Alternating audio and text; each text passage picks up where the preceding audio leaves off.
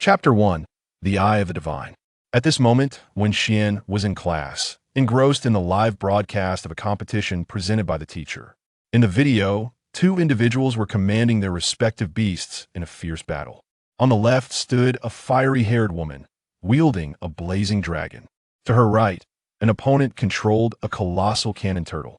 Both were engaged in an intense confrontation, igniting the fervor of the students below, who began to chatter excitedly. My goodness, that blazing dragon is incredibly powerful. I envy it so much. Hey, do you even know how to appreciate it? I notice you all have a problem. Back then, you were only fixated on monkeys, and now it's merely the fire dragon. The beauty is what matters. Look at that fire phoenix, her figure, her waist, and that tantalizing. As the speaker uttered these words, he couldn't help but pull out a large steamed bun and take a bite. Ah yes, the curves, the long legs. If I could marry her, I would willingly sacrifice 10 years of my life. But superficial, you base animal. Ugh, you pig-headed man. My brother Jianghang is truly impressive. His cannon turtle is so agile. Its head can extend and retract at will, with astonishing combat prowess. Who do you think will win this time? I don't know. I think Jianghang might, since his cannon turtle has a water attribute, naturally countering the fire attribute of the blazing dragon. Could the fire phoenix lose? Oh no, I really hope she doesn't. I'm a longtime fan of hers. Hearing his classmates, Wenxuan's desk mate, Wang Bin, couldn't resist asking, Wenxuan, who do you think will win?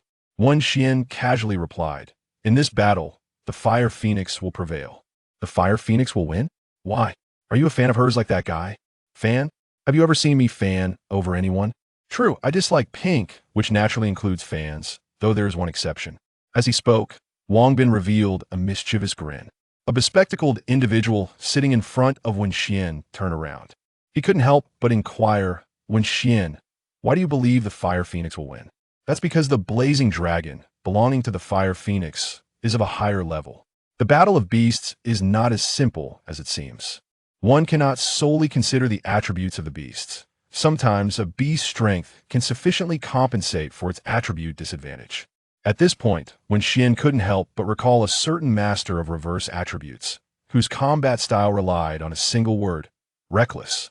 Wenxuan gazed at the live video, while to the eyes of the onlookers, the battle was merely a video duel. In Wenxuan's perception, it transformed into something else entirely. Blazing dragon, attributes, fire, dragon, gender, female, level, diamond, grade 8. Qualification, S, peak strength, diamond. Evolution path, none. Skills learned, Dragon Flame Breath LV8, Dragon Claw LV6, Sky Shatter /LV7, Flame Vortex LV7, Dragon's Fury LV6. The Cannon Turtle, on the other hand, was Cannon Turtle, attributes, water, gender, male, level, diamond grade 5, qualification, S, peak strength, diamond. Evolution path, none. Skills learned, Water Cannon LV7, Wave Impact LV6, Withdrawn Shell LV6, Ultra Defense LV6, Bubble Attack LV6. At this moment in the video, the Fire Phoenix and the Blazing Dragon were clashing with Jianghang's Cannon Turtle. On the left, flames were being shot forth, while on the right, a water cannon was employed for defense.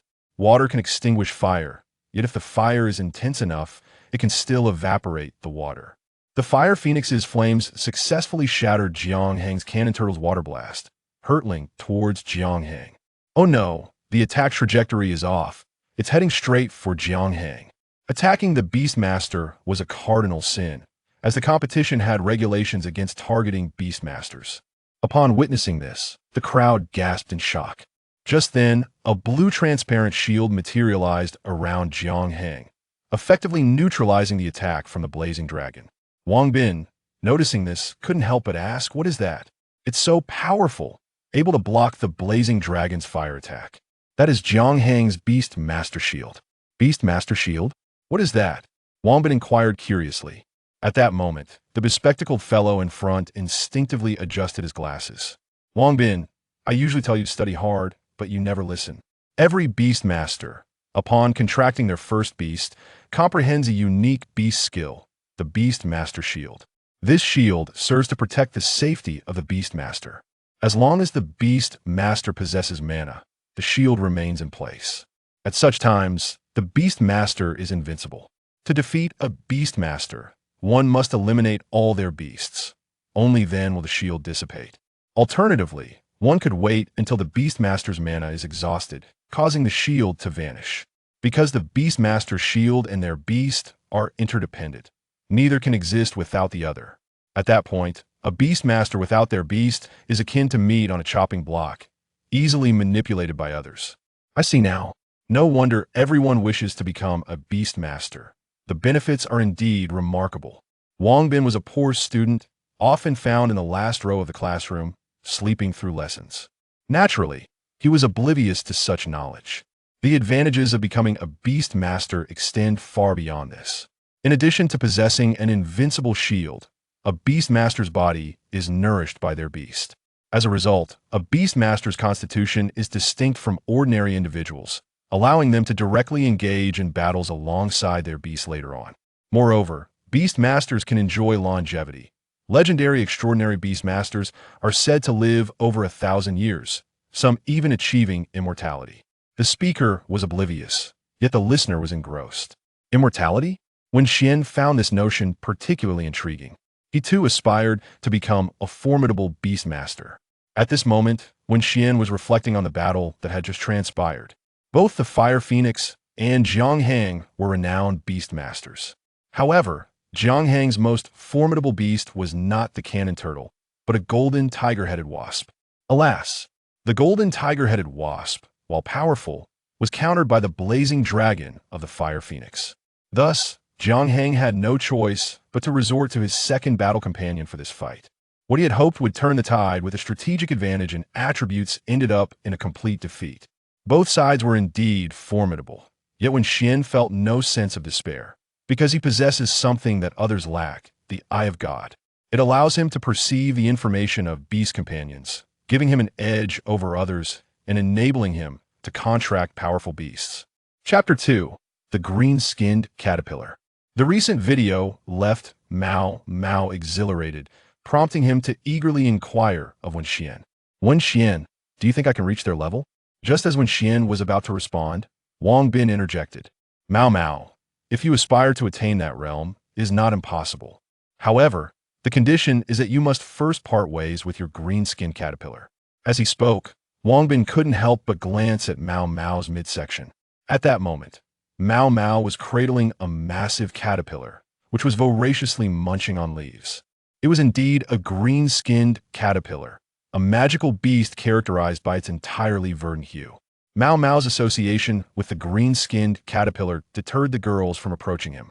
Wherever Mao appeared, chaos often ensued. The teachers had previously contemplated resolving this issue, but every attempt was thwarted by Mao's retort. He asserted that this green-skinned caterpillar was his prospective beast companion, and he was currently nurturing their bond. Upon hearing this, the teachers merely offered verbal admonitions and did not press further, primarily because the green-skinned caterpillar posed little threat. After all, it was merely a gluttonous creature that feasted on leaves. Typically, such beasts were not chosen as initial companions due to their lack of utility. Mao's homeroom teacher had once advised him to select a different beast, but Mao remained obstinate. With no alternative, the teacher acquiesced to his choice. Upon hearing Wang Bin's words, Mao's expression soured. He, Wang Bin, and Wenxuan shared a bond akin to that of the Three Musketeers, regularly studying together, dining together, and even visiting the restroom as a trio. This camaraderie ran deep. Wang Bin's comment struck Mao hard. At this moment, Mao found himself wavering, casting a hopeful glance at Wenxuan. Whether Mao would contract the green-skinned caterpillar hinged entirely on Wenxuan's opinion. Wenxuan understood that Mao was seeking his counsel. Instinctively, he glanced at the green-skinned caterpillar. Instantly, the attributes of the caterpillar materialized before Wenxuan's eyes. Green-skinned caterpillar. Attribute: insect. Gender: male. Level: Black Iron Tier 1.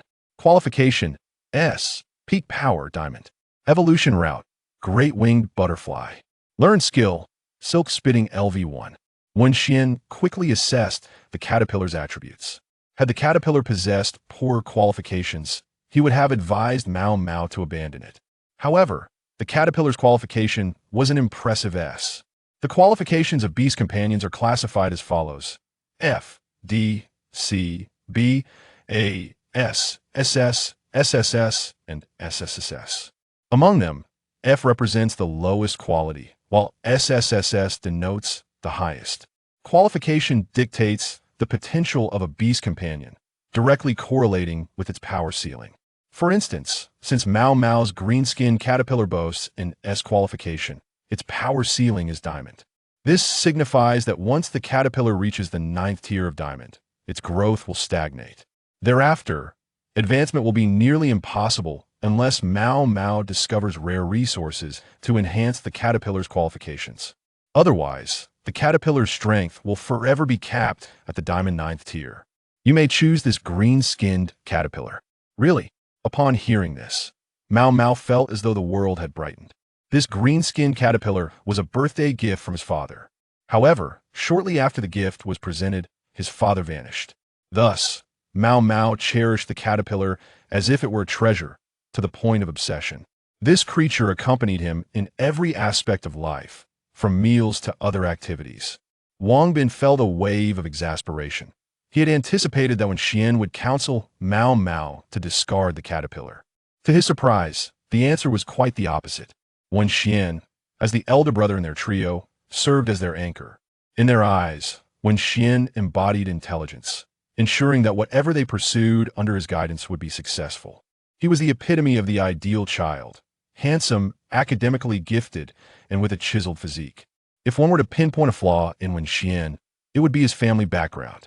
Without parents, he was raised by an elderly man who, regrettably, was unreliable and prone to drunkenness. Ding, ding, ding. The school bell rang at that moment. All right, class is starting. The homeroom teacher is coming. We should hurry back to class, Wang Bin urged. Okay. The trio promptly made their way back to their classroom. Once seated, a man entered. This man was somewhat portly, with a receding hairline, yet a gentle smile adorned his face. He was Li Ming, Wenxuan's homeroom teacher. Li Ming was a silver tier 9 beast master, a considerable strength among ordinary individuals. Despite his prowess, he exhibited no arrogance, instead embodying an approachable demeanor. The past 2 years in high school had been incredibly enjoyable for Wenxuan and his friends, largely attributable to Li Ming's influence. A good teacher plays a pivotal role in a student's life, as a poor one can cast a long-lasting shadow on their childhood. Upon entering, Li Ming addressed Wenxuan and the others. Tomorrow, our school will be on holiday. During this time, you may use your identification cards to collect initial beast companions from the National Beast Master Pet Pavilion. Of course, this is for those who are unable to procure their own beasts. If your family has already prepared one, then contract the one provided. Although you're the weakest class I've ever taught, I still hope for your success. Keep striving, my dear students. Li Ming's words hinted at an underlying message. The beasts distributed by the state were of subpar quality. After all, they were merely free offerings. In this day and age, anything associated with free services often leads to substandard results. Due to the lack of incentive, those responsible for distributing initial beasts tended to be negligent in their duties. As a consequence, the initial beasts given out were of exceedingly poor quality. Upon hearing this, Wang Bin turned his gaze toward Wenxuan. How are you, Wenxuan? Are you already prepared? Or are you still planning to claim that free beast? Among the three, Wang Bin's family conditions were the best. His parents had already prepared a rather splendid initial beast for him. As for Mau Mau, he had decided to contract that green-skinned caterpillar. Thus, among the trio, only Wenxuan remained without a decision. Chapter 3. The Bamboo Grove Cottage. Do not worry, I already have a plan. As Wenxuan spoke, a confident smile graced his lips. Seeing this, Wang Bin let out a sigh of relief. After all, Wenxuan was his good friend, and he feared that Wenxuan might go to claim that free beast. If Wenxuan had told Wang Bin of his intention to claim the free beast, Wang Bin would have intervened. He had even contemplated pleading with his parents to give him some money to buy a beast for Wenxuan. Hearing that Wenxuan had a plan, Wang Bin felt relieved. He understood Wenxuan well and knew that he was not one to make empty claims. If he said he had a plan, then he surely did. Moreover, it appeared to be quite promising. Wang Bin couldn't help but feel curious about Wenxuan's initial beast. However, curiosity aside, Wang Bin refrained from asking further. After all, he would find out soon enough. Once class was over, the long-awaited moment of dismissal finally arrived. Finally, school is out. Wang Bin stretched lazily, feeling as though he had been in class for nearly a century. Exhausted, it was utterly draining. His body ached all over. Wang Bin's actions demonstrated to Wenxian what it meant to be a diligent student during class and a carefree spirit after school. Where shall we go after school? Shall we have abalone porridge? I adore abalone. Although it can be a bit fishy, its texture is exquisite and delightfully tender. Do not worry, I will treat you today. Wang Bin cheerfully addressed both Wenxian and Mao Mao. He was the wealthy one among the trio, and currently, he was feeling quite generous. No, thank you. My mother cooked today. She specifically instructed me to return home for dinner. All right then. Wang Bin felt a bit disheartened and turned to Wenxian. What about you, Wenxian? Me? I also need to rush home to prepare dinner for my grandfather. Well then, we shall have to gather another time. This time, the school has given us a 3-day holiday. Then we shall meet again in 3 days. I will show you my formidable beast then. Sure. The three friends parted ways at the school gate, each heading towards their respective homes. Wenxian rode his bicycle towards the outskirts. Before long, he arrived at a bamboo grove. Indeed, it was the bamboo grove where Wenxian and his grandfather lived in a quaint little cottage. At this moment, dusk began to fall, and the bamboo grove, devoid of light, appeared even darker. The wind howled. Rustle, rustle, rustle, rustle. The leaves within the bamboo grove collided continuously, producing a gentle rustling sound.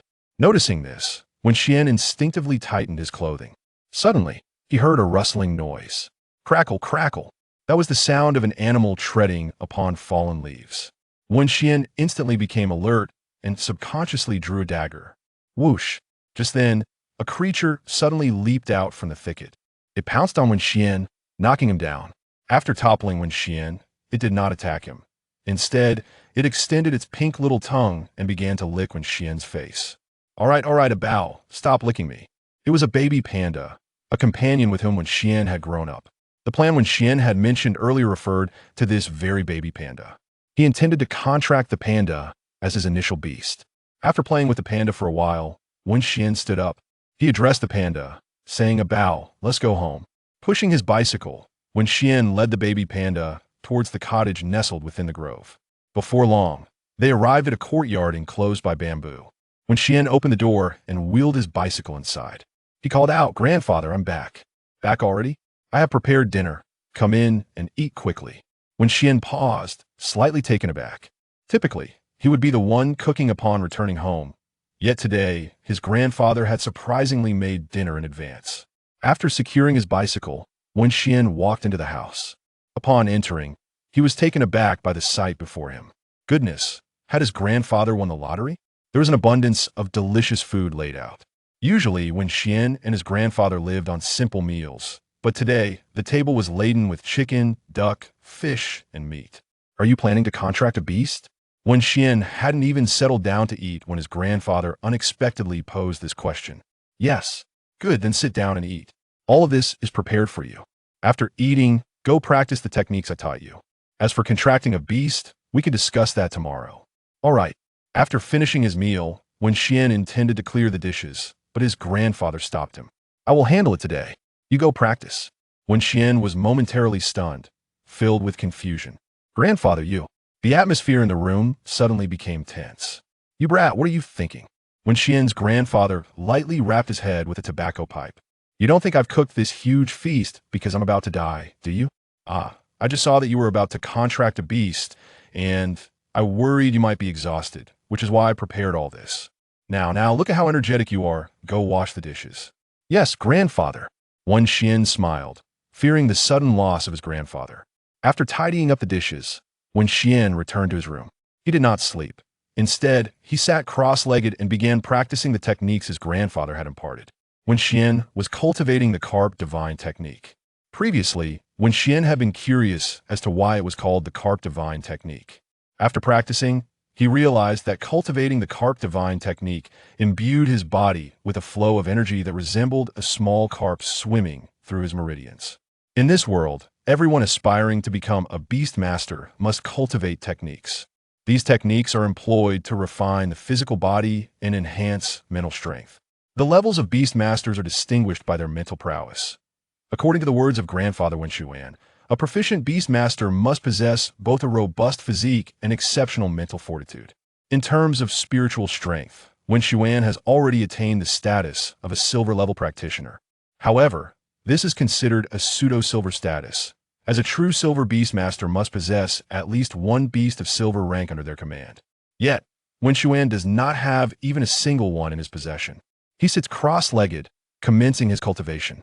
Time flows swiftly during his practice, and by the moment Wenxuan opens his eyes, it is already the following day. After a night of cultivation, Wenxuan feels not weary, but rather invigorated. Have you completed your training? Grandfather enters at this moment. Yes. Then let us proceed to contract a beast. All right. Wenxuan follows his grandfather out of the room and into the courtyard. At this time, a panda cub named Abeo has already awakened. The first thing Abeo does upon waking is to indulge in a meal. Abeo clutches a bamboo shoot, incessantly nibbling away at it. Chapter 4. The first contract with my beast. Abeo Wenxian called out to the baby panda, Abeo. Upon hearing his voice, the panda turned to him, revealing a sweet smile before continuing its meal. Observing the baby panda eat, Wenxian remained patient, waiting until it had finished before preparing to establish a contract. He summoned all his spiritual energy and swiftly inscribed a magical array upon the ground. Before long, a contract array was complete. Wenxian called out, Abeo, come here quickly. Upon hearing his name, the panda dashed towards him. Seeing this, Grandpa could not help but speak up. Are you certain you wish to choose it as your first beast? The contract with a beast is irrevocable. In the world of beast masters, one can only contract one beast at a given stage. Therefore, each contract must be approached with utmost caution. Contracting a worthless beast would be disastrous.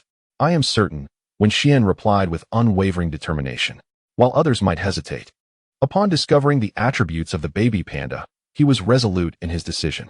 Panda baby, attribute, evil, gender, male, level, black iron tier 5, talent, SSS, peak power, monarch, evolution path, panda warrior, learn skills, rampaging bull fist LV2, bear paw strike LV3, mount ties pressure LV2, roar of evil LV2. With such attributes, Wenxian felt that it was nearly impossible to find a second beast of this caliber. To forego a beast with SSS talent in favor of another would be sheer folly. Abeo, my dear, I am about to contract with you. At that moment, Abeo stood within the confines of Wenxian's contract array. Channeling his spiritual energy, the array erupted with dazzling light. Sensing danger, Abeo instinctively attempted to flee. Observing this, Wenxian acted swiftly, embracing the fleeing Abeo. Abeo, did you not express a desire to explore the wonders of the world with me? If so, do not resist. Understanding Wenxian's words, Abeo relinquished its struggle. In an instant, the contract array transformed into a stream of light, surging towards Abeo's forehead. As the light penetrated, Wenxian felt a faint connection established between him and Abeo, signifying the completion of their contract. Wonderful. Abeo, you shall be my first beast from now on. Abeo, though somewhat bewildered, grasped the essence of the moment, realizing that they would not be separated henceforth. Ecstatic, Abeo extended its tongue and playfully licked Wenxian's face, who welcomed the affection with open arms. Observing the bond between them, Grandpa nodded with satisfaction, heartened by their deepening connection. 3 days later, Wenxuan took Abeo to school. Shortly after Wenxuan departed, 2 figures appeared at the entrance of the courtyard. One was Wenxuan's grandfather, and the other was a large panda. Rest assured, my grandson is a good person. He will undoubtedly treat Abeo kindly. Your son will not suffer alongside Wenxuan. The panda nodded in response, having watched Wenxuan grow up, though it had always remained hidden in the shadows. Thus Wenxuan had never seen it. All right, old friend, I have procured a new bottle of wine. Today, we shall not depart until we are intoxicated, the grandfather declared, leading the panda into the courtyard. Wenxuan arrived at school, where the atmosphere was particularly lively. He curiously surveyed his surroundings, glancing east and west. The primary Beast Taming Academy was divided into 3 grades, with only those in the 2nd grade preparing to advance to the 3rd grade allowed to contract their beasts. Prior to that, they focused on theoretical learning. Furthermore, Once a beast was contracted, the students were required to move to a new campus, as beast tamers could pose a danger if they unleashed their powers. Ordinary people would be in peril. Thus, they must be relocated to a new facility. Amidst the envious gazes of the first-year students, Wenxuan entered the classroom with a beer. At that moment, Wang Bin and Mao Mao had already arrived. As usual, Mao Mao clutched its green caterpillar, while Wang Bin was accompanied by an unusual companion. Wenxuan! Wenxuan! Wang Bin exclaimed upon spotting Wenxuan, waving his arms excitedly. Seeing this, Wenxuan smiled and approached him. Upon getting closer, Wenxuan noticed a monkey sitting beside Wang Bin. However, this monkey exhibited peculiar behavior. It appeared rather mischievous, continuously leering at the female classmates, particularly fixating on their sensitive areas. Observing this, Wenxuan activated his divine eye to scrutinize the monkey. Lecherous monkey, attribute, fighting, gender, male, level, black iron 2nd tier, talent, B, peak strength, gold. Evolution path, bully monkey, learn skills, monkey steals peach LV2, monkey fist LV1. Bounce LV1, a lecherous monkey. No wonder this creature's gaze was so lascivious. It was unabashedly a rogue, particularly interested in the female form. Moreover, this fellow had quite impressive armaments. Just as Wenxuan was appraising the lecherous monkey, Wang Bin spoke up. Wenxuan, is this your contracted beast? He had noticed Wenxuan's panda cub. Wow, this is just too adorable. Wang Bin, a burly man, was completely captivated by the charm of the panda cub. As he reached out to embrace a bow, another individual had already extended their hand. She cradled a bow in her arms. Oh, how adorable. The woman pressed her face against the bows. The panda, feeling the embrace of a stranger, was on the verge of a tantrum when Wenxian shot at a glance, causing it to suddenly cease its agitation. Such an enchanting little panda, she exclaimed, producing a round treat to offer the baby panda. To everyone's astonishment, it was a spirit orb. Witnessing this, Wang Bin couldn't help but exclaim in disbelief. Upon seeing the spirit orb, a bow reacted like a child who had just spotted a lollipop, eagerly stuffing the orb into its mouth. Wang Bin, observing a bow consume the spirit orb, felt his lips twitch involuntarily. Is this what it means to be affluent? A single spirit orb worth 1,000 yuan. And she simply gives it away? Wang Bin mused, unable to comprehend such extravagance. The commotion drew the attention of his classmates. Wow, it's a baby panda. How adorable. My goodness, someone has actually contracted a baby panda. Oh, I wish I could have a baby panda. Oh no, my heart is melting. It's just too cute. I want to cuddle it. A throng of girls, seemingly entranced, rushed toward a bow. Please, be careful. What if you frighten the baby panda? Just then, a crimson magical array appeared on the ground, and a colossal figure emerged. Chapter 5. The new homeroom teacher. With a thunderous roar, the figure manifested itself. The crowd recoiled in fear at the sight. Wenxian turned his gaze toward the creature. Crimson Flame Tiger. Attribute, fire, gender, female, level, golden tier 3. Qualification, A, peak strength, platinum. Evolution path, Crimson Flame Tiger King, learn skills, Fierce Tiger Roar LV4. Great Fireball LV5, Flame Spray LV5, Tail Whip LV3, Deadly Bite LV4. A golden tier 3 Crimson Flame Tiger, and it was a female. What was the origin of this creature? Such strength was astonishing. Wenxian noticed that the woman was somewhat unfamiliar to him. Before anyone could react, she strode toward the podium, holding a bow. Hello, everyone. I am your new homeroom teacher. For the upcoming year, you will be under my guidance. The woman stood at a height of 1.6 meters, which Wenxian found somewhat short, yet she possessed a certain charm. She had a hint of baby fat. But what was most striking was her enormous panda. Her current giant panda was merely obscured by a bao. Had a bao not been present, the crowd would undoubtedly exclaim, "My goodness!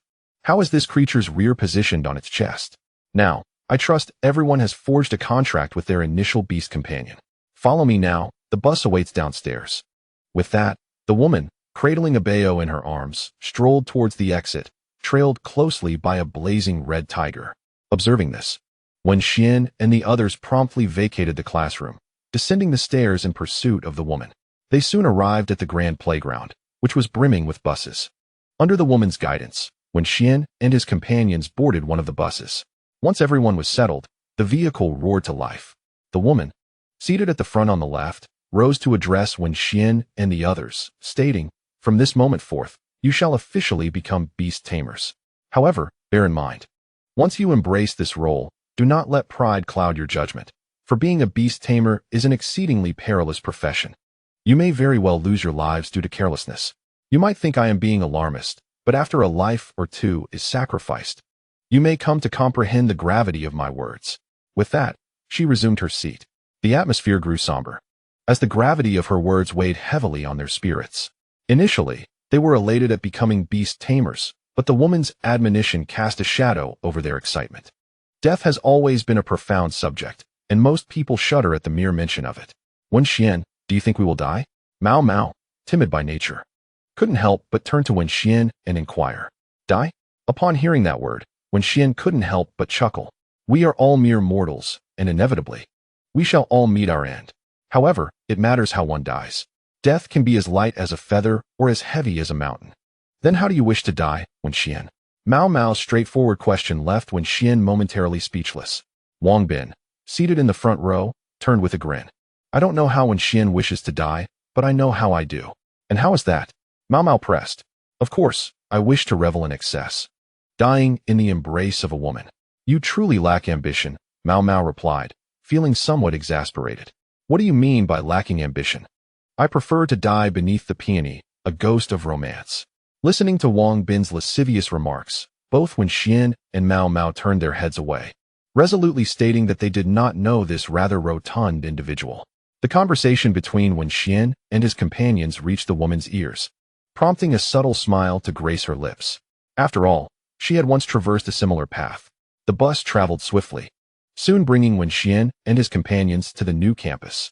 Upon disembarking, the woman said, Ah bowed down on the ground. Once on the ground, Ah Bao darted off, quickly reaching Wenxian's side. All right, you may proceed to the dormitory building. It is located over there. The school has not designated specific rooms for you, so you may occupy any available room, she instructed. Upon hearing this, the group's eyes gleamed with excitement. The prospect of choosing their own dormitory was a delightful surprise. After all, being able to select one's own accommodation during student life is a rare privilege.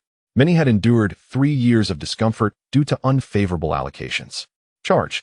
Someone shouted, and they all raced toward the dormitory building. Wenxian, aren't we running? Mao Mao asked anxiously. However, Wenxian remained calm. What is the rush? Let the bullet fly for a while. For some reason, Wenxian sensed that there was something amiss with the dormitory selection process. He noticed the woman chuckling to herself, an expression of schadenfreude on her face. Ah, isn't that so-and-so? A woman in a flowing purple gown approached them leisurely. Wenxian's classmates, eager to claim their dorms, had all dashed away, leaving only Wenxian, Mao Mao, Wang Bin, and their homeroom teacher on the entire playground. Dugu Tong Tong. Your students are in for a rough time today. I arrived first and brought my students here ahead of yours. If I'm not mistaken, your students will be sleeping on the streets tonight, the woman in purple boasted with delight. Is that so? I hardly believe my students will end up on the streets. Dugu Tong Tong replied, her eyes narrowing slightly, a glint of determination flashing within them. She turned to Wenxian and said, Young man, would you like some spirit pills? If you desire them, bring me some glory today. Fear not. In this dormitory area, there are only students from your year. Upperclassmen do not exist here. Combat is permitted. If you win, I shall reward you with 5 spirit pills. 5 spirit pills. Dugu Tong Tong. Have you lost your mind? The woman in purple exclaimed, her composure faltering. Seeing her distressed reaction, Dugu Tong Tong smiled subtly, having achieved her objective. She relished the sight of the woman in purple's discomfort. Wenxian, 5 spirit pills. Wang Bin exclaimed, his eyes sparkling with envy. Indeed, Brother Wenxian, this time, Brother Bin and I will ensure that you secure those 5 spirit pills. Very well, Wenxian nodded. He turned to Mao Mao and Wang Bin, saying Mao Mao. Wang Bin, let us go. Wenxian resembled an elder brother, leading the way ahead, while Mao Mao and Wang Bin trailed closely behind him. The trio swiftly arrived at the dormitory building, where they were greeted by a substantial crowd, predominantly composed of Wenxian's classmates. Wenxian turned to Mao Mao and Wang Bin, inquiring, which floor do you wish to reside on? Upon hearing this, Mao Mao pointed towards the 6th floor. I want to stay on the 6th floor. I have already inquired, and it is the only one with quadruple rooms. Chapter 6. The scheme of the solitary Tong Tong. Very well. We shall reside on the 6th floor, Wenxian declared, leading Wang Bin and Mao Mao towards their destination. As they reached the 6th floor, they were met with a cacophony of derisive laughter emanating from dormitory 603. Haha, those fools next door are truly unfortunate. Encountering a worthless teacher. They are late this time, and our class has completely taken over this dormitory building. Teacher Zhou declared that our class must not cohabitate with theirs.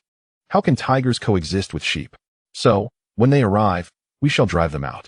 I am particularly eager to witness their plight of sleeping on the streets tonight. The scene will undoubtedly be quite amusing, one individual gleefully remarked. Indeed, I too am eager to see it. I wonder how they will fare outside. Shivering in the evening breeze, it will surely be a sight to behold, others chimed in. Their voices, neither too loud nor too soft, reached Wenxian's ears. Do they wish to see us sleeping on the streets? His brow furrowed as he promptly led Wang Bin and Mao Mao to the entrance of dormitory 603. The 4 individuals inside instantly tensed upon their arrival. Everyone, please do not be alarmed. We have come to kindly request your assistance. Wang Bin said with a reassuring smile. What assistance? The 4 responded with puzzled expressions. Could you 4 perhaps vacate this dormitory in a group? In a group? The 4 were momentarily taken aback, but Mao Mao, having associated with Wang Bin for many years, quickly grasped the underlying message. He meant to suggest that they should leave. With a broad smile, Mao Mao conveyed this sentiment.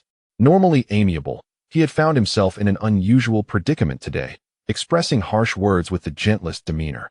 What? The others sprang upright from their beds in shock. Swoosh! A figure lunged towards a hefty individual. This was Wenxian's companion, a Bao, who initiated the assault. Just as a Bao's paw was about to make contact, a protective barrier materialized, thwarting the attack. Subsequently, an array appeared on the ground, summoning a tenacious dog. Lippy dog, attribute, evil, gender, male, level, black iron 2nd stage, qualification, D, peak strength, bronze, evolution route, hairless dog, learn skills, furious bite LV2, claw LV1. As the individual perceived an impending ambush from a Bao, he promptly activated the Beast Master Protection Shield and summoned his beast, the Lippy dog. Upon sighting the Lippy dog, a Bao lunged towards it with fervor. Thud! A Bao's hefty palm struck the Lippy dog with force. With a powerful blow, the Lippy dog was propelled backward like a cannonball, crashing against the wall with a resounding thump, rendering it incapacitated. The Lippy dog fell into unconsciousness, its fate uncertain. The expressions of the members of room 603 turned grim. They had never anticipated that Wenxian would exhibit such audacity, daring to confront them within the confines of the school. Initially, they had reveled in their recent acquisition of the 603 dormitory. Are you not afraid we will report this to the teacher? A man interjected. Report to the teacher? Wang Bin replied, his face filled with disdain. Are you all merely whiners? Or are you the infamous tattletales? The moment trouble arises, you think to seek the teacher's intervention. Let me assure you, this time, reporting to the teacher will be futile, as our use of force is sanctioned. Through Dugu Tongtong's words, Wang Bin discerned that violence was permissible within this school. This was a peculiar mechanism, for the world of beast masters was inherently brutal, to prevent students from developing a lax attitude. The school had no choice but to adopt such measures. It resembled the fabled catfish effect, where the troublesome students, despite their daily antics, invigorated the stagnant waters of the school, instilling a sense of urgency among all students. Wenxian cast a cold glance at the remaining 3 individuals. Shall I kindly ask you to leave, or shall I insist you exit? He deliberately emphasized the latter. Gulp, gulp, gulp. The 3 swallowed hard, hastily retreating. Wenxian's prowess was overwhelming. They were no match for him. A wise man does not court unnecessary trouble, and thus, they chose to flee. The individual who had just been defeated by Wenxian had already fainted from fear. What shall we do with this fellow? What else can we do? You and Mao Mao should dispose of him in the corridor. And their belongings, throw them all out. Understood. Wang Bin and Mao Mao promptly discarded the belongings of others. At that moment, Dugu Tongtong and Zhou Zimei stood at the foot of the stairs. Zhou Zimei's expression was somewhat grim. The 4 individuals expelled from dormitory 603 were her students. Their ejection was a significant blow to her reputation. Incompetence, indeed, for individuals unable to best 3. They might as well return home and sell sweet potatoes. Alas, upon hearing this, Dugu Tongtong immediately feigned sympathy towards Zhou Zimei, saying, Oh, Zimei, Do not let anger consume you. Was it not merely my students who drove them away? One cannot solely blame them. The fault lies with their instructor. As the saying goes, if a teacher is lax, the students will falter. It is a grave responsibility on the teacher's part. I wonder who their instructor is to have produced such subpar students. If I were their teacher, I would have long since buried myself in the ground out of shame. Zhou Zimei's face turned a ghastly shade of green. Rage. It was utterly infuriating. Dugu Tongtong's words were indeed venomous. Zhou Zimei felt as though her very lungs might burst from indignation. She had never anticipated such a swift slap to her face. Unlike Dugu Tongtong, who had suddenly appeared, she had been the original homeroom teacher of these students. When Dugu Tongtong first arrived, she attracted the attention of the male teachers, for she was both young and beautiful. Consequently, those male teachers sought opportunities to engage with Dugu Tongtong, leaving Zhou Zimei, once favored, feeling neglected. Thus, Zhou Zimei held a disdain for Dugu Tongtong, frequently resorting to sarcastic jibes, which fostered animosity between them. Seeing Zhou Zimei's distressed demeanor, Dugu Tongtong's lips curled into a subtle, icy smile. She was determined to continue extracting her revenge. Oh, Zimei, why the long face? You wouldn't have me believe that those driven away were your students, would you? Alas, my students are utterly inconsiderate. Classmates should assist one another, not brawl. Fear not. I shall take it upon myself to properly admonish them, ensuring they heed my words next time.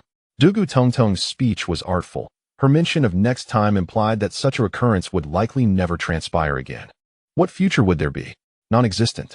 Zhou Zimei cast a glance at Dugu Tongtong before leaving in a huff. She wished to escape the situation, fearing that Dugu Tongtong might incite her to a fatal rage, especially given her inferiority in strength. How vexing it was. Unable to fight back, nor could she articulate a retort. It felt like sheer bullying. As Zhou Zimei left in humiliation, Dugu Tongtong proudly lifted her head.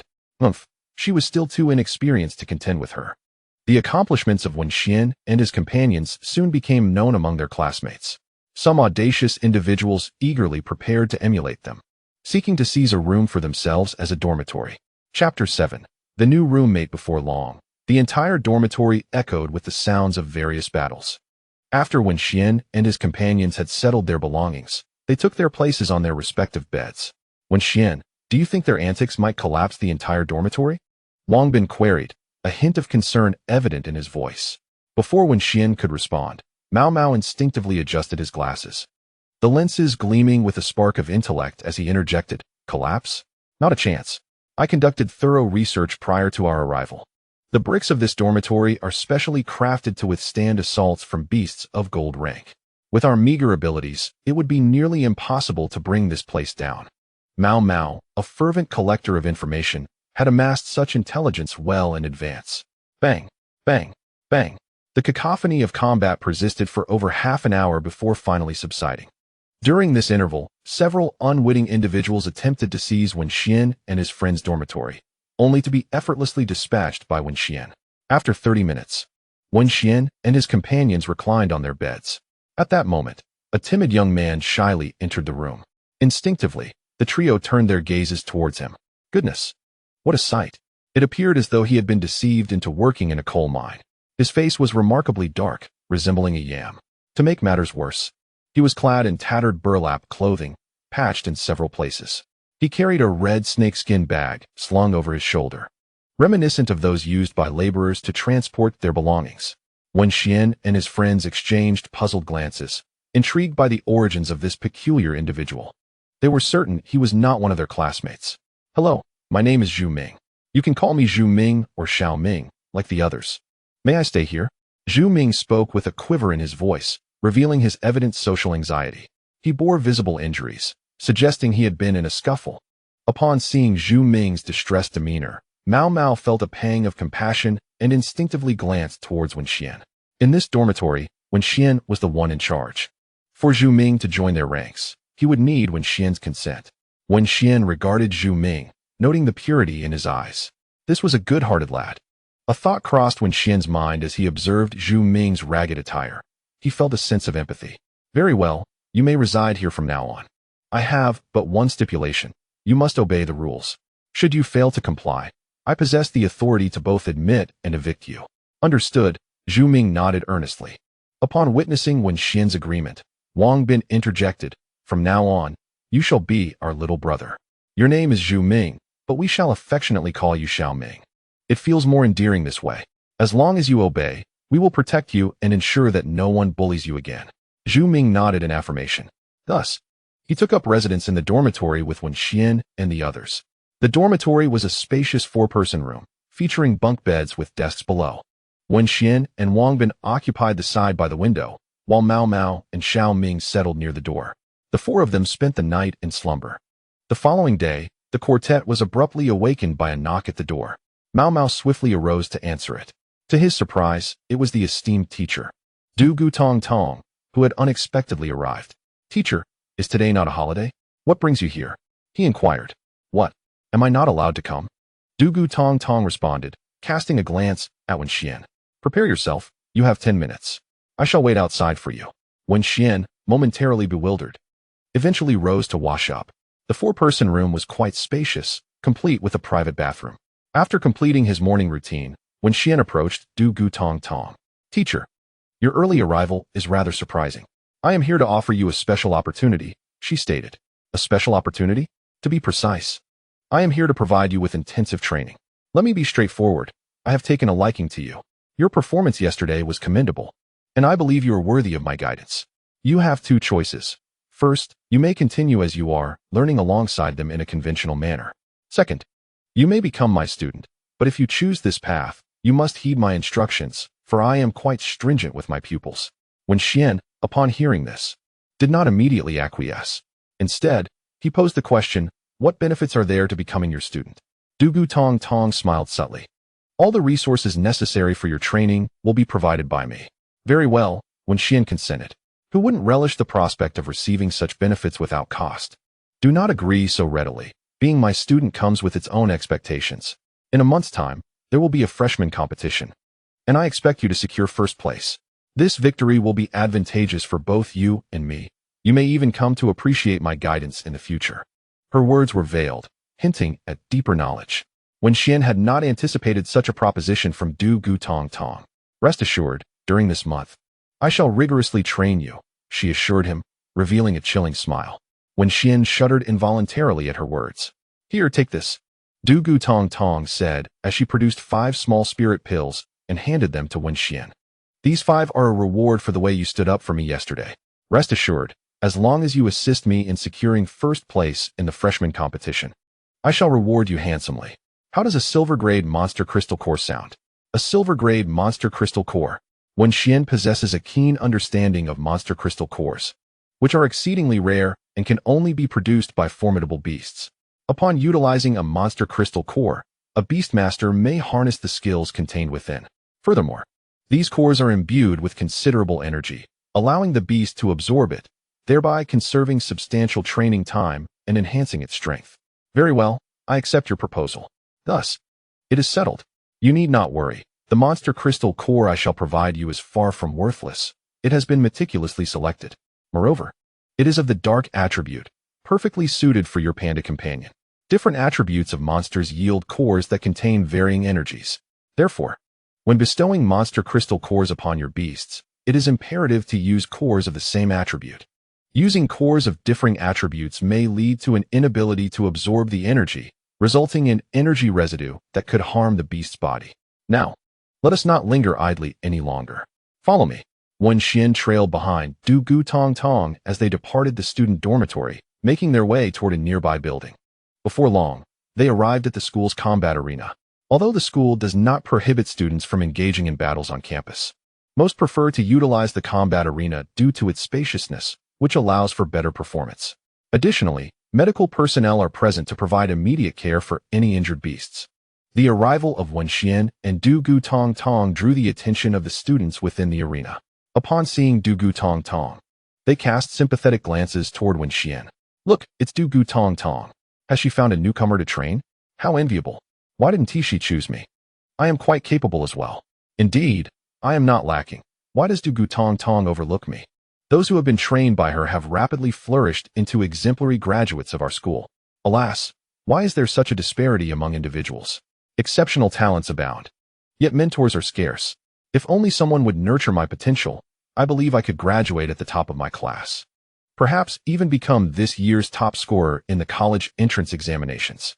Brothers, that fellow is daydreaming again. What should we do? I feel like dousing him with a splash of urine to wake him up. No, you have diabetes. It would be ill-advised to let him experience that sweetness. Let me handle it. My urine is yellow. Chapter 8. Gravity Room Training Under the Gaze of the Crowd.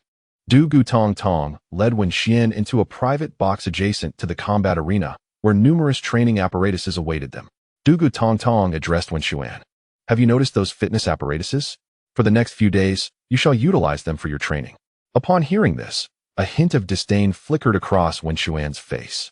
During his time at home, the equipment his grandfather provided was far more comprehensive, not to mention the weights were considerably more daunting, rendering the tools before him trivial in comparison. As they entered the workout room, Duga Tong Tong instructed, Wenxuan, please deactivate your Beastmaster shield. Understood, Wenxuan nodded, though a sense of curiosity lingered. He complied and deactivated his shield. Observing this, Dugu Tong Tong's lips curled into a subtle smile as she approached the door. She pressed a button on the wall, causing Wenxuan's expression to shift dramatically. What is happening? In that fleeting moment, Wenxuan felt as though an immense weight had suddenly descended upon him. Impressive, Dugu Tong Tong remarked, not allowing him a moment to react. I did not anticipate that you would remain so composed under 15 times the gravitational force. Truly, you are a person of merit.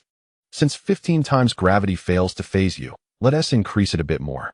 With that, she added a slight increase. Instantly, Wenxuan was overwhelmed by an even more formidable pressure. Instinctively, he sought to reactivate his Beastmaster shield, but Duga Tong Tong's voice reached him. Do not activate the shield. Resist this pressure with your body and will. Enduring hardship is the path to greatness.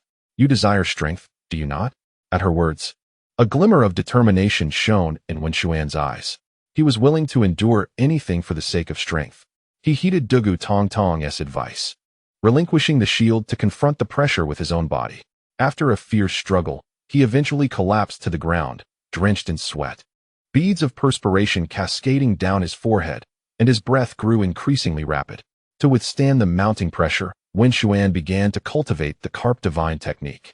As he practiced, he felt the oppressive weight lessen significantly. With a sudden burst of energy, he sprang to his feet and settled into a meditative posture. Observing him in this state, Dugu Tong Tong's eyes widened in surprise. This lad possesses something extraordinary, and it appears he has already grasped the technique. Originally, Dugu Tong Tong had contemplated imparting a technique she had fortuitously acquired to Wenxuan. It was a low-grade lunar technique, a rare find indeed. In the realm of beast mastery, techniques are classified into 5 tiers: heaven, earth, sun, moon, and human, each further divided into upper, middle, and lower grades. Among these, heaven tier techniques are the most esteemed, while human tier techniques are the least. In a typical family, devoid of any influential background, there exist 2 paths to acquire exceptional martial arts techniques. One may choose to affiliate with a prestigious clan, becoming a mere pawn, thereby gaining access to their esteemed practices. Alternatively, one could enlist in the national army, striving to earn military merit, which could then be exchanged for superior martial arts skills. However, both avenues carry a significant restriction. The acquired techniques are solely for personal use and cannot be imparted to others. Previously, there were those who, in disbelief, secretly transmitted their skills to their offspring. The consequence was dire, resulting in the annihilation of their entire family. Nevertheless, every individual harbors their own secrets. Perhaps it is for the best, sparing me from worry. Young one, focus on your cultivation here, and if you need to relieve yourself, the facilities are over there. I shall take my leave for now and return in an hour, bringing you some delightful treats. Dugu Tong Tong glanced at her watch. It was 4 o'clock in the afternoon. She calculated the time and planned to return for Wenxuan at 5. With that, Dugu Tong Tong departed, taking along Wenxuan's cherished companion, a Bao. As soon as she left, others arrived, fellow students peering through the crack of the door, only to find Wenxuan seated in meditation on the floor. How long do you think this fellow will last before he collapses? One queried. I wager 20 minutes, another speculated. 20 minutes? I reckon it will be 10. A third chimed in. 10 minutes? I believe it will be 3, yet another suggested. 3 minutes? Isn't that even quicker than my most enjoyable activities? Surely not. He appears quite formidable. He must last longer than 3 minutes. Just look at the clock on the wall, someone pointed out. Upon hearing this, they instinctively turned to the clock. Oh my goodness, double gravity. Their eyes widened in disbelief. Some even rubbed their eyes vigorously, as if to dispel an illusion. Indeed, it was double gravity. Is this fellow even human? How can he be so abnormal? This gravity chamber is meant for training beast tamers. How can he remain so composed in a lotus position? This must be a facade. A facade? Why not step inside and test it for yourself? I've never heard of a gravity chamber in a fighting arena being fake. Do you think Duga Tongtong would come here if it were not genuine? I now understand why Duga Tongtong's prowess escalates so rapidly. She must endure such rigorous training. A shiver coursed through the group. Terrifying. Truly terrifying. Do you still envy the one inside? Not anymore, not at all. I suddenly find comfort in being grounded. Ah yes. We are but ordinary people and should not compare ourselves to such extraordinary individuals. Indeed, ordinary people ought to embody the essence of normality. As these words were spoken, everyone could not help but glance at Wenxuan in the gravity room. For reasons unbeknownst to them, a pang of sorrow tugged at their hearts, evoking a sense of grievance. At a similar age, they found themselves mired in mediocrity, while Wenxuan possessed such remarkable abilities. Is this truly the distinction between genius and the ordinary? How unfair life can be. Time passed inexorably, and before long, it was 5 o'clock. One could not help but wonder how that young lad, Wenxuan, was faring. Duga Tongtong used her access card to unlock the door to the private room.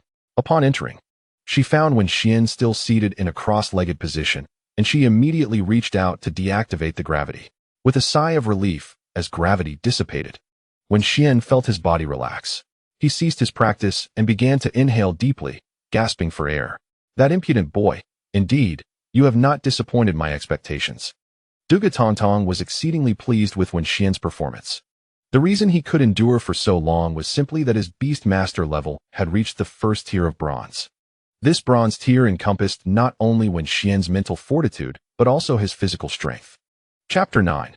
Breaking through the bronze tier, his physical prowess was now comparable to that of a bronze tier magical beast.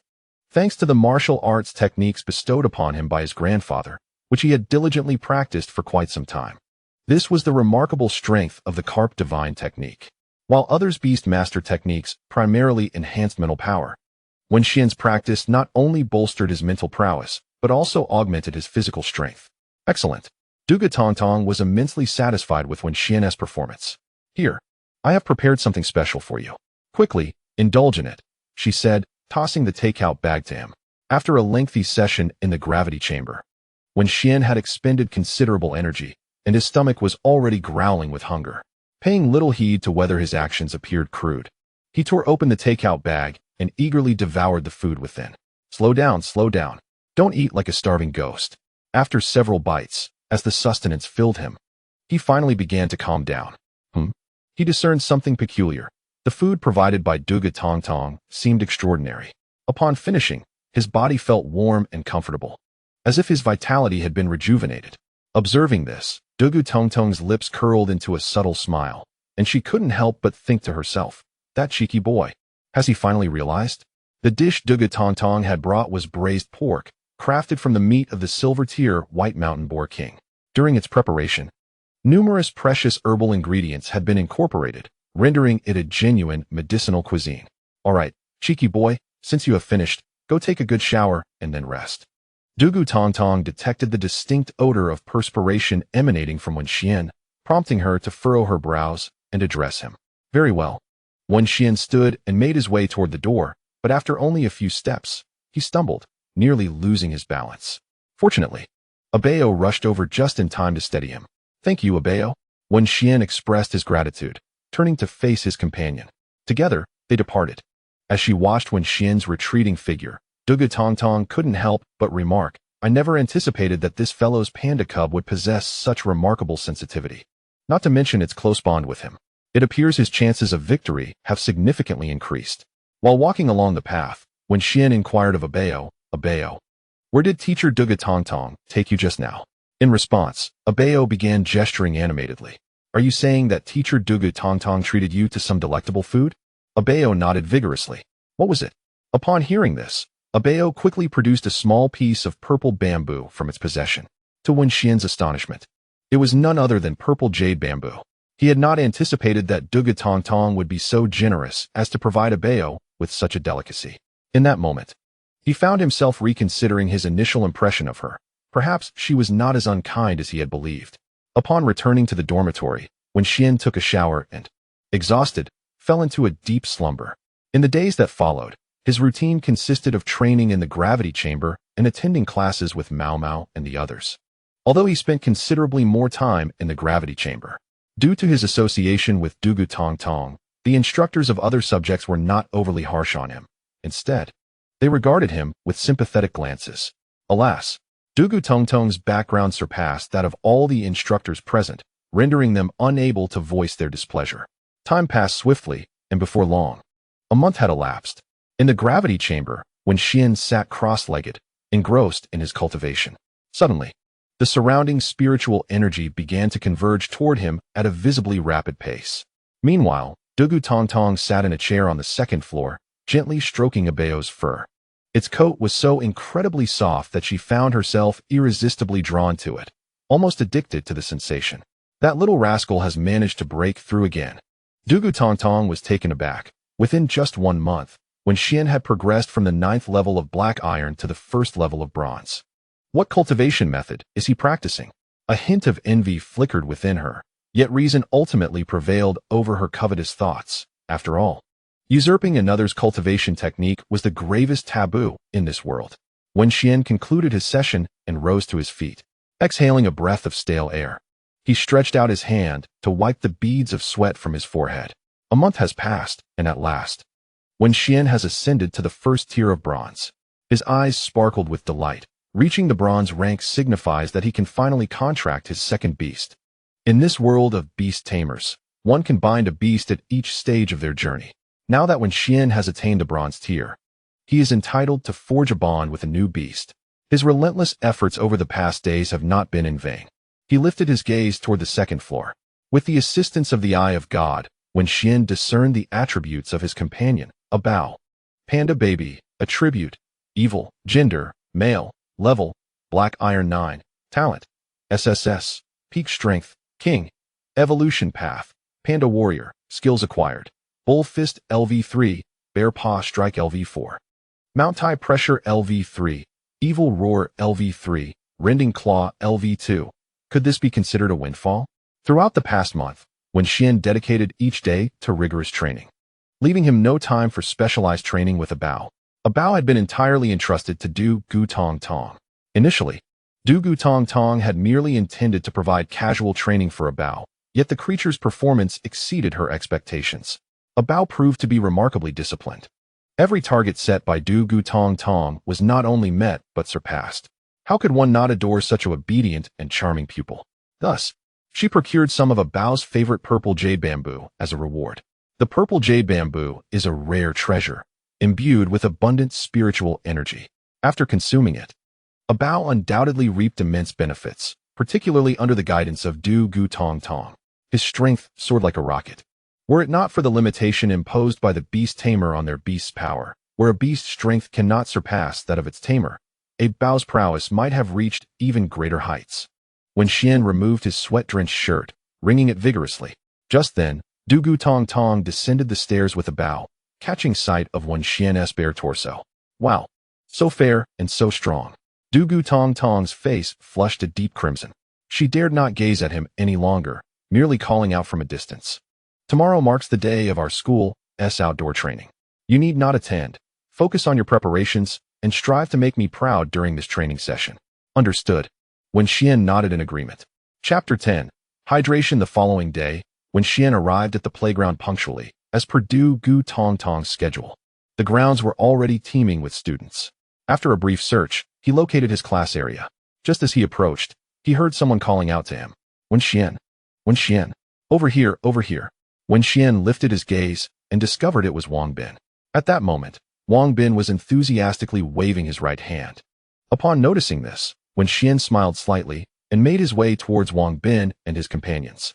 Although they had been assigned to the same dormitory, Wenxian had rarely returned there in recent days, spending most of his time training in the gravity chamber.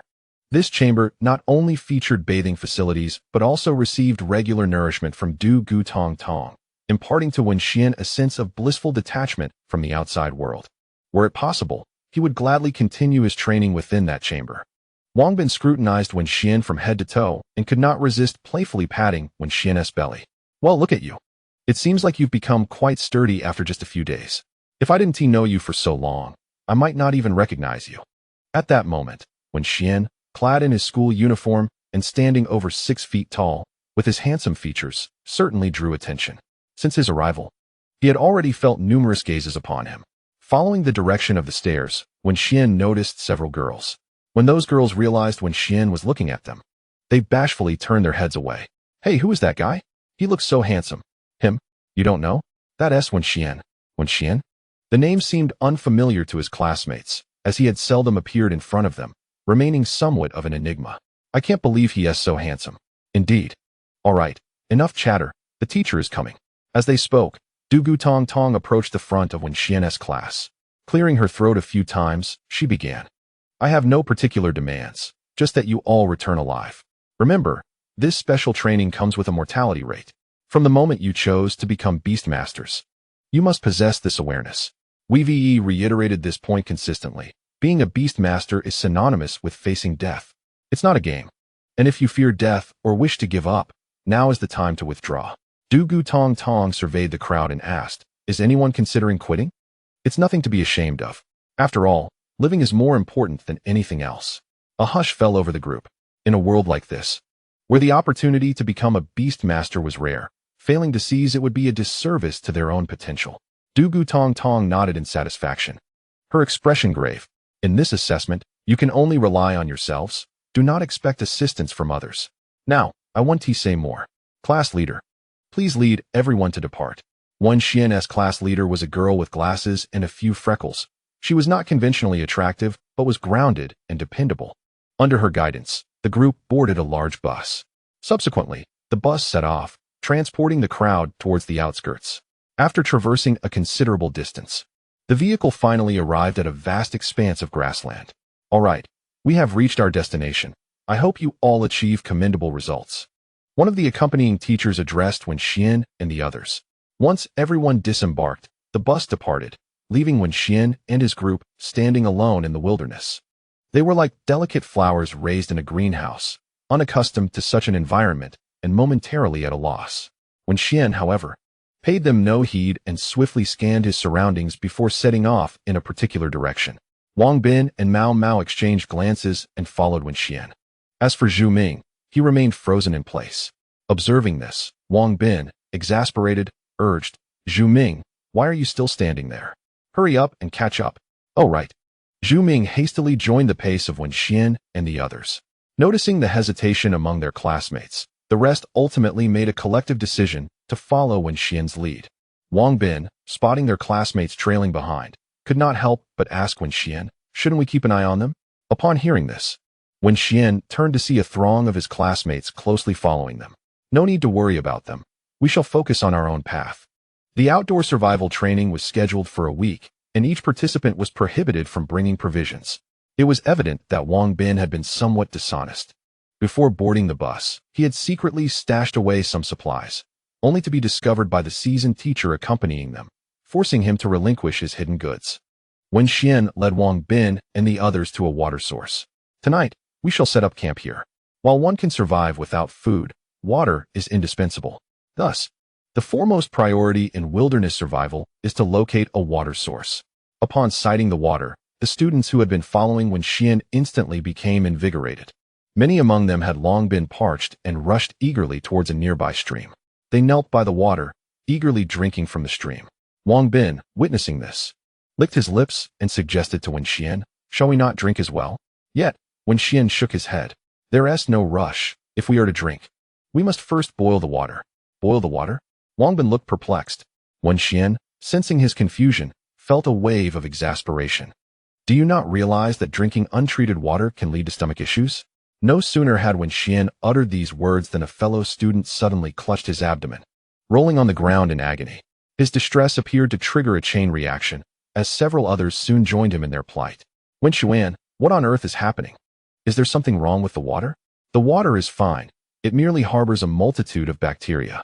These individuals, having been pampered since childhood, cannot endure raw water. Hence, I suggested boiling it.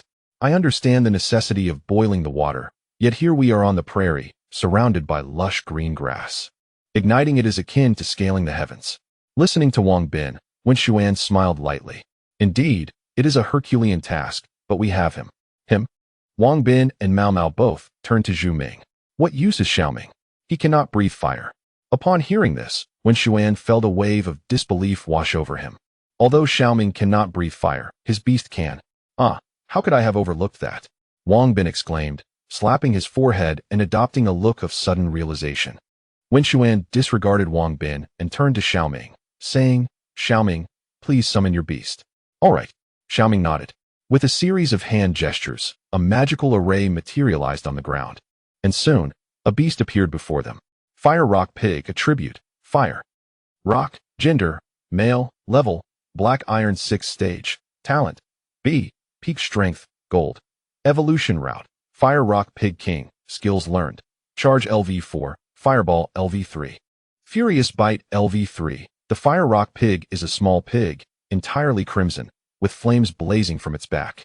Very well, Xiaoming, have your Fire Rock Pig lie down. Under Xiaoming's command, the Fire Rock Pig lay down. Chapter 11, Eating Slime. Observing the Fire Rock Pig lying on the ground, Wang Bin appeared somewhat bewildered. Seeing this, Wenxuan could not help but deliver a light kick to Wang Bin's rear. What are you still dawdling for? Hurry and boil the water. Yes, yes.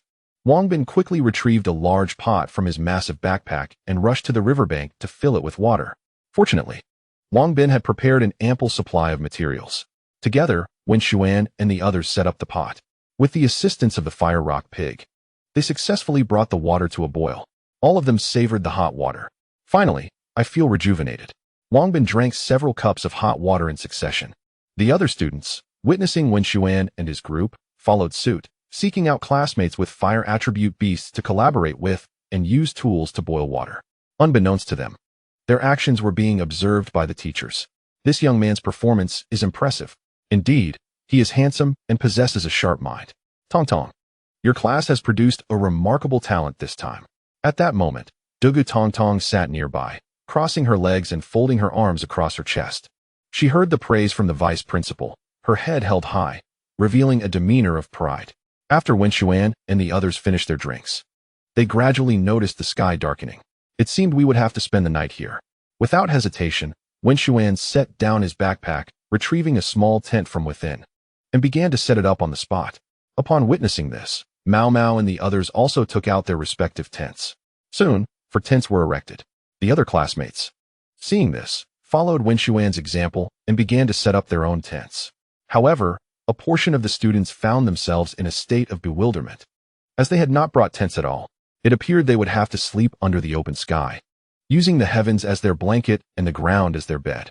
As night fell, the prairie became exceedingly cold, and many of those without tents began to shiver uncontrollably. Several, unable to endure the chill, resorted to firing signal flares. This indicated that, even before the wilderness survival competition had truly begun, some had already been eliminated. The following day, Wang Bin emerged from his tent with a sigh of relief, exhaling a breath of stale air and stretching his body. Wow, it was so cold last night. Thankfully, thanks to Wenxuan's suggestion to bring tents and sleeping bags, we avoided a dreadful night. As Wang Bin glanced around, he noted that a significant number of classmates were absent. Those individuals had succumbed to the harsh cold and opted to withdraw. Others were engaged in morning exercises, hoping to warm their bodies through movement. The previous night had been exceedingly frigid. Some had brought only thin blankets, while others had brought none at all, relying solely on their body heat within the tents. Wenxuan also emerged from his tent. Wenxuan, what is our task for today? Naturally, it is to search for food. Let us not delay. We shall set off at once. Wenxuan continued to lead like a true captain, yet the dynamics of the group had shifted. The cold wind of the previous night had driven some away, while it had also fostered the formation of small groups among others, who had bonded through the necessity of mutual warmth. Look, it's a slime, Wang Bin exclaimed upon spotting a green slime, his excitement palpable. He had heard that slimes were edible and tasted like jelly. He wondered if it was true. As he spoke, he approached the green slime. The creature, which had been grazing, ceased its feeding as Wang Bin drew near. It then launched an attack. Bang! The green slime suddenly leaped forward, colliding with Wang Bin. Fortunately, Wang Bin was a beastmaster, and his protective shield had activated. The green slime collided with the shield, rebounding forcefully. As the green slime launched its attack, Wang Bin's rascally monkey was summoned involuntarily. Rascally monkey, attribute, fighting, gender, male, level, black iron level 4. Qualification, B, peak strength, gold. Evolution path, bully monkey, learn skills. Monkey fist LV2. Sharp claws LV2. Wenxuan observed Wang Bin's rascally monkey and felt no surprise regarding its strength. Given Wang Bin's temperament and mindset, he surmised that his journey would not extend far. However, he noted that Wang Bin owned a Sha County restaurant, so if he failed as a beastmaster, he could always return to the kitchen. Rascally monkey, eliminate that slime. Upon hearing the command, the rascally monkey lunged toward the slime. The slime, sensing the impending attack, began to evade. With its rotund body bouncing and leaping, it skillfully dodged all of the rascally monkey's strikes. Exhausted and panting, the rascally monkey found itself at a disadvantage, and the slime seized the opportunity to counterattack. Bang! The slime's plump form crashed heavily into the rascally monkey, sending it flying. The rascally monkey lost consciousness upon impact, and the protective shield surrounding Wang Bin inexplicably vanished. Sensing the opportunity, the slime displayed a sinister grin and charged directly at Wang Bin.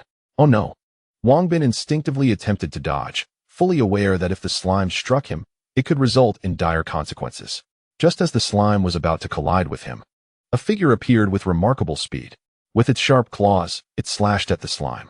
With a ripping sound, the slime was torn apart by a bow's lethal claws, its remains collapsing to the ground, spilling its viscous liquid everywhere.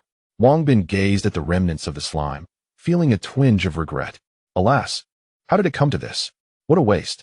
To his utter shock, Wang Bin picked up the slime's remains and began to consume them.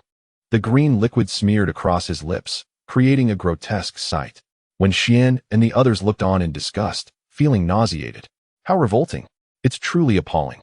The shattered slime resembled a messy concoction, akin to a child's unfortunate mishap, and its green hue only heightened their bewilderment at Wang Bin's appetite. Would you care for a taste? It's quite delectable, Wang Bin exclaimed. It's like eating jelly. No, thank you. You enjoy it, Wenxuan replied, leading Mao Mao and the others onward. Wang Bin's performance caught the attention of the teachers. At that moment, a woman clad in a purple qipao was laughing heartily. It was Zhou Zimei.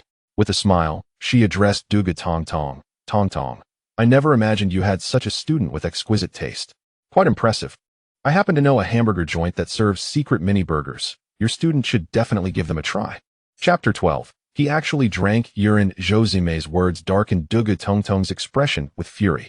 Secretly, Duga Tong Tong took mental notes, planning to reward Wang Bin after the wilderness survival trial concluded. Perhaps she would have him complete several sets of essential examination papers. However, not long after Zhou Zimei's mockery, retribution swiftly arrived. Look at Class 2. A teacher suddenly exclaimed. Class 2 was Zhou Zimei's class, and at the teacher's call, everyone turned their attention to the screen displaying the surveillance of Class 2. The staff had intentionally enlarged the feed so that the teachers could see more clearly. Once they beheld the scene within, the laughter erupted. Ha ha! Dugu Tong Tong began to chuckle. The frustration she had felt earlier transformed into joy. This is hilarious. Just a moment ago, you were mocking my student for eating feces. But he consumed slime, not actual excrement. Yet your students have stooped to drinking urine. Real, genuine urine. At that moment, the surveillance footage revealed Class 2's students appearing utterly haggard. Several had already succumbed to the ordeal and chosen to abandon the trial. The remaining students, however, clung to hope, aware that surrendering would mean relinquishing their aspirations of becoming beastmasters. Once they gave up, they would lose their eligibility to continue their studies at the Beastmaster Academy. After all, if they could not endure such minor hardships, how could they ever hope to become beastmasters? Having left the campus, they felt like fish out of water, with survival nearly impossible. Thus, they gritted their teeth and persevered. Their luck was somewhat unfortunate. After searching for quite some time, they had yet to find a water source. Exhausted and famished, under the scorching sun, their lips cracked from dehydration. With no alternatives, they resorted to drinking their own urine to survive. In that instant, Comparisons between Duge Tongtong's students and Zhou Zimei's students arose instinctively. In stark contrast, Duge Tongtong's students were faring remarkably well. They had not only located a water source, but were also forming small groups to hunt magical beasts. As this realization dawned, a particular individual came to mind, Wenxian. Without Wenxian, it was likely that Class 1's fate would mirror that of Class 2. In truth, the conditions provided to both Class 1 and Class 2 by the school were quite similar. Under the guidance of Wenxian, Class 1 ventured towards the source of water. In stark contrast, Class 2, led by Wang Tao, headed in the opposite direction, moving away from the water source. Wang Tao, the offspring of a nouveau riche, had been accustomed to a life of luxury since childhood. He often displayed extravagant behavior at school, frequently treating his classmates to meals, which earned him their unwavering admiration. That Wang Tao. Zhou Zimei gritted her teeth, her eyes glinting with cold disdain, wishing fervently to see him undone.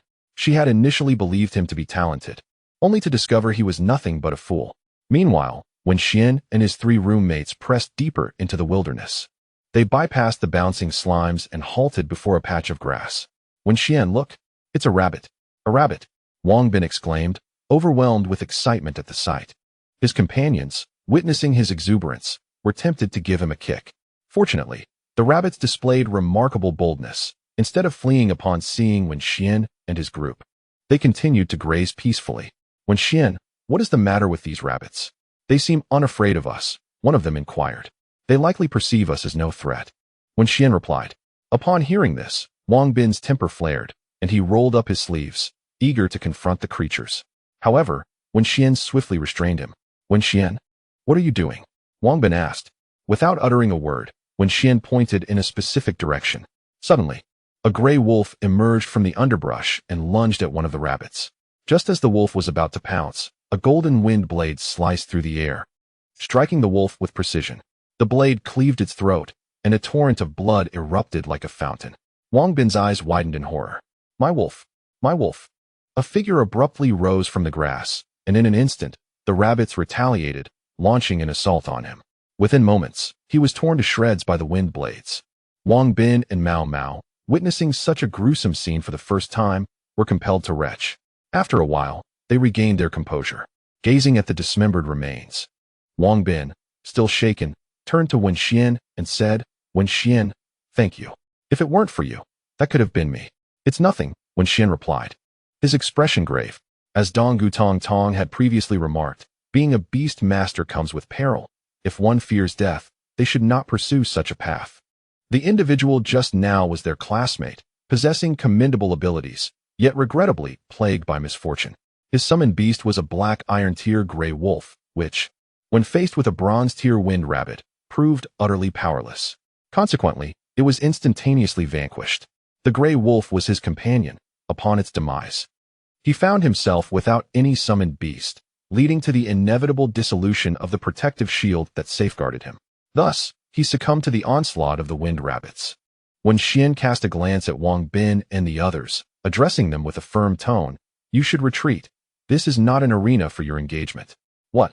The rabbit before us is a bronze-tier magical beast. Do you believe you stand a chance against it? Very well. Upon hearing Wenxian's words, Wang Bin, discerning the gravity of the situation, turned to depart. However, he soon realized that Wenxian had no intention of leaving. Wenxian, are you not coming? You all go ahead. I intend to stay. You pursue the slimes. I shall handle these rabbits. Rest assured, I shall treat you to a feast of rabbit delicacies tonight. You wish to remain? A flicker of concern crossed Wang Bin's face. At that moment, Mao Mao, observing the exchange, glanced at Wenxian and then tugged at Wang Bin to return. Knowing Wenxian well, having shared many years of acquaintance, he understood that Wenxian was not a foolhardy individual. Very well, take care. With that, Wang Bin, Mao Mao, and Zhu Ming departed, leaving Wenxian behind. This scene unfolded before the watchful eyes of several mentors. Tong Tong, your student possesses quite the spirit. He dares to remain behind and challenge the bronze-tier wind rabbit. What does that signify? In my view, he is merely an impulsive youth. It is sheer folly for him to confront the wind rabbit with his current strength. Is that so? But what if he succeeds in his challenge? If he succeeds, I shall perform a live demonstration of eating dung, literally consuming it as I go. That is unacceptable. You are attempting to swindle food and drink. How about this? If he succeeds, you shall grant me your platinum tier magical beast core. On what grounds? Fear not, I shall not leave you at a loss. Should he fail, I will compensate you. As Dugu Tong Tong spoke, she produced a magical beast core from her pocket. Upon seeing the core in her hand, Zhou Zimei's eyes sparkled with intrigue. For Dugu Tong Tong held a platinum tier magical beast core. To prevent any deceit, let us have the vice principal serve as a witness. As she spoke, Dugu Tong Tong extended the magical beast core towards the vice principal. Zhou Zimei, with a clenched jaw, accepted the challenge of witnessing, unafraid of any trickery. She carefully retrieved a magical beast core from her own pocket and offered it to the vice principal, her gaze unwavering from the core throughout the process. It is evident that she treasures the magical beast crystal core immensely, fearing its loss, for a platinum-level crystal core holds immeasurable value for her. I beg your pardon, Principal. Zhou Zimei expressed with unparalleled humility and respect before the vice principal. The vice principal nodded in acknowledgement. Although the magical beast crystal core was indeed of platinum grade, he regarded it with indifference, for he was a diamond-level powerhouse and had no desire for such a triviality. Upon witnessing the departure of Wang Bin and others, Wenxian did not rush into action. Instead, he chose to observe. Before long, he spotted a solitary wind rabbit. The sight of a group of wind rabbits was quite formidable, and even someone as formidable as Dugu Tong Tong would choose to avoid their sharp blades, knowing that the barrage of wind blades they could unleash would be unbearable for an ordinary individual. With the assistance of the Eye of God, Wenxian discerned the attributes of the wind rabbit before him. Wind rabbit. Attribute. Wind. Gender. Female. Level. Bronze Stage 1. Talent. D. Peak Strength. Bronze. Evolution Path. Wind Rabbit Demon. Learn Skills. Wind Blade LV3. Bite LV3. To his surprise, it was a female rabbit. In the world of beast taming, magical beasts are distinguished by gender, with females generally being more numerous. In terms of strength, males tend to be more robust, so most tamers prefer to contract male beasts. However, this is not an absolute rule, as some female magical beasts can exhibit considerable power, such as the queen bee, whose strength surpasses that of the drones. Abeo, it's your turn, Wenxian instructed. Abeo nodded in response. It entered a state of stealth, akin to a thief, quietly creeping closer to the grazing wind rabbit. Just as it was about to approach, Abeo suddenly sprang into action, its sharp claws striking towards the wind rabbit. Bang! The wind rabbit, caught off guard, was sent flying by Abeo's powerful blow. The spectacle captured the attention of onlookers, who marveled at Abeo's remarkable speed and the formidable force behind that strike. This creature's training has been quite impressive. It appears to have reached a bronze level. One teacher couldn't help but exclaim, given that Wenxian and his companions had only recently contracted their magical beasts. The rapid development of Abeo was indeed astonishing, eliciting admiration from the teacher. The battle continued as Abeo, having inflicted severe injuries upon the wind rabbit, faced its retaliation. The wind rabbit opened its mouth, unleashing a wind blade. Abeo, quick to react, performed a roll to evade the attack, and then pressed forward once more, landing another strike on the wind rabbit. With that blow, Abeo succeeded in delivering a fatal blow to the creature. Upon witnessing the scene, the mentors nodded in satisfaction. This student is truly a promising talent. The recent battle of the little bear was executed with such fluidity and swiftness, devoid of any superfluous movements. Quite impressive. They cast envious glances towards Dugu Tong Tong, acknowledging that her class had indeed produced a golden phoenix this time. Upon hearing this, Tong Tong smiled gently and approached the vice principal to claim the 2 magical beast cores. This doesn't count. That fellow launched a sneak attack. Zhou Zimei exclaimed as she saw her magical beast core about to be taken away. Doesn't he count? Then what would constitute a valid count? If that boy defeats the wind rabbit in a head-on confrontation, only then would it be considered. Very well, we shall await his direct challenge. Dugu Tong Tong returned the magical beast cores, confident in Wenxuan, or more precisely, in Abeo. Over the past month, she had been providing Abeo with specialized training. Abeo had already managed to withstand several moves under her red flame tiger, let alone this wind rabbit. Furthermore, Tong Tong had just perceived a subtle clue. Wenxuan was currently brimming with excitement. Abeo, congratulations on defeating the wind rabbit. Abeo appeared particularly elated, and suddenly a flash of blue light enveloped it. Upgraded. Wenxuan was taken aback. Abayo had leveled up at that moment, reaching Bronze Tier 1. Excellent. Abayo, let us continue our battles. Wenxuan, pulling Abayo along, resumed their hunting journey, while the carcass of the wind rabbit was stowed in his backpack. Before placing it inside, Wenxuan had inspected it, discovering that the wind rabbit did not possess a magical beast core. It seemed only the more formidable ones bore such treasures. After 2 battles, Wenxuan paused as dusk began to descend, preparing to return with Abayo. Just as he was about to head back, an ominous sense of danger washed over him. Suddenly, a colossal wind blade surged through the air towards Wenxuan. Fortunately, with his invincible shield, he managed to deflect the wind blade. Turning towards the source of the threat, he was startled to behold an enormous rabbit. Wind rabbit, attribute, wind, gender, male, level, bronze tier 3, qualification, D, peak strength, bronze, evolution path, wind rabbit demon, skills acquired, wind blade LV4, bite LV4, jump LV4, fierce kick LV3, flee immediately.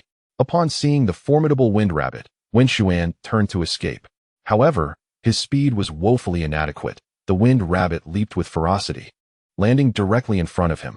The wind rabbit's crimson eyes were fixated on Wenxuan, its nose inhaling sharply as it detected the scent of its kin emanating from him. Chapter 14. The challenge beyond one's level. It appeared that a confrontation was inevitable. Faced with the relentless pursuit of the wind rabbit, Wenxuan was left with no choice but to fight back. Abayo, it's your turn, he called out. Responding to his command, Abayo leaped forward to stand beside Wenxuan. This creature before them possessed considerable strength, and Abayo found itself engaged in a battle beyond its typical capacity, making it exceptionally cautious and vigilant. As Wenxuan prepared for this elevated challenge, the hearts of all the teachers tightened with concern.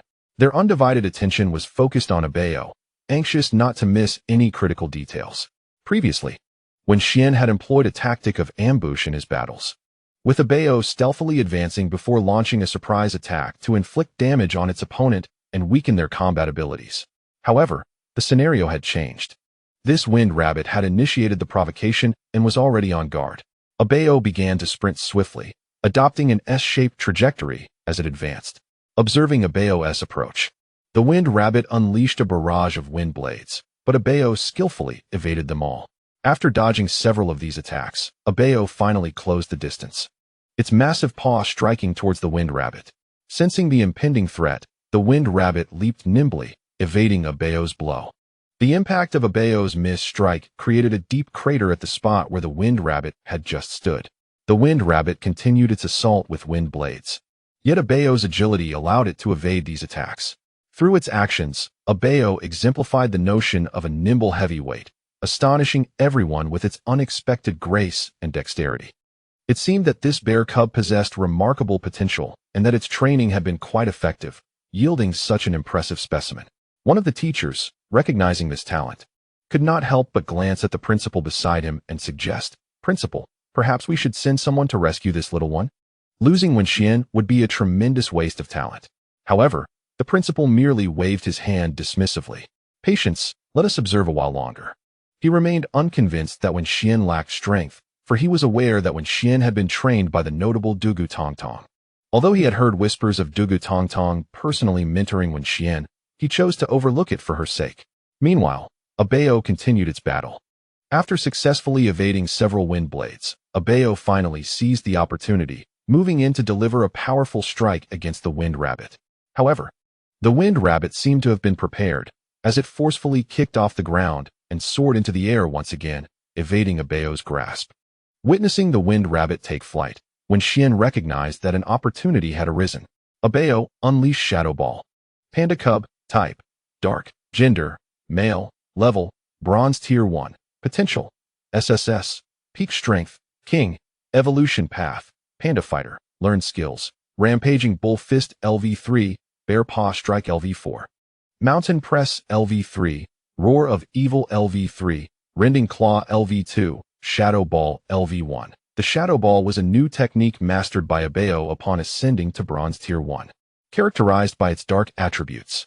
A multitude of dark energy rapidly coalesced in Abayo's mouth, forming a massive orb of black energy. With a powerful exhale, Bao propelled the energy sphere toward the wind rabbit. Bang! The wind rabbit, unable to evade while suspended in midair, became a living target, helplessly watching as the shadow ball hurtled toward it. The shadow ball struck the wind rabbit with precision, sending it flying. Sensing the opportunity to capitalize on a downed opponent, Bao surged forward, delivering a series of ferocious bear paw strikes upon the wind rabbit. Bang! Bang! Bang! To prevent any unforeseen circumstances, Bao unleashed 3 consecutive bear paw strikes, driving the wind rabbit deep into the earth. Just as Bao prepared to deliver a 4th blow, Wenxuan intervened, for through the eye of the divine, he discerned that the wind rabbit was beyond saving. Victory was his. This creature had indeed been vanquished. At that moment, the teachers in the monitoring room wore expressions of sheer astonishment. The statistics indicated that this was a bronze tier 3 wind rabbit, which had been defeated head-on by Wenxuan. If it were not for the electronic screen displaying Wenxuan excavating the wind rabbit's lifeless form, they might have doubted their own vision. Dugu Tongtong wore a smile as she approached the vice principal, claiming 2 monster crystal cores under Zhou Zimei's watchful gaze. Just as Zhou Zimei was about to speak, Dugu Tongtong interjected. "What is the matter? Do you wish to renege on our agreement? Do you believe me to be easily intimidated, or do you doubt our principal's integrity?" Upon hearing this, the vice principal cast a glance at Zhou Zimei, whose expression had darkened. After all, it was they who had chosen him to serve as the impartial witness. Should Zhou Zimei attempt to backtrack now, he would be left with no face. Zhou Zimei understood that if she continued to be unreasonable, the principal would likely take action against her. Thus, she tactfully averted her gaze. After defeating the wind rabbit, Wenxuan immediately hoisted its lifeless body and began making his way toward Wang Bin and the others. He dared not linger in this place for long. After all, the surroundings were perilous, and the little bear, having just emerged from battle, was now panting and evidently devoid of further fighting spirit. On the journey back, Wenxuan sought a safe spot to extract the wind rabbit's crystal core, which he indeed found. He placed the core into his pocket and returned to the camp with the corpse of the wind rabbit. Wang Bin and the others had already returned. "What are you cooking?"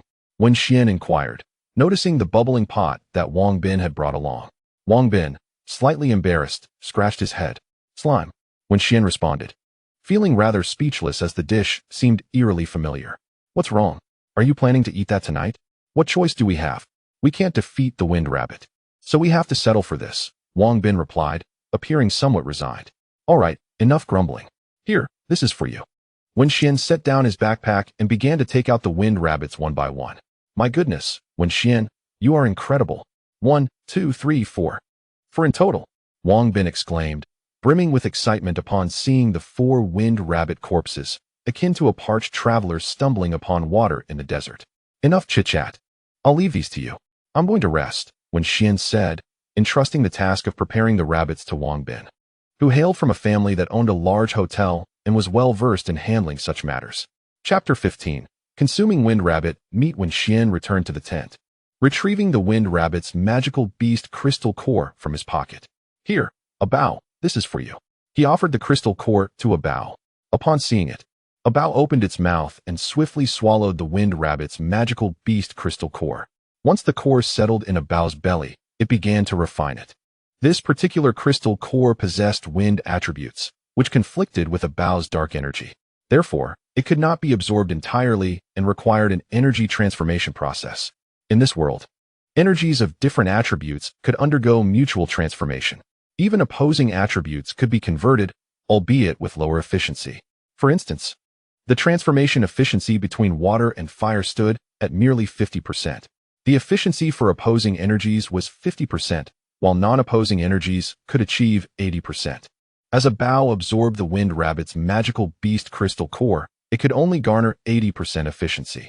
This 80% was relative to absorption of the same attribute. For example, a fire attribute beast would also not achieve a full absorption of a fire attribute crystal core due to factors such as the beast's qualifications, the purity of the crystal core, and the beast state at the time. Cross-attribute absorption, therefore, would be significantly discounted from this baseline. Bao began to refine himself in place, his brow occasionally furrowing and then relaxing. Observing this, Wenxuan felt powerless to assist Bao and could only wait quietly on the sidelines. Time passed slowly, though the duration was uncertain. Suddenly, Wang Bin entered. carrying a large string of fragrant roasted rabbits. Wenxian, come, sample my culinary skills. Under these unique circumstances on the prairie, I had no spices. So this is the best I could manage. If it's not palatable, please don't hold it against me. Wenxian glanced at the roasted rabbit in Wang Bin's hand and noticed it was the largest of the lot. Wang Bin had put thought into it, recognizing that everyone's feast depended on Wenxian's efforts. Otherwise, they would have to settle for the repugnant slime tonight. No worries, I'm not picky. I'm just glad to have something to eat. Wenxian took the roasted rabbit from Wang Bin and said, you'd better hurry outside. They're probably already eating. And if you're late, there might be nothing left. Right, I almost forgot. With that, Wang Bin dashed off. On the prairie, Wang Bin and his companions were indulging heartily. Wenxian had successfully hunted 4 rabbits, providing each person with one. They relished their meal, but misfortune befell others. Wenxian's classmates were not so fortunate. Most returned empty-handed and could only envy the roasted rabbits. Wow, they're eating so deliciously. Damn, that's roasted rabbit. Those cute little bunnies should have more cumin on them. I can't take it any longer. I'm drooling with envy. If only I could have a rabbit to eat. Watching the 3 devour their meal, the classmates instinctively licked their dry lips, their stomachs audibly protesting. Several classmates momentarily entertained the thought of robbing Wang Bin and his friends of their rabbits, but they quickly dismissed the idea. They had witnessed the fierce battle between Wang Bin's group and the slime. While the slimes were weak, their combat skills were impressive. In contrast, many of their own group had been severely beaten by the slimes that day. They all fantasized about resting well that night, planning to seek revenge the next day.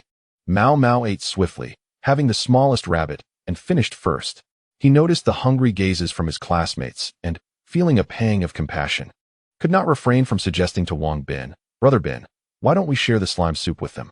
Wang Bin glanced at the hopeful expressions of their classmates and firmly replied, no way. Wang Bin resolutely declared, recalling how these individuals had treated them in class. Surely, he remembered well. In their school days, both Wang Bin and Mao Mao were targets of their bullying.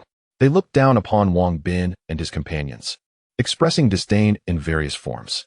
Now, an opportunity had finally arisen to reclaim their dignity. Upon hearing Wang Bin's words, Mao Mao abandoned the idea of distributing slime soup to their classmates. One by one, the students withdrew their gazes. Let us see how Wenxian is faring, Wang Bin suggested, leading Mao Mao and Zhu Ming toward Wenxian's tent. As they departed, Wang Bin made sure to take the slime soup with him. Little did they know, once they left, the classmates surged toward the spot they had just vacated, clamoring excitedly. Mine. It's mine. Don't snatch it away. They exclaimed, laughter echoing. I got it. There's a piece of meat on this bone. Wah, there's cartilage on mine. Delicious. This is my first time realizing how tasty rabbit can be. The classmates resembled survivors of a famine. Observing them, Du Gu Tong Tong felt a surge of anger. These individuals had ignored her pleas to work hard, and now they couldn't even handle slime. Serves them right. Her gaze shifted to Wenxian, who was seated inside the tent, leisurely savoring roasted rabbit. He awaited a Bao's refinement of the wind rabbit's magical core. Suddenly, a Bao stood up and let out a mighty roar, its voice echoing across the prairie. A Bao, you have grown stronger, Wenxian remarked, affectionately patting a Bao's head, employing his signature move of head pats. Here, a Bao, this is specially reserved for you. Wenxian had eaten half the rabbit and saved the other half for a Bao. Upon seeing this, a Bao opened its wide mouth and began to feast. Wow, this feels so warm. Indeed, who would have thought that our classmate Wenxian is not only handsome, but also so caring toward his beast companion? Look at that little bear. How obedient it is.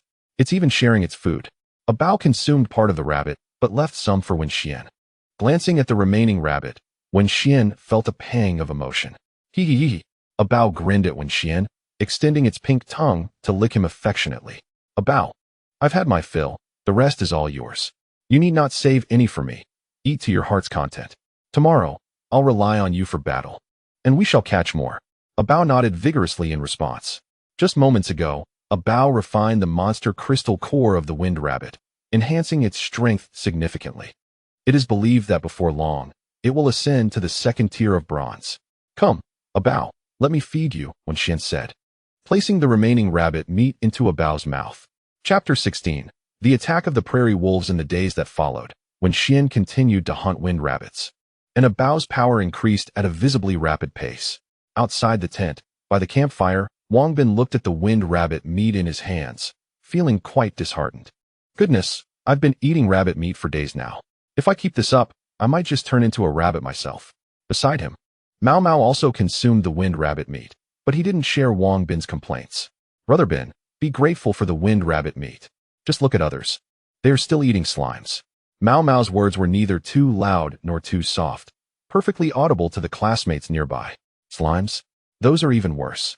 They taste like excrement and are rather bitter. Are you implying that you have eaten excrement? How do you know it is bitter?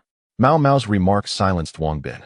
Upon hearing Wang Bin's words, the classmates silently shed tears in their hearts. If only they could also savor the wind rabbit meat. They hadn't tasted meat in several days, and their mouths had grown weary of blandness. Usually, they either consumed slimes or nibbled on grass for variety. Sighing, Wang Bin couldn't help but gaze into the distance. I've heard there are wolves on this prairie. How come we haven't seen one after all these days? Perhaps the adults are just deceiving us children. Mao Mao, overhearing Wang Bin's words, grew anxious. Brother Bin, you mustn't doubt it. There truly are wolves on this prairie. Wolves? Have you seen one with your own eyes? While I haven't witnessed one personally, it is written in the books. Mao Mao clutched a book in his hands. Seeing this, Wang Bin snatched the book from Mao Mao. I've told you countless times not to read in such an environment. Do you even care for your eyes? All right, I hear you. Please give me my book back. To Mao Mao, that book was his lifeline. Wenxuan sat nearby, observing the quarrel between the two with a faint smile. All right, enough bickering. Finish your meal and hurry off to bed. We have special training tomorrow. Wenxuan, acting as the mediator, referred to the special training as the combat session against the slimes. After several days of observation, Wenxuan discovered that there were two types of slimes inhabiting this prairie. One was green, characterized by its plant attributes, thriving in the grasslands.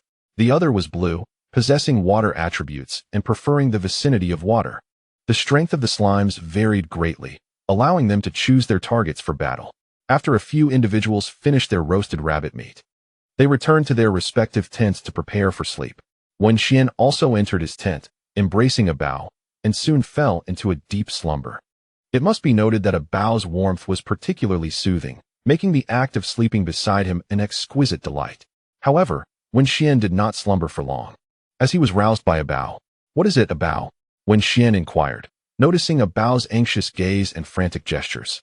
Do you mean there is something outside? A bough nodded in affirmation. A sense of unease crept into Wenxuan's mind. Was there truly something? What could it be? He unzipped the tent and peered outside. To his astonishment, a multitude of green eyes stared back at him, fixated on their camp. Wolves. There are wolves. Be cautious. At that moment, Wang Bin's voice rang out. It turned out that this fellow, suffering from a weak bladder, had risen in the middle of the night and stumbled upon the pack of wolves. Wang Bin's words incensed the wolves. Oh, the alpha wolf howled, prompting the pack behind it to surge forward, racing down the hillside toward Wenxuan and the others. Everyone, gather around me, Wenxuan commanded, stepping out of the tent with a bough by his side. His expression was resolute, his demeanor serious, with his eyes fixed intently on the approaching threat. Suddenly, a prairie wolf lunged at him, baring its sharp fangs. A bough, noticing the danger, sprang forward, striking with its right paw. With a resounding thud, the prairie wolf was sent flying several meters away, not rising again. A bough had shattered its bones with a single blow. Despite the defeat of one prairie wolf, the remaining pack did not relent in their assault. A bough, undeterred, broke away from Wenxuan and charged into the fray. With each strike, prairie wolves were sent tumbling. Wow, how can it be so formidable? My heavens! Is this the combat prowess of a panda cub? It's astonishing. Amidst the chaos, a fellow's iron-beaked chicken met its demise under the onslaught of the wolves. This creature's loss seemed to trigger a chain reaction, as several other companions' beasts fell in succession. The situation on Wenxuan's side finally drew the attention of the mentors. Damn it! How did they encounter a pack of prairie wolves? Where are the teachers responsible for their protection? Someone must contact them immediately for assistance. This wilderness survival training carries a mortality index. However, should the figures exceed the threshold, those present will bear a significant burden. As for the vice principal, his position is undoubtedly at risk, which explains his palpable anxiety. The teachers responsible for safeguarding the students have diverted their attention to assist others, and having just concluded their previous duties, it will take them a minimum of 10 minutes to arrive. 10 minutes? If we delay for another 10 minutes, These individuals will surely find themselves devoured by the prairie wolves. They must hasten their efforts. The vice principal seethed with frustration. How could these incompetent fools, who were entrusted with the protection of the students, abandon their posts? I will ensure they face consequences. I will see to it that they are dismissed. The teachers assigned to protect Wenxuan received a distress signal from the team overseen by the principal. Assessing that there were no significant issues on Wenxian's side, they chose to abandon their posts to curry favor with the principal and advance their own careers. Observing the furious vice principal, the other teachers fell into a heavy silence. Were they in his position, they might have made the same choice. The balance of power between the principal and the vice principal was clear. Aligning with the principal could lead to a swift rise in status. The second high school had previously suffered from poor performance, attributed to the predecessor's overly lenient approach, which employed a nurturing education style. This resulted in graduates lacking in resilience, with many falling prey to magical beasts or others. Since the new principal took office, he has ruled with an iron fist, reminiscent of Commander Li. In his words, a soldier is only as formidable as their commander. He refuses to coddle his students, preferring them to endure hardship and injury rather than face large-scale fatalities upon graduation. With such a formidable presence in leadership, those beneath him naturally aspire to ingratiate themselves. Wenxian, you must hold on. You cannot falter. Du Gu Tong Tong, known for her sharp tongue yet tender heart, deeply cared for her student Wenxian, wishing for his safety. Meanwhile, Wenxian, along with Wang Bin and others, had huddled together, encircled by a pack of prairie wolves. Terror spread across Wang Bin's face as he beheld the menacing creatures before them. Chapter 17. The Prairie Wolf King. Fortunately, they were safeguarded by a protective barrier. Otherwise, they would surely meet their demise. The wolves before them exhibited a level of intelligence, refraining from attacking the beasts under Wenxian's command, instead lying in wait around them. The moment the protective shield faltered, they would pounce, tearing Wenxian and his companions to shreds. Hang in there. Mao Mao urged his green-skinned caterpillar. Thanks to Mao Mao's rigorous training, the caterpillar's combat prowess had surged dramatically. It incessantly expelled white silk threads, ensnaring the wolves that lunged toward them. The prairie wolves transformed into colossal white meat dumplings. Zhu Ming's fire rock pig and Wang Bin's rogue monkey stood guard like sentinels, resolutely protecting the green-skinned caterpillar. The trio formed a formation of celestial harmony, rendering the prairie wolves powerless against them. Meanwhile, Wenxian's Bao had gone berserk. At this moment, Bao had shed its previous charming demeanor, resembling a blood-soaked deity of war. Its fur was drenched in blood, the origin of which remained uncertain, whether it belonged to Bao or the prairie wolves. How? Upon witnessing the slaughter of its subordinates by Bao, the Prairie Wolf King could no longer remain idle. It charged forward, leveraging the momentum from the slope, lunging at Bao with ferocity. Thud! The Prairie Wolf King collided heavily with Bao, sending it flying. Bao, Wenxian, and the others cried out in unison at this sight, their concern for Bao palpable. Fortunately, Bao was robust, its thick skin and ample fat absorbing much of the impact. Nevertheless, it sustained severe injuries, trembling as it struggled to rise from the ground. The Prairie Wolf King watched with a glint of mockery in its eyes, regarding Bao much like a cat would a mouse. Unable to contain himself, Wenxian activated his divine eye to assess the Prairie Wolf King. Prairie Wolf King, attribute, evil, gender, male, level, bronze 4. Potential, C. Peak strength, silver. Evolution path, Black Magic Wolf King, learned skills, Tearclaw LV4, Furious Bite LV5. Impact LV4, Stealth LV2. This creature's strength is rather terrifying. I can barely manage, but what about them? Wenxian glanced at Wang Bin and the others. What should we do?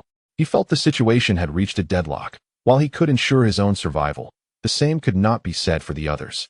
The only option left was to delay as much as possible, hoping for reinforcements to arrive swiftly. Wenxian couldn't help but gaze skyward, where a bird flitted about, its chest aglow with a flickering red light. That was a surveillance camera. He had discovered it the previous night, but had not mentioned it to anyone else. Whoosh! The Prairie Wolf King moved, its right foot thrusting backward as it lunged once more at Bao. Mao, you silk spit. Hiss! A torrent of white silk was expelled towards the Prairie Wolf King. The creature regarded the incoming silk with disdain, effortlessly evading the attack with a few agile leaps. Block it. Use Fireball. Zhu Ming, usually taciturn, spoke up as the fire rock pig opened its mouth, unleashing a gigantic fireball. Upon witnessing the fiery projectile hurtling towards him, the king of the prairie wolves exhibited no inclination to evade. With a swift motion, his razor-sharp claws tore through the flaming orb of the fire rock pig, extinguishing it instantly. Faced with such formidable prowess, the onlookers found themselves at a loss, their strategies utterly exhausted. As Wang Bin observed his companions springing into action, he prepared to direct his rogue monkey in battle, only to be taken aback by the sight of his companion sprawled on the ground. The rogue monkey trembled uncontrollably, having left a significant damp patch beneath it. What a disgrace! Such utter humiliation. The cowardice displayed before the fight commenced was beyond Wang Bin's expectations for a creature he had contracted at great expense. It paled in comparison to the beasts owned by Mao Mao and, especially, to Wenxian's Bao. Regret began to seep into Wang Bin's mind regarding his decision to contract this rogue monkey, yet alas, there exists no remedy for regret. With the obstacles cleared, the king of the prairie wolves advanced towards Bao.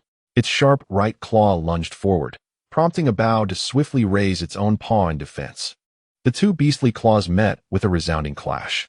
Bao emitted a cry of pain as it was sent hurtling backward, while the prairie wolf king, despite its strength, staggered back several paces. Indeed, it was caught off guard, momentarily bewildered by the unexpected reversal. Fury, shame, rage. The countenance of the king of the prairie wolves contorted into a savage grimace, humiliated by being bested by such a diminutive foe. It resolved to eliminate Bao to avenge this affront. Without mercy, the prairie wolf king propelled itself backward once more, its lethal claws poised to strike Bao. Then, in a flash of crimson, a figure appeared, colliding forcefully with the king of the prairie wolves and sending it tumbling away. In an instant, the prairie wolf king was vanquished. As the remaining wolves beheld their leader's demise, they exchanged glances before hastily retreating. Are you all right?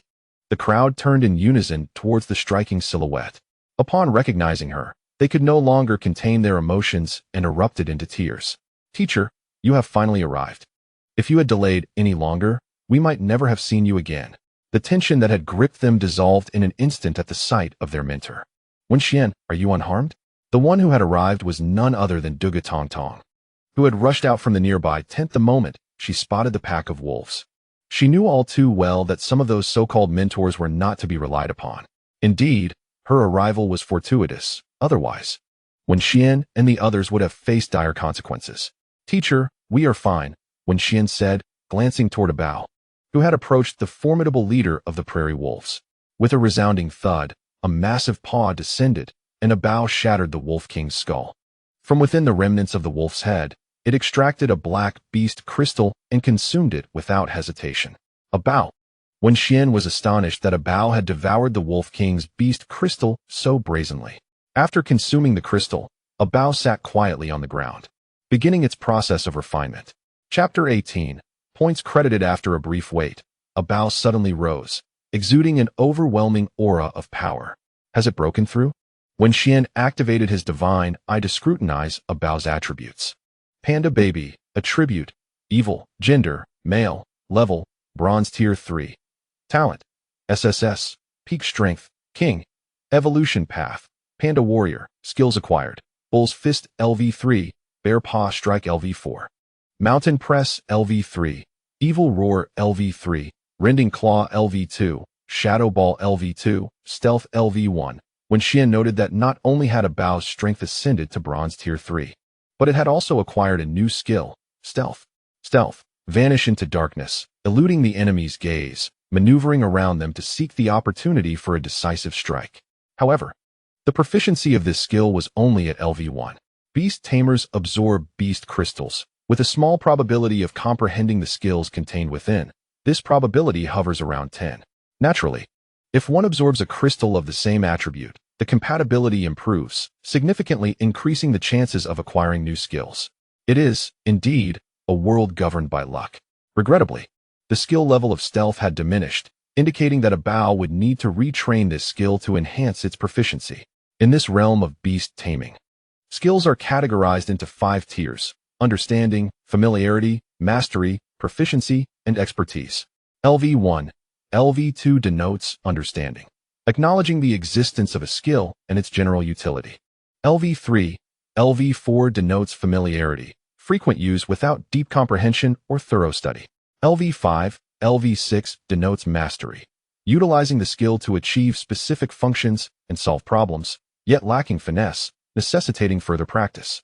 LV7, LV8 denotes proficiency, becoming adept, capable of swift execution with minimal contemplation. LV9 denotes expertise, achieving a profound understanding of the skill's strengths, weaknesses, and applicable scenarios. Congratulations, my friend. Your abilities have truly advanced, remarked Dugu Tongtong, prompting a slight smile from Wenxian. Thank you, Teacher Tongtong. Without your assistance, we would have faced dire consequences, he responded. Dugu Tongtong replied, It is also due to your commendable efforts. Had you not been strong enough, we would not have been able to endure until my arrival. Wenxian simply gazed at Dugu Tongtong in silence, refraining from further comment. At that moment, the school's instructors began to arrive one after another. Their timely presence was indeed fortuitous.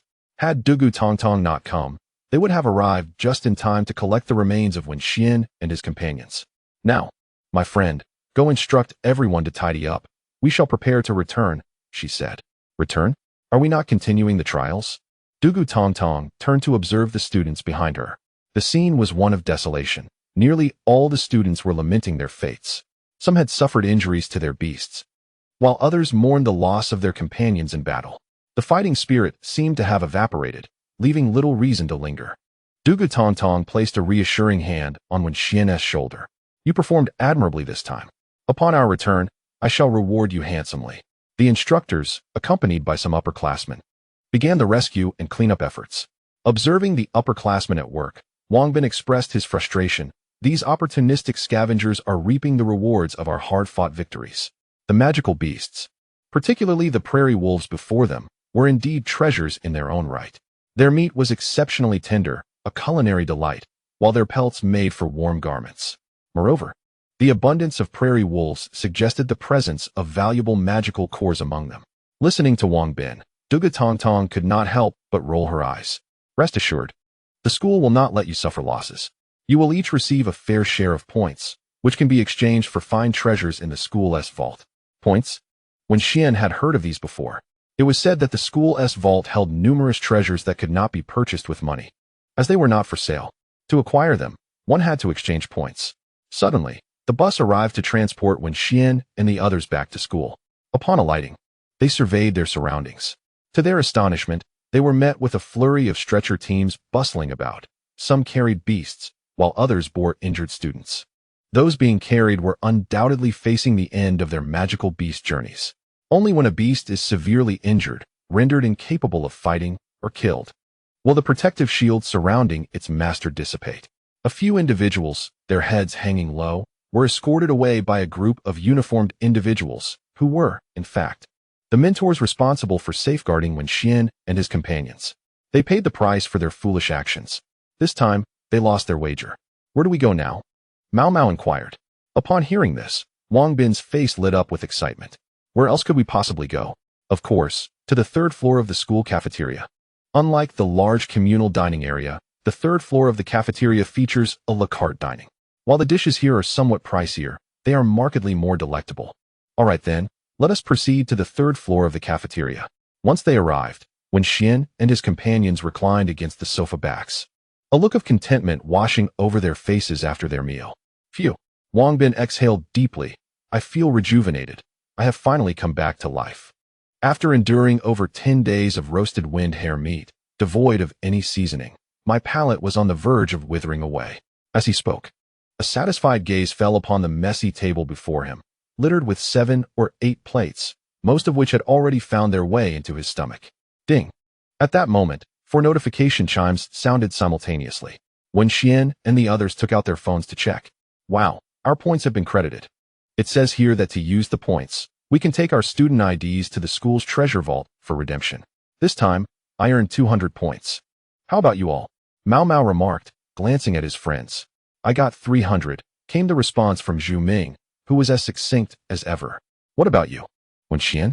With a slight smile, Wenxian replied, I didn't earn much, probably similar to what you all have. Similar to us? Wangbin expressed his disbelief. How could you possibly be on par with us? Instinctively, Wang Bin turned his head to peer at the screen of Wenxian's phone. He was taken aback upon seeing the numbers. Wow, Wenxian, you beast. You actually accumulated 2,000 points. In that instant, Wang Bin felt disheartened. Alas, comparing oneself to others can be disheartening. We are all studying together, so why are you so exceptional? Wang Bin seemed somewhat resigned. A sentiment echoed by Mao Mao and the others. Despite their own efforts in the realm of beast taming, they had unwittingly allowed Wenxian to forge ahead, creating a significant gap between them. It is worth noting that they had all contracted their beasts during the same time frame. If Wenxian had contracted his earlier, Wang Bin and the others might have been able to accept that. Well, I didn't intend for you to know. I feared it would discourage you. Yet here you are, drawn closer. Let us proceed. Now that we are satiated and not fatigued, shall we take a leisurely stroll through the school's treasure pavilion? Agreed. Wang Bin and the others chorused in unison. The group rose and made their way toward the treasure pavilion. Accessing the school's treasure pavilion was remarkably simple. One merely needed to swipe their student card at the entrance. Upon entering the pavilion, Wenxian and his companions were astounded by the sight before them. It resembled a miniature supermarket, with shelves brimming with an array of dazzling items. Let us meander about, Wenxian suggested, and they began to wander through the treasure pavilion. They were akin to a curious child entering a grand garden, gazing left and right in wonder. My goodness, I had anticipated that my 200 points would afford me a wealth of items. Yet, upon entering, I realized I am but a pauper. The items here are all exorbitantly priced, often exceeding 10,000. Wang Bin lamented, discovering that his 200 points seemed to hold little value within the confines of the school's treasure pavilion. Wenxian remained silent as he paced swiftly through the aisles. Possessing the eye of the divine, he could swiftly scan the surroundings and discern valuable items amidst the plethora of choices. After a thorough exploration, Wenxian realized that the treasures within were indeed plentiful, though most were beyond his financial reach. However, he did stumble upon a remarkable find, a book entitled Refinement Through Repeated Trials, which taught the art of enhancing the physical prowess of one's beast companions. The book's exchange value was precisely 2,000 points. Wenxian's Eye of the Divine possessed a unique ability, allowing him to evaluate items based on the radiance they emitted. The tome before him was classified as a blue item. The color classifications were as follows. Gray typically signifies the mundane and unremarkable. White conveys simplicity and purity, presenting a clean aesthetic. Green represents the ordinary and environmentally friendly, often referred to as eco-friendly gear. Blue indicates a quality slightly above average, possessing an air of mystery yet remaining accessible. Purple symbolizes growth, health, and ambition, often evoking feelings of mystery and illusion, while also representing nobility and wealth. Orange, a color that leans towards yellow, traditionally associated with nobility and desire, frequently used in the culinary arts to evoke higher aspirations. Dark gold signifies understated luxury, with gold being the emblem of royalty and ultimate prestige. There exist these 7 distinct color classifications for items. It appears that I am not as fortunate as those who effortlessly stumble upon treasures, even dark gold items. Nevertheless, the blue item is sufficient for my needs. In the end, amidst the myriad treasures within this vault, there existed but a single item radiating a violet hue. As for anything beyond that, it was non-existent. After making his selection, Wenxian approached the exchange counter, clutching the refined by repeated hammering. As he had anticipated, the counter was manned by a charming young lady, whose face perpetually bore a polite smile. Wenxian presented the refined by repeated hammering along with his student ID. Following her assistance in processing the transaction, Wenxian prepared to depart. Meanwhile, Wang Bin and the others appeared reluctant to leave, their eyes lingering on the abundance of fine goods that nearly caused them to drool with desire. Alas, it was akin to impoverished souls wandering through a luxury boutique. They could only gaze in awe, unable to procure a single item. Let us go, Wenxian called out, prompting everyone to snap back to reality. Together, they exited the premises, though as they departed, Wang Bin and his companions couldn't resist casting a final glance at the shelves. It seemed that during their leisurely exploration, they had each found objects that captured their interest. However, their credits were insufficient for redemption. I've made up my mind. I must strive diligently to earn credits. Wenxian resolved. The thought of accumulating credits reminded him of the tasks assigned by the school, which could be completed to earn the corresponding credits. Yet, Wenxian's immediate concern was not the acquisition of credits, but rather mastering the refined by repeated hammering. This particular tome was a borrowed copy, and it needed to be returned within a week. Thus, within that time frame, Wenxian had to commit it to memory and apply its knowledge to a bow, otherwise, it would be wasted upon its return. During the borrowing period, the book was to be used solely by Wenxian, prohibiting any lending to others for reference. Should the school discover that he had lent the book to someone else, he would face severe penalties. There had been an individual who, undeterred by the risks, had audaciously rented out a borrowed book at an exorbitant price. Upon the school's discovery, that individual's beast was ruthlessly subdued, and he himself descended into madness. The fate of those who had borrowed from him was likely no better. Upon returning to his dormitory, Wenxian commenced his study. In contrast, Wang Bin and the others, after finishing their showers, sprawled across their beds and soon fell into a deep slumber. Listening to the thunderous snores, Wenxian shook his head with a wry smile. These fellows fell asleep far too quickly. He decided to ignore them and devoted himself entirely to his reading. The following morning, as dawn broke, Wenxian closed the book. He had spent the entire night memorizing its contents. To his astonishment, he discovered that in this lifetime, he possessed the remarkable ability of photographic memory. If in a past life I possessed such abilities, attending Tsinghua or Peking University would not be merely a dream. Wenxian stifled a yawn and stretched languidly. The day was still young. Perhaps a brief slumber would be in order. He climbed onto his bed and soon fell into a deep sleep. Chapter 20. Induction Training. When Wenxian awoke, the sun had already risen high in the sky. After a night of diligent study, he had devised a training plan for a bow. Rising from his slumber, he discovered that Wang Bin and the others had long since departed, presumably to attend classes. While Wenxian enjoyed the privilege of exemption from such obligations, he left the school and made his way to the private training facility outside the campus. Upon arriving, the young lady at the private training ground greeted Wenxian, clad in his school uniform, with remarkable enthusiasm. "Are you here for training today?" she inquired. However, Wenxian shook his head in response. "I am not here to train. I am here to apply for the position of a coach." Applying for a coach? The attendant instinctively assessed Wenxian from head to toe. He was indeed youthful, too youthful, in fact. Yet, being perceptive, she understood the folly of underestimating others. For the world is not devoid of humble talents. Thus, she called out to the bar, "Manager, manager, what is it? What is it?" Shortly thereafter, a robust man in a suit approached. He exuded an air of integrity with his square jaw and strong physique. "Manager, this young man claims he has come to apply for a coaching position." Applying for a coach? The manager scrutinized Wenxian closely. "Young man, since you are here to apply, do you possess a Beast Tamer certification?" Beast Tamer certification? At this, Wenxian recalled that he had yet to obtain such a certificate. "It is imperative to have the certification. Here's what we will do. You should acquire your Beast Tamer certification first. When you bring it back, if you meet our criteria, we will arrange for your employment." Very well. Wenxian departed from the private training facility, heading directly to the Beast Tamer Alliance. In this world, beyond ordinary organizations, there exists the Beast Tamer Alliance, which governs the conduct of beast tamers, providing them with benefits while also regulating their actions.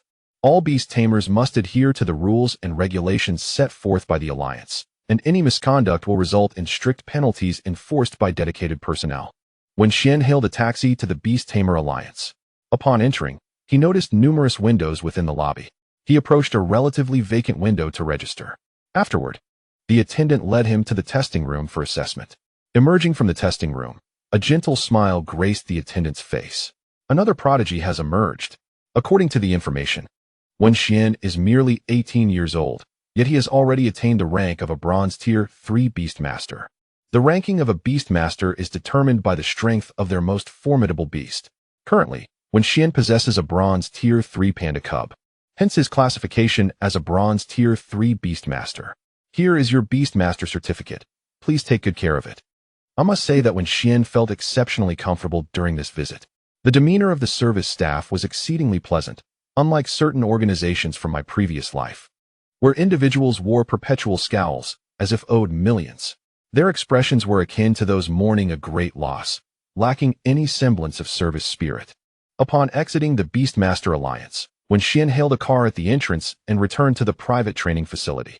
"Hello." Upon his arrival, He promptly presented his Beastmaster certificate. Hello. The service staff member's face lit up with a gentle smile upon seeing the certificate. When she opened it and saw the Bronze Tier 3 designation, she appeared somewhat astonished. Given Wenxian's age, such prowess was exceedingly rare. Many of the coaches within their ranks, aged in their 30s and 40s, barely reached a bronze level. Can I become a coach? Yes, of course. I will arrange that for you immediately. Shortly thereafter, the staff member prepared all the necessary documentation and briefed Wenxian on some key points. After perusing the information, he affixed his signature to the contract. From this day forth, Wenxian would be their appointed personal coach. Brother Wenxian, follow me, and I will show you around our training facility to familiarize you with the environment. The staff member led the way, and during the tour, Wenxian summoned a Bao, informing him that this would be their workplace henceforth. Inside the training arena, the atmosphere was charged. Bang, bang, bang. The facility was expansive, comprising 5 levels. Wenxian and his companion explored only the first floor, for the strength of the beasts and trainers above was far beyond their current capabilities. Boom. On one of the platforms, a beast struck another with a powerful kick, sending it flying. Alas, there is not a competent fighter among you. Do you have any coaches who are stronger? Upon hearing the words of a young gentleman, the staff member's expression suddenly darkened. 3. That is already 3. The prowess of this individual is rather formidable. We have already witnessed 3 coaches succumb to his might. Upon hearing this, Wenxian cast his gaze towards the arena. Little strength monster, type, fighting, gender, male, level, bronze 2, talent. A. Peak strength, platinum. Evolution path, mighty king, skills acquired. Fierce fist LV4, cannon fist LV4. Frenzied assault LV3. Indeed, this fellow possesses considerable strength. No wonder he carries himself with such arrogance. The young lady sighed in resignation. Alas, there is little to be done. This individual is undeniably powerful. While there are those in our training ground capable of defeating him, we abide by a rule that forbids harming an opponent's beast. Under such constraints, our coach's beasts can only endure passive assaults. In this situation, no number of participants can withstand his onslaught.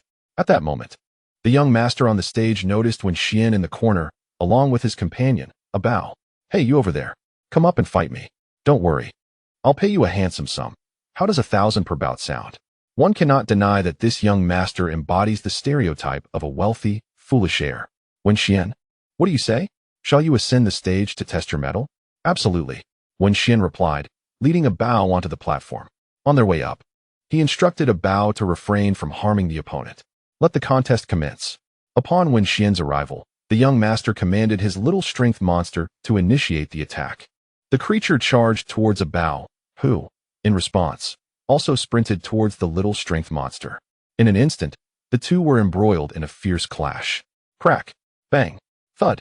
Within mere minutes, the two had exchanged hundreds of blows. A true man should deliver every strike with conviction. Mere evasion and retreat would only serve to incite disdain from the opponent. A Bao's strength surpassed that of the little strength monster by 1 tier. Yet the latter had an advantageous type matchup against it. Furthermore, under Wenxian's guidance, a Bao held back with each strike, resulting in it enduring the brunt of the assault throughout the match. Before long, a Bao sustained injuries, yet it persevered with grit. Who, after all, conceived of this tempering through trials?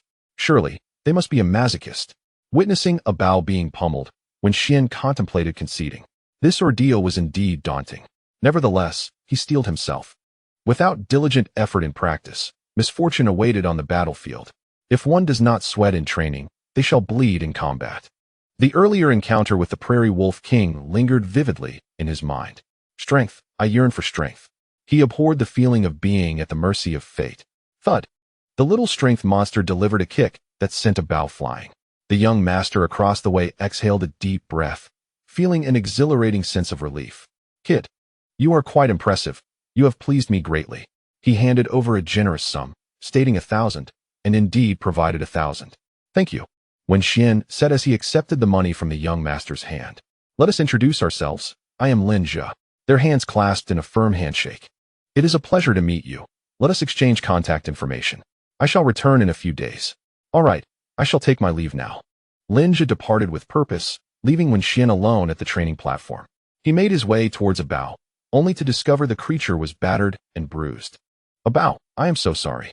Upon hearing this, Bao smiled softly, its eyes crinkling in delight, and gently touched Wenxian's cheek, as if to reassure him, Master, I am fine. Very well, Bao, let us go. I shall treat you to something delicious. Wenxian led Bao to a buffet restaurant, where they indulged in a hearty meal together. Afterward, he took Bao to a herbal shop in the city. Good day. May I trouble you to prepare these herbs for me? Wenxian presented a list to an elderly gentleman at the counter. It was already evening, and the shop was nearly deserted. Certainly, please wait a moment. The elderly man began to gather the herbs. Just then, a graceful figure entered the shop, accompanied by a vibrant red cat, Little Fire Cat. Little Fire Cat. Attribute: Fire. Gender: Female. Level: Bronze Tier 1. Talent: B. Peak Strength: Gold. Evolution Path: Spotted Tiger. Learned Skills: Rending Claws LV4, Fireball LV5. Wow. It's a panda baby. Upon seeing Bao, her youthful heart surged, and she instantly crouched down. However, upon noticing Bao's pitiful condition, her heart ached with compassion. Are you the beast master of this panda baby? Indeed, what of it? As its beast master, you ought to protect it well. It should not suffer such severe injuries. You must understand that our beasts are our companions, equivalent to our very lives. Listening to the woman's words, Wenxian furrowed his brow, a flicker of displeasure crossing his face. He detested such people who judged others. Ignoring her, he turned to the elderly gentleman. Excuse me. May I inquire if my herbs are ready? Yes, yes. The elderly man packaged the herbs and handed them to Wenxian with a cheerful smile. That will be 500 yuan. How much? 500 yuan. Wenxian was taken aback to discover that the medicinal herbs for treating injuries cost as much as 500 yuan. Indeed, training beast tamers proved to be quite an expensive endeavor. Wenxian intended to purchase these herbs to prepare a medicinal bath for Bao.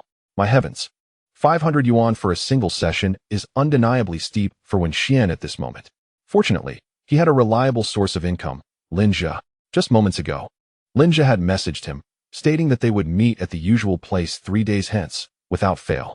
Bao would require time to recuperate through the medicinal bath, and the 3-day interval was perfectly suited for rest. With the herbs in hand, Wenxian was about to depart when a voice interrupted him. You can't leave. Did you hear what I just said? Xiaohui. Upon witnessing the woman's demeanor, the elderly man at the counter could no longer contain himself and admonished. Why are you meddling in someone else's affairs? Hurry up and come here. Grandpa, While the woman engaged in conversation with the elderly man, Wenxian had already exited the apothecary. He made his way directly to the training hall at school, where there was a secluded lounge replete with all necessary amenities. Wenxian tossed the purchased herbs into a pot and began to simmer them. Once the concoction reached a warm temperature, he invited Bao to climb into the wooden tub. He poured the herbal infusion into the tub. As Bao gazed at the herbal bath, a flicker of panic crossed its face, instinctively preparing to flee. However, its complete trust in Wenxian quelled its fears, for it knew he would not harm it. Thus, it relinquished the thought of escape. Immersed in the herbal solution, Bao slowly closed its eyes, a look of bliss adorning its face. Observing this, Wenxian let out a sigh of relief. Thankfully, the concoction crafted by that individual known for his tempering nature was not painful at all.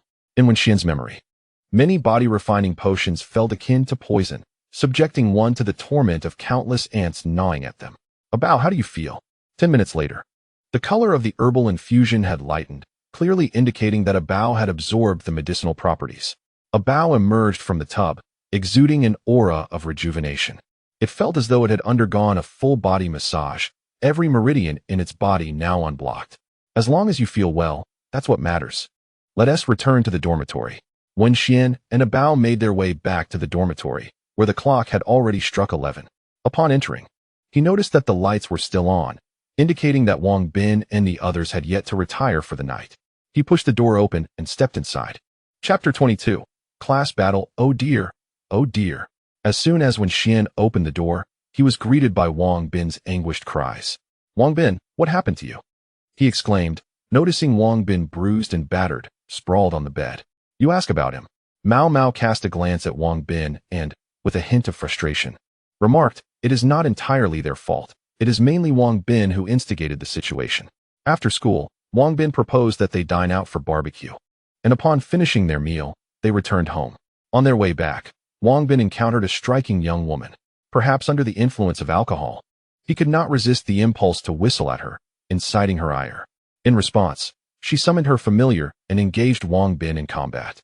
Wang Bin's mischievous monkey was no match for her fiery kitten and was left gravely injured. Consequently, Wang Bin himself, weakened and defenseless after his monkey's defeat, suffered a thorough beating from the girl. Upon hearing Mao Mao's words, Wenxian remained silent. Ultimately, the fault lay with Wang Bin. Had he not acted provocatively, she would not have assaulted him without cause. Oh dear, how unfortunate am I! How was I to know that girl was so fierce? She seemed as if she had consumed gunpowder today, brimming with anger. It felt as though someone had wronged her, and I became the target of her wrath.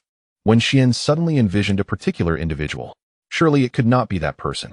The thought of that individual's self-righteous demeanor was almost unbearable. Enough of your lamentations. If you truly are a man, then strive earnestly to regain your dignity through your own abilities. Let her understand why the flowers bloom so vibrantly. Indeed, Wang Bin replied, a glimmer of determination flashing in his eyes. I shall endeavor to grow stronger. As he uttered these words, his teeth were clenched in resolve. The next day, Wenxian chose not to visit the training grounds, opting instead to grant himself a day of respite, primarily to allow Bao a chance to recuperate. The four of them arrived early at the cafeteria, and after purchasing their meals, they settled into a corner to eat. As fate would have it, while they were dining, a woman in a pink long dress approached with a plate and sat at the table directly across from Wenxian. Upon noticing him, her expression soured, and she soon recognized Wang Bin beside him. Clearly, like attracts like, one could discern the nature of friendships formed among similar individuals. Chun Hui's eyes flickered with disdain as her thoughts centered solely on finishing her meal and distancing herself from Wenxian and his companions. As Chun Hui noted their presence, Wang Bin also spotted her and could not refrain from nudging Wenxian with his elbow. Wenxian, that's her. She was the one who beat me yesterday. I truly cannot fathom how someone with such delicate arms and legs possesses such immense strength. Was all Wenxian replied, offering a nonchalant acknowledgement. In the heart of Wenxuan, Chun Hui was perceived as a hypocritical figure, and he wished to limit his interactions with such a person. After a swift meal, the group departed. With nothing to occupy his time, Wenxuan decided to accompany Wang Bin and the others to class. To his surprise, the morning's lesson was a practical training session. Dugu Tong Tong entered with a graceful stride, a subtle smile gracing her lips. The sight of her elicited a collective shiver among the onlookers, as she embodied the essence of a devilish smile. Upon reaching the front of the class, she noticed Wenxuan standing at the back of the line. Why was he here today? Dugu had already imparted her training methods to him, expecting him to undertake specialized training independently. She was taken aback to find him attending class instead. Very well, she thought, he could demonstrate his abilities today. 1-2-1. 1-2-1. Hardly had Dugu settled in when a group of students approached the training ground, marching in unison. Wenxuan glanced towards the front of the line and spotted a bespectacled gentleman exuding an air of refinement. Yet, inexplicably, Wenxuan felt a sense of discomfort emanating from this man. He was a refined scoundrel. With just one glance, Wenxuan had formed an opinion. It was teacher Zhao Su. Upon seeing the bespectacled man, Dugu Tong Tong called out, Tong Tong. Zhao Su responded warmly, his familiarity evident. Wang Bin and the others caught a whiff of gossip in the air. There was an inside story. Dugu's expression darkened at Zhao Su's casual address.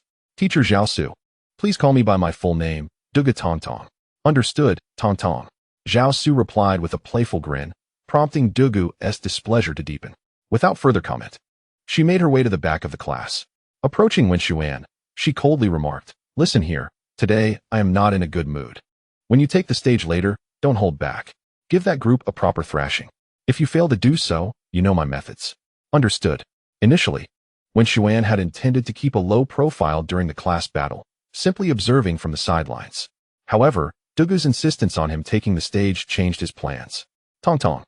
Let us begin, Zhao Su said with a smile, his eyes crescent-shaped, exuding a gentlemanly aura, though a glimmer of cunning flickered within.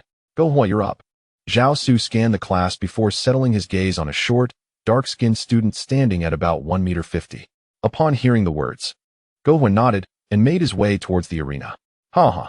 Upon seeing Go Hua's appearance, Wang Bin couldn't help but burst into laughter. You lot constantly berate me for my looks, calling me a fat pig. Yet, look at this fellow. He is undeniably far more unattractive than I am. Wang Bin. who considered himself a perfectly normal man at a height of 175 centimeters, merely claimed to be a tad overweight, tipping the scales at just over 200 pounds. Gohua, upon hearing Wang Bin's remarks, darkened in countenance. "You come up here," Gohua bellowed. Wang Bin, feeling somewhat indignant, retorted, "I'll come up. What are you afraid of?" With that, he ascended the stage. However, the sight of his ascent was somewhat comical, as his ample flesh quivered vigorously with each step he took. Chapter 23. The courage to draw the sword. Wang Bin stood upon the arena, casting a disdainful glance at his opponent.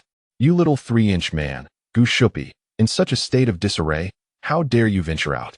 Are you not afraid that the city management will suddenly appear and take you away?" "Why would the city management apprehend me?"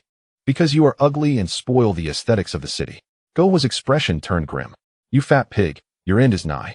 Gohua swiftly formed a hand seal, and a black magic circle materialized on the ground. From within the circle emerged a pitch-black dog, the frenzied fighting dog. At the sight of the frenzied fighting dog, a flicker of panic crossed Wang Bin's face. This creature was exceedingly fearsome. When it fought, it was reckless and relentless, driven solely by the instinct to attack, with no regard for its own life. Thus, a battle with a frenzied fighting dog could only end in one of two outcomes. Either it fell, or its opponent did. Realizing this, Wang Bin could not help but purse his lips. He had no retreat left. He could only brace himself and advance. The outcome was inevitable. Wang Bin was brutally defeated by Gohua, leaving the rogue monkey grievously injured. With his head hanging low, Wang Bin descended from the stage. His classmates consoled him. "Wang Bin, you did well. Indeed, in the face of a formidable foe, you bravely drew your sword. Your spirit of valor is commendable and worthy of our emulation. Brother Bin, you have proven by your actions that you are not a coward." Listening to the words of his classmates, Gohua was filled with contempt. "Humph, is everyone in your class such trash? All talk, no substance? Is there no one among you with real skill? Come up here and show me." No sooner had Gohua finished speaking than a figure leaped onto the platform. It was Chun Hao, a classmate of Wang Bin. "Pray, teach me." Chun Hao swiftly formed his own seal and summoned his beast. It was a massive gray wolf, its ferocious gaze fixed menacingly upon the frenzied fighting dog. As the crowd witnessed the unfolding events, they could not help but exclaim, "No wonder this fellow dares to take the stage. He indeed possesses some talent." "Go, Chun Hao," someone shouted, and soon everyone joined in the chant. Observing this scene, Wang Bin turned to Wenxian and inquired, "Wenxian, who do you think will emerge victorious?" Wenxian, understanding the implications, discreetly gestured to Wang Bin, who instantly grasped the situation. After all, they were classmates, and Wenxian dared not directly assert that Chun Hao would be the one to lose. As anticipated, after a fierce clash, Chun Hao was defeated, and his defeat was nothing short of devastating. Gohua showed no mercy. Chun Hao's gray wolf was vanquished by Gohua's rampaging hound, and the defeat was severe. Witnessing the gruesome scene, many timid classmates instinctively shut their eyes, a thought arising in their minds: no one could rival Gohua. Both Wang Bin's rascally monkey and Chun Hao's gray wolf succumbed to Gohua's rampaging hound. In that moment, the students in Wenxian's class drooped like wilted eggplants. "You too, take his beast to the infirmary," instructed Du Gu Tong Tong. Chun Hao was essentially finished. Having sustained such grievous injuries, his gray wolf would be left either dead or crippled. With Chun Hao's defeat, Gohua grew increasingly arrogant. "Is there anyone else? Those unafraid of death, come forth."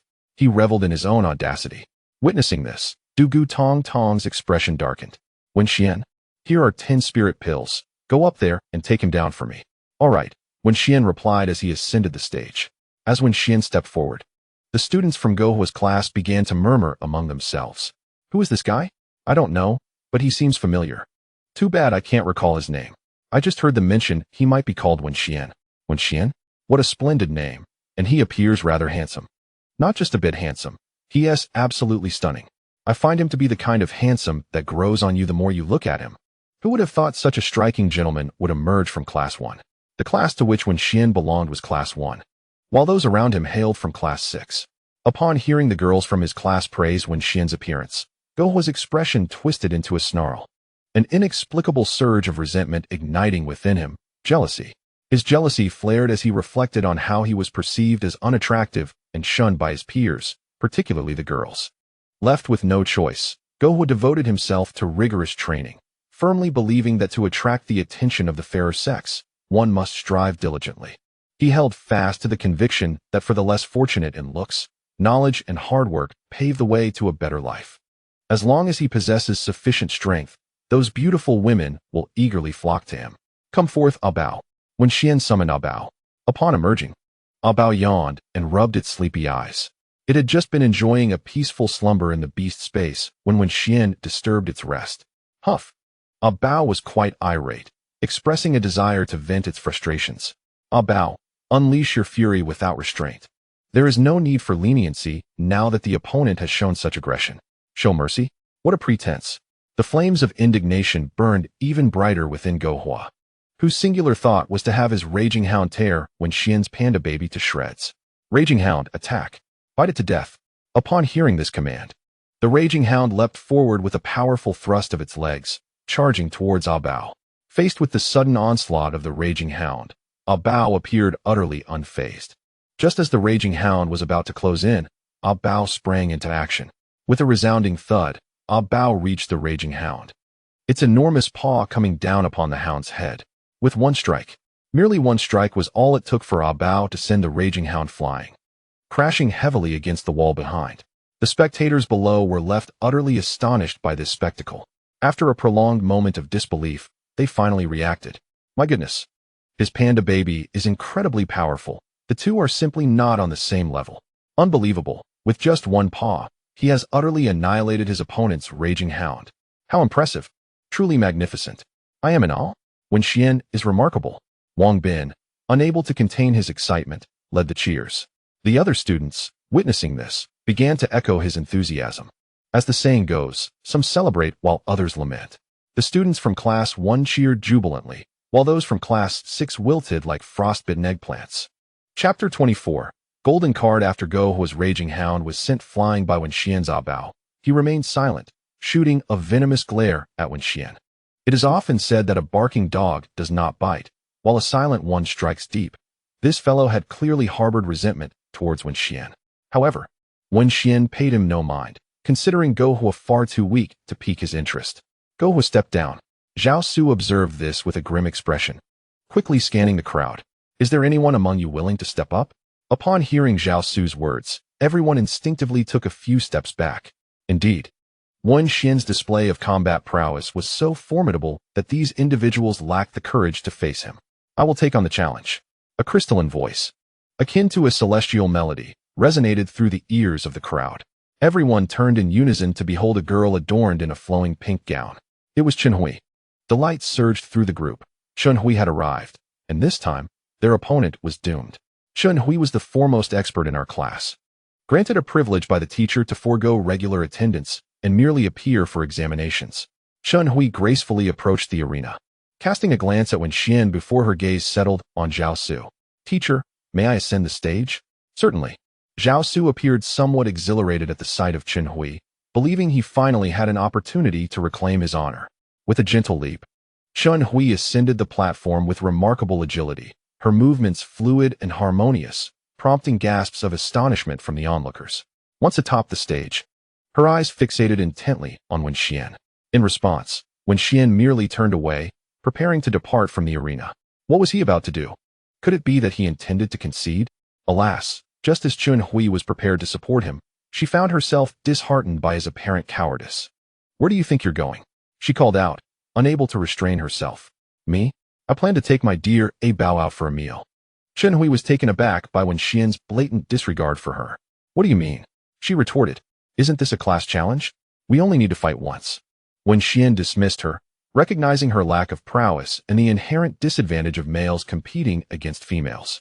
Winning would lead to accusations of bullying, while losing would render him inferior even to a girl. With a resigned shake of his head, he prepared to leave. Stop, Chenhui commanded, halting Wenxian in his tracks. What would it take for you to agree to battle me? That depends on what you're willing to offer, he replied, contemplating briefly. Chenhui rummaged through her belongings and retrieved a card from her small purse. It was a golden card. Presenting it to Wenxian, she said, "This is a gold card. With it, you can purchase medicinal herbs at our family pharmacy at a 50% discount." As she spoke, Chenhui bit her lip, realizing that this discount was nearly unsustainable for their pharmacy. Originally intended as a gift for her best friend, fate had intervened. Gold card? Wenxian's interest peaked at the sight of it. Are you certain that if I fight you, you will give me this card? Indeed, but you must defeat me first. Very well, then let us proceed. Wenxian returned to the arena. Come forth, little fire cat. Chun Hui summoned the creature. Little fire cat, unleash your fireball. In a rather unscrupulous manner, she commanded an immediate attack. The little fire cat opened its mouth, and a fiery orb erupted forth. Observing this, Abao swiftly dashed away. With a nimble dodge, he evaded the fireball and pressed forward. Abao approached the little fire cat, his massive paw poised to strike. The little fire cat stood frozen, momentarily stunned by the impending blow. Instinctively, it attempted to evade, only to discover its body would not obey. Abao's speed was so remarkable that, despite seeing the attack, the little fire cat was unable to respond in time. With a resounding thud, Abao's paw struck the little fire cat, sending it flying. One move. A simple yet effective maneuver. Abao had decisively defeated the little fire cat. Chun Hui stood there, bewildered. She had anticipated a grand display, only to find herself defeated. Feeling inexplicably perplexed, in her moment of distraction, Wenxian suddenly appeared before her and snatched the gold card from her hand. Thank you, he said, departing the arena with the card. Not long after Wenxian's exit, the previously silent training ground erupted into a frenzy. Incredible, simply astounding. Every opponent dispatched with a single blow. I envy this strength. When will I possess such power? The crowd marveled at his prowess, lamenting the disparity among their ranks. This is too formidable. We are all in the same class. Why is he so exceptional? Oh dear, how unfair life is. One exclaimed, I feel enlightened. I must return and have my slime practice the palm technique. Slime? Does your slime even have hands? Wenxian left the training ground without hindrance from Du Gu Tong Tong, who now wore a smug expression as she glanced at Zhao Su. At that moment, Zhao Su looked as though he had just swallowed something bitter, his face a mask of displeasure. He had not anticipated such a formidable talent in Du Gu Tong Tong's class. Previously, during the outdoor survival training, the school had divided classes. Classes 1, 2, and 3 were led by the vice principal, while 4, 5, and 6 were under the principal's guidance. The principal chose to oversee the latter due to a relative being in Class 4. Consequently, Zhao Su, the teacher of Class 6, was unaware of Wenxian's remarkable performance, only having heard that there was a particularly impressive student without knowing it was Wenxian. Wenxian took Abao to the school cafeteria, ordering an extravagant spread of dishes. Since Abao's strength had surged to the bronze level, its appetite had increased significantly. It would not be an exaggeration to call it a voracious eater. After their hearty meal, Wenxian planned to take Abao for a stroll on the back mountain of the school, a perfect opportunity to aid digestion and prevent the accumulation of excess weight. Wenxian arrived at the foot of the back mountain, accompanied by Abao, as they embarked on the ascending steps. It was around 11 in the morning, a time typically reserved for classes, leaving the mountain path devoid of any other souls.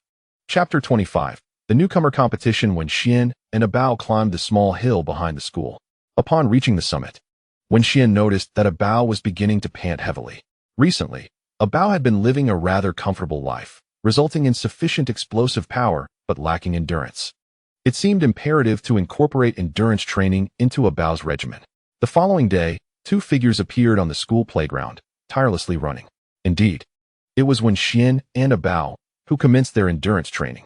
To prevent Abao from becoming complacent, Wenxian led by example, training alongside his companion. It must be noted that Abao displayed remarkable resilience. Despite being exhausted and drenched in sweat, it never entertained the thought of giving up. In the days that followed, Wenxian dedicated his time to running drills with Abao on the playground and also took him to a private training facility where he served as Abao's personal coach. Everything proceeded in an orderly fashion. One day, after finishing his coaching duties at the private training ground, Wenxian made his way to the Qin pharmacy. Upon seeing Wenxian, the elderly proprietor's expression soured. Oh, it's him again, he thought. For Wenxian possessed a golden card that rendered the old man incapable of earning a single penny during his visits. At times, it even resulted in a loss. The old man lamented internally, this kid brings me trouble. Yet, as is customary for any guest, the priority in business is reputation and integrity. Since he had issued the golden card, he was compelled to uphold his end of the bargain. Same as usual, the old man had grown accustomed to Wenxian's frequent visits. Yes, Wenxian nodded. Here you go. The old man retrieved a package of herbs from behind the counter and handed it to Wenxian. That was quick. Wenxian exclaimed. The old man replied. You've been coming here long enough that I could gather your desired herbs with my eyes closed. You visit every 3 days, so I've already prepared them in advance. Thank you, Wenxian said with a slight smile. Seeing the amiable expression on Wenxian's face, the old man realized he was not so disagreeable after all. Wenxian was a polite and well-mannered young man. As Wenxian exited the Qin pharmacy, he encountered Chun Hui at the door. They exchanged a brief glance before passing by one another. Upon entering the pharmacy, the elderly proprietor, noticing her presence, felt a surge of frustration. Ah, Xiao Hui, look at what you've done. We're losing money again. At this rate, the Qin pharmacy will be forced to sell off its very foundation. Hearing her grandfather's words, Chen Hui couldn't help but roll her eyes. She was aware that even if they sold the herbs to Wenxian at half price, her family would still make a modest profit, albeit just a few coins. This illustrates the exorbitant profits within the herbal industry. Grandpa, are we truly at a loss?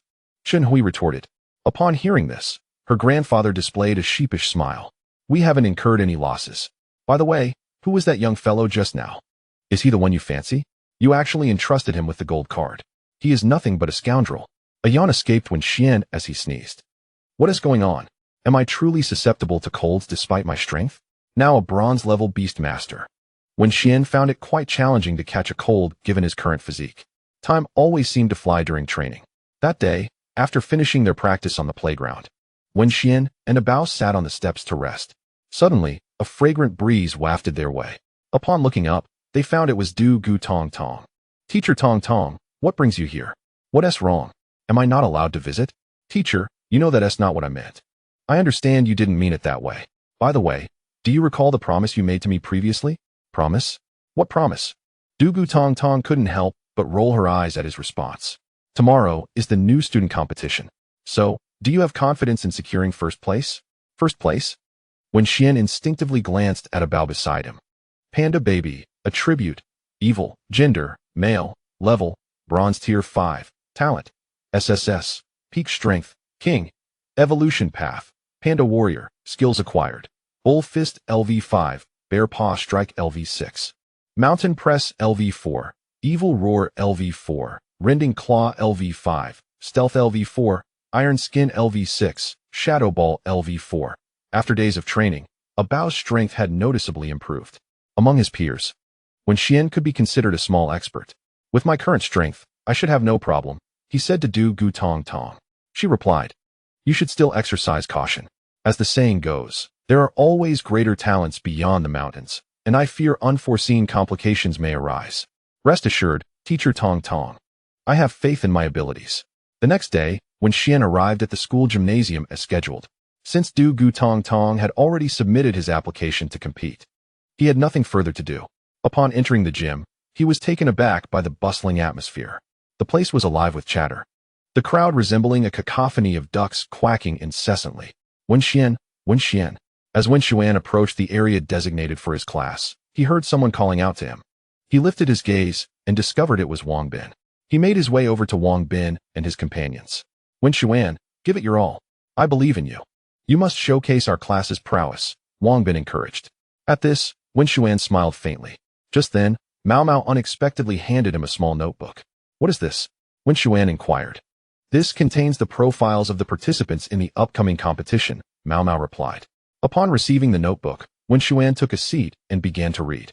It must be said that Mao Mao possessed remarkable skills in gathering information. The details within were exceedingly thorough. Wenxuan read swiftly and soon finished. How is it? Are you confident? Wang Bin asked. Wenxuan smiled slightly in response, assured of his capabilities. Although the competitors were formidable, the strongest among them was merely at the 3rd tier of bronze. Wenxuan had attained this level several months prior. Suddenly, the atmosphere grew quiet. Feeling puzzled, Wenxuan glanced around and noticed an elderly man on the arena not far away.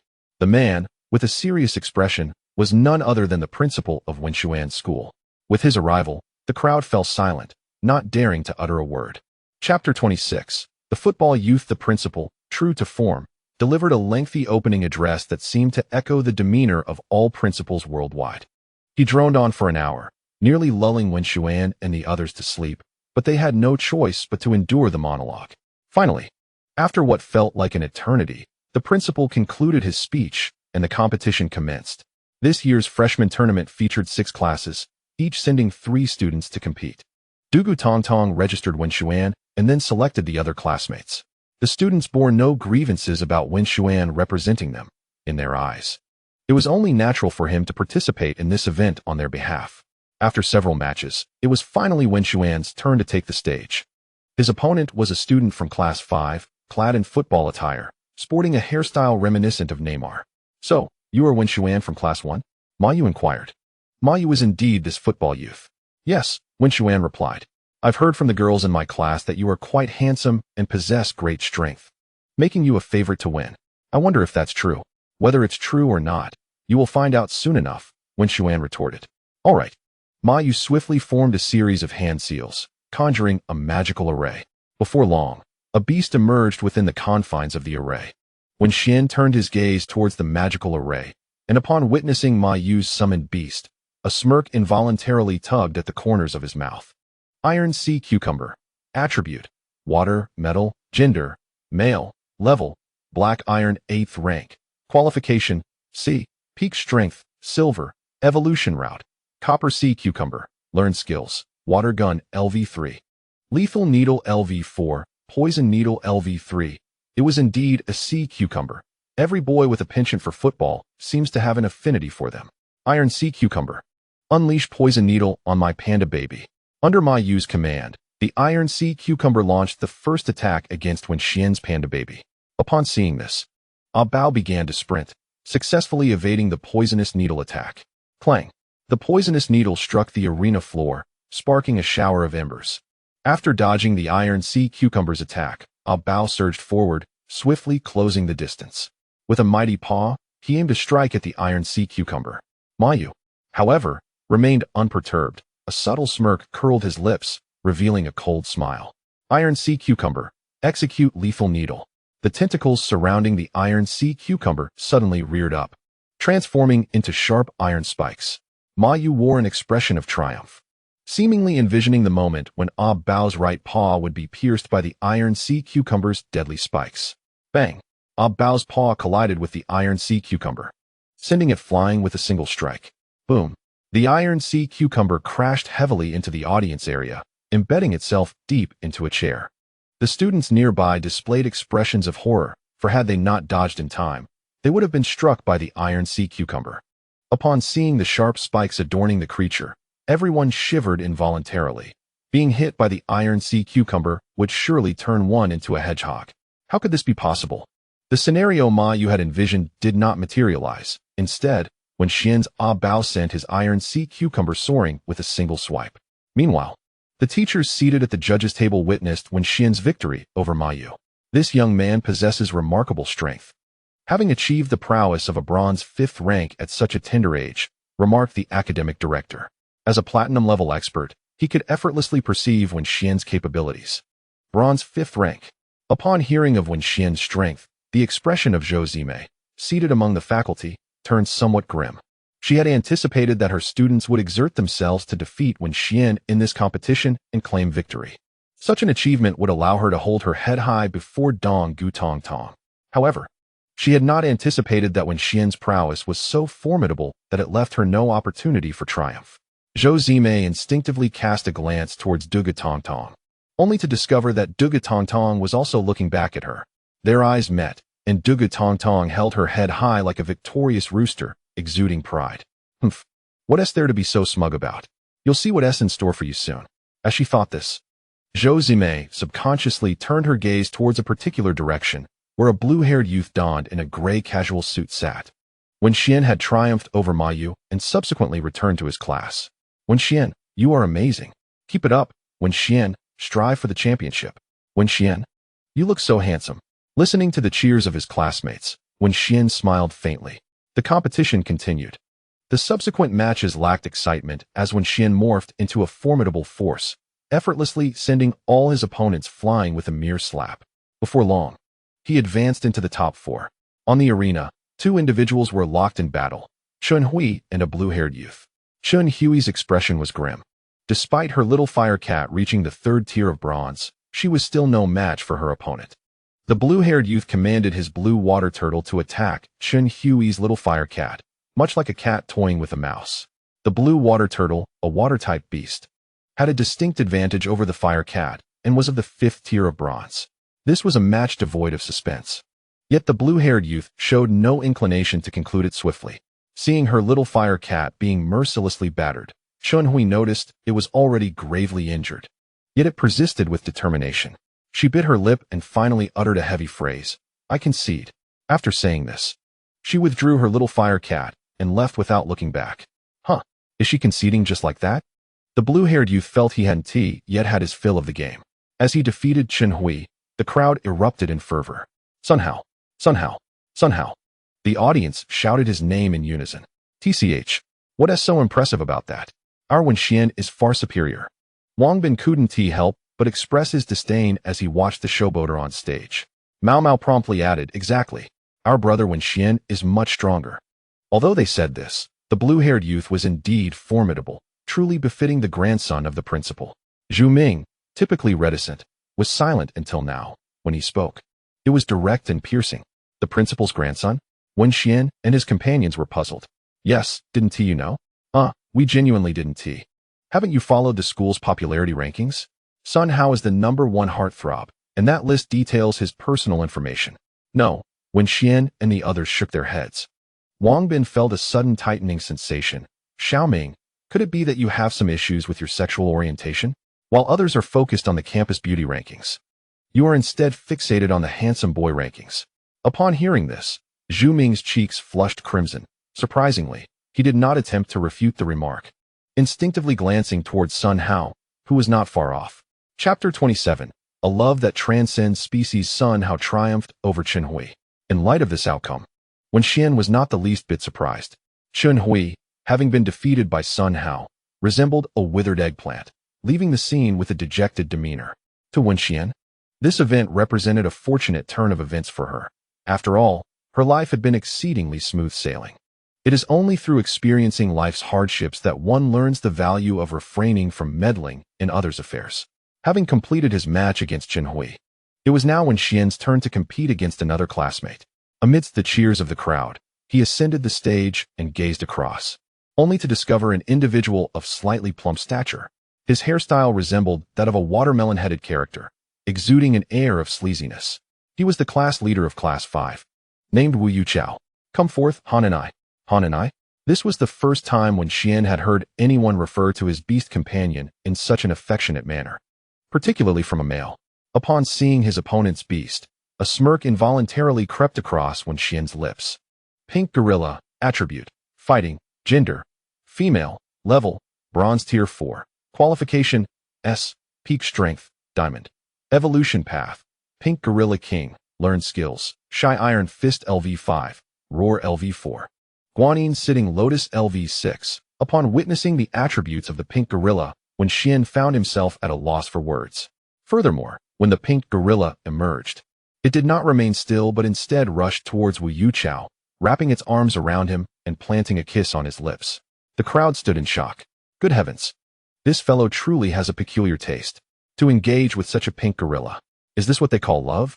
I would gladly perish for such a whimsical affection. The majority present found it challenging to comprehend the scene unfolding before them. However, one individual was particularly exhilarated, Wang Bin. Brother, you are incredible. The wild hero, the undead knight, the fox archer must all pay tribute to you. The wild hero, the undead knight, the fox archer? Who are these characters? Mao Mao could not contain his curiosity. Mao Mao, I have told you to read more. You are utterly oblivious. The wild hero is Su Xian. The undead knight is Ning Kaichen, and the fox archer is Chen Xiang. Now, with the emergence of yet another master of gorillas, we truly have a role model among us. Upon encountering Wang Bin, he couldn't help but exclaim sincerely. The speaker was oblivious, yet the listener was attentive. In Wang Bin's class, there was a student named Xiaohua. He gently caressed a colorful snake, murmuring to himself, a hero of the wilderness? It seemed he had reached a profound understanding. In the arena, Wenxian observed the two individuals across from him engaged in an endless display of affection. Unable to contain himself, He interjected, "Hey, are you still going to fight, or should you just go home and play that?" Wenxian's words successfully provoked the pink gorilla, which abruptly ceased its kissing and turned its gaze toward him.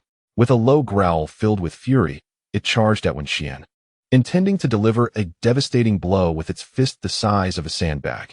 As the pink gorilla approached Wenxian, a swift movement caught the eye. A bow sprang into action, rushing toward the pink gorilla. The impact of their fists colliding echoed through the arena. Both combatants staggered back several paces before regaining their footing and resuming their fierce onslaught. In a matter of minutes, a bow and the pink gorilla exchanged numerous blows, each demonstrating their raw physical prowess in close combat, landing punches that struck flesh.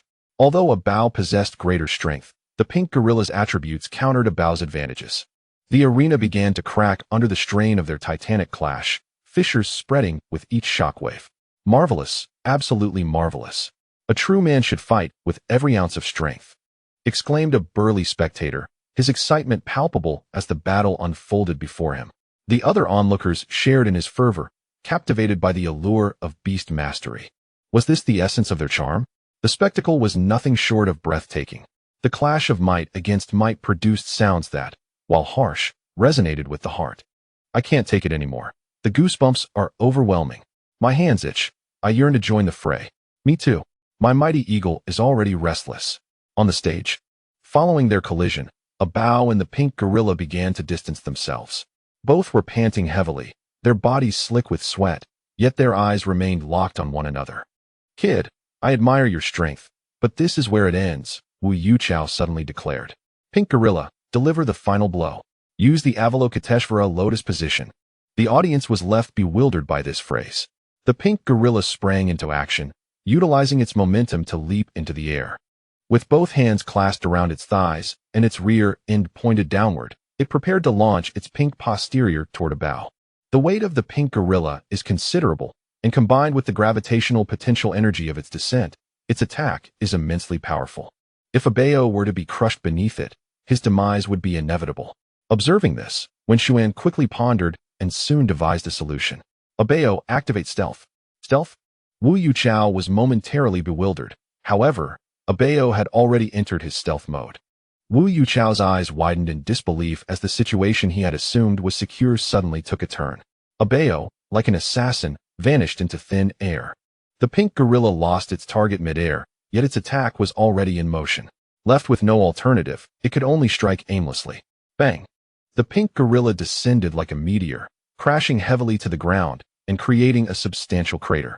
The move, Guanyin sitting on Lotus, is a formidable one.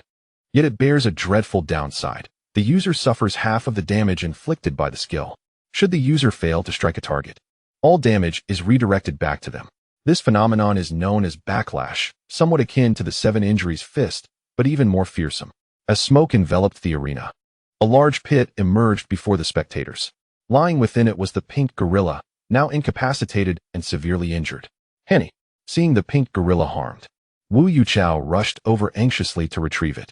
Chapter 28. Spinning in circles, Wu Yuchao collected his pink gorilla, but as he passed by his classmates, they reacted as if confronted by something terrifying, instinctively shielding their beasts in fear of falling prey to Wu Yuchao's wicked hands. Wenxuan had triumphed over Wu Yuchao. Yet due to a bao's considerable fatigue, the principal announced a temporary halt to the match. It would resume in 1 hour. This freshman competition is designed to enlighten participants about the essence of beast taming. Only by allowing competitors to recover to a certain state can the contest unfold more beautifully, allowing all to appreciate the allure of beast mastery. Returning to his seat, Wenxuan was approached by Duga Tongtong. "Here, take this." She handed him 2 spirit energy pills. "Quickly, give one to a bao." "All right." After Wenxuan administered the pills to a bao, Duga Tongtong nodded in satisfaction. "You little rascal, do your best in the next round. I have high hopes for you."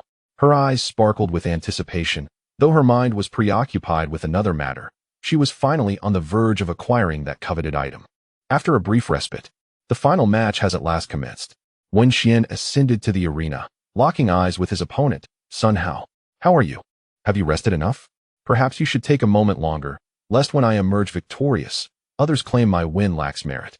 Sun Hao, being the grandson of Principal Sun Wu, naturally possessed a certain pride. He desired to defeat Wenxian with honor and integrity. No worries, I am fully prepared. Wenxian replied, very well, let the battle begin. You may strike first. Sun Hao displayed a gentleman's demeanor. Observing this, Wenxian had no intention of showing any courtesy. His primary aim was to expedite the conclusion of this combat. The gymnasium was teeming with spectators, the air thick and suffocating, Wenxian wished to linger no longer. Thus, he resolved to end the fight swiftly. A bow, charge forth and utilize your bear paw strike. A bow sprang into action, rushing forward. Blue water turtle, use water gun. A stream of azure water erupted from the blue water turtle's mouth. Blue water turtle. Attribute. Water. Gender. Male. Level. Bronze tier 5. Talent. S. Peak strength. Diamond. Evolution route. Water spirit turtle. Skills learned. Water gun LV6. Solid shell LV6.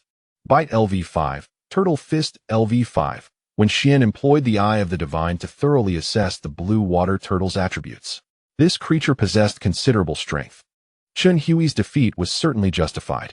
A bow, upon seeing the blue water turtle's water gun, began to zigzag in an S-shaped maneuver. Thanks to its agile movements, it evaded the blue water turtle's attack, while simultaneously closing the distance. At last, a bow reached the blue water turtle's vicinity, its massive claws striking downwards. Observing this, Sun Hao immediately commanded, Blue water turtle, retreat into your shell, and then activate solid shell. The blue water turtle swiftly withdrew into its robust shell, and a bow's bare paw landed upon it. Bang! The blue water turtle's tough exterior absorbed the impact, sustaining little damage. Bang! Bang! Bang! Faced with the reclusive turtle, a bow unleashed a barrage of attacks. However, the creature's defenses proved formidable, rendering a bow's efforts seemingly ineffective. Was this a clash of spear versus shield? Would Wenxian's spear prove sharper, or would Sun Hao's shield remain unyielding? How cowardly of Sun Hao! The blue water turtle hides within its shell. How is Wenxian to strike?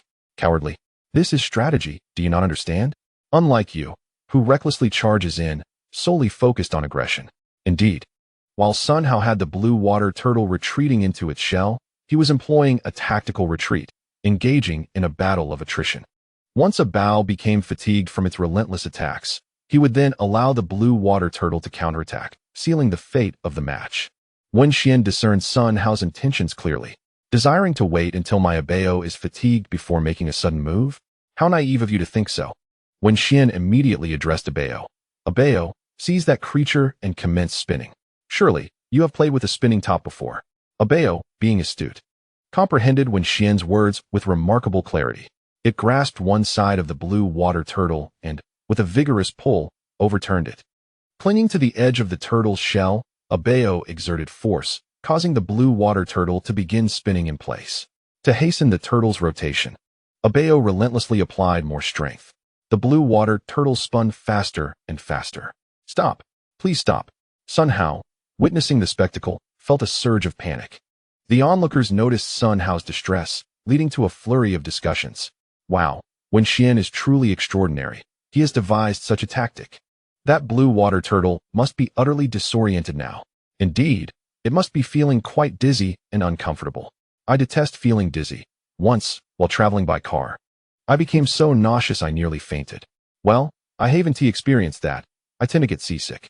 Oh, the vomiting was unforgettable. You all are so inexperienced. Car sickness and seasickness are mere child's play. I am prone to milk sickness. I once vomited milk everywhere and was severely punished by my mother. Do you think my backside is so ample for no reason? It's all thanks to those times. The crowd listened to this individual's words, feeling a wave of incredulity. Meanwhile, on the arena, the battle raged on. Although Sun Hao called for Wenxian to cease, Wenxian had no intention of doing so. He had resolved that as long as Sun Hao did not surrender, he would not command Abeo to stop. Sun Hao's countenance grew increasingly grim. Wenxian's shamelessness was truly vexing. However, he found himself powerless against Wenxian, as his blue water turtle was ensnared within its shell and, now dizzy, mounting a counterattack seemed nearly impossible. I concede. As the master of the blue water turtle, Sun Hao, through their bond, could sense its distress. With no viable solution at hand, he feared that if the spinning continued, his blue water turtle might suffer dire consequences. A beast master can only contract 9 beasts in a lifetime. Should his blue water turtle perish, Sun Hao felt that his aspirations as a beastmaster would be irrevocably dashed, as he would forever be at a disadvantage compared to others of his rank. Determined not to let this happen, he chose to surrender. Abeo, let it stop. Upon hearing this, Abeo promptly seized the spinning blue water turtle. Once it halted, the turtle's head and 4 limbs emerged from its shell. Ugh! The blue water turtle regurgitated, splattering the ground with its foul-smelling, yellowish slime. Observing the repugnant mess, the crowd instinctively covered their mouths and noses. Chapter 29. Echoing Rabbit Wenxuan triumphantly defeated Sun Hao, who, though his expression was somewhat grim, did not succumb to anger. Instead, he coldly addressed Wenxuan, stating, "I may have lost this time, but I shall surely reclaim victory in our next encounter." With that, Sun Hao turned and departed. The competition drew to a close with his exit, and Wenxuan emerged as the champion of this contest. At the judges' table, all the instructors nodded in approval, including Sun Hao's grandfather, Sun Yudao. Not one to harbor petty grievances, Sun Yudao recognized that Wenxuan had fairly and squarely bested his grandson. He held no resentment and had long perceived that his grandson's arrogance needed tempering. A defeat now and then could serve as a beneficial lesson. With his victory, Wenxuan was awarded a substantial prize of 100,000 yuan, a considerable sum for him at this juncture. After receiving the trophy, he returned to his designated area in the classroom. Just then, Wang Bin, brimming with excitement, rushed over. "Congratulations, Wenxuan. You've won the championship. You're amazing." "Indeed, Wenxuan. You truly deserve to be my idol. My admiration for you grows ever deeper," chimed in another. "Congratulations." Zhu Ming, typically reserved, managed to utter those 2 words. Wenxuan smiled at their praise. "By the way, since you've won, how about we celebrate?" "Sounds great. But where should we go?" "Let us go to my house." "Your house?" "Yes. Today, I'll treat you all to a meal at the Sha County Grand Hotel." With that, Wang Bin pulled Wenxuan toward the exit, with Mao Mao and Zhu Ming following closely behind. Once outside the campus, they hailed a taxi and eventually arrived at Wang Bin's home. Upon seeing the spacious shop of over 100 square meters, Wenxuan and his friends were momentarily taken aback. "What are you standing around for? Come in," Wang Bin urged them. Wenxuan had often heard Wang Bin speak of his family's Sha County Grand Hotel, but never expected it to be so grand indeed.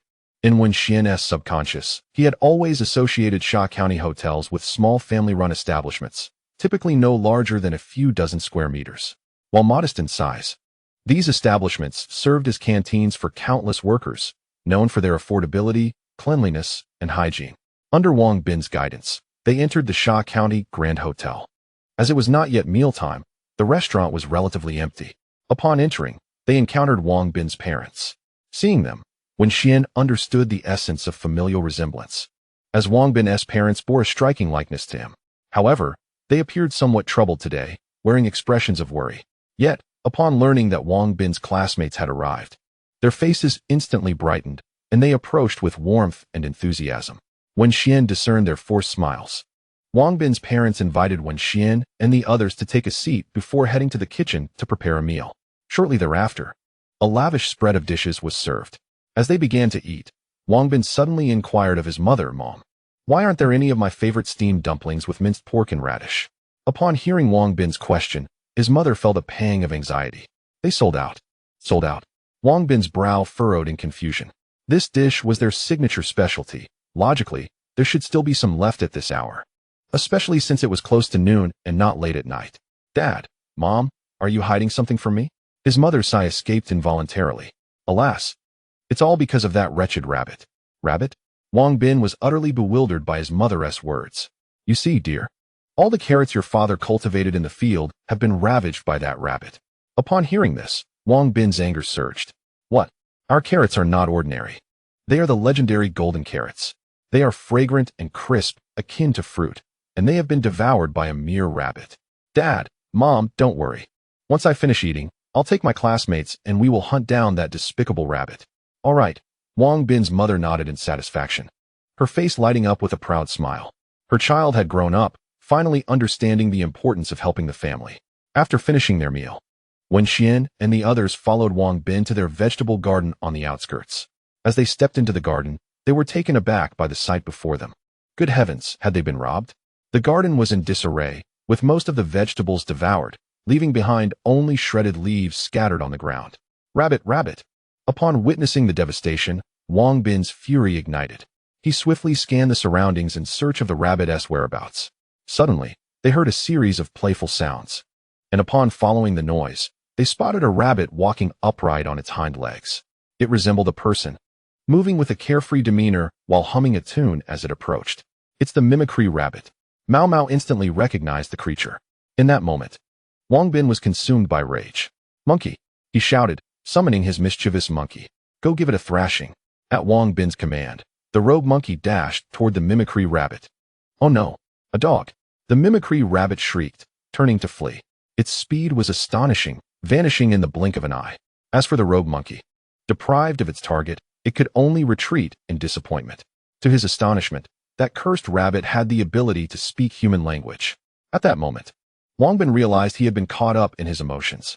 That was a mimicry rabbit, its greatest talent being the imitation of human speech.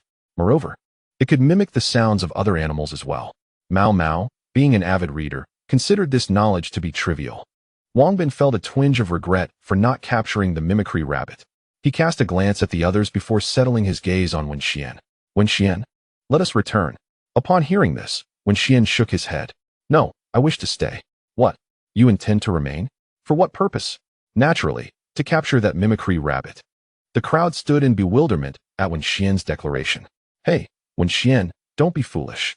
Indeed, brother Wenxian, while the mimicry rabbit can speak, it lacks any true value for capture. It possesses no combat strength. In Mao Mao and Wang Bin's subconscious, capturing a beast meant acquiring the powerful, such as wolves, tigers, or leopards. Chapter 30. A rushing river. Wenxian shook his head in response. I wish to capture that rabbit. Hearing this, Wang Bin and the others sighed. Since you wish to capture that rabbit, let us discuss our strategy. Very well. Thus, Wenxian and the others began to deliberate. They discussed traps, ambushes, and encirclements, even broaching the topic of administering medicine. Indeed, administering medicine. The group gazed at the pouch of powder in Zhu Ming's hand, momentarily stunned. Zhu Ming, why on earth do you carry a packet of laxative with you?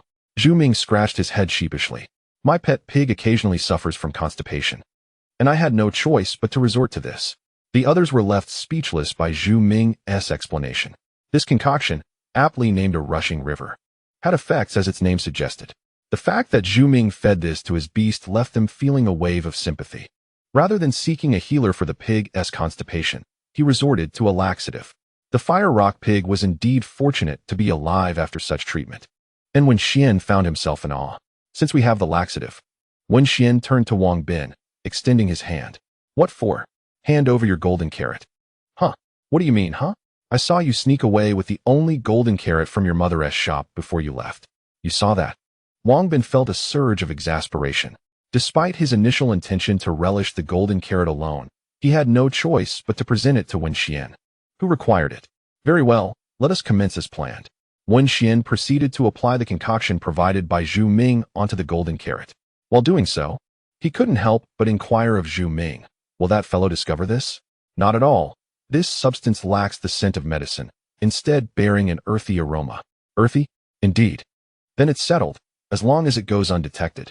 Once Wenxian finished applying the mixture, he casually discarded the golden carrot into Wang Bin's vegetable garden. Subsequently, they departed to conceal themselves in a nearby location. As time passed, they waited patiently until Wang Bin, exhausted, succumbed to slumber, while the mimic rabbit arrived fashionably late. It ventured into Wang Bin's garden, rummaging through the foliage until it stumbled upon the discarded golden carrot. Who on earth would waste such a treasure?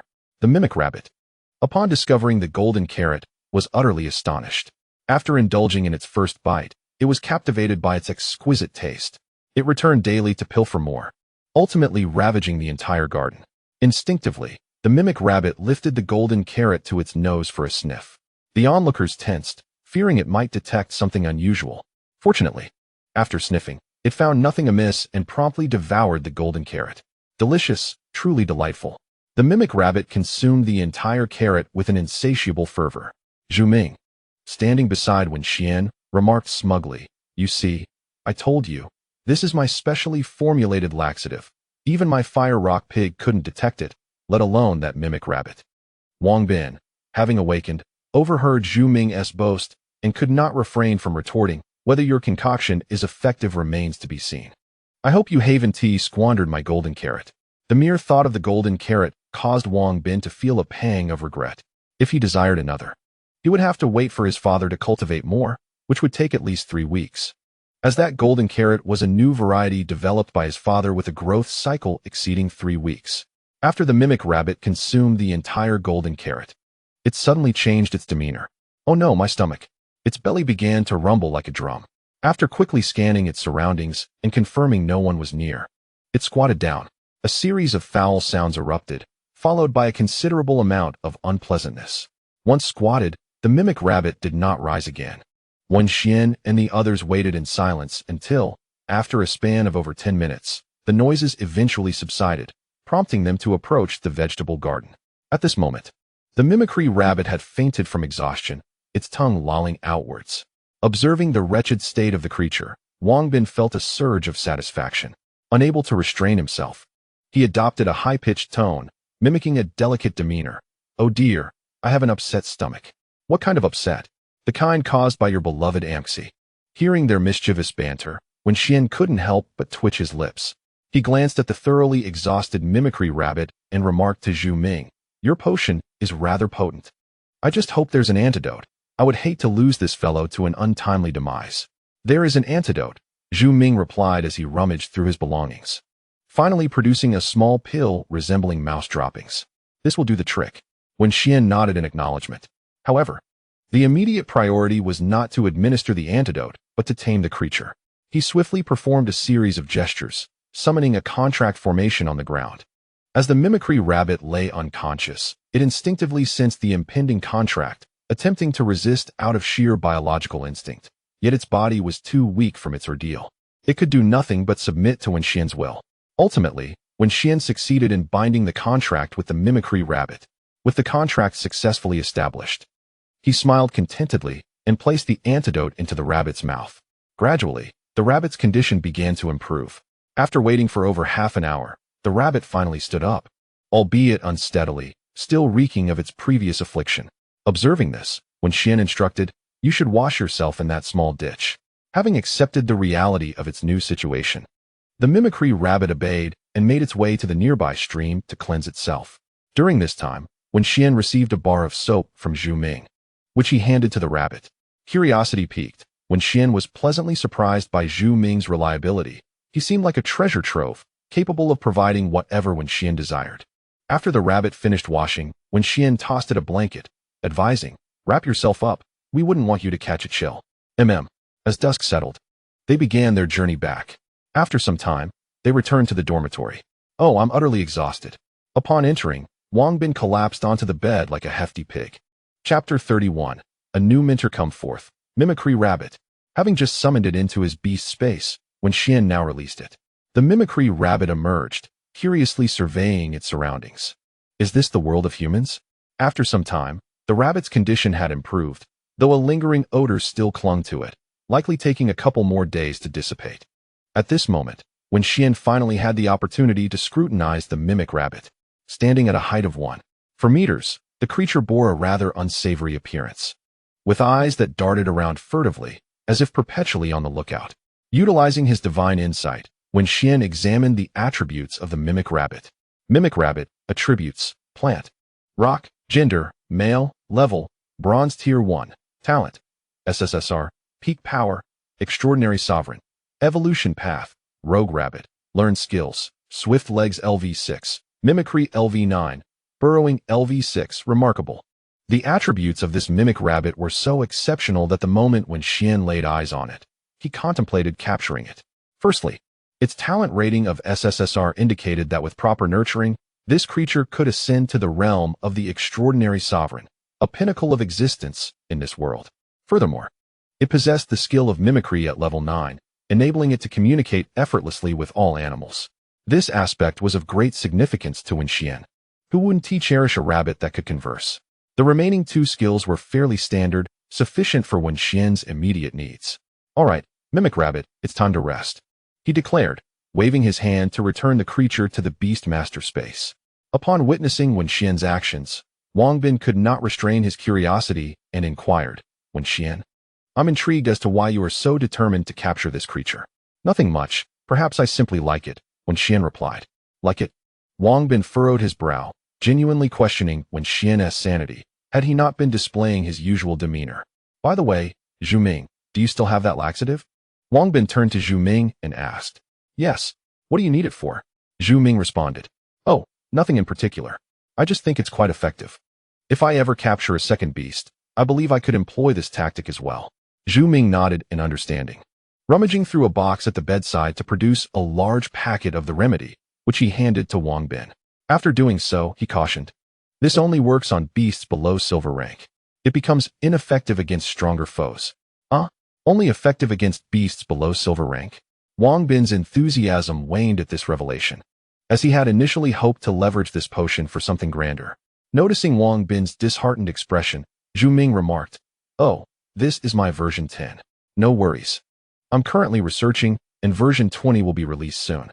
Upon hearing this, Wang Bin's eyes brightened with eagerness. When you develop the new one, make sure to give me the first sample. Of course. Who are we to each other? Wenxian and Mao Mao exchanged glances, listening intently to their conversation. The following day, early in the morning, on the school playground, two figures were jogging. The atmosphere of the playground felt somewhat altered, as an additional character had appeared in the stands. It was none other than the echoing rabbit, exclaiming, Delicious! Oh, how delightful! Before it lay an abundant array of fruits. A compensation from Wenxian for the previous day's misfortunes. Just as the echoing rabbit was indulging in its feast, another figure emerged, eyes brimming with curiosity upon spotting the peculiar creature. What a surprise, an echoing rabbit, he remarked, approaching it. Upon noticing his approach, the echoing rabbit swiftly gathered all the food, exclaiming, What do you want? Surely you don't intend to snatch my fruits. The audacity of the rabbit's words made the newcomer's lips twitch in disbelief. He hadn't anticipated such a possessive display from the echoing rabbit. The commotion caught Wenxian's attention, who, accompanied by a bow, dashed towards the stands. What brings you here? Wenxian inquired, observing that the figure before him resembled a teacher. Oh, it's nothing much. Someone asked me to look after you, so I thought I would check in, he replied. Look after me? Who is it? Wenxian questioned. Dugu Tong Tong, came the answer. Teacher Tong Tong? Why did she send you to look after me? Because she has left. Left? Wenxian found it hard to believe. Teacher Dugu Tong Tong had been doing well, so her sudden departure was perplexing. She has attained what she desired, the figure continued. What do you mean? Do you really think her kindness was without ulterior motives? She is not as noble as you imagine. Her goodwill was merely a means to an end. By helping you win first place in the freshman competition, she accrued a substantial amount of points. Now that she has exchanged those points for what she wanted, naturally, she has departed. Moreover, I advise you to sever any future ties with her. Upon hearing this, Wenxian maintained a semblance of calmness, a demeanor that took Feng Xiang by surprise. You truly are as mature as she claimed. I find it curious that you are not angered by this revelation, considering she seemingly exploited you. Feng Xiang had expected Wenxian to react with fury, denouncing teacher Du Gu Tong Tong vehemently. Yet he remained remarkably composed, an unsettling calmness enveloping him. Why should I be angry? If she has left, then so be it. As for your notion of exploitation, it depends on one's perspective, at least from my viewpoint. She has indeed aided me significantly. Without her assistance, my and Abao's progress would not have accelerated so swiftly. Indeed, Feng Xiang nodded. Well then, I shall not disturb your training any further. Farewell. Dugu Tong Tong has departed, and henceforth I shall assume the role of your mentor. Should you ever find yourself in need, do not hesitate to seek my counsel. With that, Feng Xiang took his leave. As he watched Feng Xiang's retreating figure, Wenxian was lost in contemplation. Dugu Tong Tong's departure and the arrival of a somewhat roguish instructor left an uncertain taste in their mouths. Was this a blessing or a curse? Nevertheless, he decided to cast aside such thoughts. Wenxian stretched his neck and yawned lazily, reaching for a piece of fruit to snack on. However, the mimic rabbit instinctively moved to guard its food. Wenxian was taken aback by the rabbit's unexpected possessiveness. Perhaps the hardships of survival in the wild had instilled in it a peculiar obsession with food.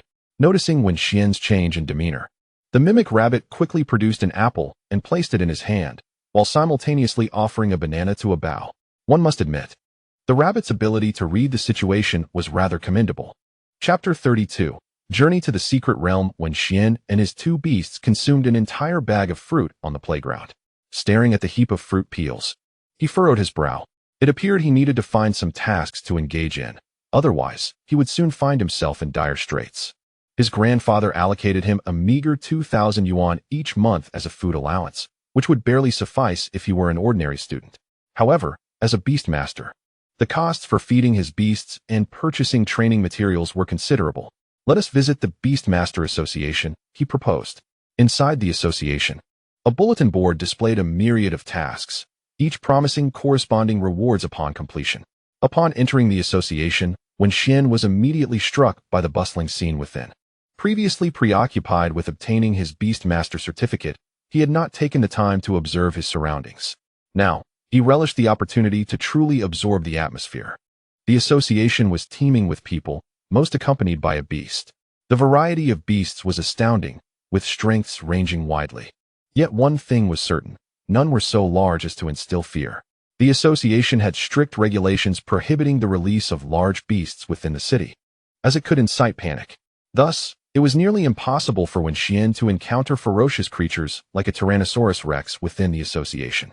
He approached the task board and began to peruse the listings. His presence caught the attention of several seasoned beast masters.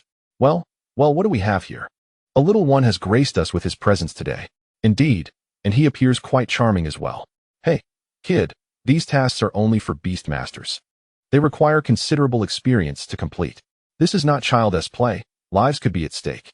I advise you to return and hone your skills before attempting any of these tasks. Upon hearing the words of the older gentleman, Wenxuan could not help but roll his eyes. He chose not to respond to them, instead engrossing himself in his own thoughts.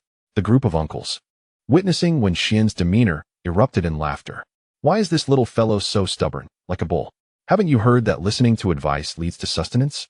With your attitude, you might meet an untimely demise out there. Despite the earnest counsel from the older men, Wenxuan remained unmoved. Hey, Laoli, let us not bother with him any longer. He is courting danger on his own and can't blame others. We have a mission to attend to, so let us prepare properly. Upon hearing this, one of the uncles opened his mouth to speak, but the words faded before they could escape. With a sigh, he turned and followed his companions away. Wenxuan cast a sidelong glance at the departing uncle before resuming his task. The mission was to search for iron ore. After some exploration, Wenxuan finally discovered a task suited to him. The iron ore was said to be found within a small secret realm, and the mission promised a reward of 10,000 huaxia coins for its successful retrieval. 10,000, you say? To mitigate any unforeseen circumstances. Wenxuan took out his phone and began searching for information regarding the iron or secret realm. The most formidable beasts within had a maximum strength of merely bronze tier 1. This was a world of beast tamers, and where there were beast tamers, a corresponding forum existed. The information on this forum was updated in real time, and it was mostly reliable. Let us go? Wenxuan set off towards the iron or secret realm with a bow and two bow in tow. Upon exiting the Beast Tamer Association, they hailed a vehicle and arrived at the entrance of the secret realm. In this world, alongside the wild beasts lurking in the wilderness, secret realms also housed them. Each nation had designated personnel to guard these realms, primarily to prevent the beasts within from escaping and wreaking havoc. Consequently, to maintain the expenses of these guards, a nominal toll was collected from the beast tamers entering the secret realms. This toll was only charged once, at the point of entry. There was no fee upon exiting. Furthermore, all treasures acquired within the secret realms belonged to the adventurers. However, there were exceptions, particularly for private secret realms. To enter a private secret realm, one had to pay a certain price, both upon entry and exit. Wenxuan approached two guards clad in green uniforms. Good day, please present your beast tamer license. One of the guards stopped Wenxuan. In response, he retrieved his beast tamer license from his pocket and handed it to the staff member. After the staff verified the information, they bowed slightly to Wenxuan. Greetings, your information has been confirmed. Please pay the entrance fee of 500 yuan. All right. Wenxuan extracted 500 yuan and presented it to the staff, who then granted him passage. Accompanied by his two spirit beasts, he traversed the portal and entered the realm of mineral secrets. Just as he stepped inside, the two guards began to engage in casual conversation. Hey, look, another little fellow has come to venture. How long do you think it will take for him to emerge? I don't know. but it should be at least 10 minutes. This kid seems quite formidable, boasting a bronze rank of level 5. Bronze level 5? Isn't that a notch above me? The speaker himself was a bronze level 4. Beastmasters possess the ability to sense the strength of others through their aura. This, however, is limited to advanced beastmasters discerning the prowess of their lesser counterparts. The latter cannot perceive the abilities of the former. Wenxuan was an exception, endowed with the divine eye that others lacked. Is this the interior of the secret realm? Upon entering, Wenxuan swiftly surveyed his surroundings. He observed that the interior bore resemblance to the outside world, encapsulating its own domain. This locale was a volcanic region, with a distant active volcano currently erupting with torrents of molten lava. A deafening roar echoed as the magma surged skyward, reaching heights of over 1,000 meters. In an instant, a thick cloud of smoke enveloped the sky, rendering it a dismal gray, while countless ash particles descended from above. Noticing this, Wenxuan hastily retrieved a mask from his backpack and donned it. Let us proceed. Prior to his arrival, he had conducted thorough research and acquired a map. Following its guidance, he made his way toward the mine. Soon, he found himself before the entrance of the mine. However, he did not venture inside, not due to a lack of desire, but because the entrance was guarded by two creatures, cave-dwelling goblins. Wenxuan was taken aback to discover the presence of these beings. Clearly, they intended to claim the mine as their territory. Chapter 33, Goblin Sorcerer Rabbit. Go and lure them over. The mimicry rabbit was quite the clever creature. When Wenxuan first tamed it, it was docile and compliant, but now, having grown familiar with him, its rebellious nature began to emerge. What are you waiting for? Hurry up. All right. Under the roof, one must bow. And although Wenxuan allowed it to grumble, it only voiced its complaints lightly. The mimicry rabbit approached the two cave-dwelling goblins. Come on, come on. Come feast upon this grand figure. Have you seen this delectable derriere? It's quite a treat. The mimicry rabbit began to sway its ample backside in front of the goblins. Though cave-dwelling goblins are intelligent beasts, their intellect is limited. Upon seeing the mimicry rabbit, they exchanged glances before charging toward it with loud cries. Upon witnessing the situation, the mimic rabbit swiftly made its escape, sprinting away but deliberately slowing its pace to give the two pursuing cave goblins the illusion of being able to catch up. The clever rabbit successfully lured the goblins out. Meanwhile, Wenxuan and Abao had been lying in wait. As the goblins passed by, Abao suddenly leaped from behind a large rock, delivering a powerful strike to one goblin, shattering its bones.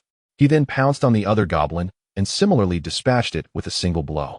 Observing this, Wenxuan drew a dagger, not to wield it himself, but to hand it to the mimic rabbit. What for? The rabbit inquired. Go check if these goblins possess any beast crystals. If they do, retrieve them for me.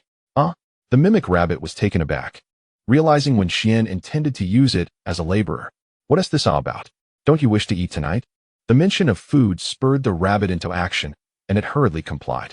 Before long, two beast crystals appeared in Wenxuan's hands.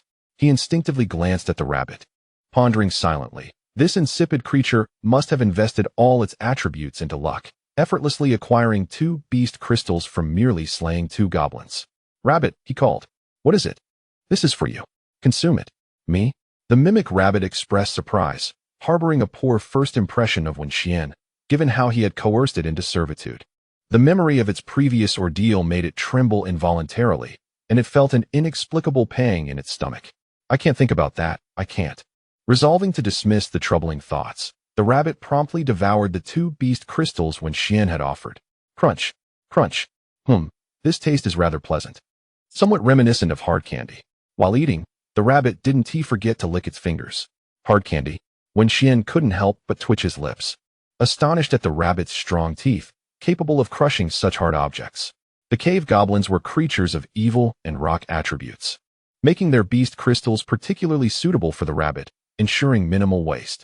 After dispatching the two sentinel goblins, Wenxuan contemplated whether to enter the cave when, in the distance, he heard a cacophony of footsteps and raucous voices. He quickly found a corner to conceal himself. Moments later, several burly men appeared, heading directly to the mouth of the mine before entering without hesitation. It's them. Wenxuan recognized these figures as the same individuals he had encountered at the Beastmaster Association. Wenxuan had not anticipated their arrival at this location. What could their purpose be? Curiosity piqued, he stealthily trailed behind them, accompanied by a bow and the mimic rabbit. The strength of the group of burly men was formidable. Wenxuan discerned that the strongest among them possessed the prowess of a 9th-tier bronze. That was indeed an impressive level, mere steps away from attaining silver status. With a resounding crash, one of the men wielding a heavy hammer dispatched a cave-dwelling goblin, swiftly concluding the skirmish. "I can't believe such filth has invaded this mine," one of the men remarked, a flicker of disdain crossing his face. "Enough of this chatter, let us proceed." The leader, a bald man with a somewhat menacing appearance, seemed urgent as he urged his companions onward. "Understood," the others, all subservient to him, replied in unison. "Once we complete this task, I will be able to acquire the mirror-breaking pill. At that point, I shall ascend to the rank of a silver beast master. You shall all benefit greatly by following me." Indeed, the group eagerly echoed. They ventured deeper into the mine, with Wenxuan closely in tow. Before long, they reached the depths of the cavern. Suddenly, a fireball shot towards them. The group instinctively dodged. Boom! The fireball struck the ground, erupting in a violent explosion. "I thought there were only ordinary cave goblins here. I never expected a goblin sorceress to be present. Enough with the idle talk. Let us strike together and eliminate the foe." Goblin sorceress. Attributes: evil. Rock, gender, female, level, 9th-tier bronze. Talent: B, peak strength, gold. Evolution path: Great Goblin Sorceress. Skills: Gunpowder Mastery LV6, Projectile LV6, Weaken LV5. Fear Tactics LV4. The battle commenced with explosive force. Boom, boom. The entire cavern resonated with the sounds of conflict, shaking violently as dust cascaded from the ceiling. Observing this, Wenxuan hastily retreated. Have these lunatics lost their minds? Fighting in such a confined space could cause this mine to collapse.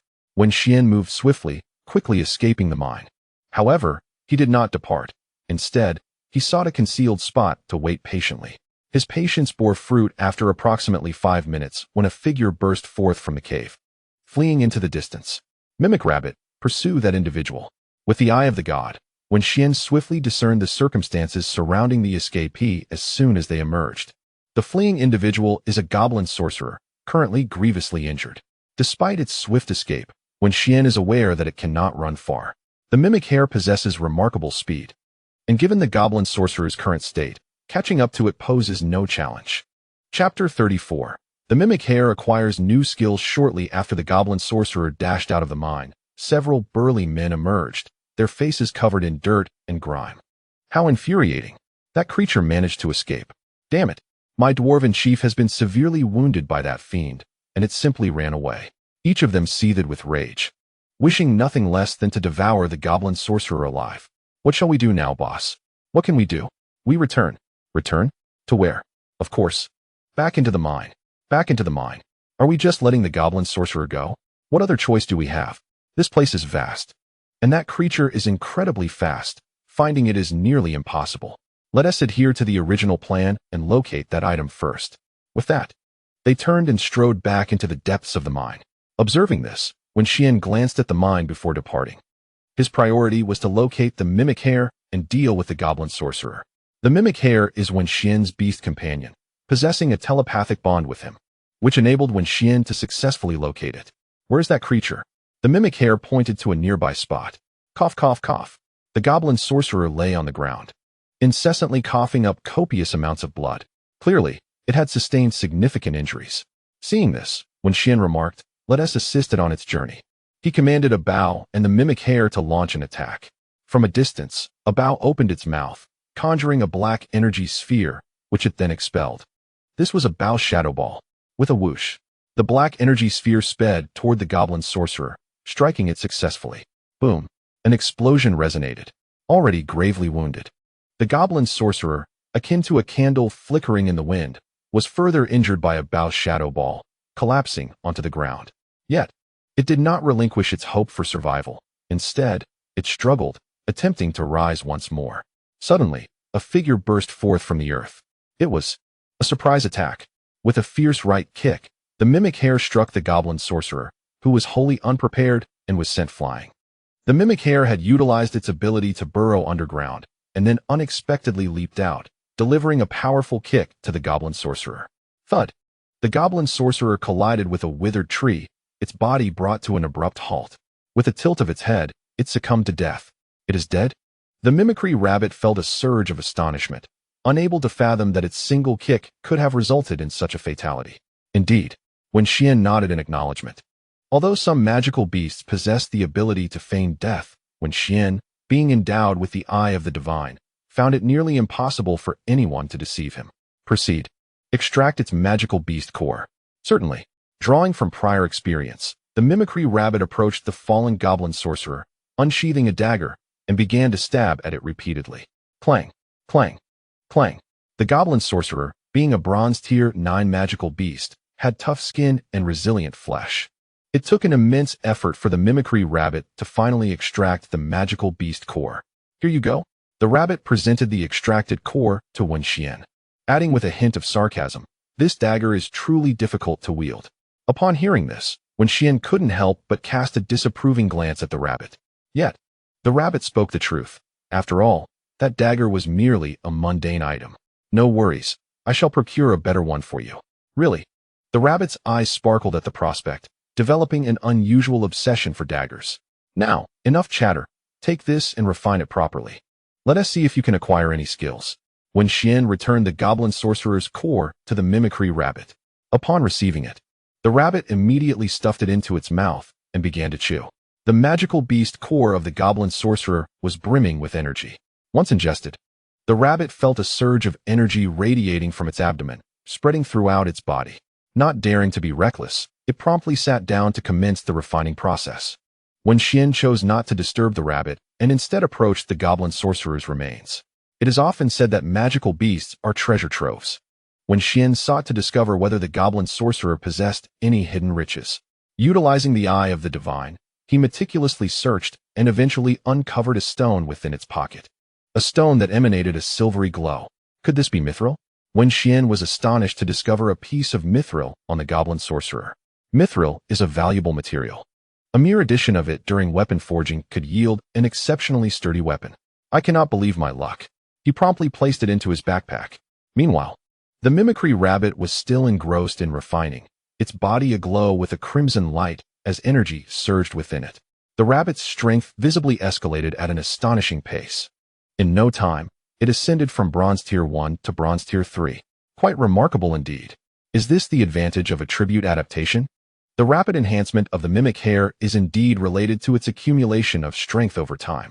Previously, it struggled with hunger and cold, let alone devouring the crystal cores of magical beasts. However, the situation has changed. Wenxuan now provides ample nourishment, leading to a natural elevation in its power. After a while, the mimic hair finally completed its refinement, reaching the pinnacle of the bronze tier 3, tantalizingly close to tier 4. Wenxuan gazed at the mimic hair and noted not only its increased strength, but also the acquisition of a new skill, gunpowder technique. Mimic hair, attributes, plant, rock, gender, male, level, bronze tier 3, talent, SSS-R, peak strength, extraordinary monarch, evolution path, rogue rabbit, skills learned, lightning legs LV6, mimicry LV9, digging LV6, gunpowder technique LV5, only LV5?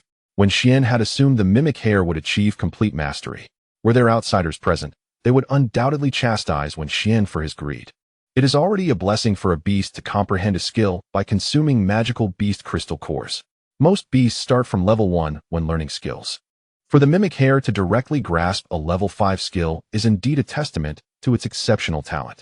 Wenxuan's attention shifted to the entry 4, gunpowder technique.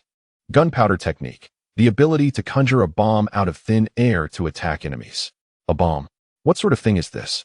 Chapter 35, the inventor upon hearing this. The mimic hair smiled slightly. It flipped its paw, and a carrot materialized in its grasp. However, the carrot's tip was a fuse, which was already ignited and crackling. The mimic hair suddenly hurled the carrot. Boom. The carrot detonated like a grenade upon hitting the ground, creating a large crater nearby. The mimic hair, witnessing the explosion, was filled with exhilaration. Explosions are art. Who could resist a carrot that could explode? The mimic hair seemed to become addicted to this. Quickly scanning its surroundings and spotting a massive boulder not far away, a sly smile crept across its face as it darted toward the stone. Boom, boom, boom. In this open space, The sounds of explosions echoed successively. Wenxian observed the mimic hare, which had used the bomb carrots numerous times, now panting from exertion. All right, you've had your fun. It's time to rest. Wenxian looked around, and the scene was one of utter chaos, with deep craters left by the bomb explosions everywhere. The boulder had long since been reduced to powder by the mimic hare's explosive antics. Wenxian extracted provisions from his backpack and, accompanied by the mimic rabbit and Abeo, sought a relatively clean spot to partake of their meal. Upon finishing, an abrupt sense of vigilance enveloped them. Footsteps were approaching. Instinctively, they fled to a concealed location to hide. What was happening? Why had the sound of the explosion vanished? The newcomers surveyed the expansive area before them, now marred only by the deep crater left by the explosion. Their brows furrowed in concern. "Boss, look over there," one of the subordinates suddenly exclaimed, pointing towards a short distance away. There lay the lifeless body of the goblin sorcerer. Laughter erupted among them. Indeed, after traversing treacherous paths, they had stumbled upon an unexpected fortune. Damn it, we toiled so hard and found no mithril in the mine. Now, encountering this goblin sorcerer's corpse is, at least, a consolation. They hurried toward the fallen sorcerer, but as they drew closer, their expressions soured. They had not anticipated that the fruits of their labor had been claimed by another. Who could it be? They shouted in frustration, their voices echoing in the silence. But no response came. Damn it, the bald leader cursed, unable to contain his anger. Today has been a stroke of bad luck. I can't take this anymore. I've bottled up enough fury. Tonight, I'll go find that woman and let off some steam. With that, he strode away, and the other subordinates exchanged glances before following him. Not long after their departure, Wenxian, Abeo, and the mimic rabbit emerged from the earth. Indeed, they had burrowed up from the ground. The mimic rabbit possessed the skill to dig tunnels, and upon sensing the approach of others, Wenxian had immediately instructed it to excavate a large hole. He and Abeo concealed themselves within, sealing the entrance with volcanic ash. The remnants of the carrot bomb explosions camouflaged their hiding place from the bald leader-s group. Casting a glance at the goblin sorcerer-s body, Wenxian understood the need to vacate the area swiftly. He did not exit the secret realm immediately, but instead made his way to the mine. Upon arrival, he suddenly perceived the bald group as benevolent. Their skirmish had unearthed iron ore from the depths of the mine. Selecting a sizable piece of iron ore, he stowed it in his backpack and set forth on his journey home. As he emerged from the secret realm, he caught the attention of two guards. Once he had departed, they began to converse. This young man possesses great potential. Indeed, his future is boundless. Venturing alone into the secret realm, he remarkably unearthed iron ore, truly impressive.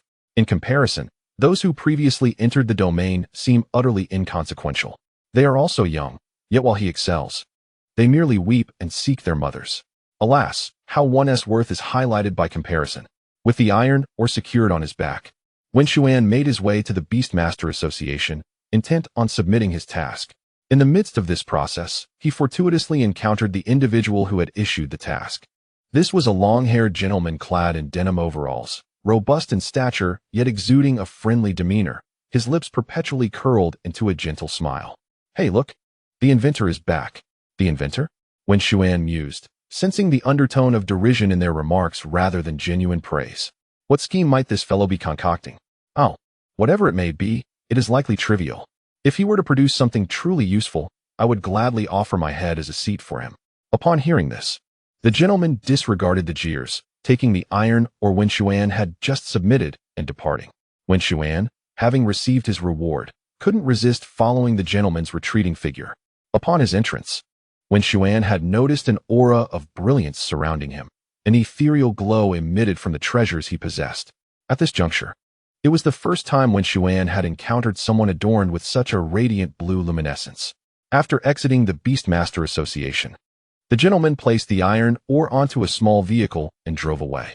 Seizing the opportunity, Wenxuan hailed a taxi and pursued him. The gentleman finally arrived at a courtyard, where he opened the iron gate and drove inside. Naturally, Wenxuan paid his fare and alighted from the taxi, following him into the courtyard. At that moment, the gentleman unloaded the iron ore from the vehicle and set it upon the ground. Upon noticing Wenxuan, he beckoned, "Since you're here, lend me a hand." Of course, Wenxuan assisted him in transporting the iron ore into the workshop. Once the ore was securely placed, The gentleman turned to Wenxuan and said, "Allow me to treat you to a drink." With that, he ambled over to a nearby refrigerator and began his task. Indeed, it was a task. Wenxuan observed in astonishment as the gentleman locked the refrigerator. After some effort, he finally retrieved a bottle of red wine and a platter of skewered meat. The gentleman maintained his amiable smile as he uncorked the wine, pouring a glass for Wenxuan and one for himself. He gently swirled the contents, lifted the glass to his lips, and savored a delicate sip. How elegant! It is truly exquisite. One might mistake him for a noble scion who has fallen from grace. Chapter 36. The Strange Dagger. Young brother, allow me to treat you to some skewers. Skewers? Before Wenxuan could respond, the uncle had already approached the canvas nearby. With both hands gripping the fabric, he exerted a sudden force, swiftly unveiling what lay beneath. A grand piano. Wenxuan's eyes widened in astonishment. He had not anticipated a piano concealed beneath the canvas.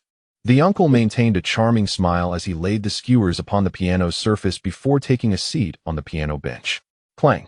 The uncle began to play. It was the Symphony of Fate. As he performed, the piano resonated throughout the room, and the skewers sizzled enticingly atop it. Incredible! The ability to fuse piano music with grilled meat demonstrated the audacity of this individual. Wenxuan couldn't help but commend him in his heart. After the performance concluded, the uncle stood and approached Wenxuan with a generous handful of lamb skewers. "Here, enjoy." "Thank you."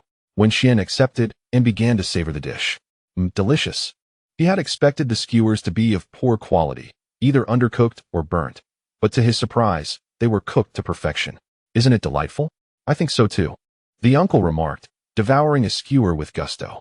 Noticing this, Wenxuan hesitated momentarily before his curiosity got the better of him. "Don't you find it strange? Why am I here? And it seems you do not mind my presence." Sighing at Wenxuan's words, the uncle's face reflected a sense of helplessness and solitude. "Perhaps I have been lonely for too long and desired some company."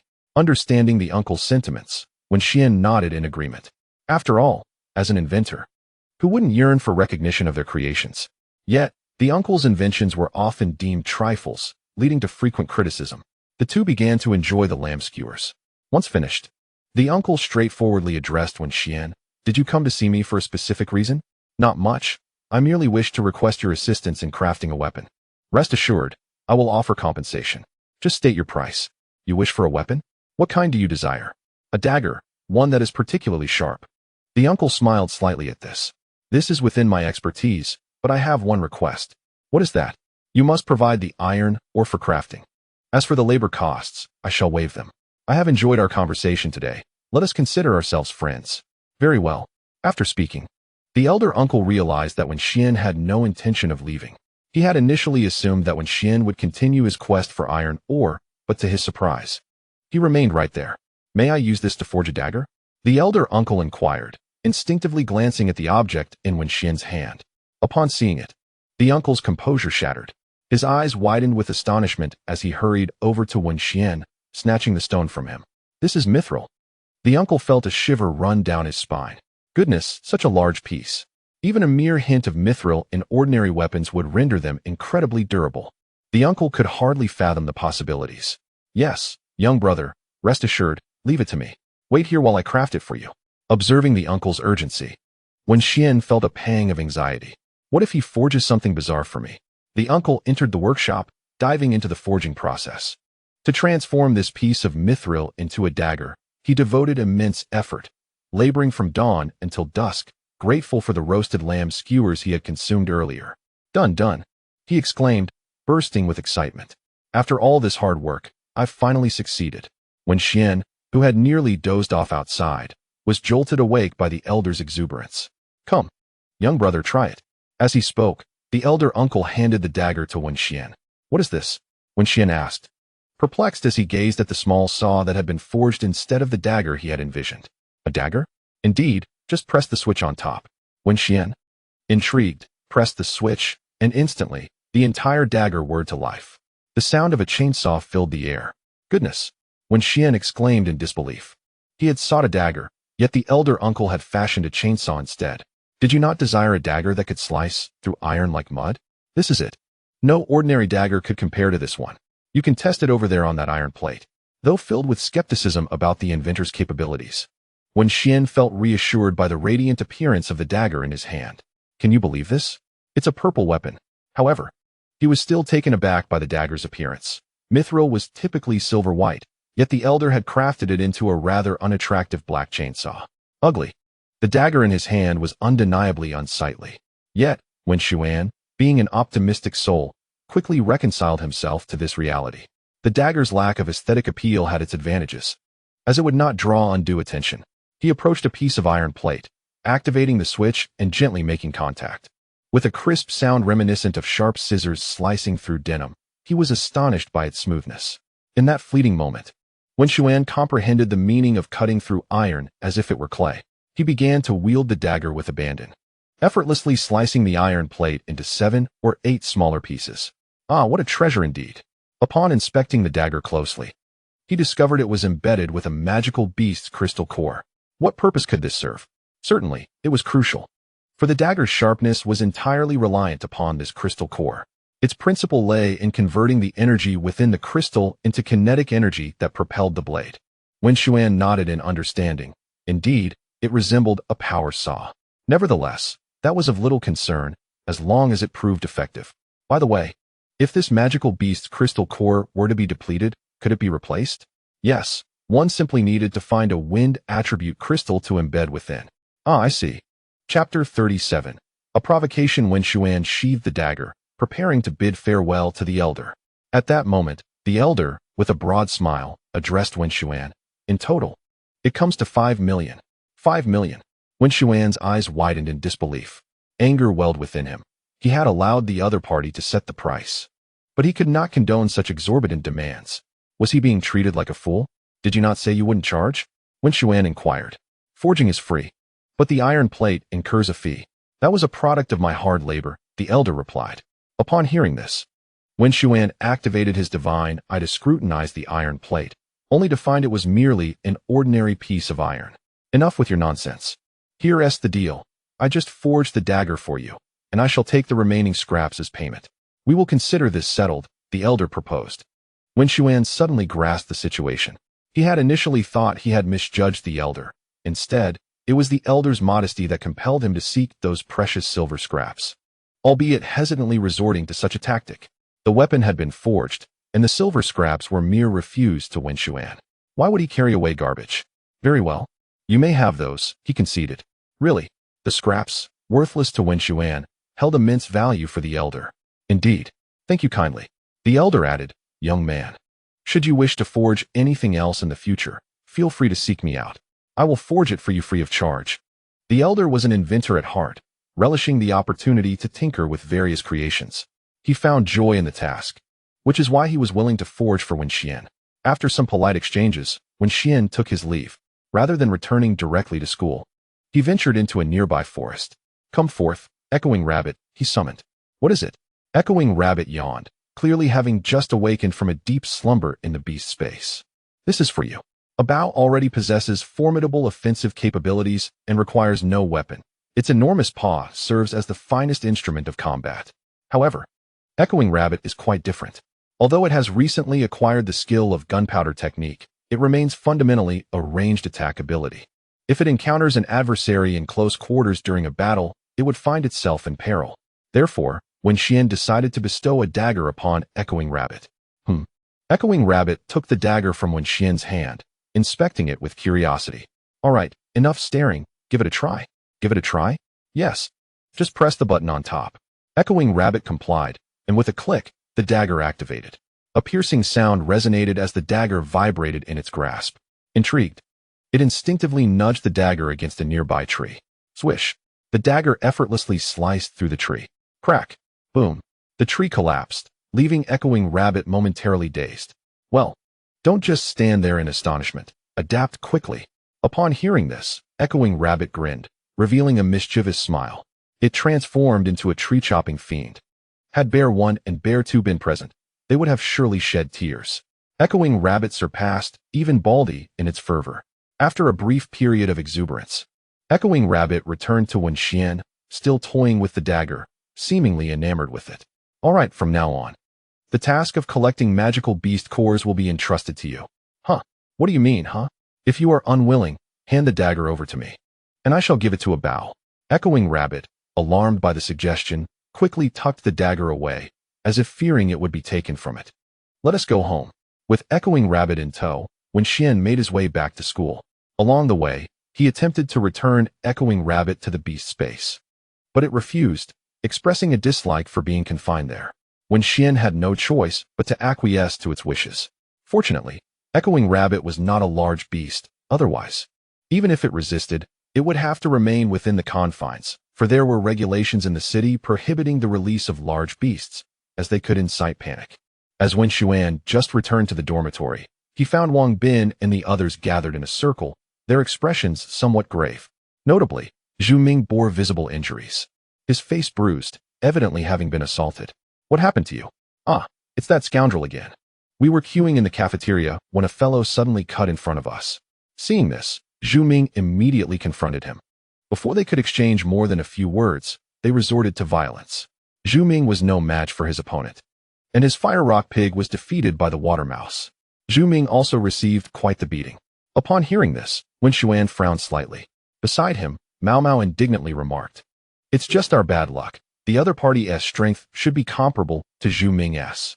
However, his beast is a water mouse, and its water attribute provides a damage bonus against Zhu Ming's fire rock pig." A water mouse, you say? Suddenly, as Wenxuan contemplated this, someone kicked open their dormitory door. Everyone turned to the entrance, where they saw a person devouring an egg tart. A smug expression plastered across his face. Wei Xiaodi, what brings you here? Oh, nothing much. I just wanted to see if someone was crying. Zhu Ming's eyes turned red upon hearing this.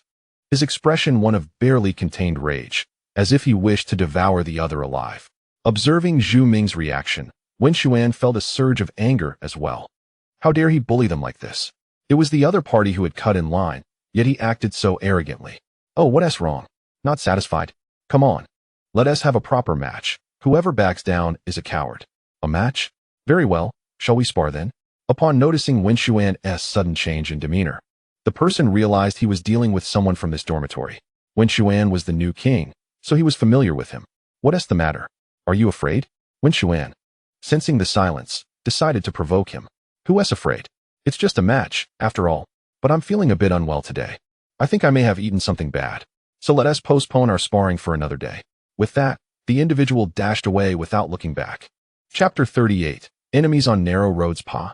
What a cowardly bully, Wang Bin grumbled, visibly upset. All right, don't get angry. He probably won't bother you again in the near future. He may not trouble us for now, but what about later? Who's to say he won't return? Upon hearing this, Wenxuan couldn't help but roll his eyes. If he does come back, won't you fight back? What are your hands for? Fight back? Upon reflecting on the prowess of his opponent, Wang Bin felt a profound sense of inadequacy, believing he was likely unable to prevail. However, the inability to triumph now did not preclude future victories. Enduring humiliation was a necessity for the time being. Once he gained the upper hand, he would seize the opportunity to exact vengeance, for that was the true essence of reclaiming dignity. Although Wenxian had the chance to intervene and reprimand the adversary, he refrained, deeming it unnecessary to engage with a mere buffoon. Furthermore, the encounter served as a wake-up call for Wang Bin and his companions, who had been living rather comfortably of late. The trio, albeit somewhat disgruntled, found themselves in different spirits. Zhu Ming, in particular, clenched his fists, seemingly resolved to strive for improvement. The following day, Wenxian rose early. Instead of engaging in his usual exercise routine, he accompanied Ah Bao and the mimic rabbit to the cafeteria for a meal. As they approached the entrance, they unexpectedly encountered the individual from the previous day. Wei Xiaodi, upon spotting Wenxian, exhibited a degree of excitement and eagerly introduced a taller companion, exclaiming, "Brother, he bullied me yesterday." At this revelation, Wenxian couldn't help but chuckle, momentarily transported back to his middle school days, when he had been the dominant figure in his class, with those he had wronged often calling upon their older siblings for assistance. Yet, in contemporary times, what good was such an appeal? Unless one was a female streamer, calling out for a brother would hardly elicit any rewards. Wei Xiaodi's brother, furrowed his brow upon hearing the accusation. "So, you are the one who bullied my brother?" he inquired. "Indeed, and what of it? Do you intend to defend him?" Sighing, Wei Wen clearly preferred to avoid conflict. Yet he was fiercely protective of his younger sibling, often offering support when needed. Since you've wronged my brother, you owe me an explanation. What explanation do you seek? Perhaps we should settle this through a contest of strength? Wenxuan despised lengthy verbal disputes. He preferred to let actions speak louder than words. Against this adversary, a mere exchange of blows would suffice. You're quite audacious, aren't you? Very well, let us engage in a proper spar. He gestured towards the designated arena. The school did not prohibit student combat. However, they mandated that such encounters occur within the confines of the arena and in the presence of a teacher to avert unforeseen incidents. I'm willing to fight, but there must be some stakes involved. Otherwise, what motivation do I have to engage? Upon hearing this, Wenxuan instinctively searched his pockets and retrieved a monster crystal core. Wenxuan glanced at the core and discerned it was a silver-grade crystal from a white water serpent. Will this suffice? Wenxuan inquired. It will do, Wenxuan replied. Then let us commence without delay. In Wenxuan's subconscious, he was exploiting the weak, which is why he refrained from demanding a reward from Wenxuan. Simultaneously, he harbored an unwavering belief that victory was assured. The two ascended the arena. Do not accuse me of bullying you. I shall not employ my strongest beast, but instead unleash one I recently tamed. Come forth, Aqua Cat. The Aqua Cat was a feline of striking azure hue, standing upright on its hind legs, adorned with wolf claw-like gloves. Its eyes were piercingly sharp. Aqua Cat. Attribute: water. Gender: female. Level: bronze 4. Talent: B. Peak strength: gold. Evolution path: mighty cat. Learned skills: water gun LV4, claw LV5, keen eye LV3. To Wenxuan's surprise, it was but a small female cat. He nudged his companion, the echoing rabbit, with a kick. Enough of standing there foolishly. Hurry up and take your turn. Me? Go up? What other choice do you have? Since Wenxuan had tamed the echoing rabbit, it had yet to battle against others. Fine, I shall go. The echoing rabbit reluctantly hopped into the arena. Give it your all, and I shall treat you to carrots afterward. Carrots. Upon hearing those words, the echoing rabbit was instantly invigorated. Among all foods, its utmost favorite remained the carrot. A dog cannot change its habit of eating feces, and a rabbit cannot forsake its love for carrots. This is indeed a truth. Once on stage, the Aqua Cat lunged at the echoing rabbit in a surprise attack. Wow, what a sneak attack. You lack honor in combat. The echoing rabbit began to sprint. The unfolding battle soon attracted the attention of surrounding students, who gathered to witness the spectacle. Look, that rabbit can actually talk. How amusing. Indeed, it's fascinating. A beast that can speak. Now I want one. Uft. What use is talking? At that moment, a certain individual appeared. Though bespectacled, he exuded an air of pretentiousness. He arrogantly adjusted his glasses. The combat prowess of this echoing rabbit is exceedingly lacking. It's only its ability to speak that barely makes it tolerable. The rest is utterly worthless. There is no breeding value whatsoever. Anyone who chooses this echoing rabbit as their beast is a fool. Wenxuan overheard the man's remarks and merely cast him a glance, choosing not to engage. He had no desire to waste his time on someone whose intellect seemed as misplaced as their eyes. In the arena, the echoing rabbit skillfully maneuvered around the Aqua Cat. It was not fleeing, but rather playfully toying with the creature, much like a performer teasing a monkey. Echoing rabbit. Stop playing around. Do you still wish to eat those carrots? At Wenxuan's words, the echoing rabbit immediately adopted a serious demeanor. Do not allow it to eat. This grudge is one that cannot be overlooked. The mimicry rabbit came to a halt, and suddenly, a carrot appeared in its grasp, which it hurled towards the hydraulic cat. Ha! The one who had just mocked Wenxuan could not contain his laughter. You see, I told you, this mimicry rabbit is utterly useless, nothing but a heap of garbage. Is that so? At that moment, an individual emerged behind him, slapping him forcefully on the back. You dare call this mimicry rabbit garbage? How about a wager? A wager on what? Let us wager whether this mimicry rabbit can prevail. If you win, you shall live stream eating excrement. How does that sound? All right, everyone heard that, right? And what if you fail to deliver? If I cannot, I shall be a turtle, a worthless coward. Very well, it is settled then. Everyone can act as a witness. Unbeknownst to them, the instigator of the bet wore a sly grin at the corners of his mouth. Carrots scattered across the ground, and Wenxuan grew somewhat impatient. Are you finished? That thing has no lethal power. Why are you throwing it around?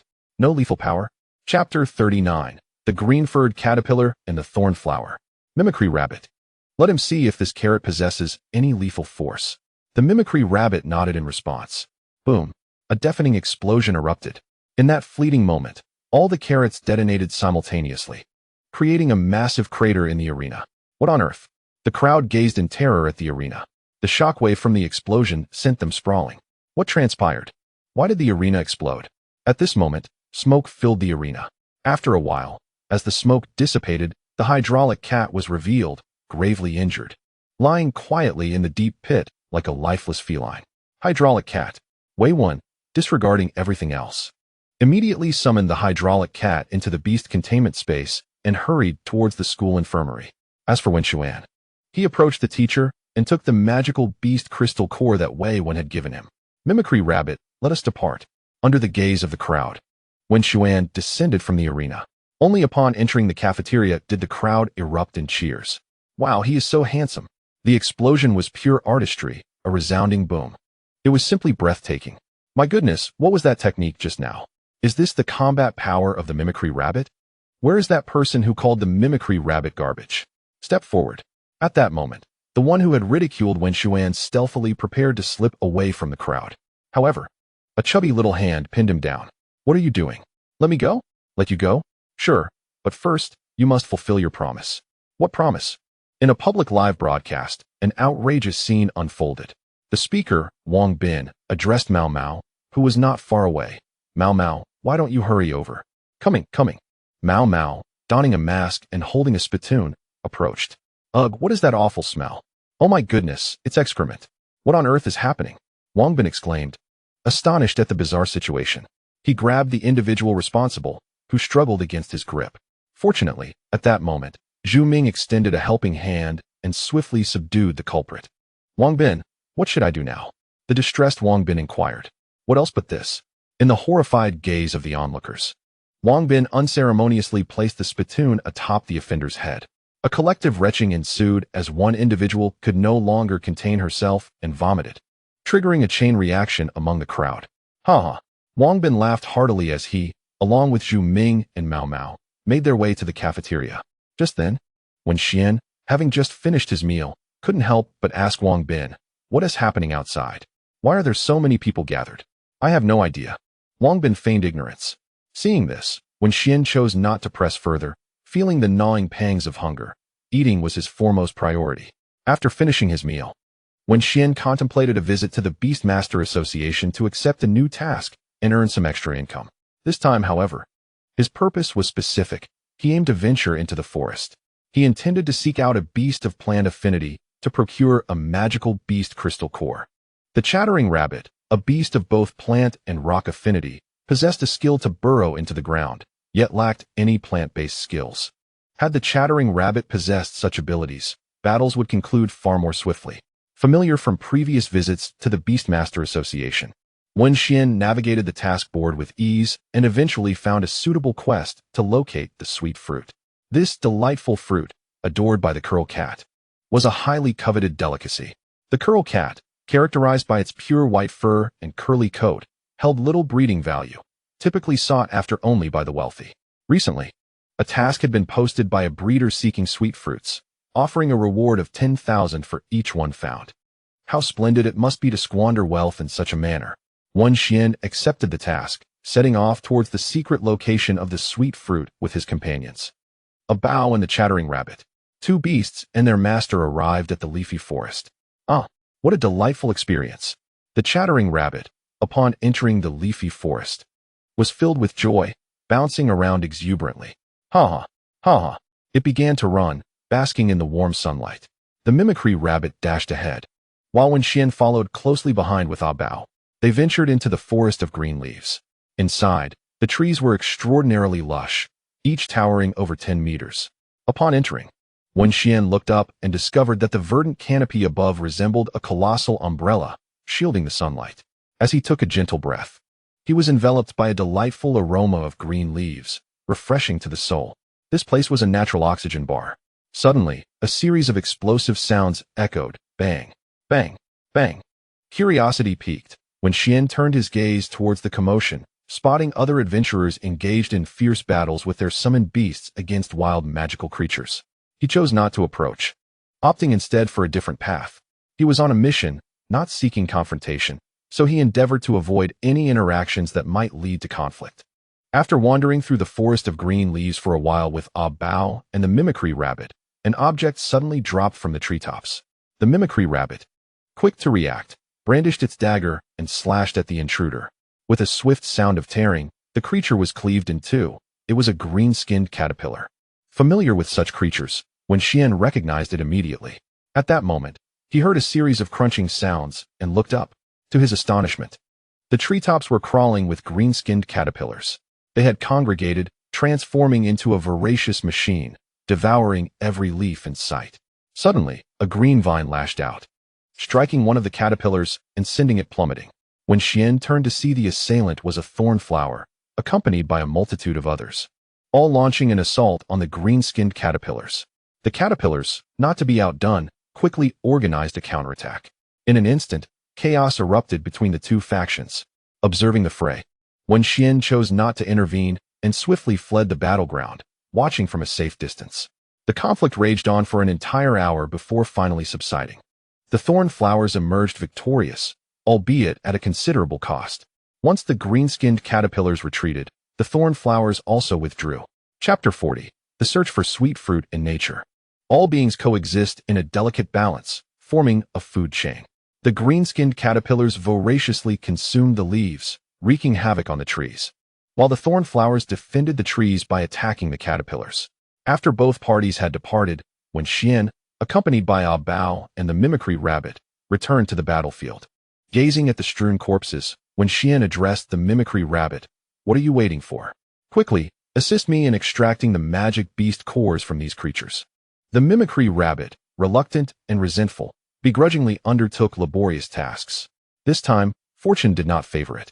The green-skinned caterpillars were not only repugnant, but also utterly useless, yielding no monster cores despite their abundance.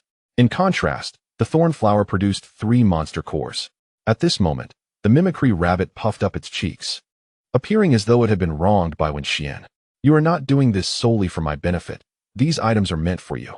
Just consume them," Wenxuan instructed. Upon hearing this, the mimicry rabbit picked one up and tossed it into its mouth, stowing the rest in its small pouch. This little leather bag had been a request from the mimicry rabbit when they passed by a specialty store. Beasts can only consume 1 monster core at a time, digesting it before they can proceed to the next. The mimicry rabbit digested quite swiftly. Within half an hour, it had completely processed the 3 monster cores from the thorn flowers. "So what have you learned?" Wenxuan inquired, uninterested in examining the rabbit's attributes. "I learned this," the mimicry rabbit responded, striking a pose reminiscent of Spider-Man from a film, mimicking the web-shooting gesture. With a whoosh, a long green vine shot forth, wrapping around a nearby treetop. The mimicry rabbit grasped the green tendril and swung across. Wenxuan shook his head with a wry smile at this creature's antics. By consuming the thorn flower's monster cores, the mimicry rabbit successfully comprehended the whipvine skill. After mastering this skill, the rabbit exhibited an exuberant frenzy, swinging through the jungle like Tarzan. At this moment, a Bao stood beside Wenxuan, watching the mimicry rabbit frolicking among the treetops with envy. Observing a Bao, Wenxuan couldn't help but pat its head. He realized that he had somewhat neglected a Bao in recent days, focusing primarily on enhancing the mimicry rabbit's abilities. After all, this creature lagged significantly behind a Bao, representing a shortcoming in Wenxuan's eyes. He certainly did not wish for the phenomenon of a weak link to manifest in his endeavors. "A Bao, let us dedicate the next few days to training diligently in this secret realm," Wenxuan proposed. A Bao nodded vigorously in agreement. Over the following days, Wenxuan, along with a Bao and the mimicry rabbit, continued their search for the sweet fruit within the green leaf forest, while also conducting specialized training for the 2 beasts. A Bao was obedient, following Wenxuan's commands without hesitation. As for the mimicry rabbit, it was nothing short of a lunatic, causing chaos throughout the green leaf forest. The green-skinned caterpillars, in particular, found their existence to be utterly miserable. Just as they were peacefully munching on the foliage, a carrot bomb would suddenly be hurled their way, obliterating the weaker ones on the spot. The creatures of slightly greater strength were, to some extent, injured. They contemplated uniting to confront the mimicry rabbit. Yet this wretched creature was truly insufferable. After tossing aside its carrot bombs, it fled without granting them a moment to react. In an instant, Two sounds echoed through the verdant leafy forest. One was the sound of a tree being struck, produced by a bao, who relentlessly pounded against a large tree. The proficiency of its bare paw strikes visibly increased at a remarkable pace. The other sound was an explosion, the handiwork of the mimicry rabbit, which indiscriminately hurled carrot bombs. After a week spent in the leafy forest, Wenxuan finally discovered the sweet fruit. Upon beholding a tree adorned with tender, pink fruits, a smile graced his face. At last, he had found it. Initially, he had harbored doubts regarding the existence of the sweet fruit within this forest, but now that uncertainty had vanished. Simultaneously, Wenxuan comprehended why others had offered a price of 10,000 for a single sweet fruit. It was indeed a rare find. He intended to direct the mimicry rabbit to pluck the sweet fruit. However, the creature remained on high alert, watching the surroundings intently, a reaction mirrored by a bao. "What troubles you?" Wenxuan inquired, peering closer, for he possessed the eye of God, allowing him to see with greater clarity than others. Upon discerning the cause of their apprehension, he finally understood: a snake. A vibrant green serpent lay beneath the sweet fruit tree, concealed among the underbrush, which, if not scrutinized closely, could easily deceive the unsuspecting. Green-scaled serpent, attribute, poison, gender, male, level, bronze 9, qualification, C, peak strength, silver, evolution path, green-scaled python, skills learned, poison fang LV5, venom spit LV4, death bind LV6. This creature possessed considerable strength. Upon observing the attributes of the green-scaled serpent, Wenxuan felt a wave of frustration wash over him. How was he to deal with it? Just then, the mimicry rabbit produced a pouch of powder. A torrent of release. Wenxuan exclaimed upon seeing it. Unable to restrain his curiosity, "Where did you acquire that?" "From beneath the pillow," replied the rabbit. At this, Wenxuan's mouth twitched involuntarily.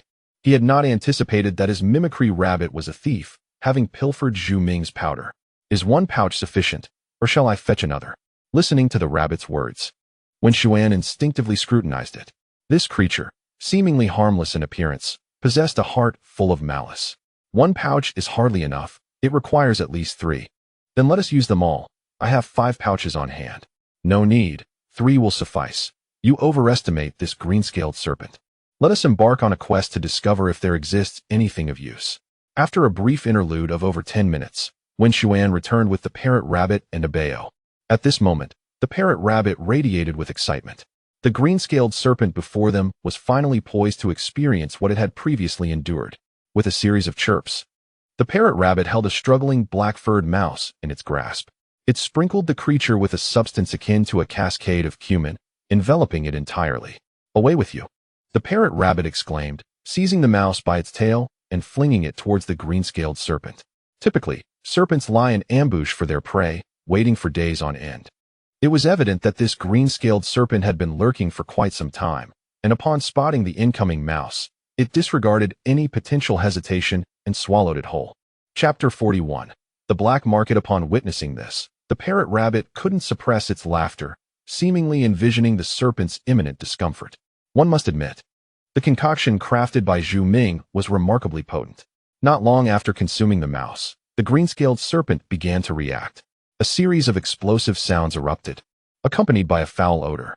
The serpent, now afflicted with a severe case of indigestion, expelled a copious amount of viscous white fluid from its body, filling the jungle with an unmelodious symphony of flatulence. "Ha ha, ha ha." The parrot rabbit, rolling on the ground in fits of laughter, clutched its belly, thoroughly amused. "This is utterly hilarious." In that moment, the parrot rabbit felt a sense of vindication, finally witnessing another experience the sensations it had once endured. Wenxuan observed the serpent's ongoing distress without launching an attack, patiently biding his time. After approximately an hour, the cacophony of sounds began to fade. The green-scaled serpent lay prostrate on the ground, its tongue lolling out, embodying a state of utter despair. Recognizing the opportune moment, Wenxuan prepared to strike. "Parrot rabbit," he called out. The parrot rabbit instantly understood, conjuring a radish bomb from thin air with a swift motion of its right hand. Without hesitation, it hurled the radish bomb towards the green-scaled serpent. Boom! Upon impact, the radish bomb detonated with great force. The parrot rabbit continued its onslaught, relentlessly tossing radish bombs. While a bao followed suit, employing shadow orbs for ranged assault. The green-scaled serpent, a creature of toxic nature, posed a significant threat. A mere bite could yield dire consequences. Thus, Wenxuan instructed the parrot rabbit and Abeo to maintain their distance as they attacked. The unfortunate serpent, weakened and exhausted from its earlier ordeal, lacked the strength to retaliate, leaving it vulnerable to the relentless barrage. Ultimately, the green-scaled serpent met its demise under the combined efforts of the parrot rabbit and Abeo. Upon hearing Wenxian's words, the mimicry rabbit instinctively understood his intentions. It promptly seized a dagger and scampered toward the green-scaled serpent. However, as it drew near, the serpent's head lunged towards the mimicry rabbit. Fortunately, the quick-witted rabbit evaded the serpent's strike just in time. "Goodness, that nearly terrified me to death," the rabbit exclaimed, its heart racing tumultuously. The encounter had been extraordinarily frightening, leaving it visibly shaken, having narrowly escaped the serpent's fangs. Wenxian, furrowing his brow, was perplexed. Through the eye of the divine, he had discerned that the green-scaled serpent was indeed deceased. Yet, it still possessed the ability to attack. Suddenly, an epiphany struck him. The serpent's capacity for aggression was due to its body still exhibiting reflexive responses shortly after death. He instructed the mimicry rabbit to wait, and after a brief interval of approximately 10 minutes, he directed it to extract the monster crystal core from the serpent's remains. As expected, it was there. Wenxian held the monster crystal core aloft, positioning it against the sunlight. The rays illuminated the core, causing it to radiate a violet glow. This was a prized possession. However, given that the green-scaled serpent's crystal core was toxic in nature, it was incompatible with both Abao and the mimicry rabbit. Thus, Wenxian decided against utilizing it for them and resolved to sell it for monetary gain instead, planning to purchase a more suitable monster crystal core later. "Now, let us gather the sweet fruits," Wenxian remarked, glancing at the treetop where he spotted a total of 10 pink sweet fruits. "Rabbit, retrieve them for me." The mimicry rabbit, now Wenxian's dedicated laborer, did not climb the tree but instead employed a vine whip. The verdant tendrils extended toward the sweet fruits, ensnaring them before plucking them from their branches. Utilizing this method, the rabbit successfully collected all the fruits from the tree. Wenxian began stowing the sweet fruits into his backpack, but upon reaching capacity with 7, he discovered there was no more room. "Perfect, there are 3 in total. We shall each have 1. No sooner had he spoken than the mimicry rabbit swiftly snatched up 1 fruit and began to devour it. Crunch, crunch, crunch. The rabbit gnawed fervently as if starved. In contrast, Abao took a gentle nibble, instantly adorned with a blissful smile. Seeing this, Wenxian also took a fruit and bit into it. "Delicious," he declared, savoring the fragrant, crispy texture with a subtle sweetness and an intense fruity aroma. It was no wonder that the rolling cat relished these treats so much. He continued to indulge, and in no time, he had finished 1 fruit, his expression reflecting a yearning for more. Just as he prepared to reach for another, he suddenly recalled that each sweet fruit was valued at 10,000 coins. Reluctantly, he decided to save his money to buy food for the 2 little ones. After acquiring the sweet fruit, Wenxian, accompanied by the mimic rabbit and Abao, embarked on his journey home. He arrived at the Beastmaster Association, submitted the sweet fruit, and received a sum of 70,000 coins. Just as Wenxian grasped his newfound wealth, he heard a peculiar sound, an attempt to capture his attention. "Is there something you need, young brother? With such a fortune, have you considered how to spend it?" Turning to face the speaker, Wenxian noticed a slender, diminutive figure, exuding a mischievous aura. Instantly, he became wary. "No need to be anxious, just follow me," the stranger beckoned, beginning to walk ahead. Curiosity piqued, Wenxian followed closely behind. With his divine eye, he easily discerned the man's power level, Bronze Stage 4. As a formidable expert at Bronze Stage 6, Wenxian could effortlessly dispatch anyone of Bronze Stage 4. Before long, the man led Wenxian into a narrow alley, leaning in closer to whisper, "Young brother, have you heard of the black market?" "The black market?" "Indeed, the black market. It offers a plethora of goods, all reasonably priced, and if you possess the coin, you can acquire anything your heart desires." Intrigued, Wenxian considered the existence of such a place, yet remained cautious, for the black market was notorious as a lawless zone. "Are you willing to take me to the black market?" "Of course. Just give me 10,000 coins, and I shall guide you there." Quite a lucrative deal. Wouldn't you agree? As Wenxian pondered whether to part with his money, another voice interrupted. "Don't believe his words, young brother. If you wish to visit the black market, I can take you there. At that moment, an elderly man clad in a yellow duck tank top, wearing flip-flops and clutching a beer bottle, stumbled into view, appearing quite inebriated, his cheeks flushed from drink. Chapter 42. The difficulty of being a good person. Upon hearing the old man's remark, the slender monkey-faced man's expression twisted into a snarl. You old fool. Mind your own business. His eyes glinted with murderous intent, the monkey man's heart filled with malice. Blocking one's path to wealth was akin to a grave offense, a vendetta that could not be forgiven. Ah, so someone dares to threaten me. Wong Kai, show him what you're made of. With a swift motion, a pitch-black dog emerged, emanating an aura of terrifying dominance. Feeling the overwhelming pressure, Wenxuan nearly fled. The Black Wolf King. The sight of the creature sent the monkey man into a panic, his bravado evaporating in an instant. This beast possessed strength that surely began at the golden stage. How could a mere bronze stage fighter contend with it? Watching the monkey man retreat in fear, the old man let out a cold snort. Consider yourself fortunate to have escaped, lest you have left at least a limb behind today. It was evident that the old man had no intention of making things difficult for his counterpart, given his prowess. Eliminating the other party would be as effortless as squashing an ant. Young brother, are you not keen on visiting the black market? Come with me. Under the old man's guidance, the two arrived at a street corner. He tapped on the wall, a sequence of 3 long knocks and 2 short, and astonishingly, the wall opened up. From his pocket, he retrieved 6 coins, 2 1-yuan coins, 2 5-dime coins, and 2 1-dime coins. Subsequently, he led Wenxuan inside. Accessing the black market required a specific procedure. One must approach the wall at the street corner, knock in the prescribed manner, and upon the wall's opening, present coins to the guards, specifically 1 yuan, 5-dime, and 1-dime coins. This payment was not for profit, but rather to verify one's identity. Only those who understood the rules were permitted entry into the black market. After explaining this, the old man paused and turned to Wenxuan, a warm smile perpetually gracing his face. Young man, do you not find yourself filled with questions? Are you curious as to why, despite our fleeting encounter, I choose to assist you? Wenxuan nodded in response.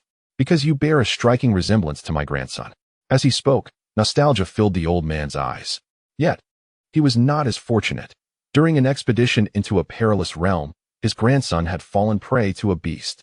Unsure of how to console the old man, Wenxuan could only utter, "Please accept my condolences. It's all in the past. I've long since come to terms with it," the old man reassured him. Despite his optimistic words, his eyes betrayed him, a trace of tears glistening within. Alas, we have arrived. This is the black market. Feel free to explore, as I must attend to my own matters. With that, the old man departed. Wenxuan glanced at the old man's receding figure before meandering through the bustling black market. The atmosphere was vibrant, teeming with people. Both sides of the street were lined with stalls reminiscent of an antique street from a bygone era, where vendors shouted to attract customers.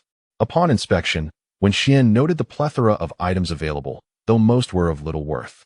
Possessing the eye of the gods, he could swiftly assess the value of goods. Yet, after a thorough examination, he discovered a disheartening truth. The valuable items were far beyond his means, while the affordable ones were mere refuse. Indeed, there were no fools in this world. Feeling a tinge of disappointment, he recognized that this reality was to be expected. Just as he was about to leave, a young man appeared, calling out, "Come and see, fresh magical beast cores." He set up his humble stall, calling out to passers-by, "Don't miss out, come take a look." Upon witnessing this, Wenxuan prepared to approach for a closer inspection. However, he was halted by an individual, and upon turning to face this person, he was surprised to find an old acquaintance, the very same individual who had previously attempted to lure him into the black market. The thin monkey whispered discreetly into Wenxian's ear, "Young brother, you must not purchase his beast cores. That fellow is a master forger. Do not be deceived by the apparent quality of his beast cores. They are merely low-grade cores that have been processed to masquerade as high-grade ones." Forged? Wenxuan had indeed acquired some knowledge regarding the identification of beast cores. The attributes of a beast core could be discerned by its color. Green indicated plant attributes. Yellow symbolized wind, brown denoted earth, and red represented fire. The grade of a beast core was determined by the celestial bodies within it. For instance, a core with 1 moon and 3 stars would be classified as a bronze tier 3 beast core, whereas one with 9 moons and 4 stars would signify a transcendent tier 4 beast core. Of course, the latter was far beyond Wenxian's current level of access. While he acknowledged the possibility that the thin monkey's words were indeed true, Wenxian felt compelled to take a look nonetheless. After all, he had come this far and did not wish to return empty-handed. Moreover, with the eye of the divine, there was little that could deceive him. What a fool! The thin monkey thought, watching Wenxian's retreating figure, feeling a sense of indignation. He had initially sought to deceive Wenxian for his own gain, but this time he had genuinely wished to assist him. Alas, his good intentions were met with disdain. No, I refuse to be the good guy. I shall return to my villainous ways. Earlier, the thin monkey had been frightened by an old man, leading him to regret his previous intentions. A scene played in his mind. Give me a chance. I had no choice before, but now I wish to be a good person. Unexpectedly, the old man had indeed offered him that chance. Grateful, he endeavored to embody goodness. Yet, the path of righteousness proved challenging. What defines a good person? What constitutes a bad person? If a good person commits a wrongful act, do they then become a bad person? Conversely, if a bad person performs a good deed, do they transform into a good person? As the Buddha once said, lay down the knife and become a Buddha instantly. Unbeknownst to Wenxian, his one decision had altered the fate of another. He approached the stall of the young vendor. Gazing at the displayed beast cores, he noted their marked prices. To his astonishment, the pricing ranged from 10,000 to several 100,000. Young brother, what is it that you desire? Feel free to browse and select any item that catches your eye. Simply inform me, and I shall wrap it up for you. Wenxian cast a quick glance around, and soon enough, he arrived at a resolute decision. What the lanky fellow had just said was indeed true. This individual was a fraud, having artificially inflated the quality of these beast cores. Upon observing the man's appearance, Wenxian discerned that he appeared well-meaning, yet he was nothing more than a cunning merchant.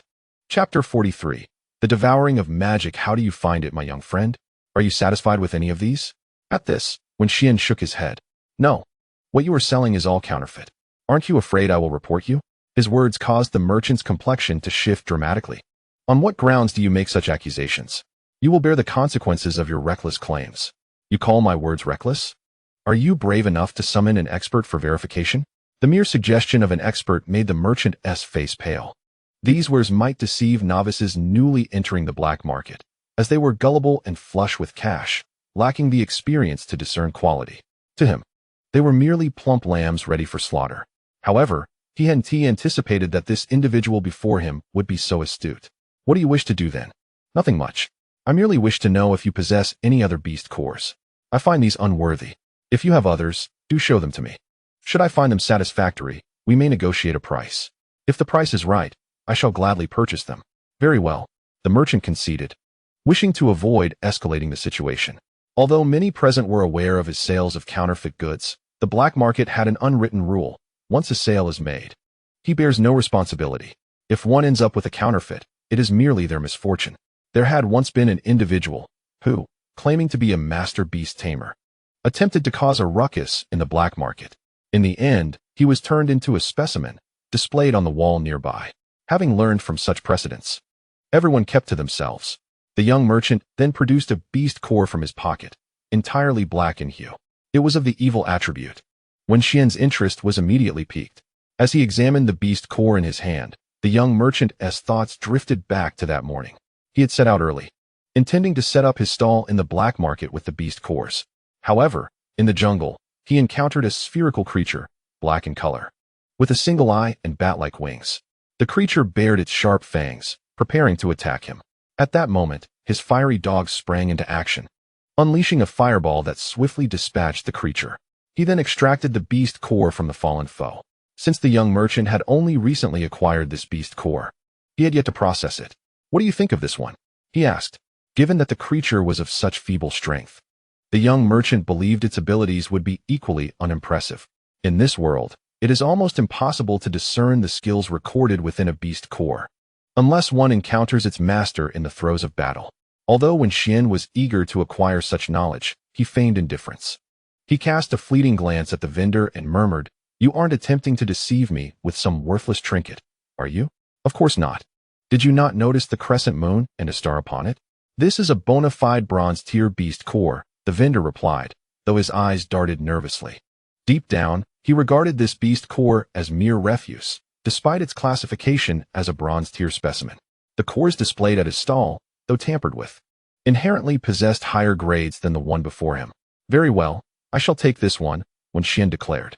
Upon hearing this, the vendor sighed in relief, perceiving Wenxuan as an ill-fated star and wishing for his swift departure. "How much for this beast core?" 10,000, I suppose. Consider it a fair price for your trouble. I cannot reduce it further." Agreed. Paying 10,000 for a bronze-tier beast core was remarkably economical. Outside, it might fetch 30,000, given the low yield of such cores, where fortune often dictated value. To avoid protracted delays, Wenxuan promptly purchased the beast core. He refrained from bargaining, recognizing the vendor's status as a bronze-tier beast master. Should he push too hard, the vendor might retaliate. With the beast core in hand, he exited the black market. As he stepped outside, the information regarding the newly acquired core surfaced in his mind. Little Demon S Beast Core, Bronze Tier. Recorded skills: Demon Needle, LV3. Utilizes dark energy to condense needles for assault. Magic Devour, LV1. Upon inflicting contact damage to an adversary, it can absorb their magical energy. What a remarkable find! Wenxuan had not anticipated stumbling upon such a treasure.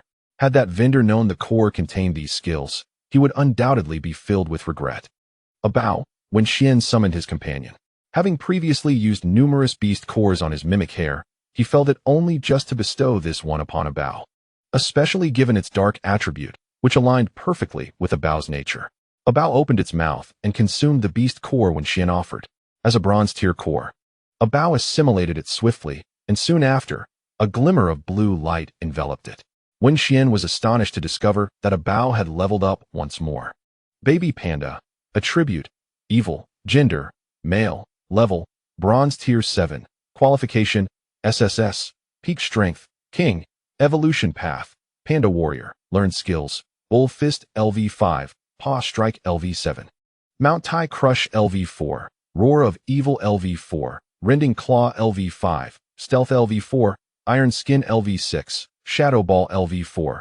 Mana Devour LV1. Remarkably, it has indeed acquired the skill of Mana Devour. The Little Demon's Beast Crystal Core contains two skills, Demon Needle and Mana Devour. While the former is commendable, Abao already possesses a similar ability, namely Shadow Ball. As for the latter, it is a divine technique. This skill is akin to an otherworldly version of the Stellar Absorption, siphoning the enemy's magic power to unleash attacks. The sole drawback is that it requires physical contact with the enemy to activate. However, for Abao, this skill is perfectly suited, as it is inherently a strength-based beast. Engaging in close combat.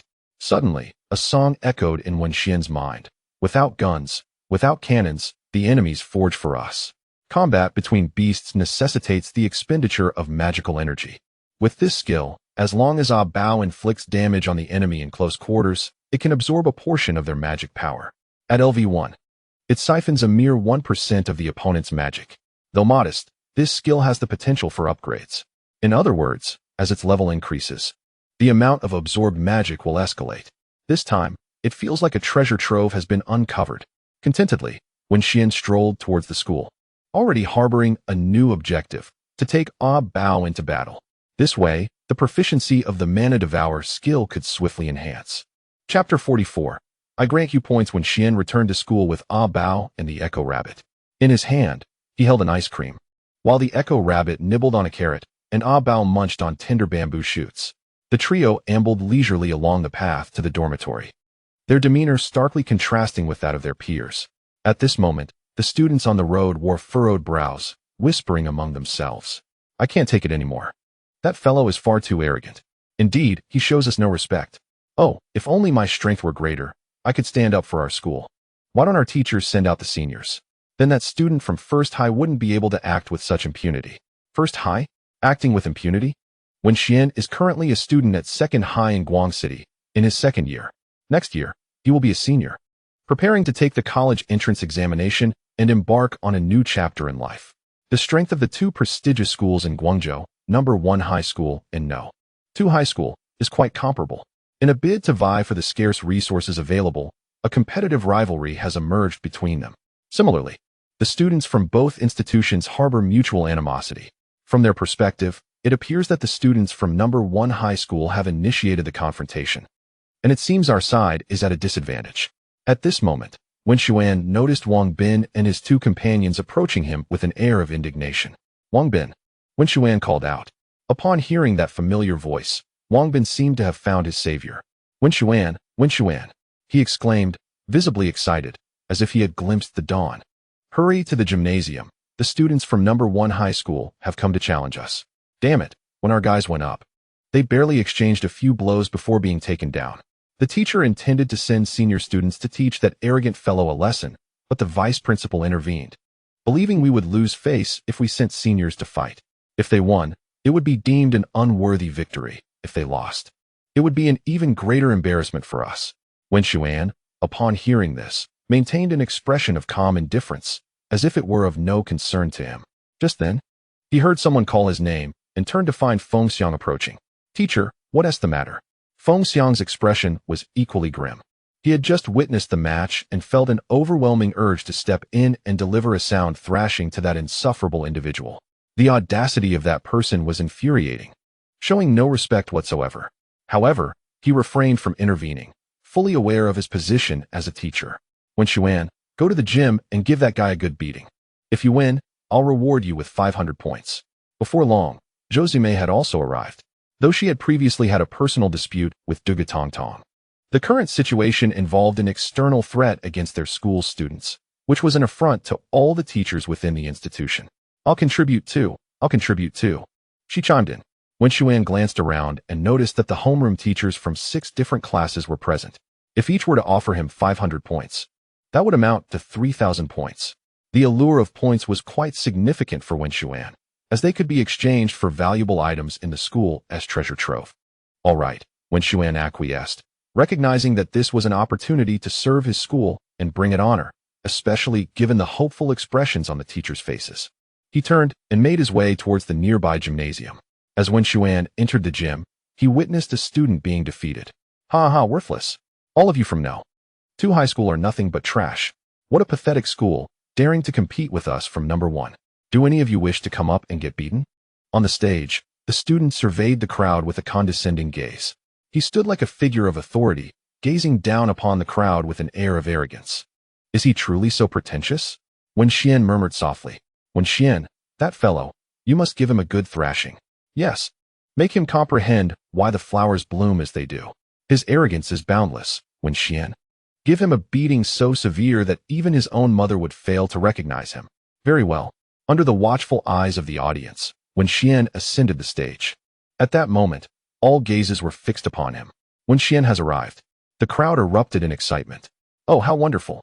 Wenxian is on stage. We have hope. He is our rookie king, handsome and powerful. This is splendid, absolutely splendid. We are certain to triumph this time. Wenxian, give us vengeance. The audience had long been stifled, and upon seeing Wenxian, they expressed their fervent hopes. Wenxian? So it is you. What nonsense is this rookie king? Lin Tianbao scrutinized Wenxian with disdain. You seem nothing more than a pretty face, a facade that lacks substance. In response to Lin Tianbao's mockery, Wenxian replied coolly, if I am merely a facade, let your mother come and find out for herself. To such a rude individual, Wenxian naturally retorted by addressing his mother. Reasoning with someone like him is akin to playing music for cattle. Sharp-tongued, yet I doubt your strength matches your bravado. Berserk monkey, unleash your monkey fist upon his panda baby. Lin Tianbao commanded, ordering his berserk monkey to attack Wenxian's panda baby. The berserk monkey charged forward with its fist clenched. Sensing the imminent danger, a Bao instinctively raised a paw to meet the attack. Bang! The two creatures collided. Whoosh! One figure was sent reeling back. It was the berserk monkey. Such immense strength. Lin Tianbao had not anticipated that Wenxian's panda baby would possess such power, successfully countering the berserk monkey's full-force punch and sending it retreating. Wenxian now activated his divine eye, casting it upon Lin Tianbao's berserk monkey. Berserk monkey, type, fighting, gender, male, level, bronze grade 7, talent, B, peak strength, gold. Evolution path, king of berserk monkeys, learn skills, monkey fist LV6, sharp claws LV4, fury LV5, battle roar LV3. Indeed, a student from the first high school, such strength is commendable and certainly worthy of challenge. However, while challenges may be accepted, One must not lack virtue in speech. Wenxian resolved to teach this opponent a proper lesson, reminding him that there are always greater heights beyond one's own. Whoosh! After defeating the ferocious monkey, Abeo lunged towards it, initiating a close-quarters battle between the two beasts. The sounds of fists and feet meeting echoed through the arena. In mere minutes, the two creatures exchanged numerous blows. Chapter 45. The matter resolved, cloaked in departure. This match turned into a tug-of-war. Previously, Wenxuan would have been concerned. As before mastering the skill of mana absorption, Abeo's battles were solely a test of endurance. However, the situation had changed, with each attack landing on the enemy. Abeo could siphon away a portion of the ferocious monkey's mana. As their energies fluctuated, the ferocious monkey finally found itself depleted. Stripped of its mana, it could only rely on its physical strength to persist. With a resounding thud, Abeo struck the ferocious monkey with a powerful punch, the barbarian bull fist, sending it tumbling off the stage. Did we win? We triumphed. Oh, how wonderful! Witnessing Wenxuan's panda cub defeat Lin Tianbao's ferocious monkey, the onlookers erupted into cheers.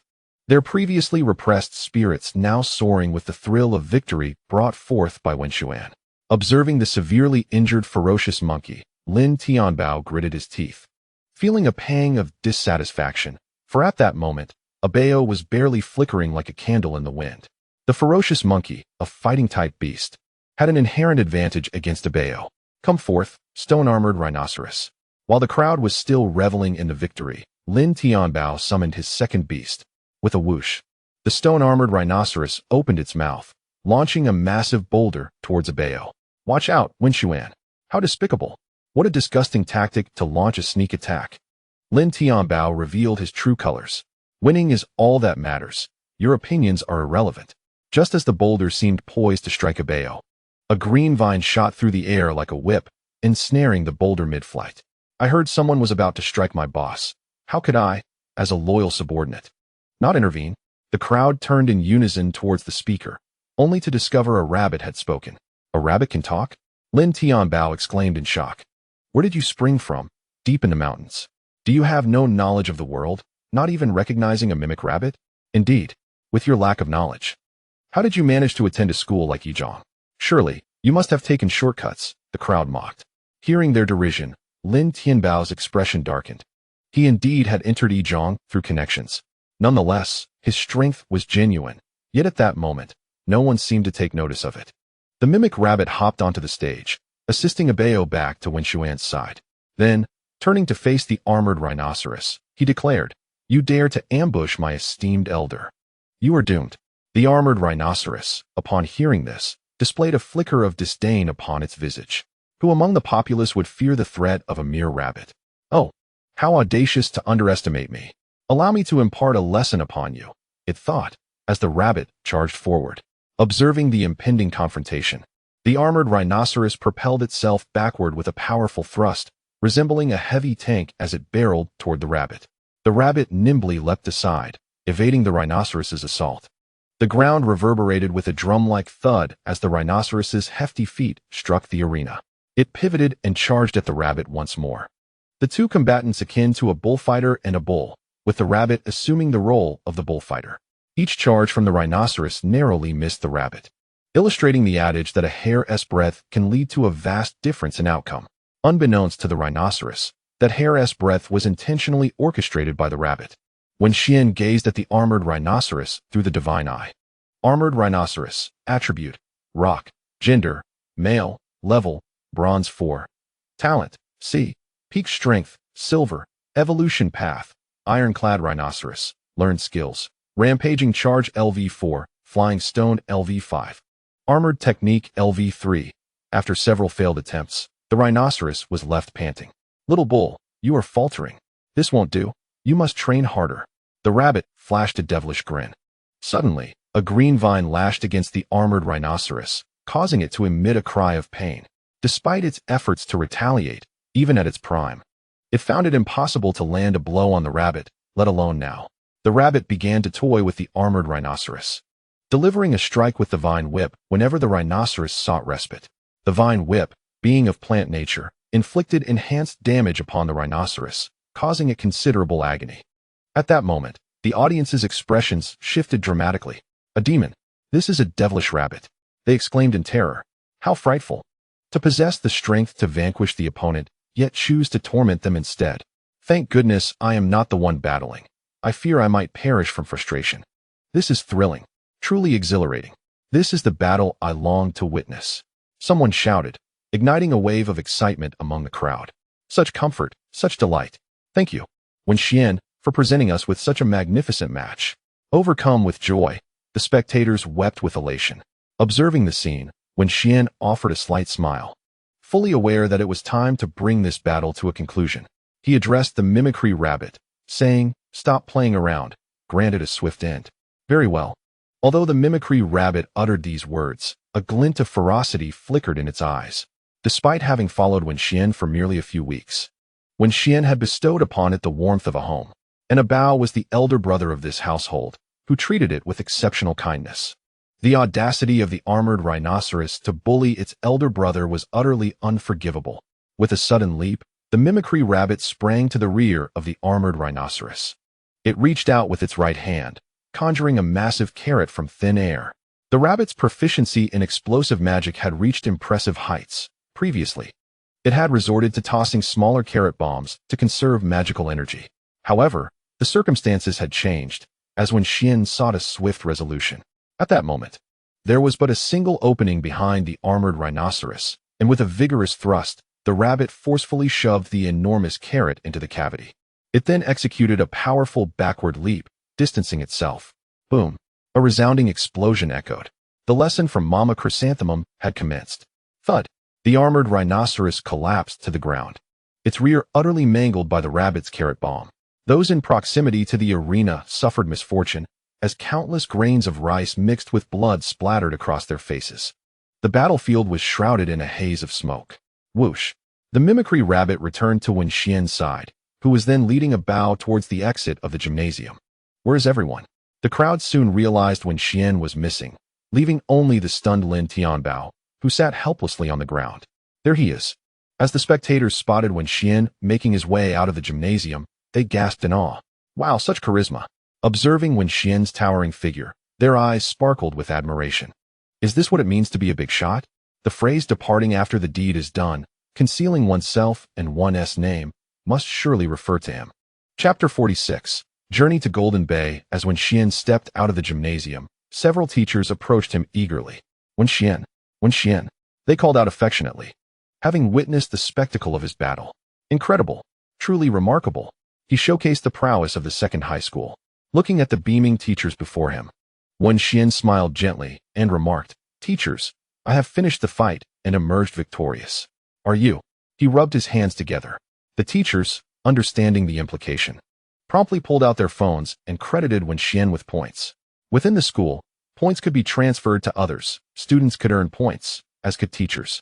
Many educators came to teach here, not primarily for monetary gain, but for the accumulation of points.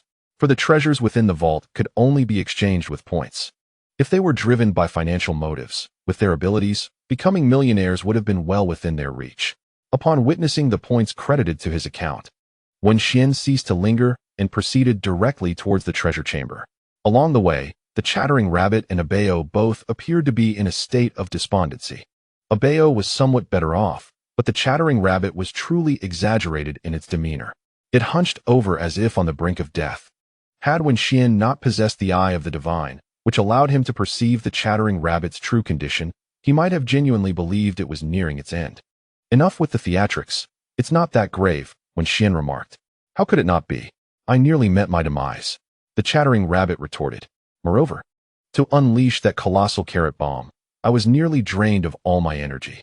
Observing the chattering rabbit's expression of lingering fear, Wenxuan felt a wave of exasperation wash over him. All right, I concede this time it's your merit. I shall now venture into the treasure chamber to exchange for something worthwhile for you. Really? What treasures await? You'll find out upon arrival. Upon reaching the school's treasure chamber, Wenxuan began his search. To his dismay, he discovered that the coveted items were missing.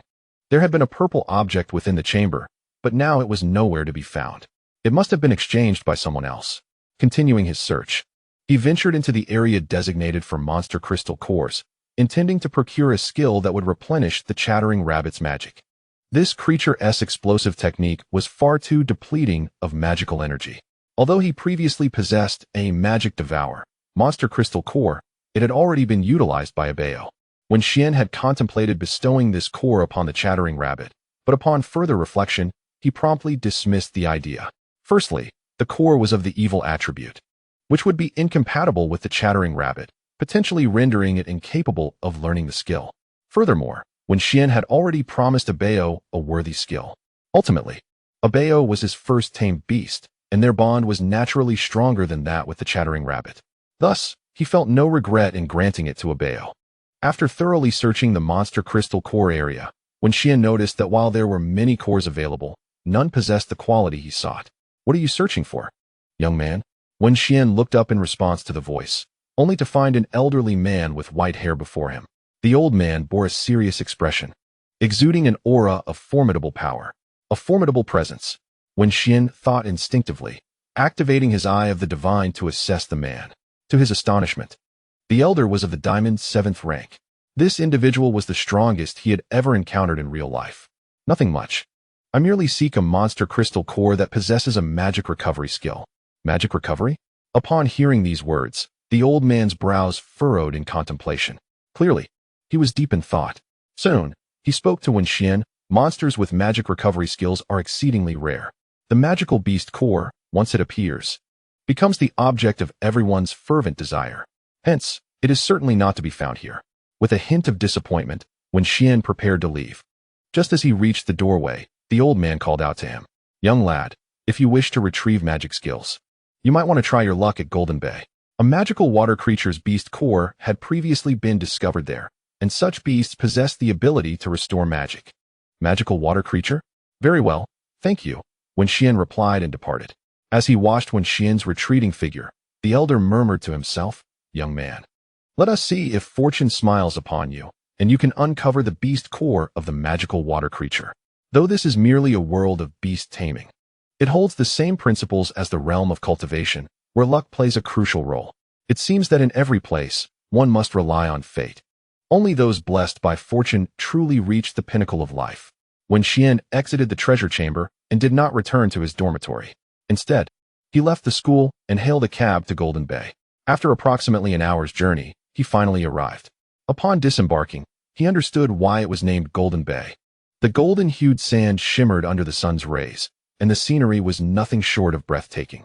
The azure sky with a few drifting white clouds, and the pale blue sea, caressed by the ocean breeze, continually lapped against the shore. The waves crashing upon the coastline produced a soothing, rhythmic sound. Nearby, a tourist area buzzed with joy as visitors reveled in their activities. Wenxuan took a deep breath, expecting to feel invigorated. However, he was met with an unpleasant, fishy odor. Indeed, the television had misled him, claiming the seaside air was refreshingly pure. It appeared their assertions were utterly false, for the air was permeated with the scent of fish due to the proximity of the sea. Fortunately, Wenxuan did not find the fishy smell repulsive. Had he been averse to it, he would have surely felt ill. After walking a short distance, he discovered a set of steps leading to the beach. As he descended onto the sandy shore, he found the sand soft and comforting beneath his feet. "Come forth, Abeo and the Echo Rabbit." Wenxuan summoned them into the world. Upon emerging, Abeo exhibited immense excitement, akin to an innocent child entering a wonderland, curiously surveying everything around. Having lived in the mountains since childhood, it was Abeo's first encounter with the sea. It bounced joyfully in place, relishing the softness of the sand beneath its paws. Meanwhile, the Echo Rabbit, upon being summoned, dashed off toward the distance. "Beautiful lady, do you require assistance?" At this moment, a stunning beauty clad in a blue bikini lay basking in the sun. Upon hearing a sound, she turned her head and discovered it was a rabbit. The clever mimicry of the creature was evident as it shed its lewd demeanor, transforming into an innocuous, adorable bunny. Chapter 47.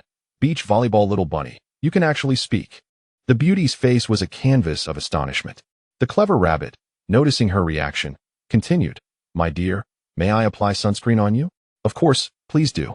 The rabbit, upon hearing her consent, picked up a nearby bottle of sunscreen, squeezed a generous amount onto its fluffy paw, and began to rub its hands together for even distribution.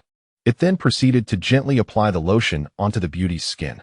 One must admit, the rabbit's service was commendable. Its soft, furry paws gliding over her skin provided an unexpectedly delightful sensation. Witnessing this peculiar scene, Wenxuan couldn't help but twitch his lips at the sight of the rabbit applying sunscreen. Where on earth had it acquired such skills? Upon hearing his thoughts, Bao began gesturing animatedly. Soon, Wenxuan deduced the identity of the rabbit's mentor. You mean Wangbin? Bao nodded in affirmation. So you're saying that while I was away, Wangbin clandestinely conducted lessons for the rabbit, teaching it about adult films? Bao nodded vigorously. At that moment, a sense of glee surged within Bao, reveling in the fact that they had excluded him from their viewing escapades.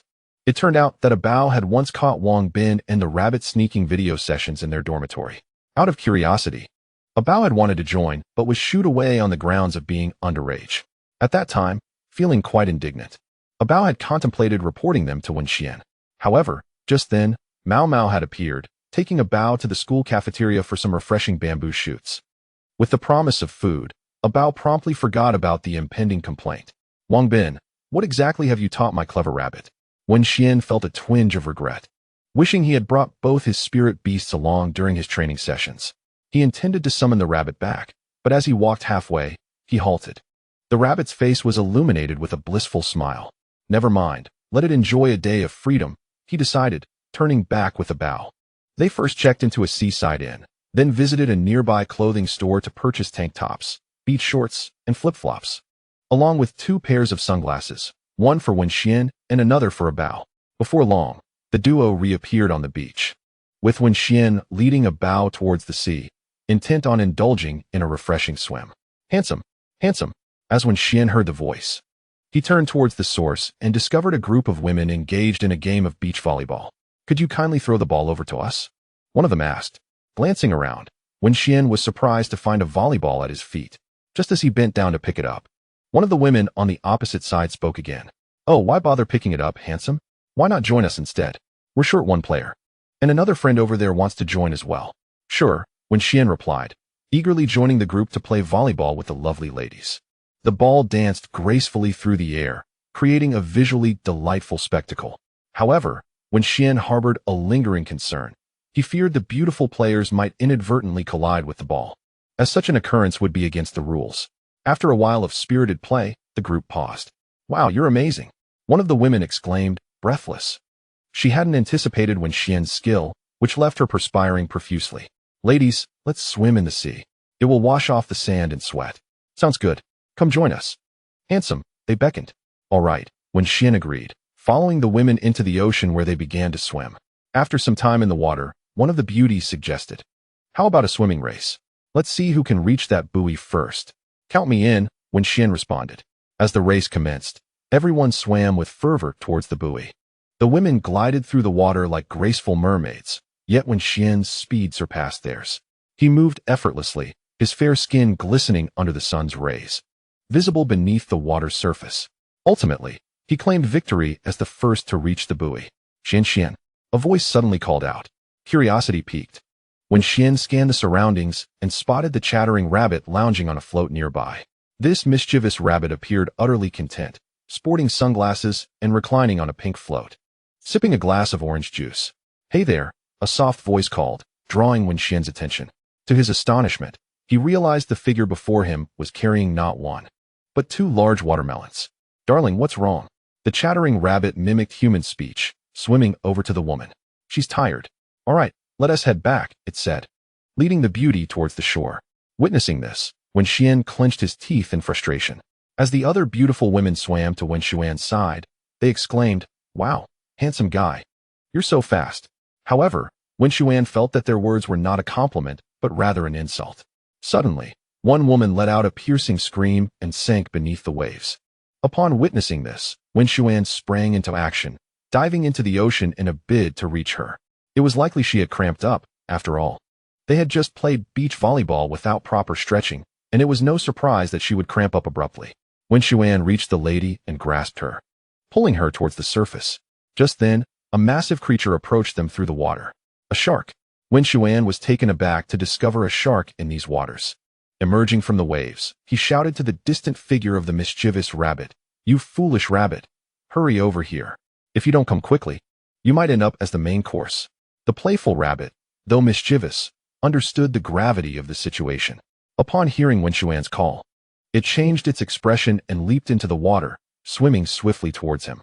With a sudden surge, a saber-toothed shark breached the surface, its enormous dorsal fin cutting through the water. The sight of that massive fin sent shockwaves of panic through the onlookers, who began to scream, "There's a shark!" Chapter 48. The saber-toothed shark strike. Sharks are synonymous with death, and upon hearing the word, everyone panicked and scrambled towards the shore. The saber-toothed shark had set its sights on Wenxuan and was rapidly closing in on him, its mouth agape, revealing countless serrated teeth ready to strike. Just as the shark was about to reach Wenxuan, a green vine shot through the water and wrapped around its jaws. "How dare you try to eat my master without consulting me?" The little white rabbit of Langling Mountain. The saber-toothed shark struggled to free itself from the rabbit's vine, attempting to snap it, but the quality of the vine was exceptional. With no other options, the shark devised a new plan, to drag the rabbit into the depths of the ocean to drown it. It dove down swiftly. The rabbit soon realized the shark had vanished and quickly grasped the horrifying truth. It was being pulled towards the ocean's depths. Observing this, Wenxuan couldn't help but shout, "Rabbit, hurry up and cut the vine." Upon hearing this, the rabbit swiftly drew forth the dagger bestowed upon it by Wenxuan and with a vigorous motion severed the vine. With a sigh of relief, the mimicry rabbit felt a wave of ease wash over it. As the vine fell away, the saber-toothed shark began to thrash violently, soon liberating itself from its constraints. At that moment, Wenxuan was hastening towards the shoreline with the beautiful woman. Realizing that attacking Wenxuan was futile, the shark shifted its focus, its eyes set on the audacious rabbit. Cursed rabbit. The shark intended to gulp down the mimicry rabbit in one swift motion.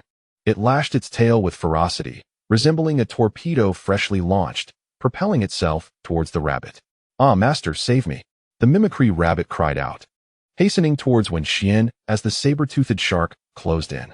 "Wretched rabbit, why not use the vine whip?" Wenxuan extended his hand, and the rabbit understood, immediately coiling its vine whip around Wenxuan's hand. Grasping the whip tightly, Wenxuan sprinted towards the beach with all his might. Fortunately, at that moment, Wenxuan's strength was formidable enough. He pulled the mimicry rabbit along, who gleefully surfed atop the waves, swiftly reaching the shore. "Woohoo, how delightful!" the mimicry rabbit exclaimed, glancing back at the saber-toothed shark, unable to resist shaking its ample rear. Come on, foul shark." With its level 9 mimicry skill, the rabbit could comprehend the languages of all creatures. The saber-toothed shark understood the rabbit's taunt, and fury surged within it. As the sovereign of these waters, it dove deep, harnessing the buoyancy of the sea. With a tremendous splash, the shark leapt from the water, disregarding the risk of stranding itself. Its singular focus was to devour the mimicry rabbit. Seeing the soaring saber-toothed shark, the rabbit contemplated fleeing, but the moment was too fleeting for any reaction. "Farewell, my master," the mimicry rabbit lamented, momentarily indulging in sentimentality. The days spent with Wenxuan had been the happiest of its life. Every day, it was well fed and cared for. There was never a sense of favoritism. Though Wenxuan could be stern at times, it was always for the rabbit's own good. Just as the saber-toothed shark was about to snap at the mimicry rabbit, a shadow darted forth, hurtling towards the shark. With a resounding thud, a hand struck the saber-toothed shark, sending it flying. It was a bow. Upon witnessing the imminent danger to the mimicry rabbit, a bow rushed in, delivering a powerful blow to the shark. The rabbit's eyes welled with tears at the sight. "Boss." Just as it prepared to express its gratitude, it heard, "Damn rabbit. Why aren't you counterattacking? That creature is back." Upon witnessing the scene, the mimic rabbit gritted its teeth, a fierce glint flashing across its visage. It turned around, and a colossal carrot bomb materialized in its right hand. The saber-toothed shark, having failed its initial strike, adjusted its course and lunged once more. Observing the airborne predator, the mimic rabbit did not relent. With a powerful push against the ground, it propelled itself into the air, forcefully inserting the enormous carrot bomb into the shark's gaping maw. Subsequently, the rabbit evaded the ensuing chaos. Boom. Whether it was the explosion of the carrot bomb or the sound of the saber-toothed shark crashing onto the sandy beach, or perhaps both occurring simultaneously, the unfortunate shark's jaws were shattered, releasing a cloud of dark smoke. However, the creature did not perish. Seeing this, Abeo leaped into action. propelling its entire body into the air before crashing down with a thunderous impact. With a resounding crack, Abeo delivered a devastating blow that shattered the shark's skull, successfully vanquishing the beast. As the saber-toothed shark fell, applause erupted along the coastline, and the crowd began to cheer, discussing Wenxuan's valiant deeds. This young man is remarkable. Is this what it means to be a beastmaster? Truly, his strength is beyond words. Why, as a fellow youth, can he be so exceptional? At that moment, a beautiful maiden sprinted towards Wenxuan, wrapping her arms around his neck and planting a fleeting kiss upon his cheek before darting away like a rabbit. Observing her retreating figure, Wenxuan shrugged in bemusement. She was none other than the girl he had rescued, adorned in a green bra, yet she had not revealed her name. Master, the mimic rabbit said, using a dagger to extract the monster core from the saber-toothed shark's head. This creature was of the 8th tier of bronze, and the core should fetch a handsome price. The shark possessed no special abilities, rendering the core unnecessary for storage. As for whether to give it to the mimic rabbit or Abeo, it was a water attribute core, and they would not absorb it completely. It would be wiser to sell it or exchange it for a core of a more desirable attribute. Wenxuan collected the monster core and, feeling fatigued, decided to return to the inn for a well-deserved rest. However, midway through his journey, he noticed the rabbit had vanished. Glancing back, he discovered it had gone off in search of the girl. That rascal, Wenxuan thought, choosing to let it be. Later that night, a knock echoed at his door. He opened it to find the mimic rabbit standing at the threshold. Oh dear, I am utterly exhausted. Chapter 49. The spatial ring. What have you been up to? Wenxian's brow gradually furrowed as he detected a strong scent of perfume emanating from the chattering rabbit. What else could I be doing? Naturally, I was busy being a rabbit. Those rascals were truly excessive. It was one thing to make me be a rabbit, but they actually expected me to become a rabbit baby. I nearly lost my dignity. Fortunately, my wits saved me, and I managed to escape just in time. Wenxian turned his gaze towards the chattering rabbit. To his astonishment, he discovered that the rabbit was adorned with numerous rings. Where did you steal these from? Steal? Am I that kind of person? I took these myself. Took them? Indeed, I gathered them while those fellows were sleeping. Wenxian was left speechless. Regardless of whether the chattering rabbit had indeed taken them, he was determined to convey a single message. Those gemstone rings should not be worn. As for returning them, since the chattering rabbit had already taken them, returning them would only solidify the act of theft. Here, take these. To Wenxian's surprise, the chattering rabbit displayed no greed, promptly removing the gemstones and placing them into Wenxian's hands. This was unexpected. Just as he pondered how to handle the gemstone rings, Wenxian was taken aback. Is this a spatial ring? He could hardly believe that the chattering rabbit had returned with such a treasure. Where did you acquire this? Oh, this? It was given to me by Watermelon Girl. Watermelon Girl? Images of 2 large watermelons flickered in Wenxian's mind. This ring belonged to Watermelon Girl's ancestor. She never used it, but her family has always regarded it as a treasured heirloom. To her, it's merely a worthless ring devoid of any gem. Treating this as a family heirloom, one must be rather foolish. She likely considered it a remnant of her family's past struggles, using it as a reminder for future generations. Listening to the chattering rabbit, Wenxian nodded in understanding. No wonder she entrusted such a precious item to you. She truly did not comprehend its value. In this world, there are documented artifacts capable of containing items, such as spatial rings. However, these relics are exceedingly rare, leading people to gradually forget their existence. As Wenxian gazed at the spatial ring in his hand, he instinctively recalled the incantation associated with it. Drawing a small knife from his pocket, he made a slight incision on his hand, allowing a drop of blood to fall onto the spatial ring. What are you doing? Even if my hands aren't clean, you don't need to resort to self-harm. All right, I understand now. I promise I won't do it again. The mimicry rabbit chattered incessantly behind him, but Wenxian paid it no mind. After the spatial ring absorbed his blood, it emitted a brilliant white light. Wenxian felt as though he had been transported to another realm. Is this the interior of the spatial ring? Possessing the eye of God, he had just glimpsed the attributes of the ring. He discovered that this spatial ring was unclaimed. To bind it to oneself, one must shed blood. Thus, he drew a small knife across his left hand and let his blood drip onto the ring. As a result, Wenxian successfully claimed the spatial ring as his own. After absorbing his blood, the ring changed color. Previously a deep black, it transformed into a resplendent red, crystalline in its clarity. Wenxian withdrew his consciousness from the ring. What a remarkable treasure. The interior space measured an astonishing 120 square feet, seemingly without a ceiling, suggesting limitless potential. He felt that he could easily construct a home within, perfectly accommodating 3 rooms and a hall. What's this? Wenxuan noticed the ring had indeed changed to red. Perfect. With this new appearance, wearing it on his hand would raise no suspicions. Eager to test its storage capabilities, Wenxuan waved his hand and stored a gemstone ring from the table into the spatial ring. To his astonishment, it truly worked. He discovered that the gemstone rings had indeed materialized inside the spatial ring. With a mere thought, a green gemstone ring appeared in his hand. What a prized possession. A smile spread across Wenxian's face as he turned to express his gratitude to the mimicry rabbit, only to find it fast asleep. At that moment, the mimicry rabbit clutched a blanket, mumbling, "Master, I was wrong. I won't dare again.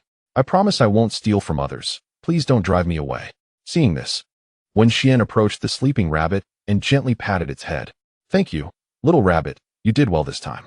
Wenxian was not a rigid person. He believed in seizing opportunities. To neglect a benefit when it presented itself would be foolish. Since he had taken these items, they rightfully belonged to him. After all, these treasures were acquired through the mimicry rabbit's efforts, and what connection did they have to him? It was akin to how Lu Xun criticized others in his writings. What concern was it of Zhou Shuren? With a clear conscience, Wenxian accepted the treasures as his own.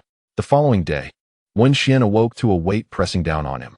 Upon opening his eyes, he found the mimicry rabbit sprawled on top of him. Annoyed, he pushed it aside with force. "What are you doing?" The mimicry rabbit, having been abruptly roused from a pleasant dream, blinked in confusion. "What do you mean?" Wenxian had never before been pinned down by a rabbit, let alone a male one. He is not Tang Sung and has no desire to engage with the rabbit. Rising from his bed, he turned to the mimicry rabbit and said, "Hurry and freshen up, then join me for breakfast. We shall depart shortly to attend to important matters." To his astonishment, the mimicry rabbit darted into the bathroom ahead of him and locked the door. This rabbit. Wenxuan felt a surge of irritation. What an insufferable creature. A little over 10 minutes later, at the breakfast establishment, the rabbit was devouring its meal ravenously, while Wenxuan and Abeo savored theirs at a leisurely pace. As they ate, Wenxuan listened intently to the conversations around him. He had anticipated that the rabbit's acquisition of certain items would incite a stir, yet to his surprise, there was no mention of it whatsoever. Could it truly be, as the rabbit suggested, that those individuals willingly bestowed their belongings upon it, and it merely accepted? Wenxuan found this notion rather incredulous. However, he soon came to realize that the thoughts of the affluent were beyond his comprehension. The wealthy could be so bored as to turn someone's rice into explosive fare, whimsically dubbing it golden grain cuisine, a concept Wenxuan simply could not fathom. Chapter 50. Island of the Water People. After finishing breakfast, Wenxuan and his companions exited the establishment. Within the confines of the eatery, Wenxuan had inquired further. To learn about the matters of the sea, one could venture to the western shore, where a small wooden cabin awaited. An elderly sailor resided there, a notorious drunkard who would greet you warmly if you brought him 2 bottles of wheat beer, imparting all the information you sought. Wenxuan procured 2 bottles of wheat beer from a shop and made his way toward the western shore. After some time, he finally spotted the small wooden cabin spoken of by the townsfolk. With no one else residing nearby, locating the sailor's abode proved to be quite simple. Standing before the sailor's door, Wenxuan knocked gently. "Who is it?" came the voice from within. The door creaked open, releasing a pungent odor that compelled Wenxuan to step back several paces. Good heavens, was this old sailor concocting biochemical weapons inside? The room was saturated with the stench of alcohol, sweat, and unwashed feet, a veritable cacophony of aromas. "Who are you?" "I have brought you some beer." Beer. Upon sighting the bottles, the old sailor's excitement was palpable. However, Wenxuan withheld the offering, saying, "If you want the beer, you must first answer my questions." "Of course. Ask away." The sailor, a true devotee of drink, had not diverted his gaze from the bottles since their appearance, his lips incessantly licking in anticipation. "Are you familiar with the magical water people?" The magical water people. Upon hearing these 4 words, the old sailor seemed to be reminded of something terrifying. His face contorted with fear as he asked, "Why do you inquire about that?" "Oh, it's nothing," replied Wenxian. "I simply wish to know where the enchanted water people reside." The old sailor, upon hearing this, immediately cautioned Wenxian, "Young man, heed my advice. That place is not one to venture into. It is truly dreadful, filled with treacherous reefs, and beneath the waters lurk man-eating fish. If you go there, you are likely to meet a dire fate. As the old sailor spoke, Wenxian's brow furrowed with increasing concern. Nevertheless, he resolved to proceed. As a beastmaster, he must not shy away from peril. If he faltered at such a minor obstacle, he would be better off returning home to sell roasted sweet potatoes. Just tell me where this place is, and leave the rest to me. Shortly thereafter, Wenxian emerged from the old sailor's abode, having left behind 2 bottles of wheat liquor and a substantial stack of coins on the table. The liquor was a gift from Wenxian to the old sailor, while the money was payment for the sailor's vessel. In his possession, Wenxian now held 2 items, the key to the boat and a map. Guided by the old sailor's directions and the map, he navigated the vessel to a certain coastline. Is that it? Wenxian gazed toward a distant island. He did not immediately steer his boat toward the island. Instead, he observed quietly. Soon, with the aid of his divine eye, he discerned the hidden reefs beneath the water. The area was fraught with reefs, and if one were not careful, the vessel could easily be compromised. Fortunately, Wenxian's divine eye allowed him to see all the reefs and identify a safe passage to the island. He maneuvered the boat cautiously through the labyrinth of reefs, alternating between advancing straight, veering left, and then right. After approximately 20 minutes, he successfully navigated through the perilous reefs and reached the island. He secured the boat's reins to a massive stone on the shore and proceeded inland with his 2 beasts. Wenxian, look, there's a delightful little crab, chirped the mimicry rabbit, following closely beside him, its eyes sparkling at the sight of the small crab. Crack! A sharp sound echoed as the little crab was squashed under the rabbit's foot. It seems rather soft. Wenxian couldn't help but grimace at the sight. This mischievous creature, beneath its charming facade, concealed a wicked heart. The little crab, so endearing as it crawled along the beach, had not been captured for a delightful barbecue, but was instead crushed, a waste indeed. They pressed on deeper into the island. Not far into their journey, Wenxian stumbled upon a crab's nest. A massive crab lay nestled in its den, peacefully slumbering. What a plump creature it was. Upon sighting it, the mimicry rabbit could not suppress the drool trickling from its mouth.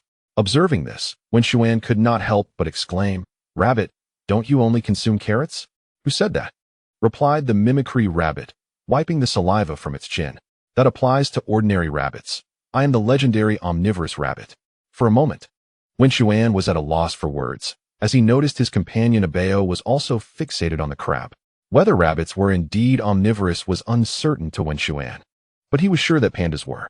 These creatures not only feasted on bamboo, but also indulged in meat. "Then let us consider that fellow for our dinner," he declared. No sooner had he spoken than Abeo and the mimicry rabbit dashed towards the crab. The unfortunate crustacean, nestled beneath a stone crevice, had not yet realized the impending danger before it was beset by the 2 attackers. The mimicry rabbit deftly extracted the crab with its vine whip, and Abeo lunged forward, delivering a fatal blow with its paw. A few moments later, by a crackling campfire, the mimicry rabbit and Abeo each held a claw, gnawing with fervor. Meanwhile, Wenxuan savored the succulent crab meat. Delicious. This creature was filled with rich roe. Gazing at the 2 watermelon-sized crabs before him, Wenxuan was suddenly reminded of his past life, where he had dined on hairy crabs. Those had been exalted to the heavens, but Wenxuan felt that they paled in comparison to this crab, for its flesh was exceptionally delectable. After satisfying their appetites and resting momentarily, they set off once more. What was happening? Was there truly no trace of the magical water spirits here? In this world of beast tamers, the magical water spirit was classified as an endangered species due to its possession of the skill known as Source of Magic. Once the proficiency of this skill was enhanced, it ensured that a beast tamer's magical energy would remain unspent throughout an entire battle. Thus, people clamored for this skill, leading to the mass slaughter of magical water spirits. The high demand, combined with the fact that tamers absorbing monster cores did not guarantee skill acquisition, led to the near extinction of these beings. After wandering the island, Wenxuan felt a wave of despair wash over him. Could it be that not a single one remained? Chapter 51. The Quest for the Magical Water Spirit's Monster Core. Wenxuan mused that this place should not bear the name Water Spirit Island, as it harbored none of its namesakes. "Let us depart," he said, disappointment evident in his tone, having exerted so much effort only to gain nothing. Just as he prepared to leave, the mimicry rabbit shouted, "Wenxuan, look! There's a large tortoise. It scampered towards the tortoise, trotting alongside it in imitation. What are you doing? Wenxuan could not help but inquire. The tortoise and the hare, did you not see it? Upon hearing this, Wenxian could not help but twitch the corner of his mouth. He realized he was at a loss for words regarding the mimicry of the hare. Enough of this jest, we must return. Wenxian observed that the mimicry hare was following the stone tortoise, wandering farther and farther away. Upon hearing this, the mimicry hare could not help but speak to Wenxian. Master, shall we take this tortoise back with us? Why? Do you wish to bring it back to practice the tortoise and the hare? Wenxian understood that the mimicry hare indeed wished to take it back, for it only referred to him as master when it sought something. No, no. Do you not find this tortoise adorable? Adorable? I do not think so. Oh dear master. You truly lack appreciation. Just look at this sturdy shell, observe these powerful limbs, and behold this beautiful sapphire. Sapphire? The speaker was indifferent, yet the listener became intrigued. And Wenxian's interest was piqued. Where's the sapphire? Right here. The mimicry hare jumped onto the back of the stone tortoise and pointed to the very center of its shell. Wenxian, curious, leaned in for a closer look. To his surprise, what he saw was startling. It was the crystal core of a water elemental beast. How could this creature possess such a thing? With the aid of the divine eye, Wenxian discerned the information about the water elemental beast's crystal core. Crystal core of the water elemental beast, golden grade 7. Skills: Wave Impact, LV6, summons a wave to crash toward the enemy. Water Gun, LV5, shoots a water jet, inflicting water attribute damage to the enemy. Source of Magic, LV4, passive skill, increases magic recovery speed by 40%. Bubble, LV5, summons a bubble to ensnare the enemy. What a marvelous treasure. Mimicry hare, quickly extract that for me. Upon hearing this, the mimicry hare promptly drew its dagger and excavated the crystal core from the back of the stone tortoise. The hare's movements were nimble, causing minimal harm to the tortoise. After extracting the crystal core, the mimicry hare presented it to Wenxian. Gazing at the crystal core, which shimmered like a sapphire in his hand, Wenxian smiled faintly. After considerable effort, he had finally acquired it. The skill recorded in the water elemental beast's crystal core, Source of Magic, was indeed a divine technique. At level 1, it restored 10% of magic. At level 2, 20%. If it were to reach its maximum level, level 9, it would restore 90%. The magic recovery speed would increase by 90%, and with a bit more, it could approach a full recovery. Wenxian could scarcely imagine the scene that awaited him. After the chattering rabbit's power was enhanced, its speed of recovering magic would accelerate, which could lead to a situation where the magic consumed was less than the magic restored. It was as if one could engage in a boundless battle in another world. Chattering rabbit, come, consume this. All right. The chattering rabbit had previously ingested a magical beast's crystal core, so it showed no reluctance. Crunch, crunch. In just a few bites, the chattering rabbit devoured the magical beast's crystal core. Immediately, a surge of potent energy coursed through its limbs and bones, prompting the chattering rabbit to sit down and begin its meditation. After approximately half an hour elapsed, the chattering rabbit rose from the ground. At that moment, its aura had transformed. Chattering rabbit, attributes, plant, rock, gender, male, level, bronze tier 7, talent, SSS-R, pinnacle of power, extraordinary sovereign, evolution route, rogue rabbit, acquired skills, speedy legs LV7, mimicry LV9, burrowing LV6, gunpowder technique LV6. Vine Whip LV7, Source of Magic LV1. The number of magical beast crystal cores consumed by the chattering rabbit surpassed that of Abeo. And now its level had finally caught up to Abeo's. Moreover, Wenxuan discovered that the chattering rabbit, despite its carefree demeanor, had not fallen behind in strength. Each skill's proficiency had significantly increased, especially the recently learned gunpowder technique and Vine Whip. One cannot help but acknowledge the advantages of high talent. This creature resembled those prodigies from school days. What is a prodigy? It is someone who sleeps through classes, chats during breaks, plays games at home, and neglects homework, yet still manages to top the class in every exam. Such individuals are indeed infuriating. However, one must admit they are remarkable, effortlessly surpassing the efforts of others who toil day and night. Furthermore, such individuals often possess good looks and athletic prowess, truly embodying the ideal child of another family. Let us go. We should head back. By this time, The sky was darkening, and Wenxuan did not wish to spend the night there. However, he soon noticed the chattering rabbit gazing around restlessly. "What are you looking for?" "My turtle. Where's my turtle? It probably ran off long ago." "All right. You received a magical beast crystal core. You should let it go." "Fine, I shall spare it this time. I initially intended to take it back to make a delicious turtle soup. That flavor would surely be exquisite. Hey, wait for me." While the chattering rabbit rambled on, Wenxuan and the others had already walked far away, not wanting to engage with it any longer. They arrived at the shore, boarding their vessel and setting sail back along the route they had come. The journey was smooth, and they returned to the seaside before darkness fell. Wenxuan returned the boat to the old sailor and bid him farewell before departing from the area. The old sailor gazed at the pristine vessel, a glimmer of insight flickering in his eyes before he succumbed to deep contemplation. After a considerable while, he snapped back to reality, took a hearty swig of his drink, and then patted the ship affectionately. "Old mate, I had thought you would not return this time. To my surprise, you have come back safe and sound." It dawned on him that the moment the old captain entrusted the ship to Wenxuan, he had never anticipated that Wenxuan could return unscathed. The destination was perilous, fraught with hidden dangers where one could easily run aground. The consequence of running aground was a gradual demise, for no rescue vessels could reach such treacherous waters. Could it be that the fellow did not venture to that place? That seemed implausible. Chapter 52. A spectacle awaits. As Wenxuan traveled back to school, hunger struck him midway. The school was not far off, and he recalled a nearby street bustling with street food. He instructed the driver to pull over, for the road leading to the food stalls was congested, rendering it nearly impossible for the vehicle to proceed. No sooner had Wenxuan alighted than he was met with a pungent odor, a smell of stinky tofu. This peculiar delicacy elicited a sense of aversion in him. He contemplated purchasing a grain pancake or a handheld flatbread instead, just as he was making his way to the food street, passing over a bridge. A cry for help pierced the air. "Help! Help!" Wenxuan turned to see a woman clad in pink work attire being dragged toward the storm drain. What on earth was happening? While Wenxuan pondered the situation, the talkative rabbit had already leapt into action. "Talkative rabbit, what are you doing? I must see for myself."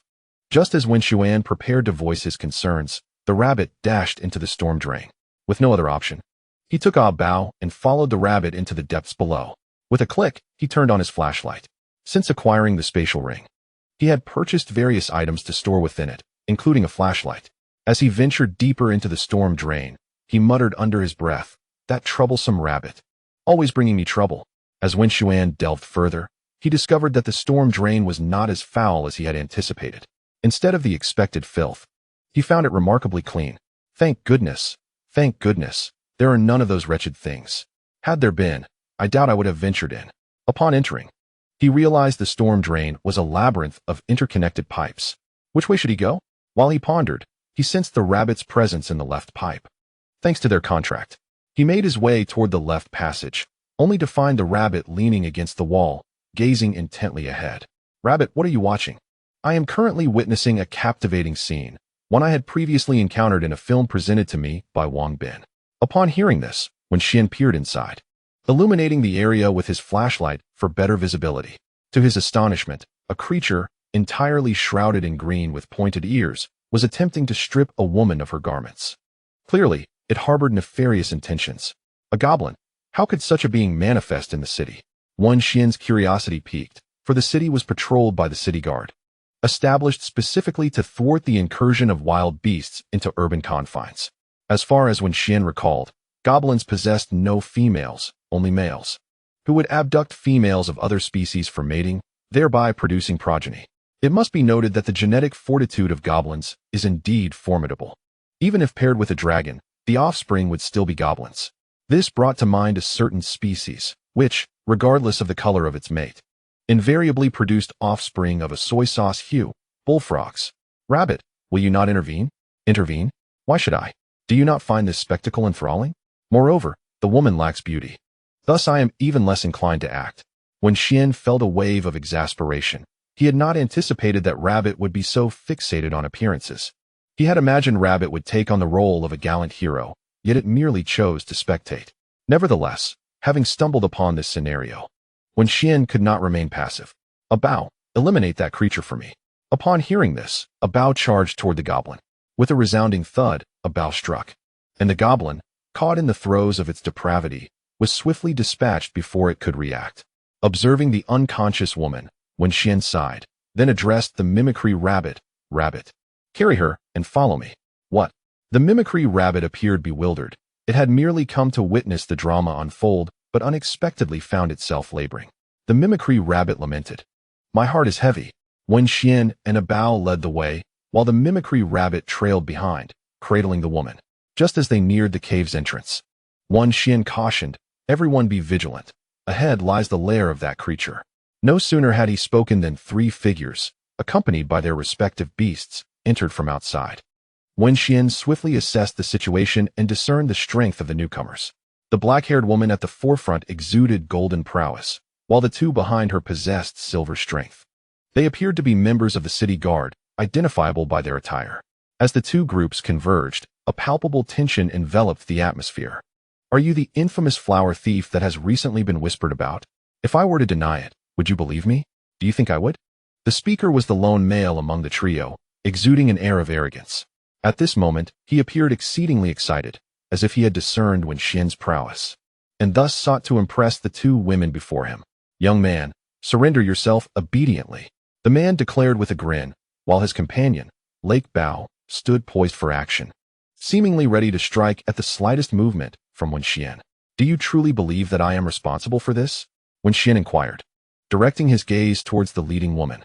To Wenxian, she seemed the most rational among them, and he hoped she would not be swayed by their slanderous accusations.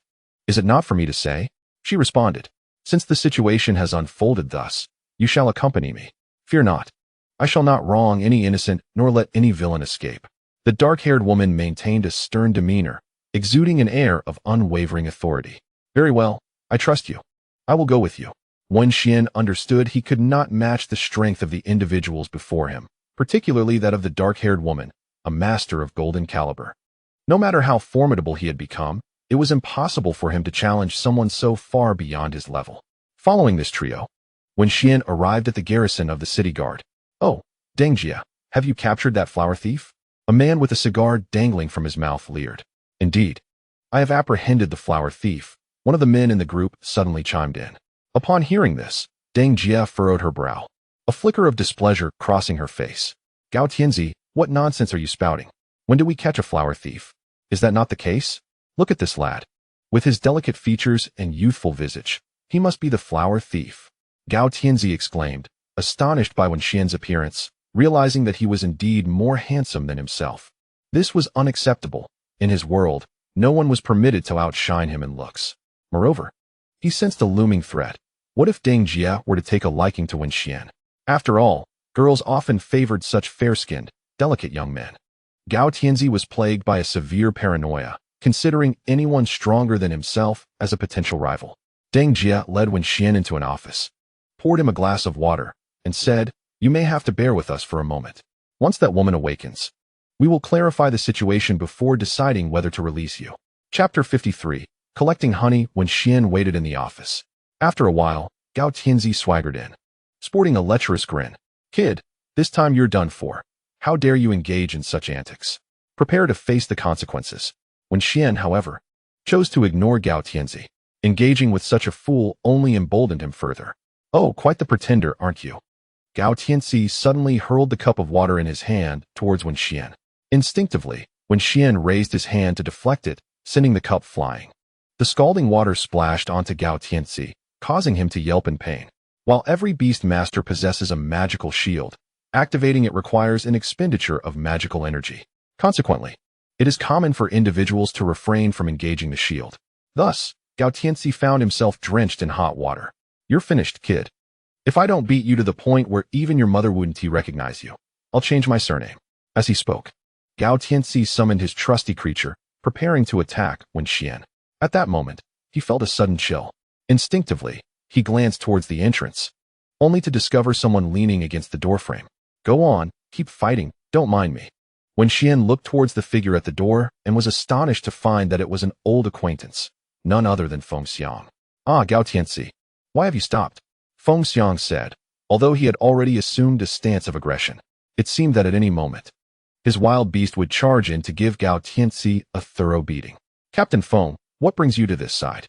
Upon seeing Feng Xiang, Gao Tianxi donned a sycophantic smile. Among all the captains, he feared Feng Xiang the most, for this man was a lunatic. Those he wished to strike rarely escaped unscathed. Not even the department head. Feng Xiang had even been confined multiple times by the organization for his unruly behavior. Gao Tianxi had heard he was reassigned as a teacher. Yet here he was again. What is the matter? Can I come? Feng Xiang replied, his tone challenging. No, you know that's not what I meant. Gao Tianxi quickly backtracked. By the way, I just remembered there is something I need to attend to. Captain Feng, please go about your business while I finish that up. I'll treat you to a drink later. With that, he attempted to make his exit. Stop, Feng Xiang commanded, halting Gao Tianxi in his tracks. Do you have something else to discuss? Gao Tianxi felt like a mouse caught in the presence of a cat. He had previously suffered a month in bed after a confrontation with Feng Xiang. Even now, the ache in his bones was a lingering reminder. It's nothing. Just the water on the floor. Aren't you going to clean it up? Huh? What do you mean, huh? Just say whether you will or not. I will clean it. Gao Tianxi replied reluctantly, turning to retrieve a mop. Where are you going? To get the mop. No need. I mean, you don't need to get the mop. Just use your clothes to wipe it up. What? I want to repeat myself. Very well. Gao Tianxi gritted his teeth. Faced with the formidable Feng Xiang, he could only concede defeat. Submissively, he lay on the ground, dragging his clothes across the floor. At that moment, Deng Jia entered. Upon discovering Gao Tianxi sprawled on the floor, he appeared to her as a figure of salvation. What are you doing? Deng Jia inquired, her brows furrowed in curiosity. He is cleaning the floor, Feng Xiang interjected on Gao Tianxi's behalf. Oh, be sure to clean it thoroughly, Deng Jia replied, dismissing Gao Tianxi and addressing Wenxuan instead. The woman has awakened, and we have questioned her. She has no ties to you. You may leave now. Leave? You can't just walk away now, Feng Xiang retorted. Why are you still standing there? Come here quickly. He guided Wenxuan to his office. Kid, you've landed in quite a predicament. Did you not notice the look in Gao Tianxi's eyes? With his vengeful nature, he will undoubtedly seek retribution against you. As for me, my superior strength alleviates any concern. Wenxuan felt speechless upon hearing this. He inwardly lamented, Brother, it was you who was showboating and dragged me into this mess. Unable to confront Feng Xiang, Gao Tianxi directed his animosity towards Wenxuan. So for the time being, stay close to me, and I shall protect you. However, this protection is not without cost. You must pay me 100,000 a month. How much? 100,000. You might as well rob a bank. Fine. It's up to you whether you wish to pay. After all, I am not the one who will suffer. Moreover, this 100,000 is not without purpose. I will provide you with specialized training. Specialized training? What kind of training? It is merely a simple training regimen, ensuring that by its conclusion, you will be capable of easily defeating Gao Tianxi. Is such fortune truly possible? If after your training you cannot even best Gao Tianxi, it merely indicates you are inept, not that I am a poor instructor. Feng Xiang's words left Wenxuan speechless. Do not worry. That fellow only possesses the strength of a silver tier 2. In due time, you will be able to dispatch him with a mere flick of your finger. All right. Wenxuan acquiesced. Curiosity piqued about the nature of a person who could befriend someone as remarkable as Duga Tongtong. The following day, Feng Xiang escorted Wenxuan away from the city guard. As they departed, Wenxuan felt a seething gaze filled with malice. He recognized it as Gao Tianxi's. It seemed that a bitter rivalry had been forged between them. Though their acquaintance was brief, Wenxuan had already discerned Gao Tianxi's character. Petty, prideful, and vengeful against anyone who dared to offend him. It appeared that this time, I must strive earnestly, regardless of my initial reluctance. Wenxuan followed Feng Xiang to a secluded realm. After paying the fee, the two ventured into the mystical environment. As they traversed the path, Feng Xiang could no longer contain his curiosity and inquired, Wenxuan, what compels you to become a beast master? I seek the power to seize control of my own destiny. And you? Feng Xiang's demeanor suddenly shifted to one of solemnity. With unwavering resolve, he declared, should a myriad of beasts descend upon us, I shall stand before countless souls, sword in hand, dedicating my life to the nation. Wenxuan mused to himself. Feng Xiang's words resonate well, yet they seem to carry a different weight when spoken by him. Furthermore, what is with this abrupt omen of death? Enough of that. We have arrived. Feng Xiang led Wenxuan to a towering cliff. What brings me here? Wenxuan asked. Do you see the honey up there? Upon hearing this, Wenxian gazed at the rock face and discovered a large cluster of honeycombs. Drip, drip. The honey flowed abundantly, spilling onto the ground. I have a craving for honey. Instruct your beast to retrieve it for me. Very well. Wenxian summoned the Mimic Rabbit and directed, Mimic Rabbit, go and gather the honey. Chapter 54, Special Training begins. Wait a moment, Fengxiang interrupted. What is it? Your Mimic Rabbit may fetch the honey, but I must establish a rule. A rule? What kind of rule? Do not harm the bees residing here. What? Enough with the exclamations. Simply state whether you agree or not. If you refuse, I shall compel you to gather the honey yourself. Agreed, I certainly agree. Adhering to the principle that a stubborn fool should not hinder a friend, Wenxian acquiesced. He then turned to the Mimic Rabbit and asked, Did you hear the stipulation he just proposed? I did. Excellent. Let us proceed swiftly. To avoid being stung by the bees, Fengxiang pulled Wenxian aside, leaving the Mimic Rabbit alone. The Mimic Rabbit gazed longingly at the honey on the cliff. Licking its lips, the scent of the honey was exquisitely sweet, intoxicating even from a distance. Suddenly, the Mimic Rabbit sprang into action. True to its nature as a rabbit, it moved with remarkable speed. Utilizing its paws and limbs, it swiftly reached the honeycomb. With its dagger, it swiftly sliced off a generous portion of honey. Clutching the honey, the Mimic Rabbit quickly descended the cliff and dashed away. As it fled, it shouted, Help! There's a murder happening. No, wait, it's a rabbit murder. Buzz, buzz. The Mimic Rabbit's actions in harvesting honey had stirred the bees, which now swarmed furiously in pursuit. The swarm of bees was astonishingly dense, casting a shadow over the land.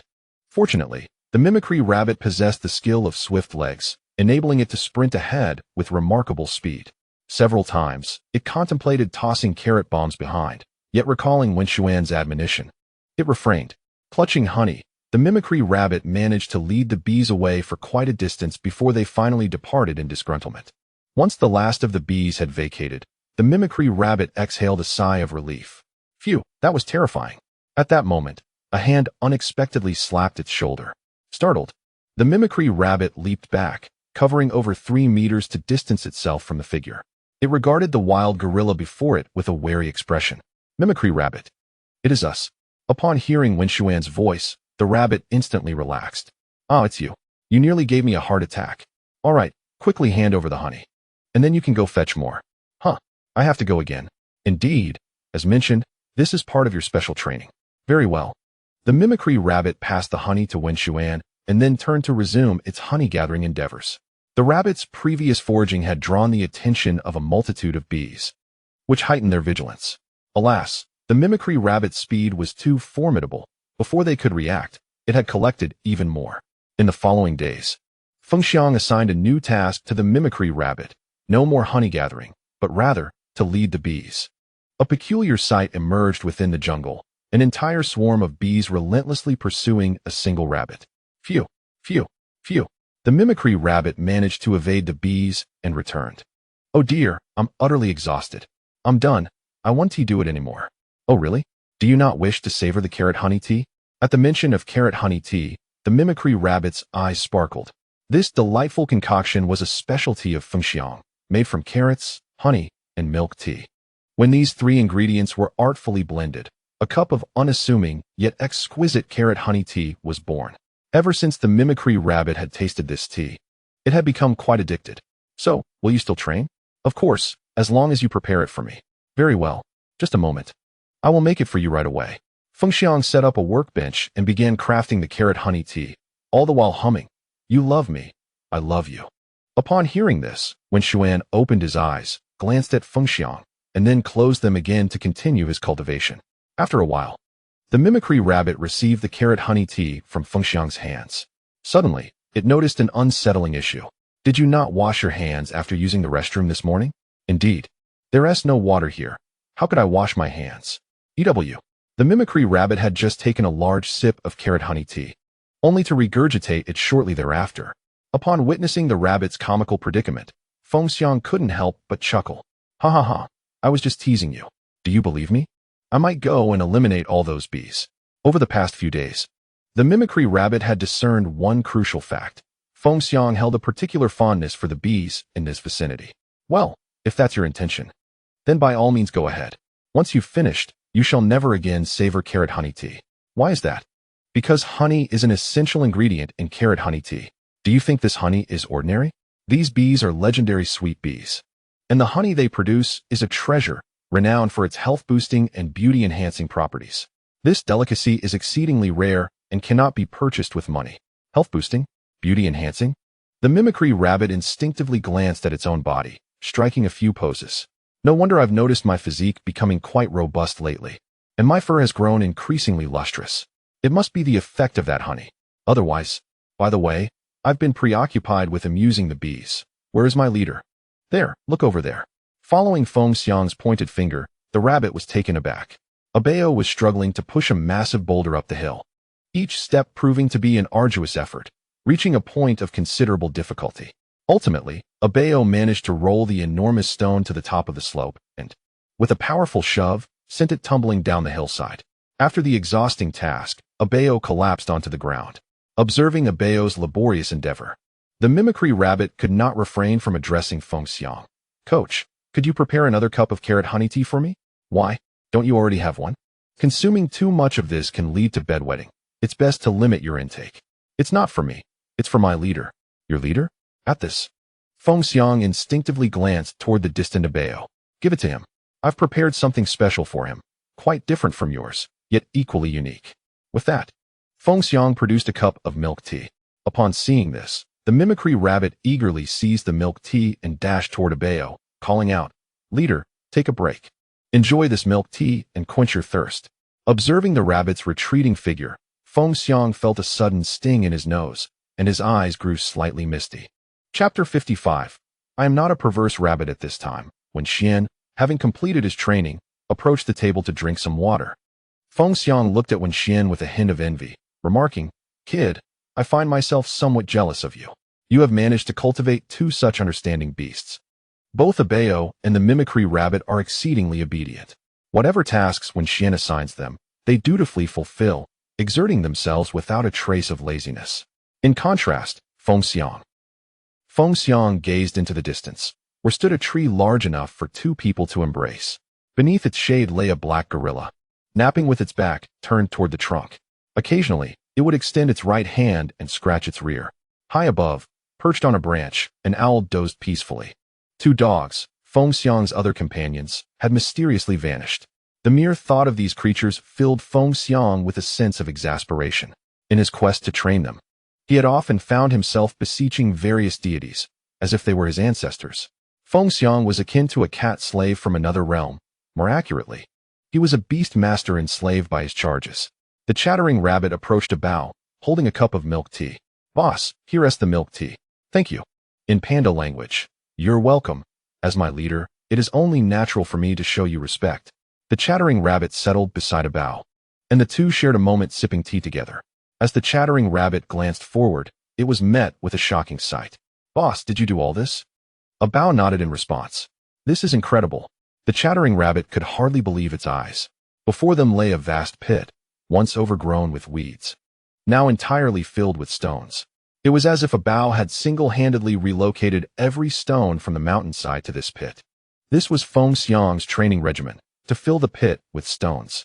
"All right, young one, the special training is complete," Feng Xiang announced as he and Wenxian approached the small hillside. Upon seeing the pit brimming with stones, Feng Xiang addressed Wenxian. "Finished?" Wenxian appeared somewhat unsatisfied. "Of course it's finished. Damn it, I've been out here in the wilderness with you for over half a month.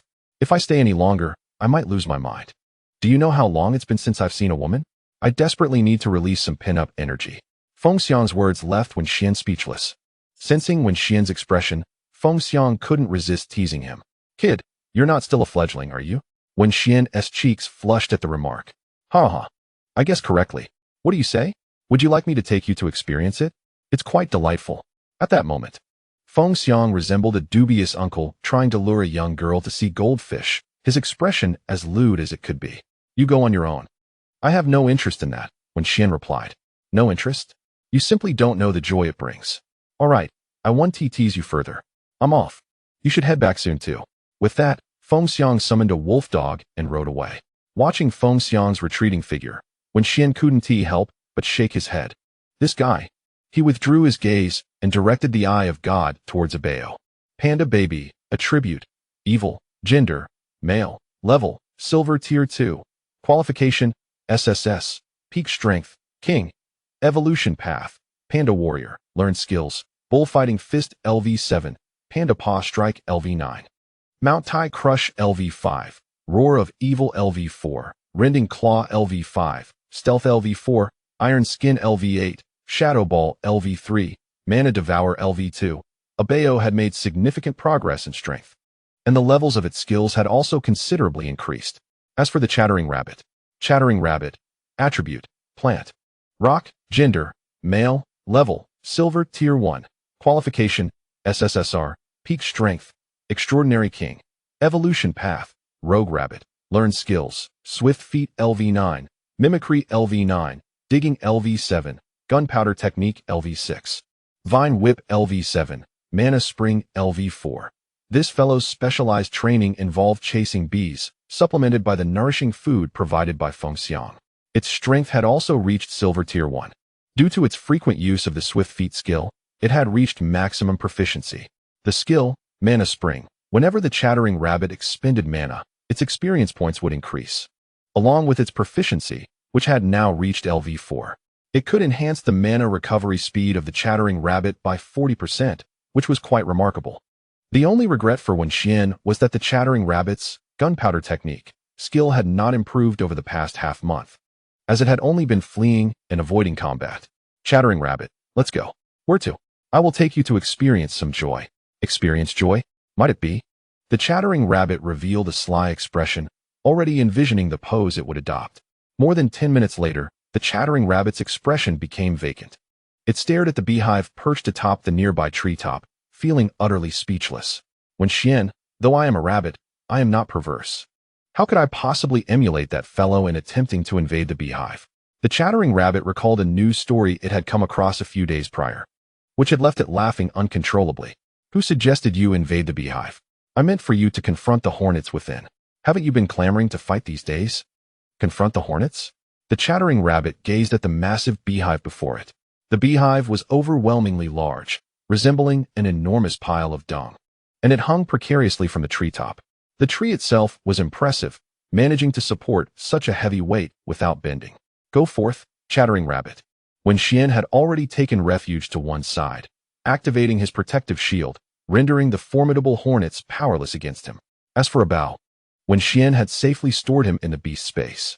At Wenxian's command, the Mimicry Rabbit produced 2 carrot bombs and hurled them toward the massive hornet's nest. Boom. Following a resounding explosion, the entire world momentarily plunged into darkness as swarms of hornets erupted from their nest. Wenxuan helped. The hornets, upon spotting the Mimicry Rabbit, descended upon it with a frenzy. However, the rabbit showed no mercy as it faced the oncoming swarm. Chapter 56. Selling Monster Beast Crystals. Boom. Boom. Boom. Countless explosions reverberated through the jungle. With each detonation of the carrot bombs, several hornets were obliterated. The hornets possessed only bronze-level strength, making them easy prey for the silver-tier Mimicry Rabbit. After approximately 10 minutes, the cacophony of explosions ceased. As Wenxuan walked alongside Abao, he stumbled upon a multitude of hornets, felled by the rabbit's explosive projectiles. Some of the more resilient ones were still writhing on the ground. Observing this, Wenxuan naturally instructed Abao to grant them a merciful end.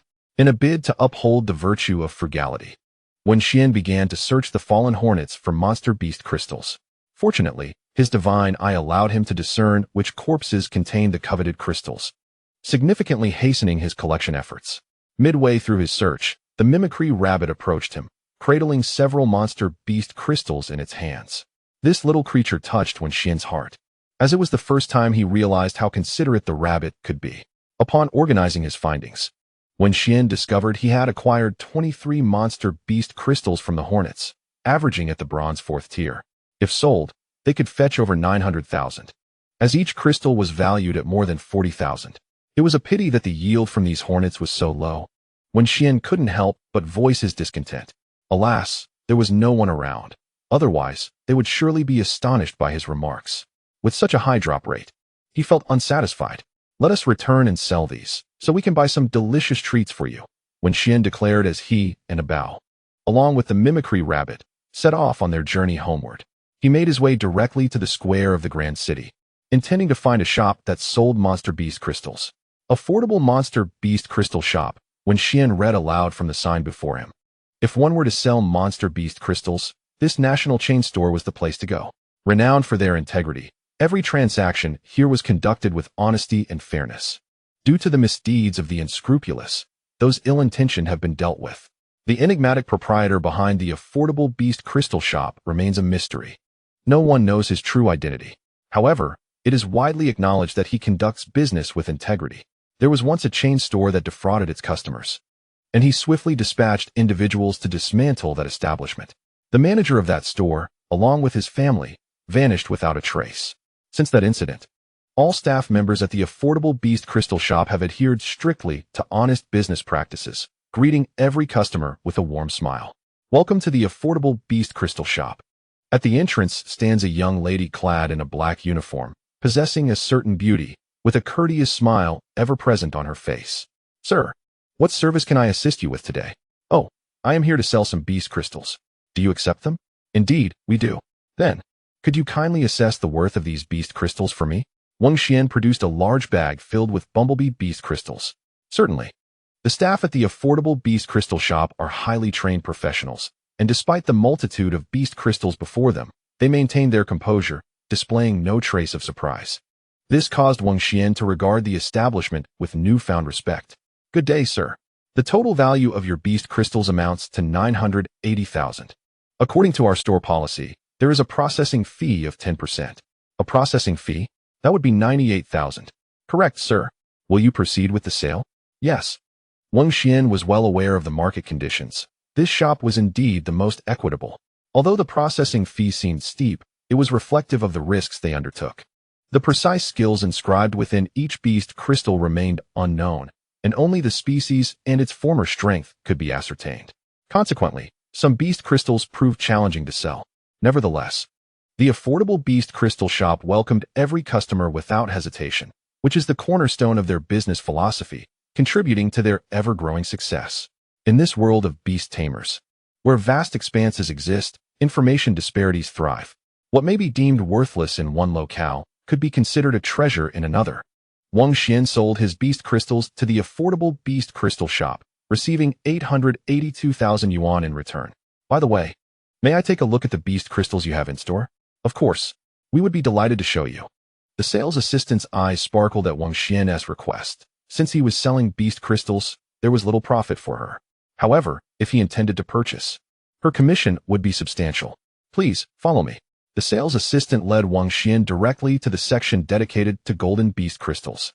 It must be said that the sales assistant possesses a remarkable ability to gauge individuals accurately. Given Wenxuan's current prowess, he is truly only able to purchase a golden tier beast crystal core. After surveying the counter, he found nothing to his satisfaction. He then perused the silver tier offerings, yet still found none, and even inspected the bronze tier items, to no avail. Due to the rarity of black iron in producing beast crystal cores, options were virtually non-existent. Could you show me the platinum tier offerings? He inquired. The prices for beast crystal cores are typically transparent, starting at 10,000 for bronze, 100,000 for silver, 500,000 for gold, 1 million for platinum, and 10 million for diamond. Beyond that, sales become exceedingly rare. To acquire them, a barter system is generally required. If a price must be proposed, it would necessitate a minor target as a unit, though there may be items available that are valuable yet without a market. As Wenxuan roamed the platinum counter, he finally spotted a coveted beast crystal core, the core of the fearless warrior. The fearless warrior is a combat-type, humanoid beast. This particular core contained a skill known as Heart of Fearlessness. Heart of Fearlessness, a passive skill that grants immunity to fear, provides resistance against certain negative effects, and allows one to attack even in the face of a stronger opponent. Though it may seem an ordinary skill, in Wenxuan's eyes, it was nothing short of extraordinary. At the very least, it would empower his beast to strike boldly against foes. In Wenxuan's recollection, there existed a type of beast known as the cowardly mouse, which would curl into a ball upon encountering an enemy, believing that such a display would deter attacks. Unfortunately, they were mistaken. When faced with adversaries, revealing one's cowardice only invites demise. The survival of these small creatures is likely due to their remarkable reproductive capabilities. Wenxian mused. Chapter 57. Someone is following. What is the price of this beast crystal core? Wenxian inquired of the sales assistant. That would be 120,000. She replied. 120,000? Wenxian contemplated this, realizing he was short by 20,000. It appeared he would need to devise a plan to acquire the necessary funds. Hence, he asked the sales assistant, "May I reserve this beast crystal core?" Upon hearing this, the sales assistant smiled and nodded. "Of course, but we can only hold it for 3 days. If you do not return to purchase it within that time, the core will be relisted. Rest assured, I shall return to buy it," Wenxian assured her. After paying a deposit of 100,000, he departed from the shop selling beast crystal cores. He intended to return to school for a brief respite before embarking on a journey to the secret realm the following day, aiming to procure several beast crystal cores to gather the funds required for the purchase of the fearless warrior's core. Wenxian had just emerged from the shopping mall when he found himself being watched by an individual. The man stealthily trailed behind him. Wenxian had already detected his presence and deliberately turned into a narrow alley. "It's you." As Wenxian stepped into the alley, he turned and confronted his pursuer. The man, realizing there was no escape, hastily pulled his hat down over his face. "Indeed, it is I," Gao Tianxi said, revealing a cruel smile. "You're rather unfortunate, aren't you? I never expected to encounter you while merely shopping. Where have you been hiding these days? I've searched countless places for you, yet you remained elusive. And why should my whereabouts concern you?" Wenxian replied with a slight smile. "True, my movements do not pertain to you, but I am exceedingly aware of your next destination, for I intend to personally send you to hell." Gao Tianxi's expression twisted into one of ferocity. The events instigated by Feng Xiang had warped his psyche. While he currently lacked the strength to confront Feng Xiang, dealing with Wenxian was a trivial matter. "Come forth, my Feng Hound and Poison Toad." Gao Tianxi summoned his 2 beasts. Although he was a silver-level beast master, he had yet to contract a 3rd beast. In this world, most individuals preferred to wait until their beasts reached mid-tier strength before contracting. Each beast master must adhere to specific principles when forming contracts. Namely, they cannot contract beasts whose power exceeds their own. Otherwise, those with influential backgrounds could easily have their elders capture dragons for them, allowing them to roam unchecked. Beast masters must cultivate their mental strength. Only by possessing a sufficiently powerful mind can they command their beasts. Ultimately, no matter how intelligent a beast may be, it remains a magical creature. It is only through the control of a beast master that they can become docile. Should they lose that control, the beasts may descend into madness. Wenxian glanced at Gao Tianxi's Feng Hound. Feng Hound, attribute, evil, gender, male, level, silver 2. Qualification, C. Peak strength, silver. Evolution path, king of evil hounds, skills learned. Bite LV4, sharp claws LV3, ram LV3 next. He examined the poison toad. Poison toad, attribute, poison, gender, female, level, silver 3. Qualification, C. Peak strength, silver. Evolution path, none, skills learned. Whip tongue LV4, venom spray LV5. Toxic skin LV3, silver 3. Wenxian was somewhat astonished. He had not anticipated that in the course of these past days, Gao Tianxi's poisonous toad had actually made a breakthrough. Well, young lad, impressive, he mused, noting that Gao Tianxi could discern that his poisonous toad was of the silver tier 3. Upon hearing this, Wenxian maintained an air of composure. Had this been in the past, he would undoubtedly have turned and fled.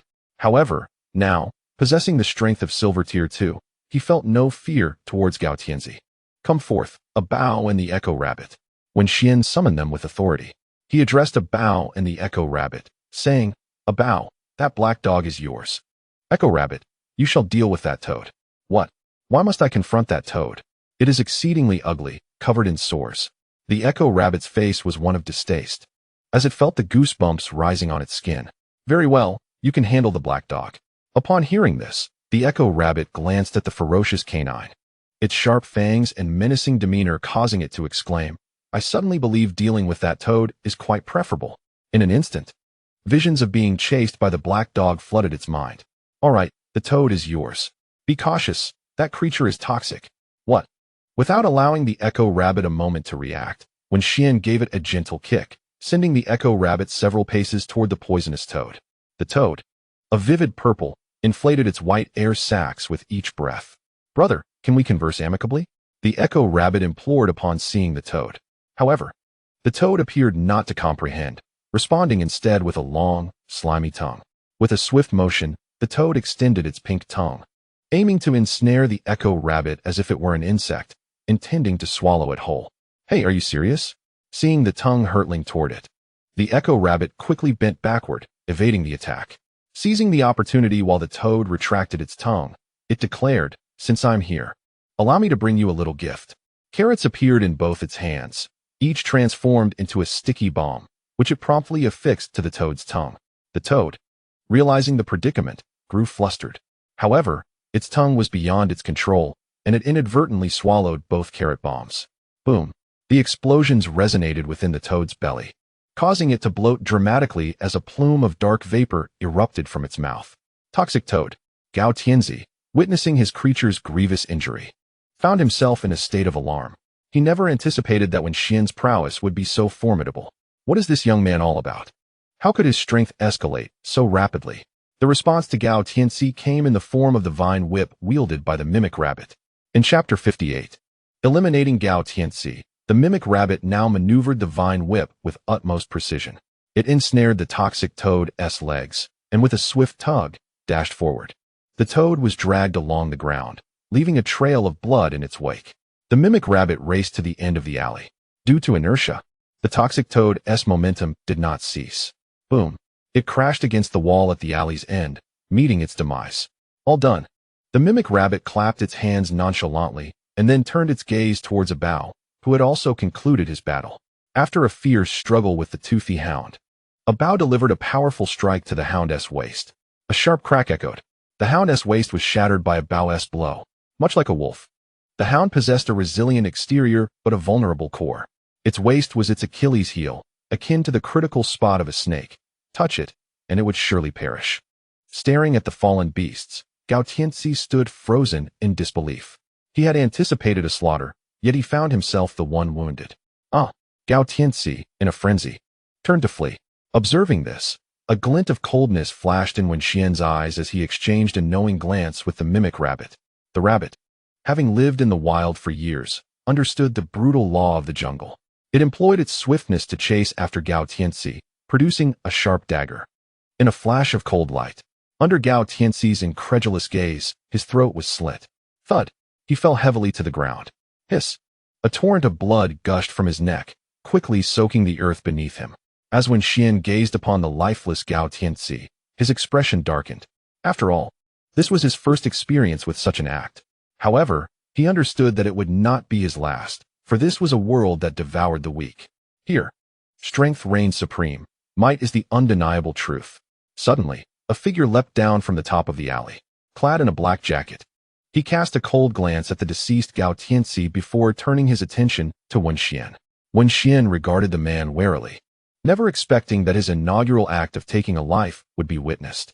Hey, kid, don't be too tense. The man removed his mask. Upon seeing his face, Wenxian's mood lifted instantly.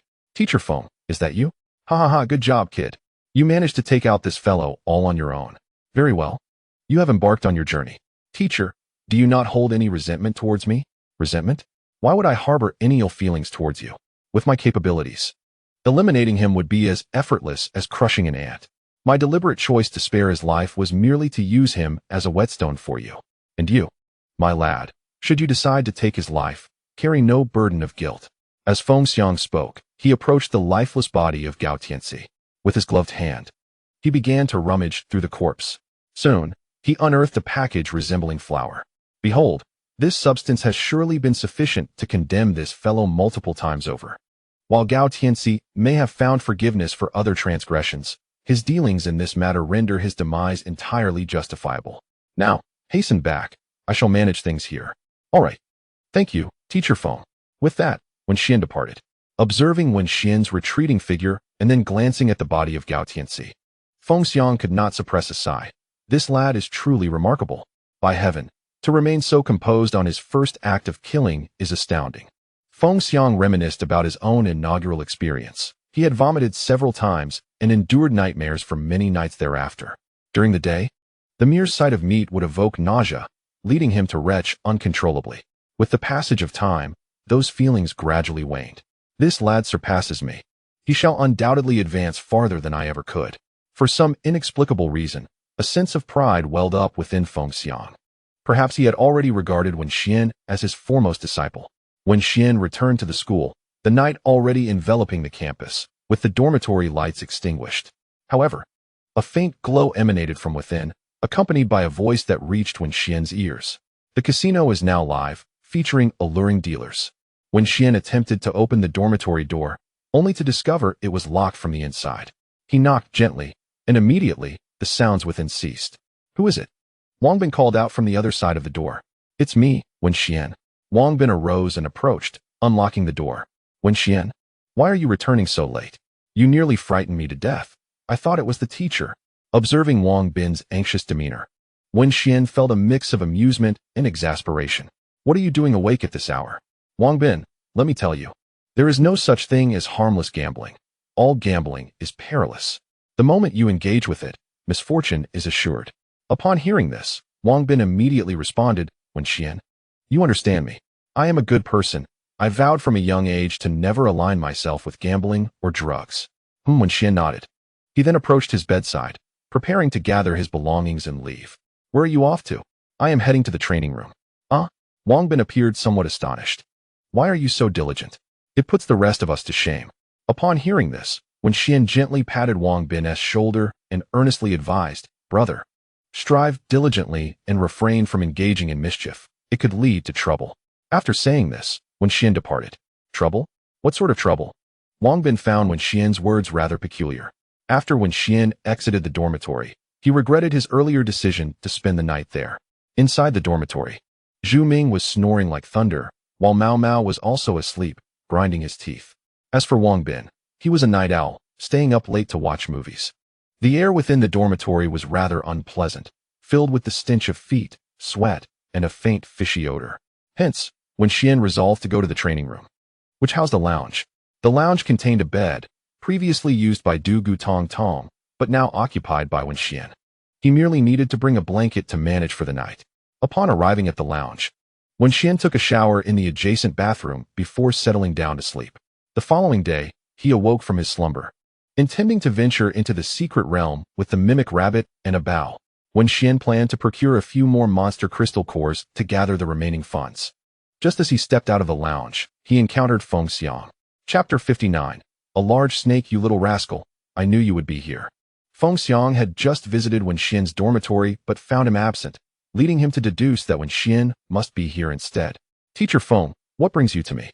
"Well, regarding yesterday's incident, I have already resolved it for you.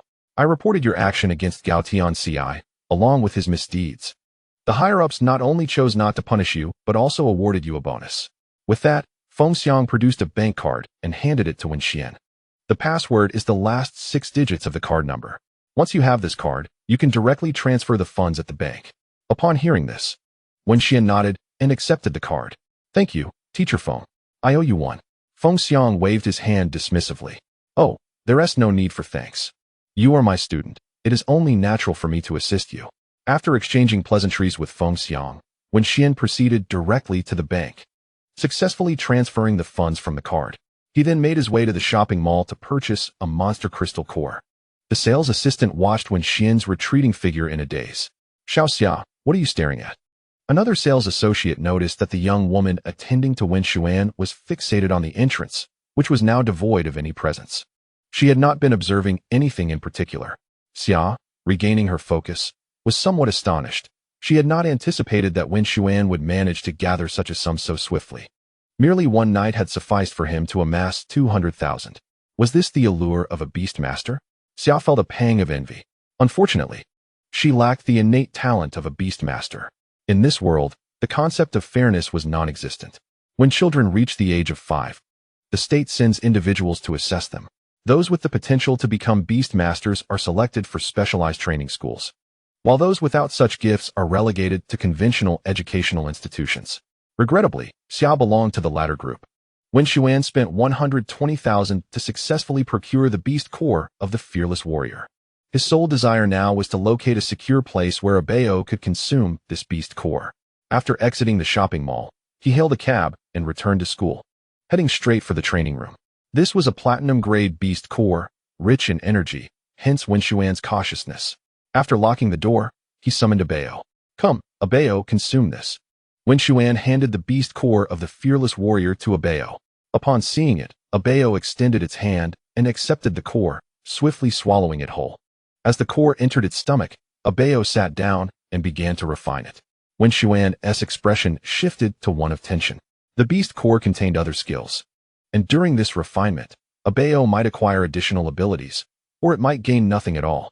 The beast core of the fearless warrior was a platinum tier core, and the refining process took longer than expected, lasting a full 2 hours. Given that this core possessed combat attributes while a Bao was of the evil attribute, a significant amount of energy was lost. Additionally, the comprehension of skills consumed further energy. Consequently, after ingesting the beast core, a Bao's strength increased by only 2 minor tiers. One should not underestimate these 2 minor tiers. A Bao's body was nearing a state of collapse, its muscles bulging as if inflated like a balloon. This was an ominous sign. It seemed that in the future, one must exercise caution when providing a Bao with beast cores, ensuring they are not of excessive rank. This experience had already been exceedingly perilous, with a Bao's body nearly bursting from the energy influx. Fortunately, a considerable amount of energy had dissipated from the platinum-grade beast core after its separation. Wenxuan gazed at a Bao through the eye of the divine. Baby Panda, attribute, evil, gender, male, level, silver tier 4. Qualities, SSS, pinnacle of power, king. Evolution path, panda warrior, learned skills, bull punch LV7, bear paw strike LV9. Mount Thai press LV5, roar of evil LV4, rending claw LV5, stealth LV4, iron skin LV8, shadow ball LV3, mana devour LV2, indomitable spirit, fear is non-existent. Even in the face of formidable opponents, one dares to strike. This is truly a divine skill. Wenxuan realized that he was indeed a reincarnation of a fortunate being. Could it be that his past life was plagued with misfortune? Perhaps all his luck had accumulated for this lifetime? In his previous existence, Wenxuan was incredibly unlucky. Whenever he bought a drink, he never received a second bottle, and whenever he ate instant noodles, the spoon mysteriously vanished. Even when he shopped for groceries, just after paying, the prices would inexplicably drop. A wry smile appeared on Wenxuan's face. He brought his thoughts back to the present and looked at a Bao. At this moment, a Bao was feeling quite uncomfortable due to an excess of energy. Come back, a Bao. Within the Beastmaster space, a Bao could receive gradual healing. Wenxuan understood that in the coming days, a Bao would remain inside. This fellow needed to slowly refine the energy it had just acquired. As for Wenxuan, he had made plans to practice in the training room. He released the parrot rabbit, as this creature could not sit still. Wenxuan had confined it within the Beastmaster space, but it incessantly squawked. With no other choice, he let the creature out. Wenxuan permitted the parrot rabbit to play outside, but he had one stipulation: it must not cause trouble. After receiving the parrot rabbit's assurance, Wenxuan allowed it to leave. Once outside the training room, the parrot rabbit began to roam the campus. Suddenly, an enticing aroma caught its attention. What is that smell? It is delightful. Following the scent, the parrot rabbit arrived at the back mountain of the school. Wow, it is roasted chicken. It spotted a roasted chicken perched on a campfire not far away. The sight made the parrot rabbit's mouth water. It dashed toward the roasted chicken. But just as it prepared to reach for it, a chill enveloped the air, freezing the parrot rabbit in its tracks. It looked ahead and was startled. A snake. A massive snake. Screaming, the parrot rabbit turned to flee. However, as it spun around, it was blocked by an imposing silver moon wolf standing in its way. Thud. Seeing this, the parrot rabbit immediately cowered and knelt before the silver moon wolf. Chapter 60, Playing Basketball. Please spare me. The mimicry rabbit began to plead for mercy. Observing the vividly animated rabbit before him, the old man felt a twinge of curiosity and could not resist inquiring, "Whose rabbit are you?" You mean me? My master is Wenxuan. Wenxuan? The old man suddenly found that name somewhat familiar, as an image of a certain individual materialized in his mind. So it is him. Who would have thought that lad would contract such a creature? The old man became intrigued, pondering what kind of magic the mimicry rabbit possessed that warranted Wenxuan's contract. Could it merely be because this fellow is mischievous? Do you want to eat? The old man noticed that the mimicry rabbit was rather restless, its gaze fixated on the roasted chicken over the campfire. Yes, It declared with utmost sincerity. Very well. If you wish to eat, you must assist me with a task. A task? What task? Follow me, and you shall find out. The old man picked up the roasted chicken and began walking ahead. The mimicry rabbit hesitated, contemplating whether to follow. Just then, the old man turned his head and called out, "What are you dawdling for? Hurry up and come. I'm coming." The mimicry rabbit followed the old man to a hillside. To its surprise, besides a pavilion, there was a vast basketball court. At that moment, two figures were engaged in a game. One was a short-haired girl, and the other was a chicken. Indeed, it was a chicken. The chicken moved fluidly, executing a feint that left the girl momentarily bewildered, then swiftly made a layup, successfully scoring. "Yang Bingyun," the old man shouted at the girl on the court. "Grandpa?" Yang Bingyun turned her head towards the old man, a hint of curiosity in her voice. "Grandpa, what brings you here?" "I came to see you, and coincidentally, to bring you a basketball companion." "A companion?" Upon hearing this, Yang Bingyun scanned the area and discovered the mimicry rabbit trailing behind her grandfather. "Grandpa, you're not joking. Are you? Is this rabbit really the companion you mentioned? Is that a problem?" The old man, who was Yang Wei, then addressed the mimicry rabbit. "Go on. Give it your all. If you defeat it, that roasted chicken shall be yours." "What?" the mimicry rabbit exclaimed, glancing in the direction Yang Wei pointed. It was then that it realized the formidable opponent it faced, a robust chicken. I'm not going. Upon seeing the muscular rooster, the mimicry rabbit shook its head vigorously. "After all these years of striving to gain a bit of weight, do you know how hard it has been for me? If I fight it and accidentally lose weight, what will I do?" With that, the mimicry rabbit turned to leave. However, it had not gotten far before it turned back. "Oh dear, what are you doing? I was merely jesting with you. Please do not take offense. Do not hold it against me." At that moment, the mimic rabbit wore a sycophantic grin, nearly prostrating itself before Yang Wei. It turned out that upon seeing the mimic rabbit attempt to leave, Yang Wei had unleashed the silver moon wolf. The moment it laid eyes on the silver moon wolf, which bore a fearsome scar across its face, the mimic rabbit immediately recoiled. It thought to itself, "Remember this, young one. I shall not forget this debt. 30 years in the east, 30 years in the west. Just wait and see how I shall exact my revenge." Reluctantly, the mimic rabbit ambled toward the basketball court. Observing this, Yang Bingyun furrowed her brow.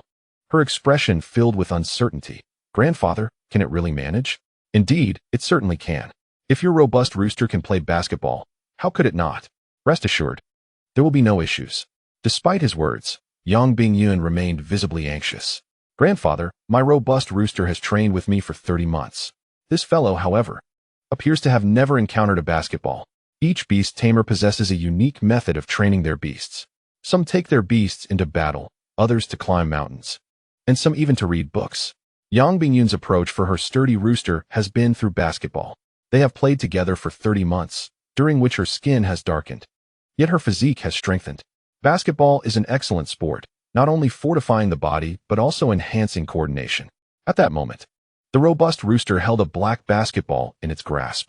Upon seeing the mimic rabbit enter, a glint of disdain flashed in its eyes. The mimic rabbit appeared far too frail, as if a mere gust of wind could topple it. "Here." The robust rooster tossed the basketball toward the mimic rabbit. The mimic rabbit fumbled, struggling to retrieve the ball. Witnessing its clumsy antics, Yang Bingyun instinctively shook her head. "Grandfather, don't rush." Yang Wei watched the basketball court with keen interest. Was that little one truly so poor in judgment? No, it must not be so. As the mimic rabbit retrieved the basketball, it cheerfully presented it to the robust rooster. "Boss, may I concede this match?" "Absolutely not. Enough chatter. Prepare for the offense." With that, the robust rooster spread its wings, assuming a defensive stance. They could actually converse. Yang Bingyun, standing beside Yang Wei, had just noticed the mimic rabbit and the robust rooster chirping away. Thus, she felt a sense of wonder. What is so surprising about this? It is merely that creature's ability. Otherwise, why do you think it is called the mimic rabbit? The thought of the mimic rabbit piqued Yang Bingyun's curiosity. "Grandfather, to whom does this creature belong?" "Why do you ask?" "I am rather curious about what sort of being would choose to bond with a mimicry rabbit." In the realm of beast taming, the reputation of mimicry rabbits is quite dismal. These creatures possess little more than the ability to imitate human speech, lacking any notable virtues. There have been instances of contracts formed with mimicry rabbits, yet their abysmal combat prowess has rendered them undesirable to potential tamers. One of our schoolmates. Oh, I must take the opportunity to become better acquainted with this individual. For some reason, Yang Bingyun feels that this particular mimicry rabbit is rather extraordinary. The duel between the mimicry rabbit and the robust rooster commenced. Having never played basketball before, the mimicry rabbit struggled with even the simplest dribbling. The robust rooster, left with no choice, stepped forward to provide hands-on instruction. Fortunately, the mimicry rabbit exhibited remarkable talent, mastering the fundamentals in no time. Such speed. Yang Bingyun was taken aback. Typically, a person would require several days to learn dribbling, yet this mimicry rabbit grasped it in a mere 10 minutes. Chapter 61. The Basketball-Playing Rabbit.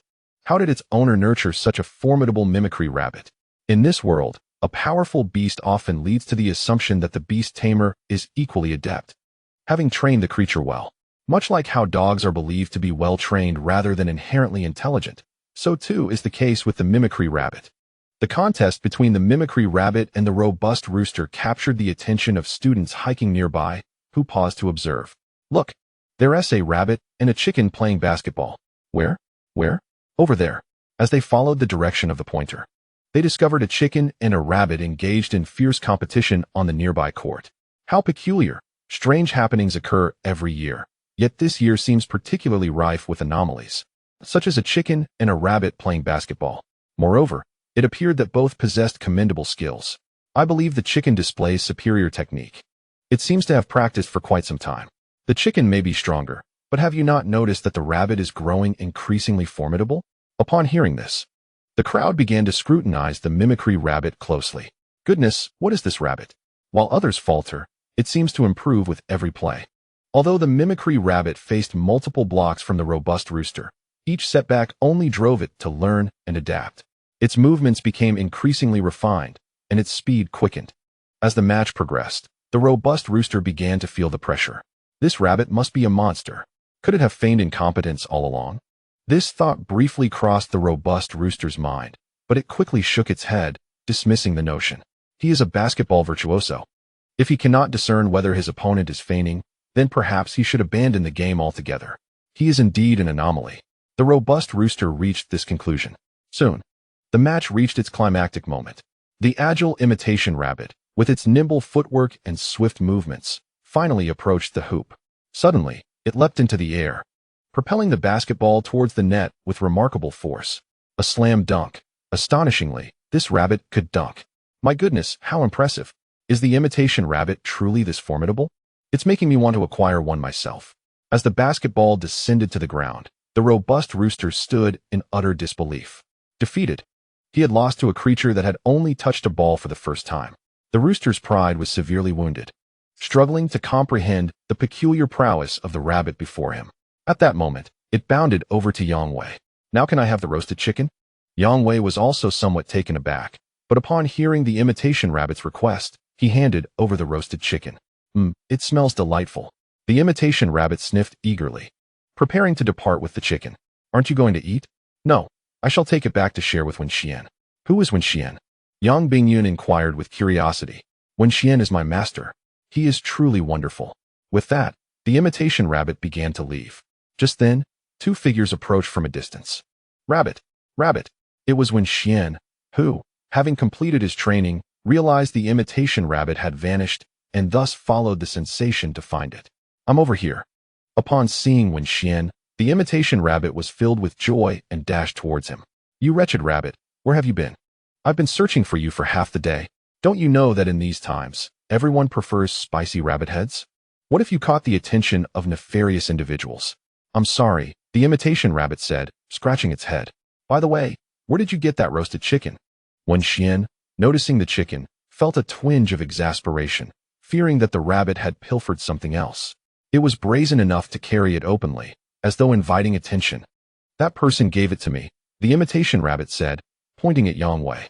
At that moment, Yang Wei approached with Yang Bingyun, making their way towards Wenxuan. It's you. Wenxuan recognized the individual before him, the very one he had encountered in the library. Indeed, it is I, young man. Long time no see. Have you found what you were seeking? Not yet. Wenxuan displayed a look of disappointment. He refrained from speaking the truth, for the skill of the magical source was exceedingly precious. Oh, Yang Wei also appeared somewhat disheartened. He had hoped Wenxian would have better fortune in his quest. It appears that this peculiar creature has indeed become extinct, he mused. You must be Wenxian? Yang Bingyun suddenly inquired, directing her question towards him. Yes, I am Wenxian. And you are? Wenxian noticed that the girl before him seemed somewhat unfamiliar, as if it were their first encounter. Greetings, I am Yang Bingyun. She extended her right hand towards Wenxian. Hello, Wenxian replied politely, shaking her hand. Yang Bingyun glanced at the mimic rabbit before turning her attention back to Wenxian. You possess a remarkable mimic rabbit. By the way, would you be interested in allowing it to learn basketball from me? It shows great potential and might even become a national athlete one day, competing on stage and bringing glory to our country. Basketball. Wenxian expressed his disbelief. Nonetheless, he promptly responded to Yang Bingyun, I apologize. But that is not my ambition. To Wenxian, becoming a basketball player felt like a diversion. His aspiration was to become a top-tier beastmaster, which he believed was a true man's dream. After all, in this world, strength was paramount. Even if he were to become a basketball player and win a championship, he would ultimately still have to heed the opinions of others. Very well, Yang Bingyun conceded, recognizing that she could not impose her wishes upon him. She felt a twinge of regret, as she truly believed that Wenxian's mimic rabbit was exceptionally gifted. All right, we have other matters to attend to. With that, Wenxian, accompanied by the mimic rabbit and a bow, made his way towards the foot of the mountain. Yang Wei observed Wenxian's retreating figure and could not help but remark, this fellow is bound to achieve great success in the future. Is that so? Yang Bingyun admired the mimic rabbit's prowess in basketball, yet felt hesitant to make any broad judgments about Wenxian, given their limited acquaintance. As Wenxian, the mimic rabbit, and a bow walked along the path. Wenxian held a chicken leg in his hand, while a bow clutched another in his mouth. The mimic rabbit, on the other hand, was enthusiastically gnawing on a chicken rear. Delicious. Truly, the rear is the tastiest part. Wenxian couldn't help but twitch the corners of his mouth at the rabbit's peculiar taste. It was one thing to hear of a fondness for chicken legs, but a preference for chicken rears was quite another. Chapter 62. Journey to the Wild Boar Forest in the following days. Wenxian did not skip classes, but attended them regularly. However, he often found himself dozing off during lectures. The teacher's lessons were exceedingly dull, rendering Wenxian utterly disinterested. Indeed, even in this alternate world, the teachers remained unchanged. Their teaching style resembled the recitation of scriptures, making it a miracle to stay awake. At that moment, a female student noticed Wenxian. Her brow furrowed slightly, and a flicker of displeasure crossed her face as she raised her hand. Han Xiaowan, what are you doing? Teacher, I must report that someone is sleeping in your class. Who is it? Han Xiaowan pointed towards the last row, where two individuals were dozing off. One was Wenxian and the other Wang Bin. Oh. The teacher merely acknowledged her with a sound before turning back to write on the blackboard. Teacher, aren't you going to do something about him sleeping in class? Wang Bin's habitual slumber had long become commonplace among the students. This fellow was privately dubbed Fat Pig and God of Sleep by his peers. As for Wenxian, his habitual truancy was one thing, but it was disheartening that he chose to sleep in class after finally showing up today. The troubling part was that the teachers seemed oblivious, a fact that Han Xiaowan found difficult to bear. After all, she had been harshly reprimanded by this very teacher for arriving late the previous day. Han Xiaowan felt it was unjust for her to be the only one suffering, so she sought to drag Wenxian down with her. To her astonishment, however, she was met with a double standard. She was chastised for her tardiness, while Wenxian's sleeping was seemingly overlooked, a disparity that left her feeling deeply frustrated. Teacher, do you believe I will report this to the principal? Han Xiaowan could no longer tolerate the situation, her heart brimming with resentment. Report to the principal? The teacher chuckled at her words. Very well, go ahead. I shall wait for you right here. Also, Han Xiaowan, you need not attend my class anymore, nor take any exams. Even if you do, I will ensure you do not pass. What? Shock was etched across Han Xiaojuan's face. She could scarcely believe her ears. The classmates around her were now captivated, regarding her with expressions akin to disbelief. If Han Xiaowan had mentioned any other student, such as Wang Bin, the teacher would undoubtedly have taken action. But Wenxian? He was an exemplary student, his capabilities far surpassing those of everyone present. To put it bluntly, the others were mere refuse in his eyes. When trouble had come from students of other schools, they had not dared to utter a word, for it was Wenxian who had sent them fleeing. Despite his current slumber, they merely assumed he had exhausted himself from studying too hard. Indeed, studying can be taxing. What harm is there in catching a few moments of sleep? At that moment, Wu Yong, the teacher at the podium, wore a stern expression as he addressed Han Xiaowan coldly. Do you feel a sense of injustice? Let me tell you. If you could achieve a level of proficiency equivalent to Silver Tier 4, then in my class, you could sleep however you wish, even lay upon the podium. And I would cover you with a blanket. If that is insufficient, you might as well bring a bed to class. What? Upon hearing Wu Yong's words, astonishment spread across the faces of all present, their gazes directed towards the last row, as if beholding a spectacle. Teacher, are you joking? You said Wenxuan is already at Silver Rank 4? Indeed, there is nothing humorous about this.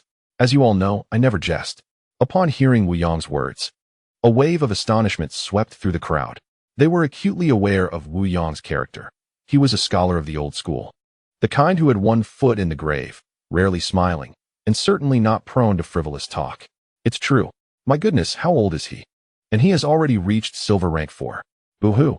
How can the disparity between people be so vast? I barely managed to break through to Bronze Rank 5 yesterday. I thought I had become quite skilled, yet in comparison to him, I am nothing at all. Sigh, what is the use of our hard work? He is a genius. And he works so hard. Now his strength far surpasses ours, leaving me no way forward. Mao Mao and Zhu Ming, who were slightly shorter, sat at the front. When they heard the teacher and the others, their faces were equally filled with shock. Is Wenxuan really that strong?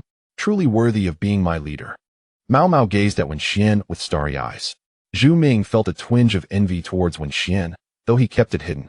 Wenxuan slept soundly until the afternoon dismissal, only awakening when Mao Mao called him. How refreshing. In his previous life, Wenxuan had longed to experience the feeling of waking naturally in a classroom. Only at this moment did he feel that his life was truly his own. Is it already evening? Wenxuan stepped out of the classroom, noticing the beautiful sky. The setting sun cast a fiery glow upon everyone's faces, painting them in hues of crimson. In the following days, Wenxuan attended classes as usual. A Bao was leisurely digesting the excess energy within. One day, Wenxuan observed a Bao and the echoing rabbit. He noticed that after so many days of rest, they were brimming with vitality. Excellent. Let us go find something good. During this time, Wenxuan had not been idle. He purchased a compendium of magical beasts and was diligently searching for suitable skills for a Bao and the echoing rabbit. He discovered a remarkable skill, that of the gluttonous pig. Voracity. Voracity. No matter how much one consumes, there is no sensation of fullness, and it also accelerates energy digestion. This skill is a boon for all food lovers. After tidying up his belongings, Wenxuan set off on his journey to the secret realm. Is this the territory of the gluttonous pig? Wenxuan, accompanied by the echoing rabbit and a Bao, arrived at the wild boar forest.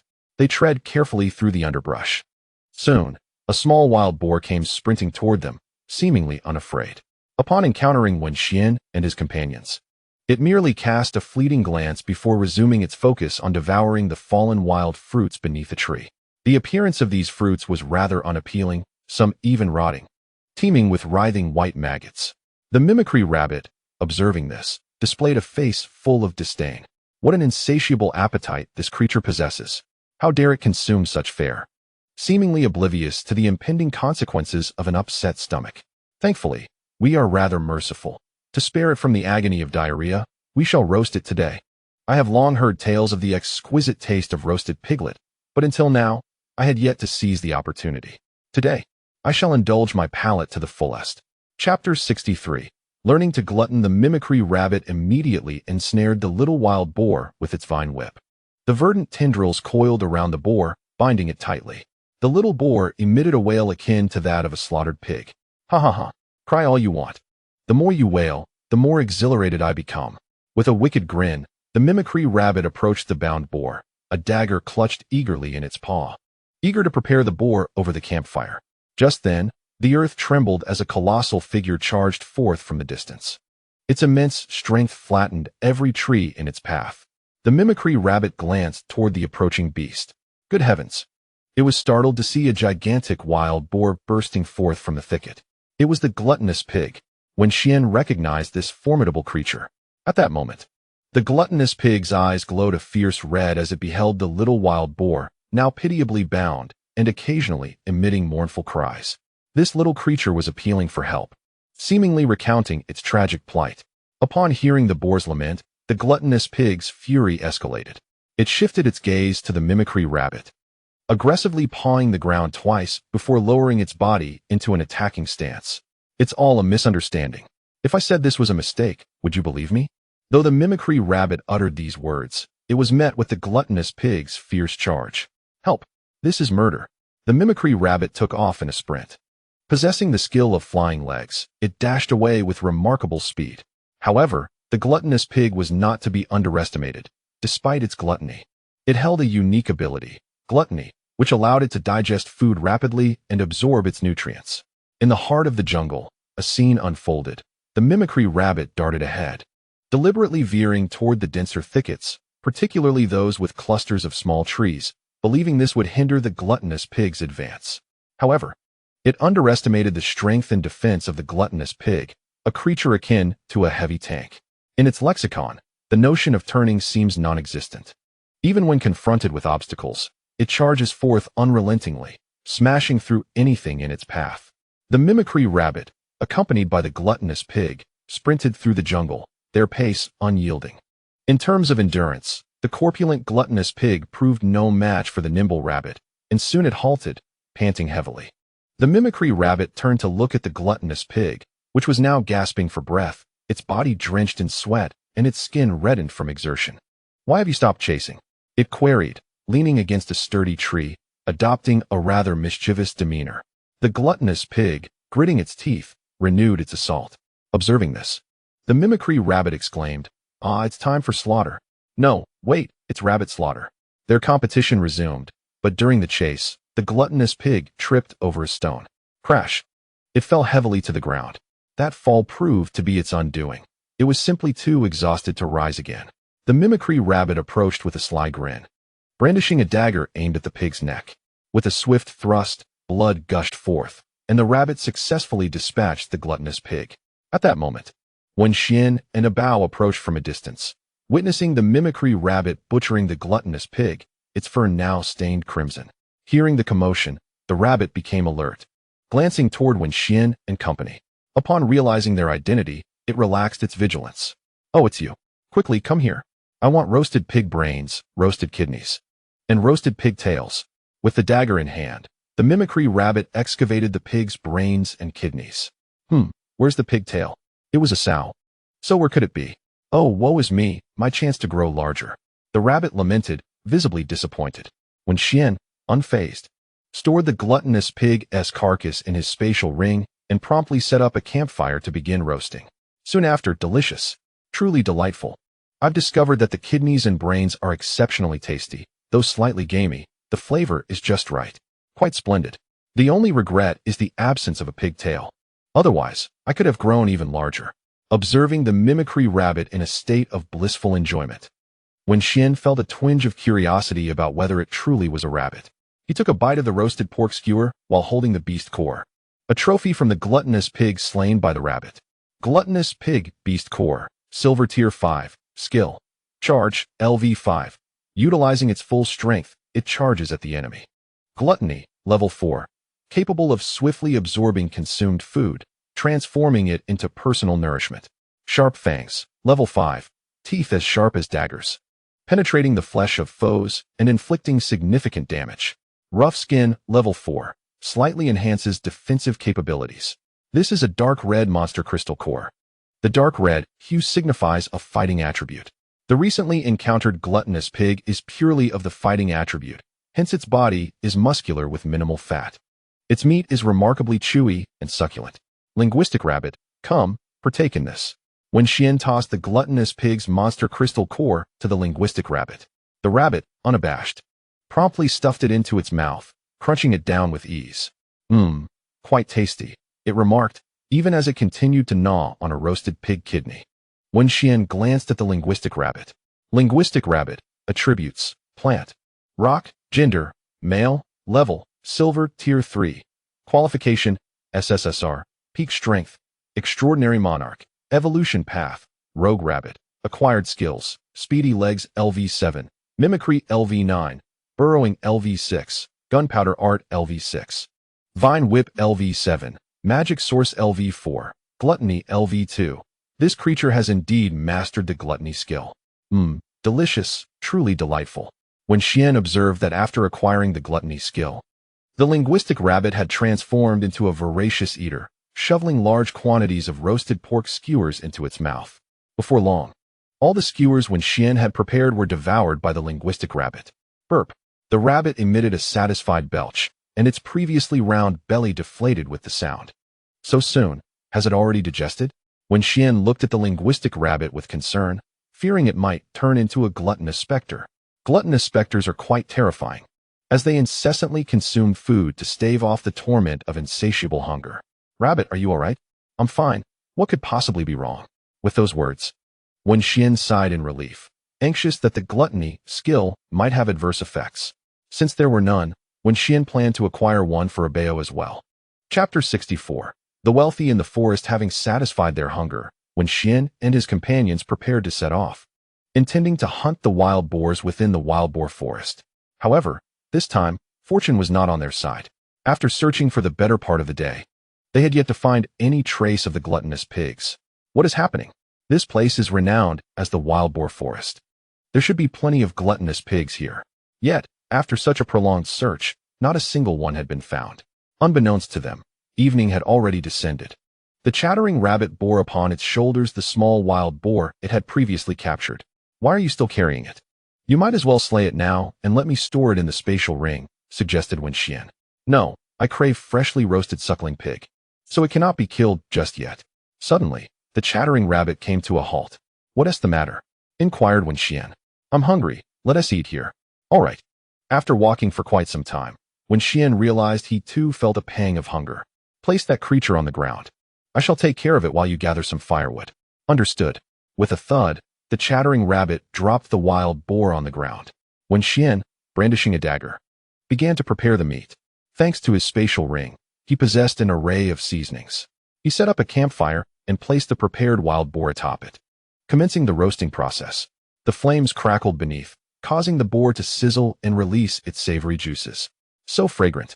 The sight of the roasting pig made the chattering rabbit drool. The roasting took time, yet every moment spent waiting proved worthwhile. Once the pig was perfectly roasted, Wenxuan removed it from the fire and placed it upon a picnic blanket he had prepared earlier.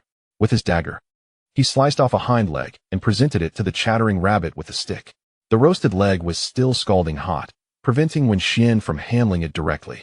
As the chattering rabbit gazed at the pig's leg, it swallowed hard, unable to resist the temptation to feast. Ouch, that is hot. The moment its paw touched the roasted leg, it yelped in surprise. Observing this, Wenxuan burst into laughter. You were too eager. Wait a moment until it cools down. He then poured a generous glass of carrot juice for the chattering rabbit and another for Abeo. After a brief wait, they began to eat. Delicious. The outer skin was crisp and fragrant, with a delightful sweetness, while the meat inside was exceptionally tender. Wenxuan, how did you achieve this? Asked the chattering rabbit. With a slight smile, Wenxuan replied, I added honey to the skin of the roasted pig. Honey? The one I collected earlier? Wenxuan nodded. During their honey-gathering expedition, Feng Xiang had taken most of it, claiming it as tuition, leaving Wenxuan with a portion as compensation for his efforts. I never imagined that adding honey to roasted pig could be so delectable. Just as they savored the roasted pig, rustling sounds emerged from the nearby bushes. Tension filled the air as they prepared for what might come next. Ah, finally, someone is coming out. The newcomer was a plump fellow with delicate features, sporting a watermelon-style haircut and dressed in suspenders. Behind him followed a penguin. How delightful. Someone is here. What is that scent? Upon noticing the roast suckling pig before Wenxuan and his companions, the man was instantly filled with joy. Wow, roast suckling pig. It smells divine. He approached Wenxuan with the penguin, beaming as he spoke. Brother, could I have a bit of that roast suckling pig? Absolutely not. Before Wenxuan could respond, the mimicking rabbit interjected, activating its protective mode as it attempted to shield the roast pig with its paws. Ah, so there is a talking rabbit as well. The chubby man, hearing the rabbit's words, did not take offense. Instead, he pulled out a golden card. It is said that at home one relies on parents, while outside one depends on friends. Brother, let us become friends. Seeing the golden card in the chubby man's hand, Wenxuan refrained from reaching out to take it. What's wrong? Do you find it lacking? He inquired. This is a golden card, containing 300,000, and it's anonymous. 300,000. Wenxian was taken aback to discover that this portly fellow was indeed a minor tycoon.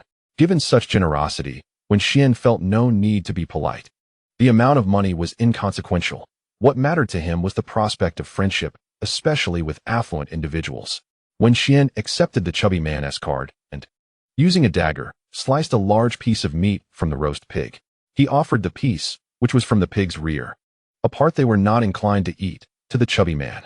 Seeing this, the chubby man couldn't help but exclaim, "Could you give me the pig's trotters instead? They are my favorite." "Sure, but the trotters won't be at the same price." "How much then?" 1 million. "What? 1 million? Are you robbing me?" Although the chubby man considered himself wealthy, he was not a fool. Spending 1 million for a pig's trotter seemed utterly absurd. "Since you are unwilling to pay, then forget it. Come, mimicking rabbit, I'll cut you a pig's trotter." As the trotters were about to be devoured by the mimicking rabbit, the chubby man immediately panicked. 50,000. 50,000. I will pay immediately if you agree.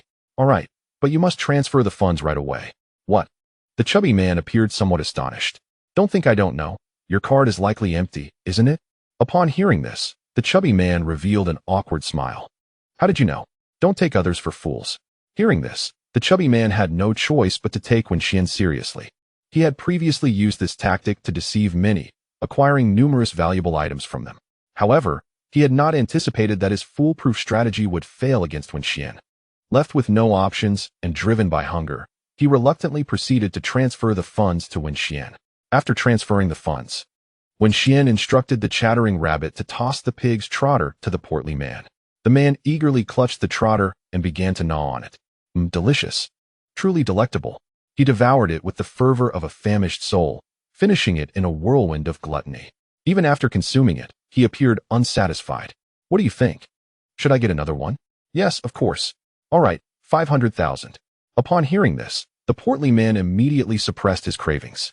Although he had a voracious appetite, he would not allow himself to be taken advantage of.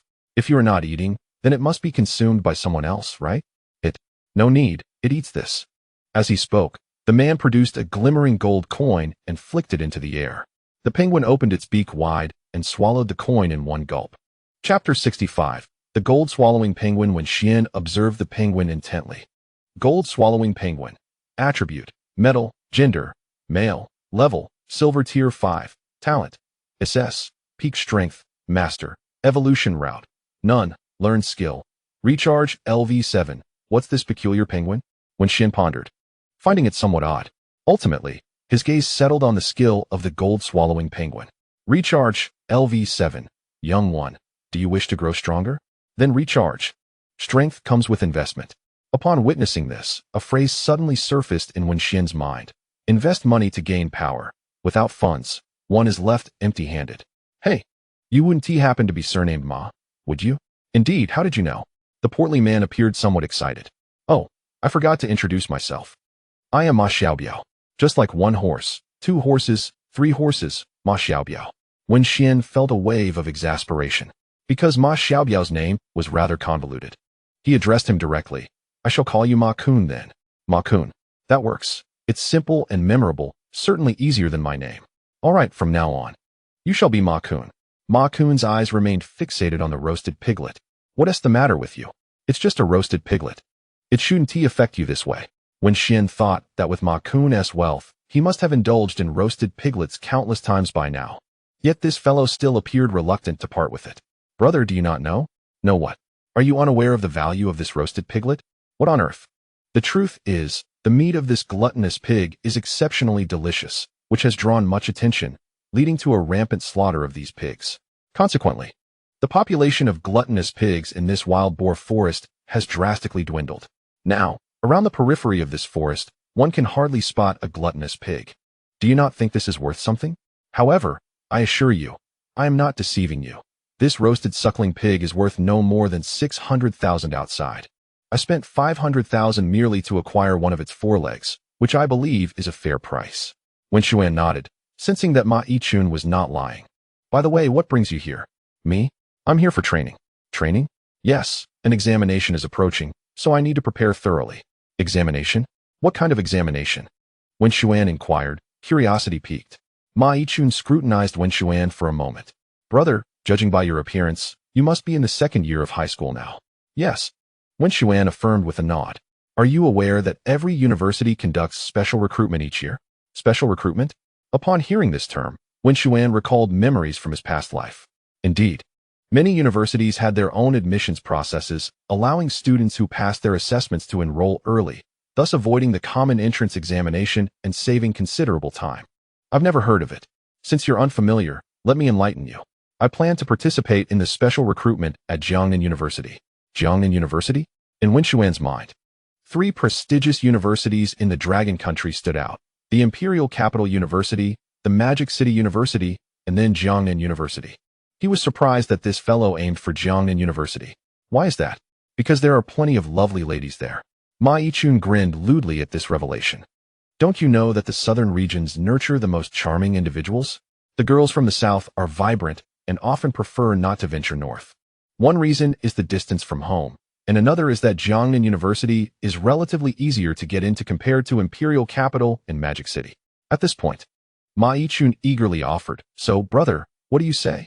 Would you like to join me?" Wenxuan shook his head in response. "No, if you wish to go. You should do so alone." He was not driven by base instincts, easily distracted by the presence of women. If he was to attend university, it had to be the best. Thus, Wenxuan had already resolved to apply to Imperial Capital University. All right then. Ma Yichun felt somewhat disappointed. He had initially hoped to be classmates with Wenxuan. For some reason, he found Wenxuan rather agreeable. Never mind. If we can't be classmates, we can still be friends. Ma Yichun remained optimistic, a smile returning to his face. As night deepened, the wood in the campfire crackled and popped. Wenxuan had already retreated to the tent to rest, while Ma Yichun pulled out a sleeping bag and settled beside the fire. In the dead of night, as Wenxuan slept soundly, he was stirred awake by a bao. A bao? What is it? A bao wore a look of anxiety, gesturing animatedly towards Wenxuan. Are you implying that there are foes lurking outside? Upon hearing this, a bao nodded emphatically. Indeed, indeed. The chattering rabbit, still in slumber, was blissfully grinding its teeth, savoring the flavors of the roasted piglet it had indulged in earlier.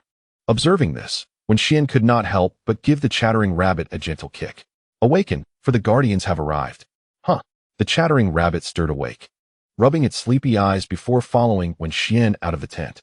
Outside, Ma Yichun was engaged in a standoff with the gluttonous king of the pigs.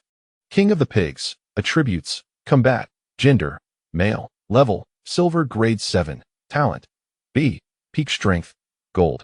Evolution route, none, skills learned. Charge LV6, Gluttony LV6, Sharp Fangs LV5. Furious Bite LV6. The king of the pigs glared angrily at Ma Yichun, whose 3 beasts were poised to confront it. Wenxuan glanced at Ma Yichun's creatures. One was the previously encountered golden penguin, while the other 2 were distinct: a crimson leaf monkey, a beast of both plant and combat attributes, and a black ink hound, a creature of the dark attribute. The golden penguin was the strongest among them, while the other 2 lagged behind, one at silver grade 3 and the other at silver grade 2. Noticing Wenxuan and the others emerging, Ma Yichun expressed urgency. Bro, are you only just coming out now? His tone held a hint of reproach, for he had been the one battling prior. And both his crimson leaf monkey and black ink hound were injured, leaving only the golden penguin to struggle on. As Wenxuan surveyed the scene, he began to contemplate quickly. How should he resolve this predicament? Should he adopt the 36 stratagems and retreat?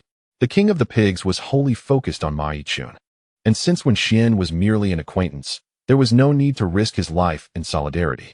Chapter 66. Slaying the king of the pigs. Just as Wenxuan was preparing to withdraw, the king of the pigs turned its attention towards them, its gaze settling on the chattering rabbit. The chattering rabbit, who had been trotting along, suddenly sensed a chill. It feared that the king of the pigs had caught a whiff of the scent of piglets on it, prompting an immediate retreat. The king of the pigs resembled a ferocious dog. Its principle was that if you made eye contact, it might halt its attack, but the moment you fled, it interpreted this as fear and would pursue relentlessly. Why must I be the one to suffer injuries? The chattering rabbit darted through the forest, its meager speed insignificant against the might of the king of the pigs. As the chattering rabbit found itself on the verge of being caught by the gluttonous pig king, it swiftly mimicked Spider-Man from the television, extending its vine-like appendage. Grasping the vine, it ascended a tree large enough for several people to embrace. Panting heavily, the chattering rabbit felt its heart race wildly. Were it not for its swift escape, it would have perished beneath the sharp fangs of the voracious Pig King. Gloating from its perch high above, the chattering rabbit taunted the Pig King, shaking its rear end provocatively. Infuriated by the mockery, the Pig King distanced itself from the tree before charging forward with great force. Thud! The Pig King collided violently with the trunk, causing the entire tree to shake violently. The chattering rabbit clung tightly to the tree as the Pig King, having failed to topple it, retreated to regroup for another assault. The sounds of impact echoed through the forest. Thud! Rustle, rustle, rustle. Thud! Rustle, rustle, rustle. Wenxuan and Ma Yichun stealthily approached from a distance, eventually spotting the chattering rabbit trapped at the top of the tree. The chattering rabbit, struggling to maintain its balance, had no opportunity for retaliation. Just you wait. I shall craft a massive carrot bomb to teach you a lesson. Just as the chattering rabbit's words faded, the Pig King struck the tree again. Boom! Another resounding thud. Observing the battered trunk, Wenxuan realized that the tree could not withstand much longer. Soon, the chattering rabbit would plummet alongside the collapsing tree. A plan was needed. Wenxuan glanced at Ma Yichun, who had been feeding his golden swallowing penguin an endless stream of gold coins. In a short span, the penguin had consumed nearly 30 coins. Earlier, Ma Yichun had informed Wenxuan that each coin was worth 10,000 yuan, meaning the penguin had ingested a staggering 300,000 yuan. Truly, the ability of the golden swallowing penguin was remarkable. At last, Ma Yichun exclaimed with glee as a radiant golden blade materialized in the penguin's grasp. The dragon-slaying blade is finally summoned. As Wenxuan beheld the intricately engraved sword in the penguin's possession, a smirk crept across his face. Could this be the legendary transformation through investment? Unstoppable with wealth. Starting with a dragon-slaying blade, and all reliant on sheer luck. A vivid image suddenly flashed in Wenxian's mind. Greetings, I am Ma Yichun, your brother. Come forth and let us battle. As Wenxian was lost in thought, the golden penguin had already dashed out, wielding a resplendent dragon-slaying blade. It swiftly approached the gluttonous Pig King and, with a sharp swing of its blade, severed one of the creature's legs with a crisp crack. The golden penguin leaped back to the side of Ma Yichun, while the dragon-slaying blade, having been used, transformed into a glimmer of golden light and vanished. Indeed, it was a one-time weapon. Wenxian's eyes were finally opened to the reality of the situation. What a sham. He had initially contemplated acquiring a skill like the golden penguin's once he amassed wealth, but now he reconsidered. The cost of utilizing such a skill was a staggering 300,000. How extravagant that would be. Unable to contain himself, Wenxian turned to Ma Yichun and inquired, "Is this how you typically employ such skills?" "No, it's just that this fellow before us is utterly outrageous for daring to harm my beast," Ma Yichun retorted, wiping away saliva from his mouth with his hand. "Are you certain this is merely for avenging your beast?" Wenxian observed Ma Yichun's gaze toward the gluttonous Pig King, which resembled that of a connoisseur eyeing a delectable dish. The gluttonous Pig King lay on the ground, incapacitated after having one of its hind legs severed by the golden penguin. Despite its futile struggles, it only found itself sinking deeper into despair. The mimic rabbit, witnessing the scene, donned a sly smile. The opportunity for vengeance had finally arrived. It leapt down from the treetop, conjuring a carrot bomb seemingly out of thin air. "Hey!" The mimic rabbit seized the moment and stuffed the bomb right into the gluttonous Pig King's rear. Wenxian, observing this, felt an involuntary tightening at his own rear, instinctively clenching his thighs. How painful that must be. No sooner had Ma Yichun spoken than boom. The carrot bomb detonated within the gluttonous Pig King. Though it had been mortally wounded, the creature was not yet dead. Seeing this, the mimic rabbit, eyeing the groaning gluttonous Pig King, swiftly drew a dagger and decisively ended its life. After the gluttonous Pig King's demise, the mimic rabbit nimbly extracted its monster crystal core and approached Wenxian. Wenxian took the crystal core and then turned to Ma Yichun, saying, "I'll take this monster crystal core. The remains of the gluttonous Pig King are yours, correct?" "Very well," Ma Yichun nodded in agreement. It wasn't that Wenxian had no desire for the gluttonous Pig King's corpse. It was simply that the creature was smeared with filth, and its rear had been blown apart by the mimic rabbit's carrot bomb. Surely, the flesh would be tainted with a hint of gunpowder. Could one expect such meat to be palatable? Thus, Wenxian chose to relinquish the matter entirely. He turned to Aba, presenting the beast crystal core to him. ABA opened his mouth and swallowed the crystal core of the gluttonous pig king. After a period of refinement, Wenxian discovered that ABA had indeed mastered the skill of gluttony. Splendid. Truly splendid. Wenxian felt a surge of joy. In this realm, he had transformed from a mere unlucky individual into a fortunate one. Moreover, with the refinement of the beast crystal core, ABA's strength had astonishingly progressed yet again. Chapter 67. The Great Appetite Competition, Panda Baby. Attribute: Evil. Gender: Male. Level: Silver Tier 5. Qualification: SSS. Peak Strength: Monarch. Evolution Path: Panda Warrior. Learned Skills: Brawn Bull Fist LV7. Bear Paw Strike LV9. Mount Tie Pressure LV5. Evil Roar LV4. Rending Claw LV5. Stealth LV4. Iron Skin LV8. Shadow Ball LV3. Mana Devour LV2. Fearless Heart. Gluttony LV5. ABA's power had ascended to Silver Tier 5. It was time to return. Wenxian glanced over at Ma Yichun, who had already set up a campfire. Having gone to bed hungry the previous night, he intended to indulge in a sumptuous feast. Ma Yichun, enjoy your meal. I must take my leave. All right. Ma Yichun waved his hand dismissively, his attention entirely consumed by the skewers sizzling over the fire. Watching the delectable skewers bubbling with oil, Ma Yichun felt his mouth watering profusely. Wenxian cast a final look at him before departing with ABA and the mimic rabbit. After a while, Ma Yichun's skewers were finally ready. He eagerly grabbed one and took a bite. Ugh! As the roasted pork slid into his mouth, a foul odor assaulted his senses. The meat retained its original taste. I didn't mean to. I cleaned it thoroughly. Why does it still smell like excrement? The thought of having possibly consumed something so vile made Ma Yichun retch uncontrollably. Wenxian exited the secret realm and returned to the school. The sun had risen bright. And after the recent battle, both the mimic rabbit and ABA were famished. Just as he was about to treat them to a grand feast, he spotted Wang Bin and his companions hurrying out of the school. Oh dear, we overslept. If we're late, it would be disastrous. Where are you all headed in such a rush? Wenxian inquired upon seeing the trio in a frenzy. It's you, Wenxian. There's no time to explain. Come with us, Wang Bin insisted, dragging Wenxian towards the school gate regardless of his willingness. Curiosity piqued, Wenxian followed them out of the school. At this moment, a taxi was already waiting at the school gate, prearranged by Wang Bin and his companions through a mobile application.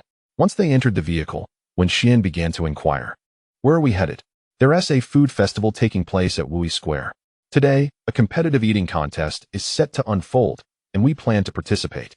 The winner will receive a year's supply of beast food. Upon hearing the term beast food, Wenxian immediately grasped its significance. This phrase carried considerable weight. For beast food is not the ordinary sustenance meant for human consumption. It is specially formulated by professional beast cultivators. When beasts consume this specialized nourishment, their development improves, and their physiques become increasingly robust. This is akin to raising a golden retriever, while it can be fed ordinary food such as rice. This will lead to shedding an adult coat. Conversely, by providing specialized dog food, the golden retriever's health flourishes, resulting in minimal shedding and a lustrous coat. Clearly, I must acquire this food. The vehicle soon arrived at Wui Square. Although it was merely 7 in the morning, the square was already bustling with people. Alongside the elderly practicing their exercises, throngs like Wenxian and his friends gathered for the food festival. Under Wang Bin's guidance, they made their way to the registration point for the eating contest. The entry fee was 1,000 yuan, and only Wenxian and Wang Bin signed up. After completing the registration, the group began to meander around Wui Square. Wang Bin, feeling a surge of pride, walked with an air of confidence. Wang Bin, what has got you all puffed up? Yeah, Bin Gu, you seem a bit foolish. Upon hearing this, Wang Bin dismissed their remarks with an air of self-satisfaction, declaring, I am undoubtedly going to win this championship. I have a secret weapon prepared for this contest. Secret weapon? What sort of weapon? Come closer, let me tell you. Mao Mao, filled with curiosity, leaned in closer to Wang Bin. Upon hearing the revelation, Mao Mao's eyes widened in disbelief. What? Bin Gu, you can't be serious. You've contracted a little glutton. That's a bottomless pit. No matter how wealthy you are, you cannot satiate it. Come on, Bin Gu, admit it. Did you strike it rich or hook up with a wealthy lady? How else would you have the audacity to contract a little glutton? At this point, Wang Bin was momentarily taken aback. He then realized, feeling somewhat aggrieved, that he simply wished to outshine Wenxian for once. Throughout his life, Wenxian had always been first. Wang Bin regarded Wenxian as his benchmark, yearning to surpass him, to prove that he was not ineffectual, that he too possessed remarkable qualities. Surpass Wenxian? Mao Mao shook his head. Bin Gu, I believe you must be feverish. Your mind is clearly clouded with your abilities. Surpassing Wenxian is unattainable. Why is it impossible? Wang Bin retorted, brimming with enthusiasm. This time, I am certain I will triumph over him. Wang Bin spoke with unwavering conviction, even going so far as to pledge a military oath. If I fail to defeat Wenxian this time, I shall run naked around the school playground upon my return. Upon hearing Wang Bin's declaration, Zhu Ming could no longer contain himself. Fatty, heed my advice and refrain from making such grandiose wagers. Why shouldn't I? I absolutely will. Observing Wang Bin's obstinacy, Zhu Ming shook his head, reflecting. Some individuals are intent on self-destruction. When others try to intervene, they mistakenly believe those individuals are their adversaries. What was that saying? A dog bites Lu Dongbin. Unable to recognize a good-hearted person, after the four of them rested at Mayday Square for a while, the Great Eater competition commenced. In addition to Wenxian and Wang Bin, over 20 participants had joined the fray. Counting carefully, there were exactly 30 contestants. The competition's premise was straightforward. Each participant would use their summoned beast to consume noodles. Wenxian gazed at the noodles before him, noting their resemblance to spaghetti. The contest was set to last 30 minutes, with the victor determined by who could consume the most noodles within the first 10 minutes. As Wenxian took his position, the noodles were already prepared. Which of my beasts should I summon? After a moment's contemplation, he made his decision. Come forth, Mimic Rabbit. Summoning the creature. The Mimic Rabbit instantly captured the attention of the crowd. Look, there's a fellow who summoned a rabbit. One onlooker exclaimed. Ha ha ha, this is hilarious. Who is this foolish child using a Mimic Rabbit for a Great Eater competition? Indeed, if that rabbit overindulges, he might just end up in tears. Oh, the youth of today? They can be quite amusing, attempting anything. At that moment, a burly man standing beside Wenxian spoke up. Little brother, perhaps you should forfeit the competition. The man, built like a tank, was clearly a fitness enthusiast. His summoned beast was a muscular crit-hit bear, evidently a frontrunner for victory. The kind-hearted giant couldn't help but offer his advice upon seeing Wenxian's demeanor. However, Wenxian merely smiled in response. It's all right. I am well aware of my own capabilities and will act accordingly. The burly man nodded, respecting Wenxian's determination, and ceased his persuasion. One by one, the other participants summoned their formidable beasts, all of which appeared particularly professional and robust. Then, Wang Bin's Little Stomach King made its entrance, causing an uproar among the spectators. My goodness, this guy has actually contracted a Little Stomach King. Who is this wealthy young master? Surely, his family must have a mine. This little glutton is renowned as a voracious beast, perpetually engaged in either consuming food or embarking on quests for sustenance. There seems to be scarcely anything capable of satiating its insatiable hunger. Terrifying, absolutely terrifying. It appears that this time, the championship belongs to none other than him. Listening to the crowd, Wang Bin proudly lifted his head. The competition commenced swiftly, with each participant directing their respective beasts to devour noodles. As the contest progressed, one contender after another was eliminated. Soon, only 10 minutes remained. At this juncture, the arena was left with Wang Bin, Wenxian, and the burly man who had previously admonished Wenxian. Suddenly, a massive creature collapsed with a thunderous crash. It had fainted, expelling the noodles it had consumed. Not only that, but noodles also erupted from its nostrils. It was the burly man's critiqued bear, unable to endure any longer and succumbing to its overindulgence. With the burly man exiting the competition, only Wenxian and Wang Bin remained on the field. Look at that rabbit. It's quite formidable, someone exclaimed. It has managed to endure for so long.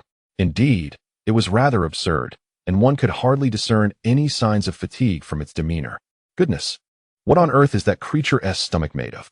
The mimic rabbit continued to pour plate after plate of noodles into its mouth, casually chewing a few times before swallowing. The little glutton mirrored this behavior, yet there was a stark difference. Its belly had swollen considerably, resembling that of a pregnant creature. Although the mimic rabbit's belly was slightly distended, it would gently pat its abdomen whenever it puffed out. After a hearty belch, the mimic rabbit's stomach deflated, and it resumed its feast. Finally, the 30-minute countdown concluded, and the staff began tallying the plates. The mimic rabbit claimed victory with an impressive lead of 10 plates.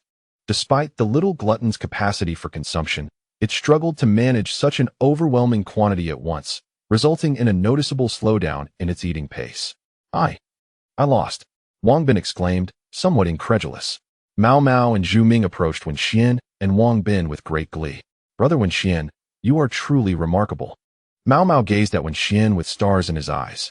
Zhu Ming, curious, turned his attention to the mimic rabbit, unable to resist reaching out to touch its belly. Upon noticing this, the mimic rabbit promptly evaded him. What are you doing? Do you not know that you shouldn't touch a rabbit's belly? Moreover, hasn't the teacher taught you that boys shouldn't engage in such intimate interactions unless it's a tale of Brokeback Mountain? Upon hearing this, Zhu Ming halted his hand midair. Wenxian, what on earth is the story behind this rabbit? How can it eat so much? Wang Bin expressed his bewilderment. The illustrious little glutton had, astonishingly, lost in the gluttonous competition. It's a secret. With a mysterious smile, Wenxuan greeted, Excuse me, esteemed competitor. This is the reward you have earned following your recent victory. As she spoke, a beautiful staff member handed a card to Wenxuan. With this card, you may collect beast sustenance from our stores for an entire year. However, should you prefer not to keep the card, you may simply take the food with you. Upon hearing this, Wenxuan glanced towards the distant array of beast food stacked in 10 trucks and promptly declared, I believe I shall keep the card. The quantity of food was overwhelming. He doubted his beast could consume it all. With the card, however, he could retrieve as much as he desired. After all, the establishment was renowned, boasting branches in major cities, so Wenxuan felt no concern regarding potential false advertising. After indulging in some leisure at Mayday Square, the group decided to return home. On their journey back, Mao Mao and Zhu Ming were particularly elated, having procured an abundance of delectable treats at the food festival. Conversely, Wang Bin wore a glum expression. Sensing his mood, Wenxuan remarked, Don't take the earlier jokes to heart. They were merely in jest. Yet, Wang Bin remained stubbornly obstinate. Upon their return to school, to everyone's astonishment, Wang Bin truly removed his clothes and began to run naked across the playground, attracting the attention of numerous onlookers. Oh dear, there's a pervert, someone exclaimed. Where's the pervert? Came the reply. Over there, that fellow is running around without clothes. The boys erupted in laughter, while the girls gasped in shock, although their eyes lingered on Wang Bin. Ultimately, one must ponder, who is the real pervert here? After completing his audacious run, Wang Bin approached Mao Mao, reclaimed his clothes, and began to dress once more. Brother Bin, Mao Mao exclaimed, concern etched across his face, fearing Wang Bin might suffer some psychological distress. Yet, upon witnessing Wang Bin's expression, Mao Mao felt bewildered. Wang Bin was smiling. Indeed, he was genuinely joyous. Suddenly, Zhu Ming, who was typically reticent, exclaimed, Hey, Wang Bin, were you planning this all along? You pervert. If I'm not mistaken, you've wanted to run naked for quite some time, but lacked an excuse until now. No, I didn't. You know I'm not that kind of person. Wang Bin protested, though his expression betrayed him. Wenxuan, you must help me clarify. Wenxuan shot Wang Bin a knowing glance. Understanding his friend well, Wang Bin was not one to act without incentive. Had he truly opposed the idea, he would have certainly feigned illness to avoid it. To his surprise, he agreed. Wenxian sensed something amiss, yet he did not react in time. And Wang Bin took action. In the future, if anyone were to ask him why he ran naked, he could confidently claim it was due to losing a bet. Thus, he not only experienced the thrill of running naked, but also earned a reputation for keeping his word. Truly, a perfect case of killing two birds with one stone. However, do not bask in pride. Your little worm has been seen by others. Finding a girlfriend at school will become nearly impossible for you. Upon hearing this, Wang Bin suddenly realized, Oh no, I have some regrets now. Enough of the chatter. I am weary and shall rest first. Wenxian disregarded Wang Bin and headed towards the dormitory, with Wang Bin and the others trailing closely behind. In the following days, Wenxian continued attending classes as usual. One day, while perusing the latest news on beast taming in his dormitory, Wang Bin and the others lounged on their beds, engrossed in their phones. Suddenly, the chattering rabbit entered, munching on a slice of watermelon. Watermelon? Where did you get that? Wang Bin could not help but inquire upon seeing the chattering rabbit with the fruit. From the girls' dormitory. The girls' dormitory? Did you go to the girls' dormitory? Did the dormitory supervisor not catch you? Wang Bin's excitement surged upon hearing that the chattering rabbit had ventured into the girls' dormitory. Not at all. I am a rabbit. A handsome rabbit. How could the dormitory supervisor possibly catch me? Hearing the chattering rabbit's words, Wang Bin felt a pang of envy. I wish I could be a rabbit too. That way, I could visit the girls' dormitory and enjoy watermelon as well. As he spoke, a lewd expression crossed Wang Bin's face. Brother Bin, is that truly what you desire? You seem more inclined to be a lecher. What nonsense. By the way, since it is so hot today, let us buy a watermelon to enjoy. Sure. However, this time we must bring Wenxian along. He is the expert at choosing watermelons. The last one you bought was underripe, leaving me disappointed after waiting so long. Very well. Wang Bin turned to Wenxian and said, Wenxian, could you accompany us on this errand? Upon hearing this, Wenxian pondered for a moment. It was indeed quite warm today, and indulging in some watermelon would be refreshing. All right, let us set off. Wenxian, who was on the upper bunk, put away his computer and departed with Wang Bin and the others. They quickly arrived at a watermelon vendor's stall. Wang Bin began to cradle a watermelon, gently tapping it. Young man, are you here to buy watermelons? Yes. I need to choose carefully. The last time I bought an underripe one, and I must ensure I select well this time. Oh, what are you fussing over? As a watermelon seller, would I sell you an underripe one? I'll take this one. The vendor at the watermelon stand casually picked up a watermelon and placed it on the scale. In total, it's 42. I'll give you a discount and round it down to 40. Upon hearing this, Wang Bin cast a skeptical glance at the watermelon and queried, Boss, is this not a ripe watermelon? Kid, are you here to pick a fight? You keep insisting I sell unripe watermelons. Why not give it a try and see? Without waiting for the vendor's consent, Wang Bin seized the watermelon knife and struck the watermelon with a decisive blow. A crisp crack resonated as the watermelon split open, revealing its white core. See, I told you this is an unripe watermelon. You dared to cut my watermelon. The vendor, realizing his deception had been exposed, preemptively turned the tables. None of you are leaving today. With that, he swiftly performed a spell, summoning a watermelon creature from the magical array. Watermelon creature. Type, plant. Fighting, gender, male, level, bronze 2. Talent, D, peak strength, bronze. Evolution path, none, learn skills. Watermelon fist LV4. Seed machine gun LV4. The watermelon creature was a bizarre being composed of 5 watermelons, the largest atop its head, with smaller ones forming its limbs. As soon as it appeared, it lunged at Wang Bin, striking with its right hand. Frightened, Wang Bin immediately ran towards Wenxian and the others. Suddenly, a shadow darted out. Bang! It intercepted the watermelon creature's punch. It was Abao. Upon witnessing the vendor's aggression, Wenxian summoned Abao. Abao blocked the watermelon creature's attack and retaliated with a powerful paw strike. Bang! The watermelon creature was sent flying, crashing heavily against the nearby truck, which dented under the impact. Wenxian cast a cold glare at the vendor, whose expression had turned sour. Brother, it's a misunderstanding, a misunderstanding. I'm just trying to earn a living. Please spare me this time. Wenxian, in a moment of compassion, decided not to press too hard, recognizing the vendor's plight. I can spare you, but you must provide me with a few watermelons as compensation. Of course. The vendor quickly gathered several watermelons and placed them into a bag, hastily handing them over to Wenxian and his companions. Wang Bin, ever perceptive, promptly stepped forward to receive them. All right, consider this a one-time deal. If I catch you selling unripe watermelons again, I will smash your stand. This is nature. This is nature. I certainly won't dare again next time. The watermelon vendor forced a smile. Let us depart. Wenxian led Wang Bin and the others away from the watermelon stall. The vendor cast a glance at Wenxian's receding figure, as if he were witnessing a harbinger of misfortune. I can no longer set up my stall here. I must find another location.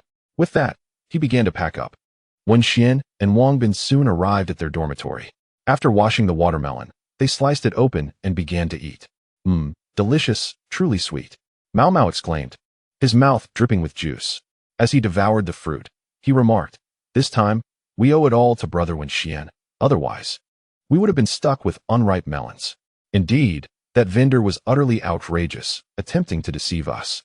Upon hearing this, Wenxian smiled faintly. Previously, his brow had been furrowed as he pondered which beast to contract. Now his mind was made up. This time, I must contract a fire attribute beast, preferably one capable of flight. Chapter 70. Arrival at the hot spring town on the train. Wenxian glanced at the few companions beside him. I am merely heading to the volcano. Is it truly necessary for you all to accompany me? Oh, Wenxian, You are going to the volcano to capture the little firebird.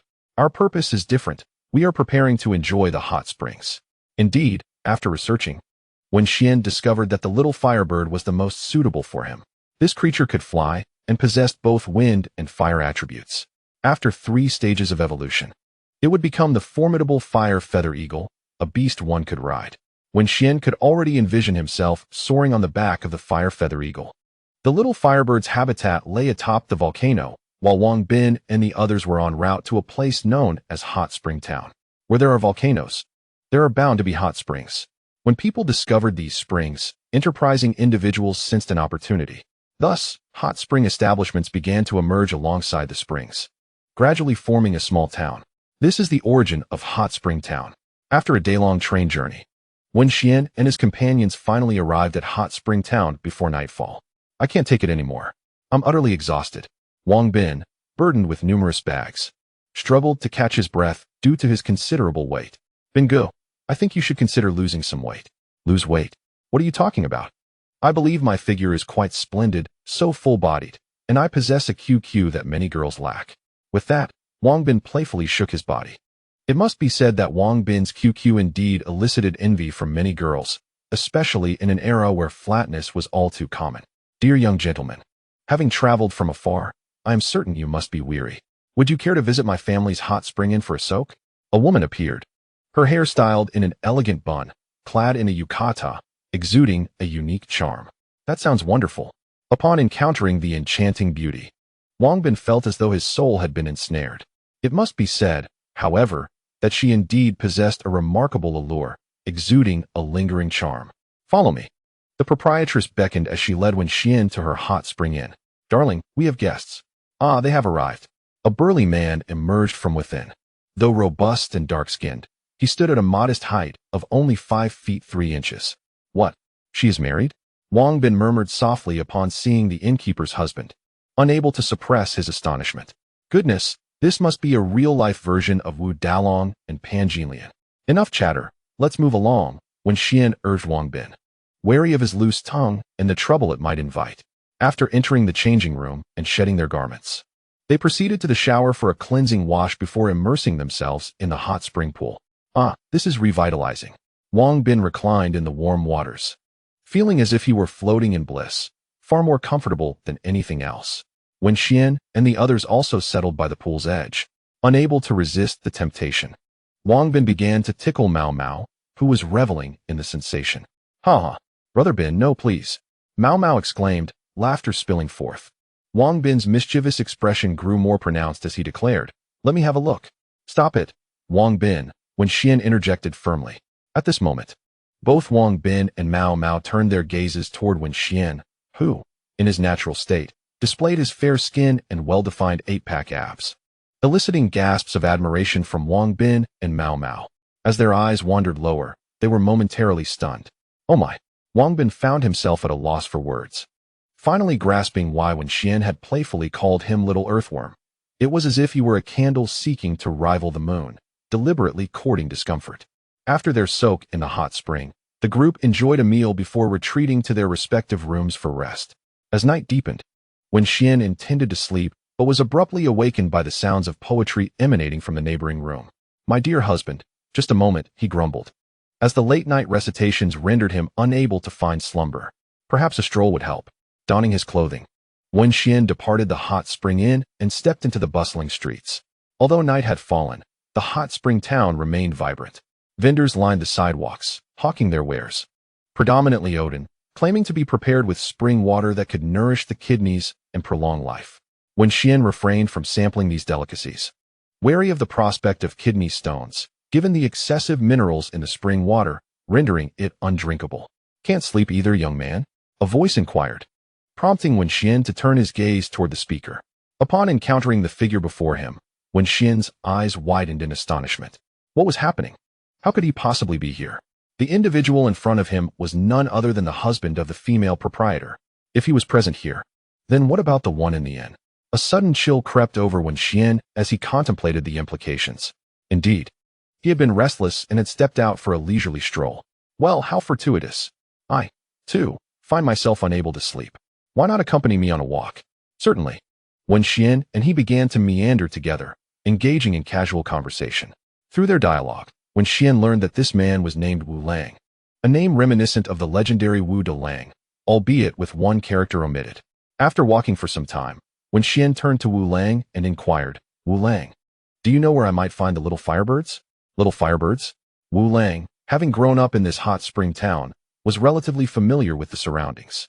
If you seek the little firebirds, head eastward. Cross over that mountain, and you will discover a grove. That is the Flame Grove, named for the crimson leaves of its trees. The little firebirds reside within the Flame Grove. Thank you, Brother Wu Lang. As the evening drew near, Wenxian felt it was time to return. All right, it's getting late. I believe we should head back. Indeed. Together, they returned to the hot spring inn. And Wenxian refrained from mentioning the earlier encounter. Perhaps Wu Lang was already aware of it, but simply unwilling to accept the truth. A memory surfaced in Wenxian's mind of a question a friend had once posed in a past life. If a brother were to be cuckolded by his wife, would one reveal this to him or remain silent? At that time, Wenxian had resolutely chosen to disclose the truth, only for that brother to subsequently inform his friend, who then took a knife to his wife. Had he chosen silence then, perhaps that brother's friend would have lived a blissfully happy life. Thus, he opted for silence this time, recognizing that it was not his place to interfere in another's affairs. The following day, Wenxian arose at dawn. As he descended the stairs, he encountered the female proprietor, who was currently enjoying breakfast. Upon noticing Wenxian, she cast him a flirtatious glance. Faced with the proprietor's seductive overture, Wenxian chose to ignore her. Even though she now resembled a flower, resplendent from being nurtured, he departed the hot spring inn and made his way eastward. Soon, he arrived at the edge of the Flame Grove. His attire was dusted with volcanic ash, yet his focus remained unyieldingly on the path ahead. Suddenly, a figure obstructed his way. With a menacing growl, the creature revealed its sharp fangs, crouching low as it emitted a low, threatening sound towards Wenxian.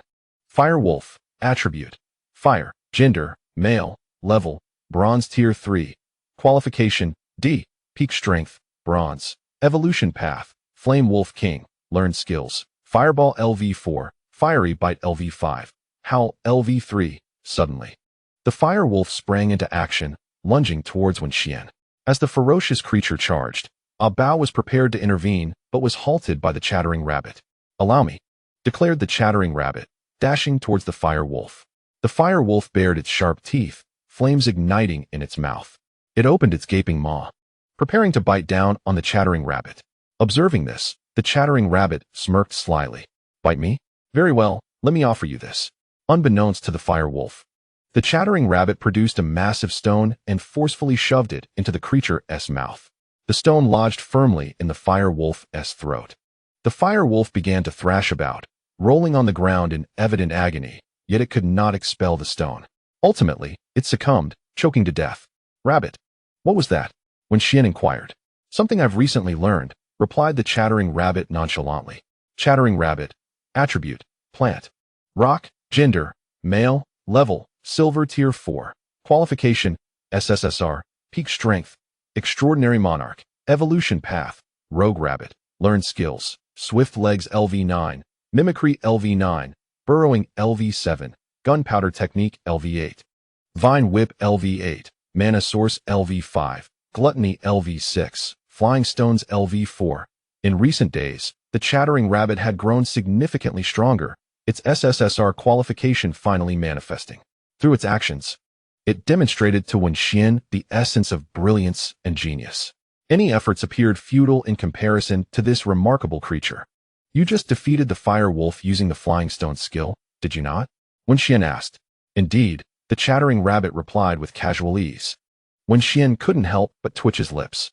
While others utilized the Flying Stone's skill for ranged attacks, the chattering rabbit had taken a creative approach, stuffing the stone directly into the mouth of its adversary. The unfortunate fire wolf was literally choked to death by the very stone. "All right, rabbit, handle the remains.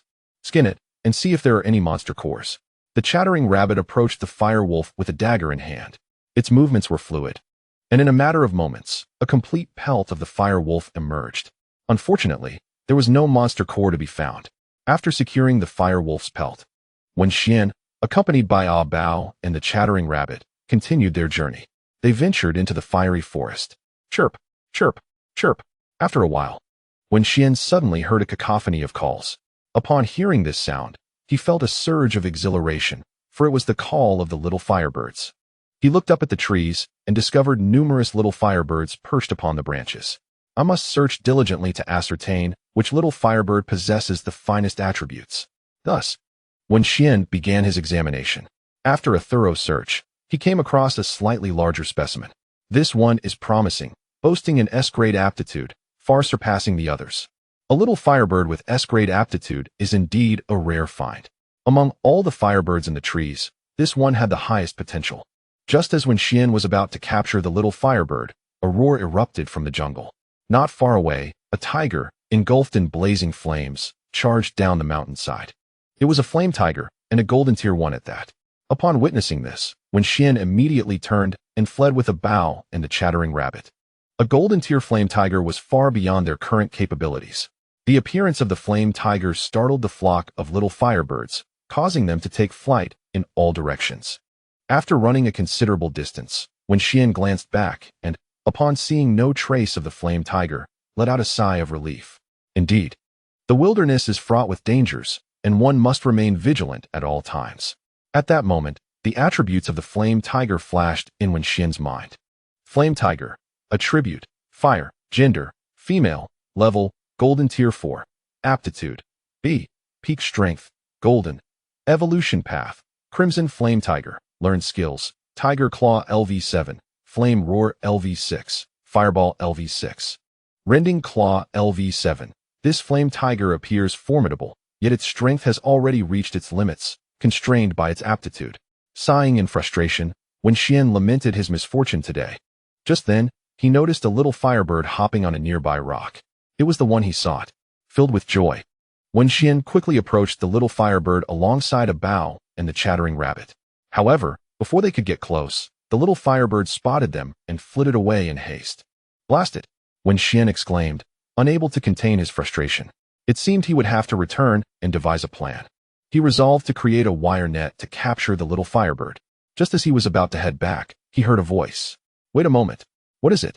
I need to relieve myself, the chattering rabbit said awkwardly. Those who are lazy have more needs. Be quick and be safe. Understood. The mimic rabbit swiftly darted towards a large stone. Upon reaching the back of the stone, it prepared to relieve itself, only to discover a small flame flickering within the crevice. How intriguing. The mimic rabbit aimed its urine directly at the tiny flame. What is happening? Why can't it be extinguished?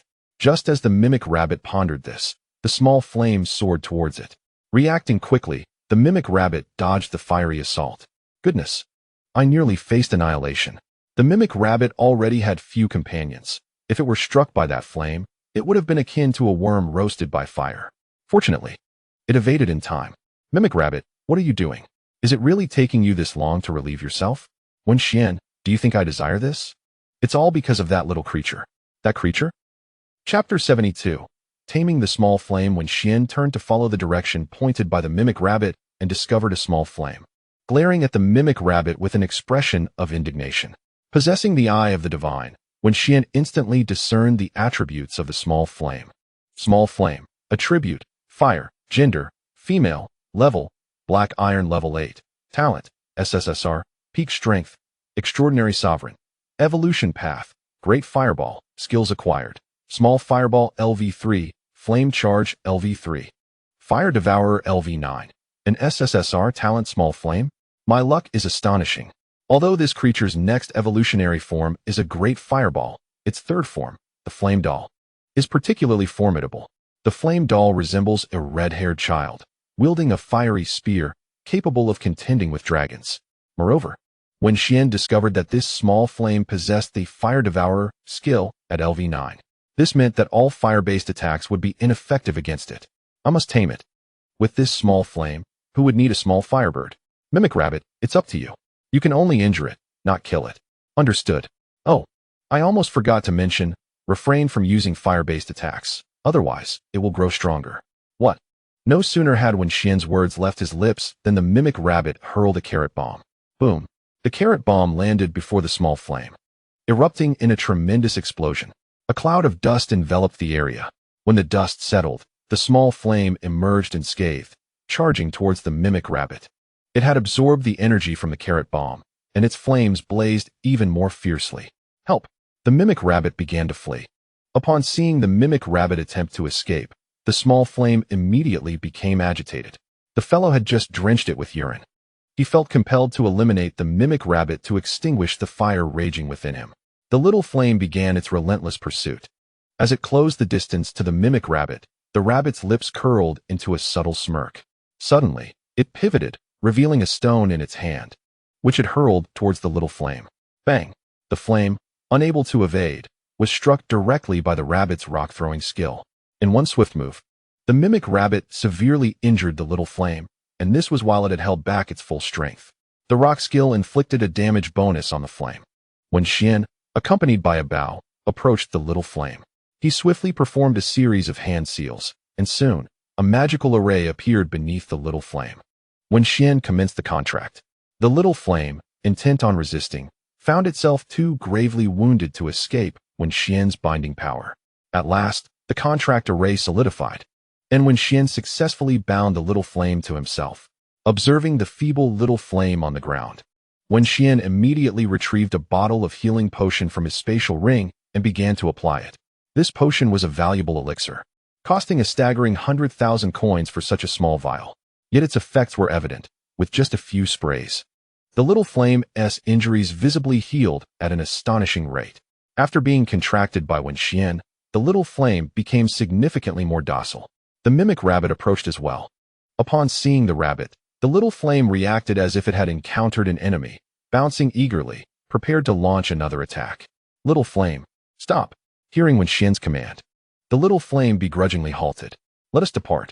With the little flame successfully subdued, Wenxuan had accomplished his goal for coming here. It was time to return. For the volcano above was perilous, as Wenxuan led his 3 contracted beasts toward the base of the mountain. They had barely traveled halfway when sounds of a struggle reached their ears. Curiosity piqued, Wenxuan directed his contracted beasts toward the source of the commotion. To his surprise, he discovered a woman locked in combat with a flame tiger. The tiger looked familiar. It was indeed the one he had encountered previously. The woman's expression was grim.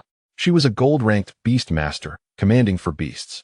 The green grass goat and the red-eyed demon wolf had already fallen, leaving only the fighting frog and the ivory earth pig struggling to hold their ground. The fighting frog possessed both water and fighting attributes, while the ivory earth pig was of the rock attribute. The former was a gold 2nd tier, and the latter a gold 3rd tier. The flame tiger, however, was a formidable gold 4th tier beast. Had it not been for the type advantage held by the fighting frog and ivory earth pig, the woman might have already met her demise. At this moment, the woman wore an expression of anxiety, her eyes furtively glancing at the phone in her hand. The screen displayed 2 red dots, one of which was rapidly advancing towards her. Hurry, hurry! She felt herself on the brink of despair. Gritting her teeth, she appeared to have made a momentous decision. Swiftly, she leaped onto the back of the ivory wild boar and fled. The flame tiger, upon witnessing her escape, was not inclined to let her go so easily. With a powerful push of its hind legs, it charged after her. Just as the flame tiger was about to catch up, the combat frog conjured a water orb and hurled it towards the flame tiger. The flame tiger leaped aside, evading the water projectile. Simultaneously, it opened its mouth and launched a counterattack, unleashing a torrent of searing flames. The flames roared. The inferno struck the combat frog, and despite its resistance to fire-type moves, the assault inflicted considerable damage. The combat frog was charred and fell to the ground. The flame tiger cast a cold glance at the fallen creature before resuming its pursuit of the woman, now bereft of the frog's protection.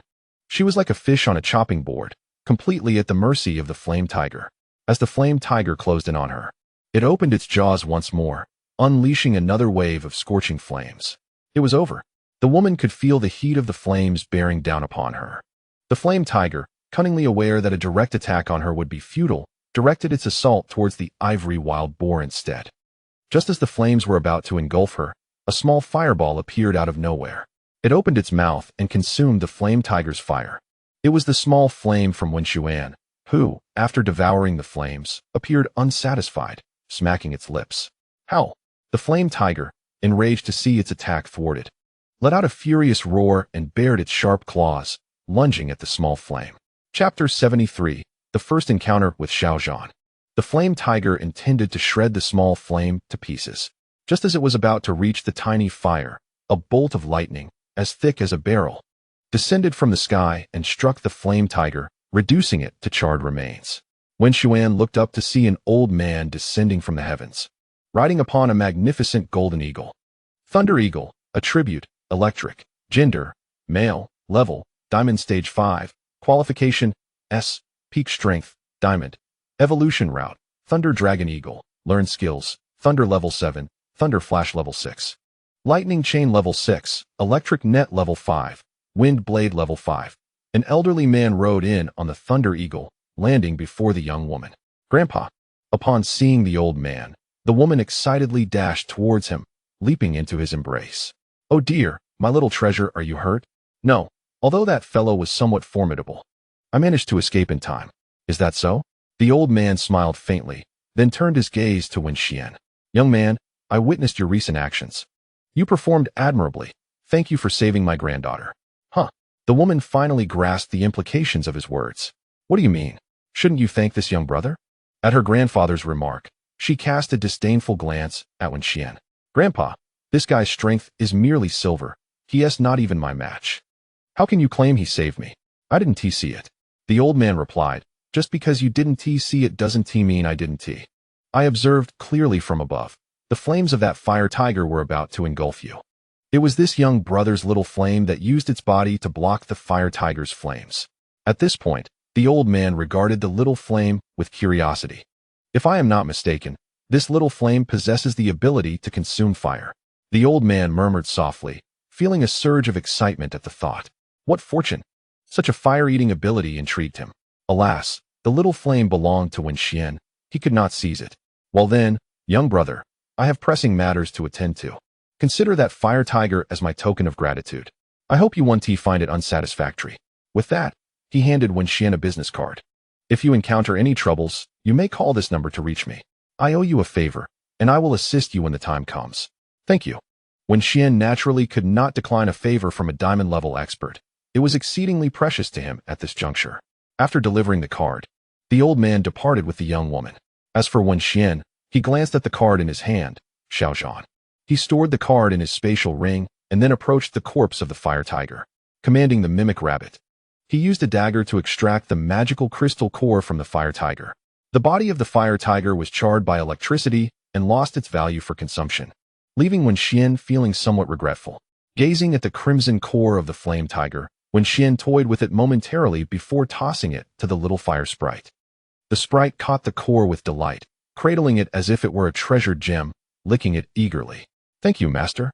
A sweet, childlike voice echoed in Wenxian's mind. Upon hearing this, he turned to the little fire sprite, whose face was alight with joy, licking the core akin to savoring a lollipop. After forging their bond, a soul connection formed between Wenxian and the little fire sprite, allowing them to communicate telepathically. Given that the flame tiger was a creature of golden rank, its core was imbued with an abundance of energy. As a black iron 8th tier beast, the little fire sprite dared not consume the core directly. However, it was perfectly fine to savor it slowly. Wenxian could sense that with each lick, the sprite's strength was gradually increasing.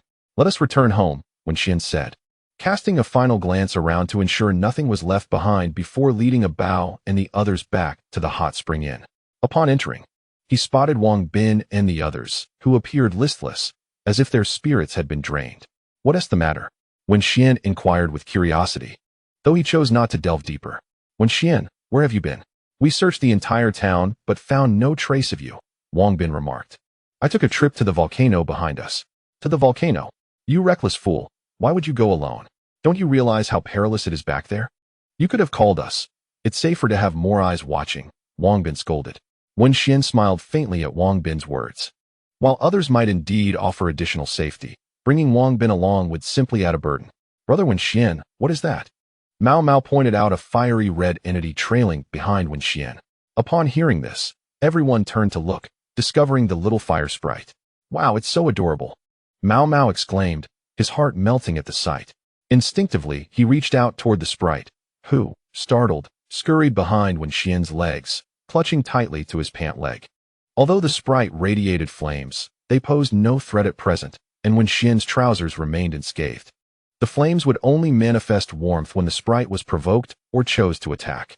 "Little one, do not be afraid," Wenxian said, bending down to scoop the sprite into his arms.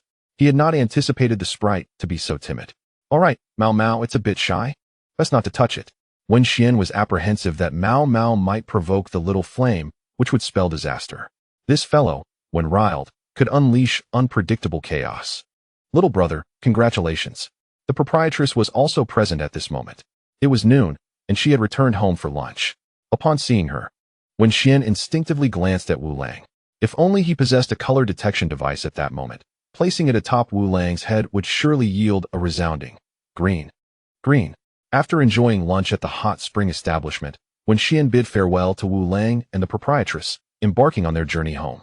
On the train, Wang Bin appeared utterly listless. This fellow had soaked in the hot springs for too long, and now he felt as though his bones were turning to mush. Chapter 74. The basketball match. Upon returning to school, Wenxian encountered Yang Bingyun at the entrance. Her eyes lit up upon seeing him. "Hey, where have you been these days? I've been searching for you everywhere." "Searching for me?" Wenxian was somewhat intrigued. He wondered why Yang Bingyun sought him out. "Yes, I am looking for you. The basketball tournament among the Guangzhou Alliance schools is about to commence, and I was wondering if you might be interested in participating." "A basketball tournament?" "Indeed." Yang Bingyun then produced a poster. 18 schools were competing, facing off in pairs. Winning teams would earn a golden level monster core for each member. "A golden level monster core?" "Yes, this tournament is sponsored by a wealthy benefactor, so finances are not a concern." Wenxian felt a spark of interest upon hearing Yang Bingyun's words. "What do you think? Will you join?" At her inquiry, Wenxian instinctively glanced at the mimic rabbit beside him. The creature still wore a carefree expression. Can this fellow manage? Of course. Its talent is commendable. With a bit of training, it will adapt quickly. Very well, I shall participate. A golden level monster core starts at a hefty sum of 500,000. With someone offering money, why would Wenxian refuse? In the following days, Wenxian took the mimic rabbit to train at the basketball court located halfway up the school's back mountain. This time, Yang Bingyun not only participated herself, but also invited Wenxian along with 3 others. Wenxian regarded these 3 individuals, 2 boys and a girl. They were all seniors. And given Wenxian's tendency to keep to himself, he found them somewhat unfamiliar. One boy sported a mohawk and had a black gorilla as his beast companion. The other, adorned with gold-rimmed glasses, had a leopard man as his beast. As for the girl, her beast was a tiger man. Whether it was Yang Bingyun's robust rooster or the formidable beasts of these individuals, their sizes were all quite imposing. The diminutive mimicry rabbit appeared inconspicuous among them. The gorillas regarded the little creature with disdainful glances. "Oh, how dare you look down upon me?" The mimicry rabbit, incensed by the contemptuous stares of the 3 gorillas, decided to take action.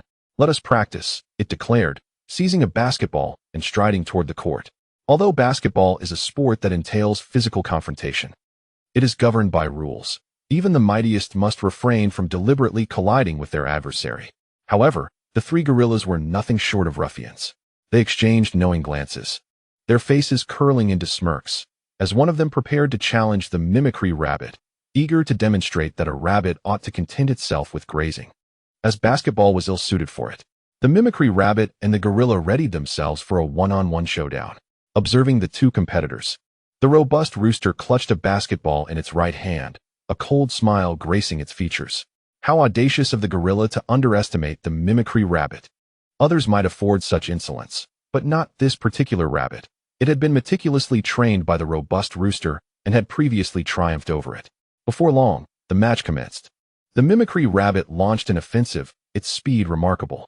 Renowned for its agility, the rabbit executed several feints, successfully maneuvering to the base of the basket. With a powerful leap, it soared upward. Thud! A resounding dunk signified the conclusion of the match, as the mimicry rabbit emerged victorious over the gorilla. The gorilla, feeling somewhat disgruntled, attributed its loss to carelessness. Now, it was the gorilla's turn to attack, its movements grand and sweeping, the basketball echoing with every bounce. After a feint, it initiated its advance. Whoosh! A figure zipped past the gorilla with astonishing speed.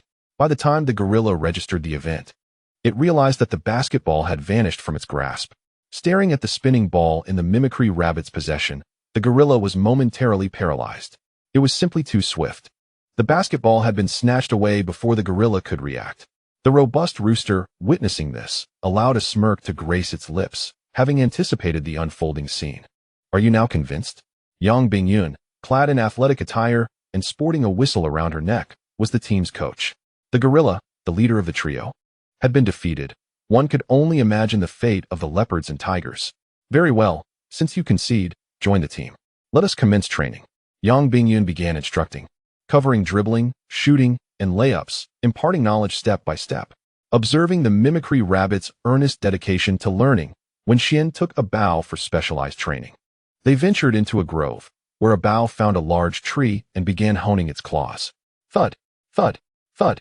A bao's enormous paw struck the grand tree, sending splinters flying as the entire trunk trembled under the force of his relentless assault. His strikes came in a continuous barrage, one after another.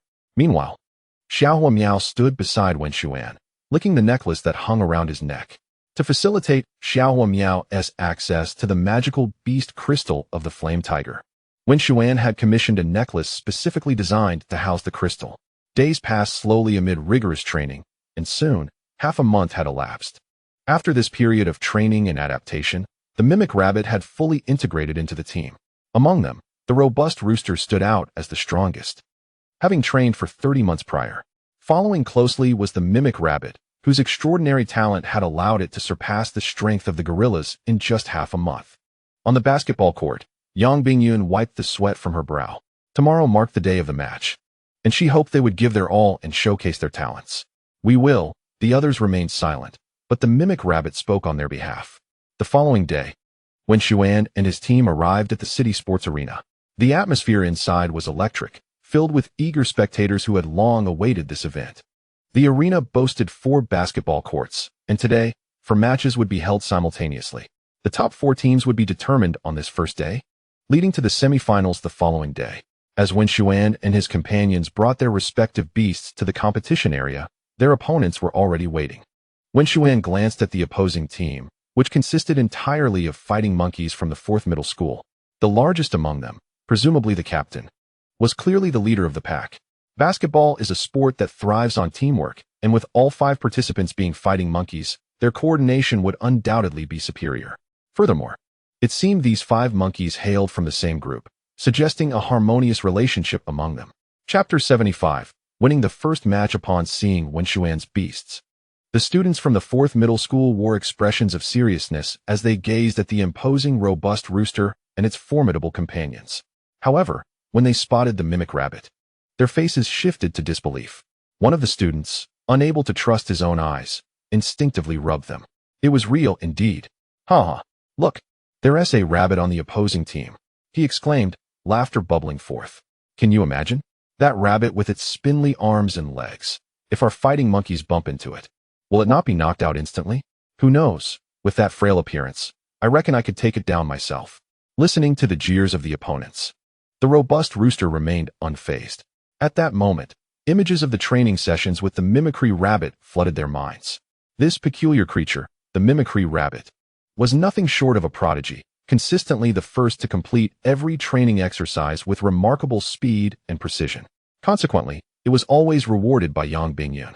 In stark contrast, they labored tirelessly, panting and exhausted, while the mimicry rabbit appeared unperturbed, embodying sheer resilience. They had already begun to label Wenxuan's mimicry rabbit as a monster in their minds. As the referee's whistle pierced the air, the match commenced. The mimicry rabbit leaped forward, seizing the basketball with agility. It surged ahead, dashing to the 3-point line with astonishing speed. Then, with effortless grace, it executed a smooth backward jump shot. Swish! The basketball glided effortlessly through the hoop. The sound of it netting was crisp and resonant.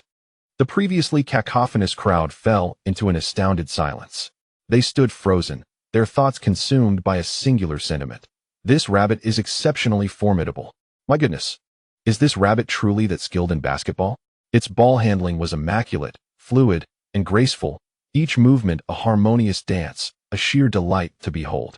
For the first time, I realized that watching basketball could be such an exhilarating experience. It felt as though I were the one dribbling, orchestrating the play, everything unfolding so naturally. Could this be the famed state of flow in basketball? moving with instinct, flowing with the ball. Meanwhile, the expressions of the competitors from the 4th high school grew grim. Surely, it must be a fluke. After all, it was merely a rabbit. How could it possess such prowess? Their coach devised a strategy to counter the mimicry rabbit. Opting for man-to-man coverage, the game pressed on. However, the two fighting monkeys obstructed the mimicry rabbit's movements. Yet, basketball is a team sport. Relying solely on 2 players to intercept the mimicry rabbit seemed dismissive of its teammates' capabilities. Realizing it could not breach the opponent's defense, the mimicry rabbit swiftly passed the ball to the robust rooster. Upon receiving the ball, the rooster surged forward. Bang! A thunderous sound echoed as the robust rooster reached beneath the backboard, executing a powerful slam dunk, sending the basketball soaring through the hoop once more. Astonishingly, it scored again. Goodness, this year's 2nd high school is remarkably formidable. Indeed, with such a nimble rabbit in front, now this rooster is equally impressive. The match continued as the mimicry rabbit and the robust rooster dictated the rhythm of the game. Ultimately, they triumphed with a staggering score of 150-0. The competitors from the 4th high school hung their heads in shame. What a disgrace. How utterly embarrassing. Playing basketball, we were utterly outmatched by the opposing team. They inwardly lamented the lackluster performance of Wenxuan and his comrades, who seemed incapable of even providing a token effort, allowing them to score a point or two. Nevertheless, Wenxuan and his team triumphed over the 4th school, advancing to the semifinals. As everyone exited the court and approached the doorway, they encountered another team emerging from a different basketball court. This team was comprised entirely of the formidable Rhino Squad. Upon seeing the imposing Rhino Squad, Yang Bingyun felt a surge of anxiety. This team was exceptionally strong.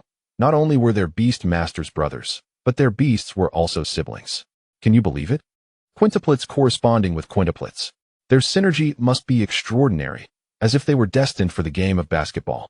The 5 Rhino brothers strode past the chattering rabbits, towering above them with an air of superiority. As they departed, the chattering rabbits simmered with frustration. What is wrong with these guys? Do they all have their noses affixed atop their heads? Why do they all flaunt such an arrogant demeanor? Listening to the chattering rabbit's words, Yang Bingyun sighed. It was due to their overwhelming strength. All 5 rhinos possessed silver-level prowess, while Yang Bingyun's team only had the chattering rabbit and the robust rooster at silver level. The 3 chimpanzees were stuck at the 9th tier of bronze. Yang Bingyun was curious about their predicament. She had tried various methods, but could not help them break through. Only Wenxuan understood why they were stalled at the 9th tier of bronze. Their innate qualifications were merely D-grade, and D-grade beasts could only reach up to the 9th tier of bronze, unless they had the opportunity to consume a potion that could enhance their qualifications. They would remain at that level for a lifetime. Unfortunately, such potions were rare treasures. Whenever they appeared, they were seized with fervor. This was precisely why Wenxuan always selected high-qualification beasts for contracts. Only those with superior qualifications could aspire to greater heights. Wenxuan glanced at the owners of the chimpanzees. Unlike him, they did not possess the eye of the divine, which allowed him to perceive the qualifications of beasts. They could only rely on intuition, the so-called method of selection by appearance, believing that larger creatures were inherently better. In most cases, this held true. Typically, larger and more robust beasts exhibited superior qualifications. Of course, exceptions sometimes arose. All right, let us not dwell on this, Yang Bingyun remarked upon noticing the dejection of the chimpanzee owners. Didn't we win today's match? Come, let us celebrate in style. Today, the treat is on me. Upon hearing these words, the atmosphere instantly transformed into one of exuberance. Let's go for skewers, they exclaimed. Indeed, skewers it is. For today we drink, and tomorrow's worries of empty pockets shall be cast aside. The group made their way towards the barbecue restaurant. Once inside, they began to order fervently, emboldened by the fact that Yang Bingyun was footing the bill. Chapter 76. Confrontation with the Rhino team as night fell. Wenxuan and Yang Bingyun continued to share drinks. The warmth of the alcohol tinged Yang Bingyun's cheeks with a rosy hue. Wenxuan, do you realize how much better your fortune is compared to theirs? She glanced at the 3 who were already inebriated, feeling a pang of sorrow for them. I have known them since our first year of high school, having played together for over 2 years. It is a pity that they can accompany me only this far. Beyond this point, I must tread alone. Yang Bingyun was set to graduate this year, with prospects of attending a prestigious university. while her three companions faced the reality of entering the workforce or settling for lesser institutions. Their prowess had reached the pinnacle of Bronze 9, and any further advancement seemed nearly impossible. Yang Bingyun lamented their situation, not for lack of effort, but rather due to the limitations imposed by their circumstances. The quality of their beast companions was a significant factor. Typically, the offspring of powerful beasts inherit commendable attributes. Hence, the affluent often invest substantial sums to acquire the progeny of formidable creatures. Amidst her reflections, Yang Bingyun unexpectedly began to weep. Upon witnessing her tears, Wenxian felt a wave of confusion wash over him, unsure of how to respond. Fortunately, as Yang Bingyun's head tilted, she succumbed to slumber. Sigh, Wenxian murmured. The following day, at the competition venue, Yang Bingyun and her companions appeared utterly disheartened. Thankfully, in basketball, the chattering rabbits could operate independently, requiring no guidance from Wenxian and his friends. Today, they were set to face the 5th high school. While the Rhino team from 1st high school was up against the 3rd high school, the members of the 5th high school's beast basketball team were a motley crew, featuring a stone golem, a strength beast, a star bear, a pink gorilla, and a dog-headed creature. Their strength surpassed that of the 4th high school by a slight margin.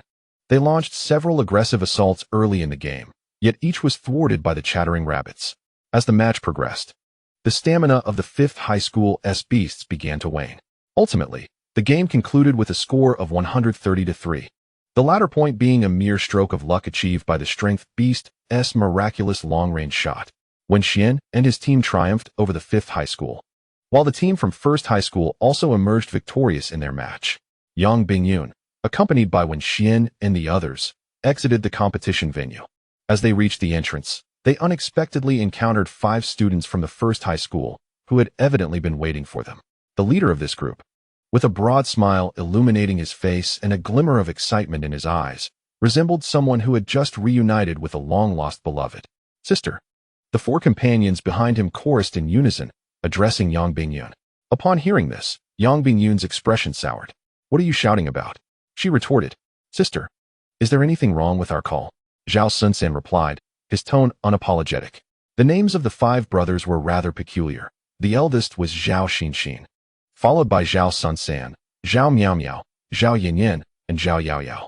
As Zhao Sunsan spoke, Yang Bingyun's face grew even darker. Wenxian, let's go, Yang Bingyun urged, clearly wishing to dismiss the group. Oh, very well, she replied, finally registering Wenxian's words and preparing to leave with him. Bingyun. Just as Yang Bingyun was about to depart, Zhao Xinxin called out suddenly, after all this time, do you still not understand my feelings? He continued, you love basketball. So I will learn it too. You said you didn't want to be in the same school, so you applied to 2nd high school. And I enrolled in 1st high school. I have worked so hard for you. Why do you refuse to even glance my way? As he spoke, his eyes glistened with unshed tears. He and Yang Bingyun had been childhood friends, their bond once strong. Yang Bingyun was a few months older, often seen as the leader, while Zhao Xinxin and his brothers followed her like devoted followers. Their relationship began to deteriorate when Zhao Xinxin confessed his feelings for Yang Bingyun.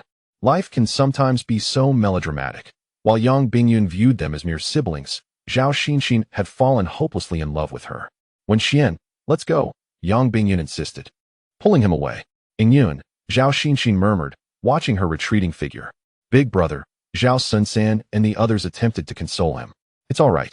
This is neither the first nor the last time. I believe that perseverance will yield results. Yes, big brother, we all believe in you. You will surely succeed. Wenxian and Yang Bingyun returned to school. As soon as they alighted from the vehicle, Yang Bingyun stated, I'm tired. I will rest first, before departing alone. The following day, Wenxian and the others arrived early at the competition venue, only to find that Zhao Xinxin and his group had arrived even earlier. Upon seeing Yang Bingyun, Zhao Xinxin's face radiated joy.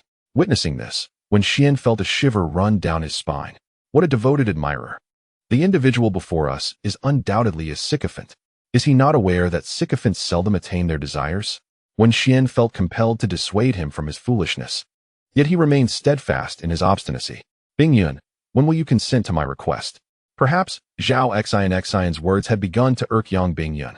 She responded coldly, if you can triumph over me in this competition, then I shall acquiesce. Very well. Zhao Xian appeared to glimpse a ray of hope. Yang Bingyun, am fond of men who surpass me in capability. Should you fail to meet this challenge, I implore you to depart and refrain from appearing before us again. Not a problem. Zhao Xin had previously scrutinized the match footage of the mimicry rabbits and had thoroughly analyzed their strategies, which emboldened his confident proclamation. As the competition commenced, the mimicry rabbit surged ahead, seizing the basketball and leading the charge. However, midway through, the Rhino captain intercepted the ball, initiating a counterattack. Bang! The basketball swished through the hoop, granting the Rhino team an early lead of 2 points. The contest raged on as both sides engaged in fierce combat. The mimicry rabbit and the robust rooster collaborated skillfully, accumulating numerous points. Alas, the gorillas proved to be the team's Achilles heel, their weaknesses becoming increasingly apparent as the match progressed. Despite the valiant efforts of the mimicry rabbit and the robust rooster to score, the gorillas' defensive blunders allowed the opponents to capitalize. As the game advanced into the latter half, fatigue began to set in for all participants. Wenxuan glanced at the mimicry rabbit, realizing for the first time just how exhausted it appeared. Chapter 77. Securing the Basketball Championship. This creature's stamina is lacking. It seems I must institute a rigorous training regimen for it, Wenxuan muttered softly. As the match approached its final 10 minutes, the score stood at 110 to 108, with the mimicry rabbit trailing by 2 points. At this juncture, it paused to take a deep breath. A glimmer of brilliance enveloped the mimicry rabbit. It had broken through. Upon witnessing this dazzling display, astonishment spread across the faces of the onlookers. This rabbit is remarkable. It can indeed break through under pressure. After its breakthrough, the exhaustion that had once beset the mimicry rabbit vanished entirely. At that moment, its prowess ascended to Silver Tier 5, surpassing its opponents, the 5 silver-armored rhinos, who remained at Silver Tier 4. The competition continued. The mimicry rabbit seized the ball once more and launched an offensive. After its breakthrough, its spirit was rejuvenated. It smirked coolly, embarking on its performance. Whoosh, whoosh, whoosh. The mimicry rabbit navigated swiftly through the herd of rhinoceroses, quickly surpassing several of them to arrive beneath the hoop. With a resounding thud, the rabbit executed a thunderous dunk, sending the basketball soaring through the net. What an impressive display. My goodness, this rabbit is extraordinarily formidable. I am utterly enamored. Henceforth, I shall be a devoted fan of the mimicry rabbit. Upon witnessing this remarkable performance, Zhao Xinxin and his companions wore expressions of dismay. What on earth was this rabbit? It seemed as though it had consumed a dose of spring tonic, exhibiting such remarkable strength. Consequently, they promptly altered their strategy, dispatching 2 members to closely monitor the mimicry rabbit. The once robust rooster was now at its wit's end, unable to defend itself, let alone assist the mimicry rabbit. Gazing at the 2 hulking figures before him, the mimicry rabbit smirked coolly. Is it merely the 2 of you? How presumptuous! With the ball in hand, the mimicry rabbit launched its attack, deftly weaving between the 2 rhinoceroses in a fleeting moment. The rhinoceroses stood frozen in place, failing to impede the rabbit's advance. It was only when the ball echoed through the hoop that they reacted. What is happening? Why did it feel as though time itself had ceased for that brief instant?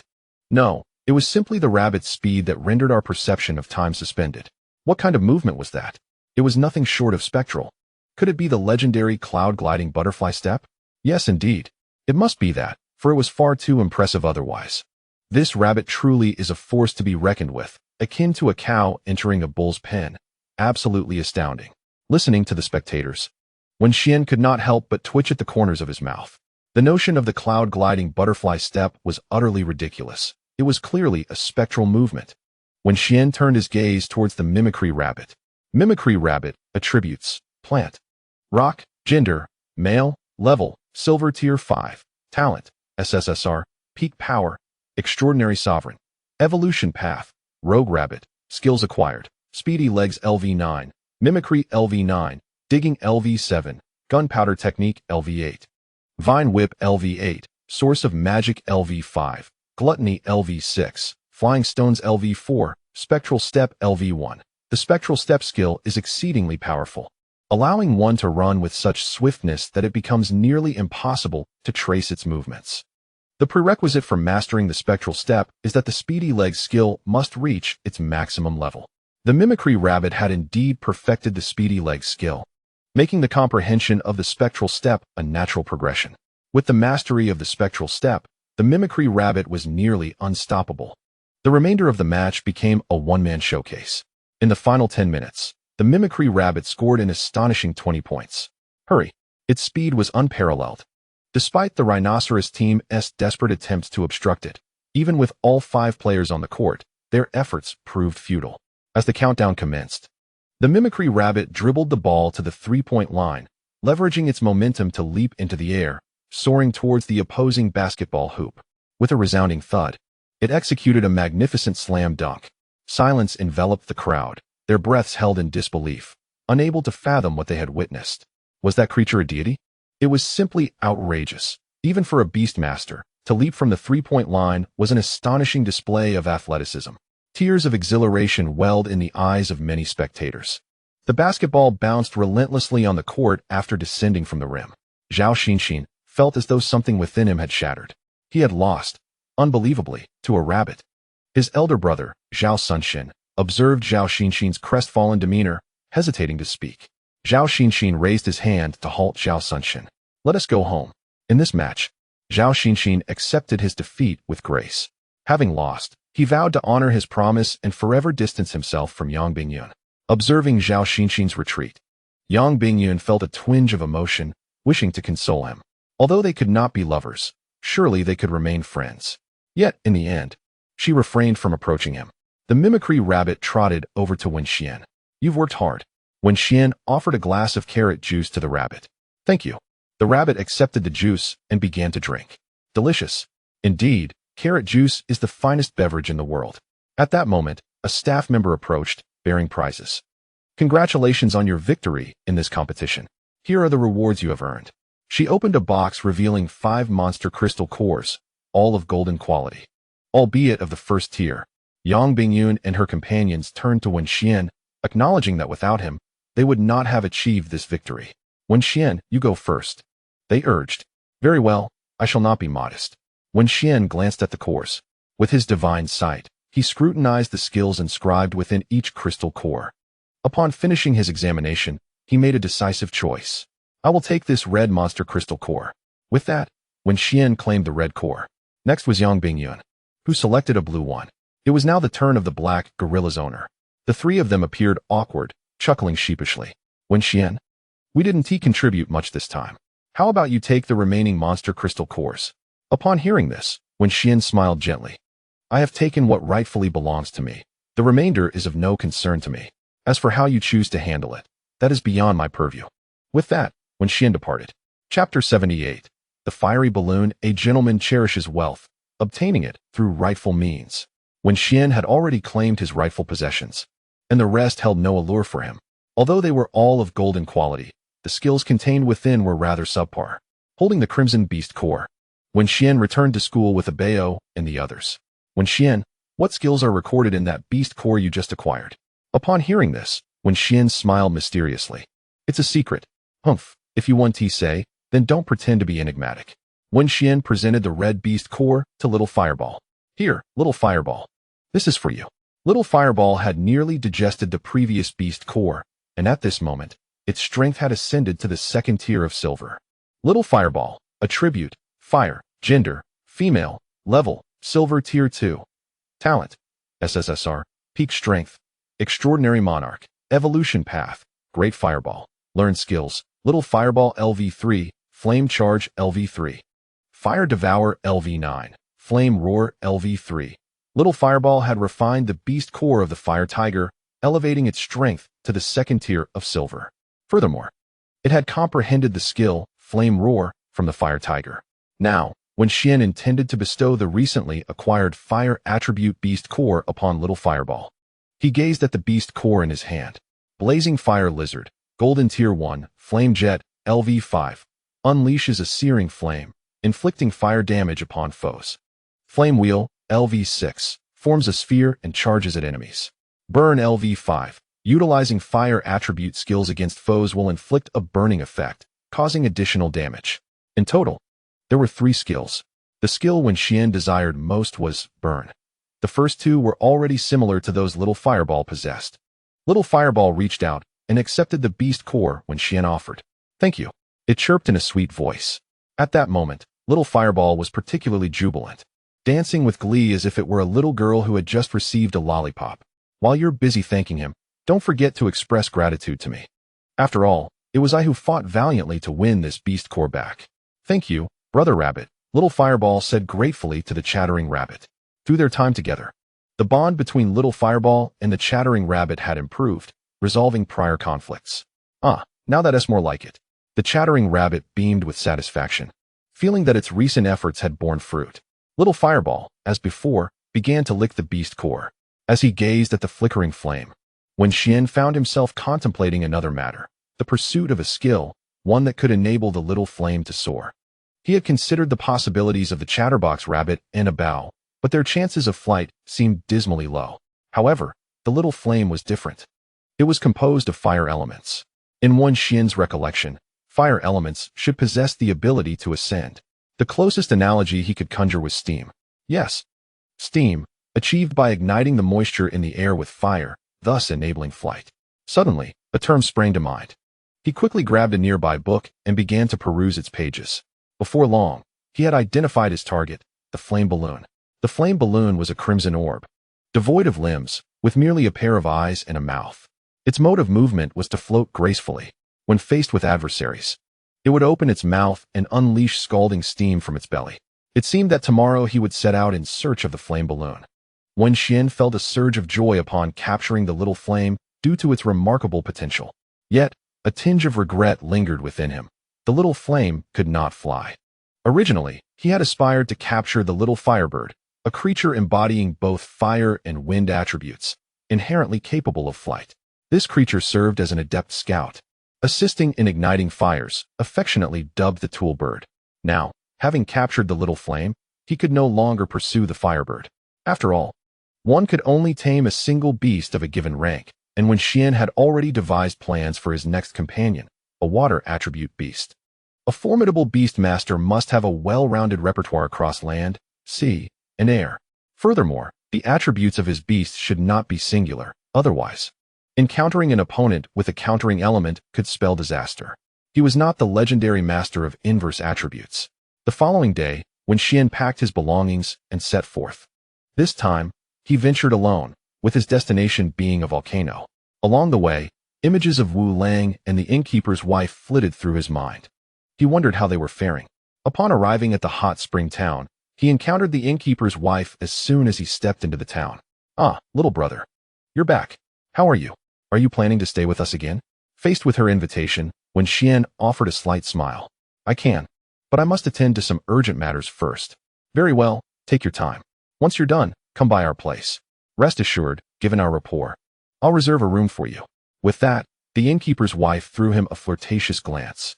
Wenxuan instinctively chose to disregard it and continued on his path toward the volcano. Having prepared beforehand, he confidently made his way to his destination.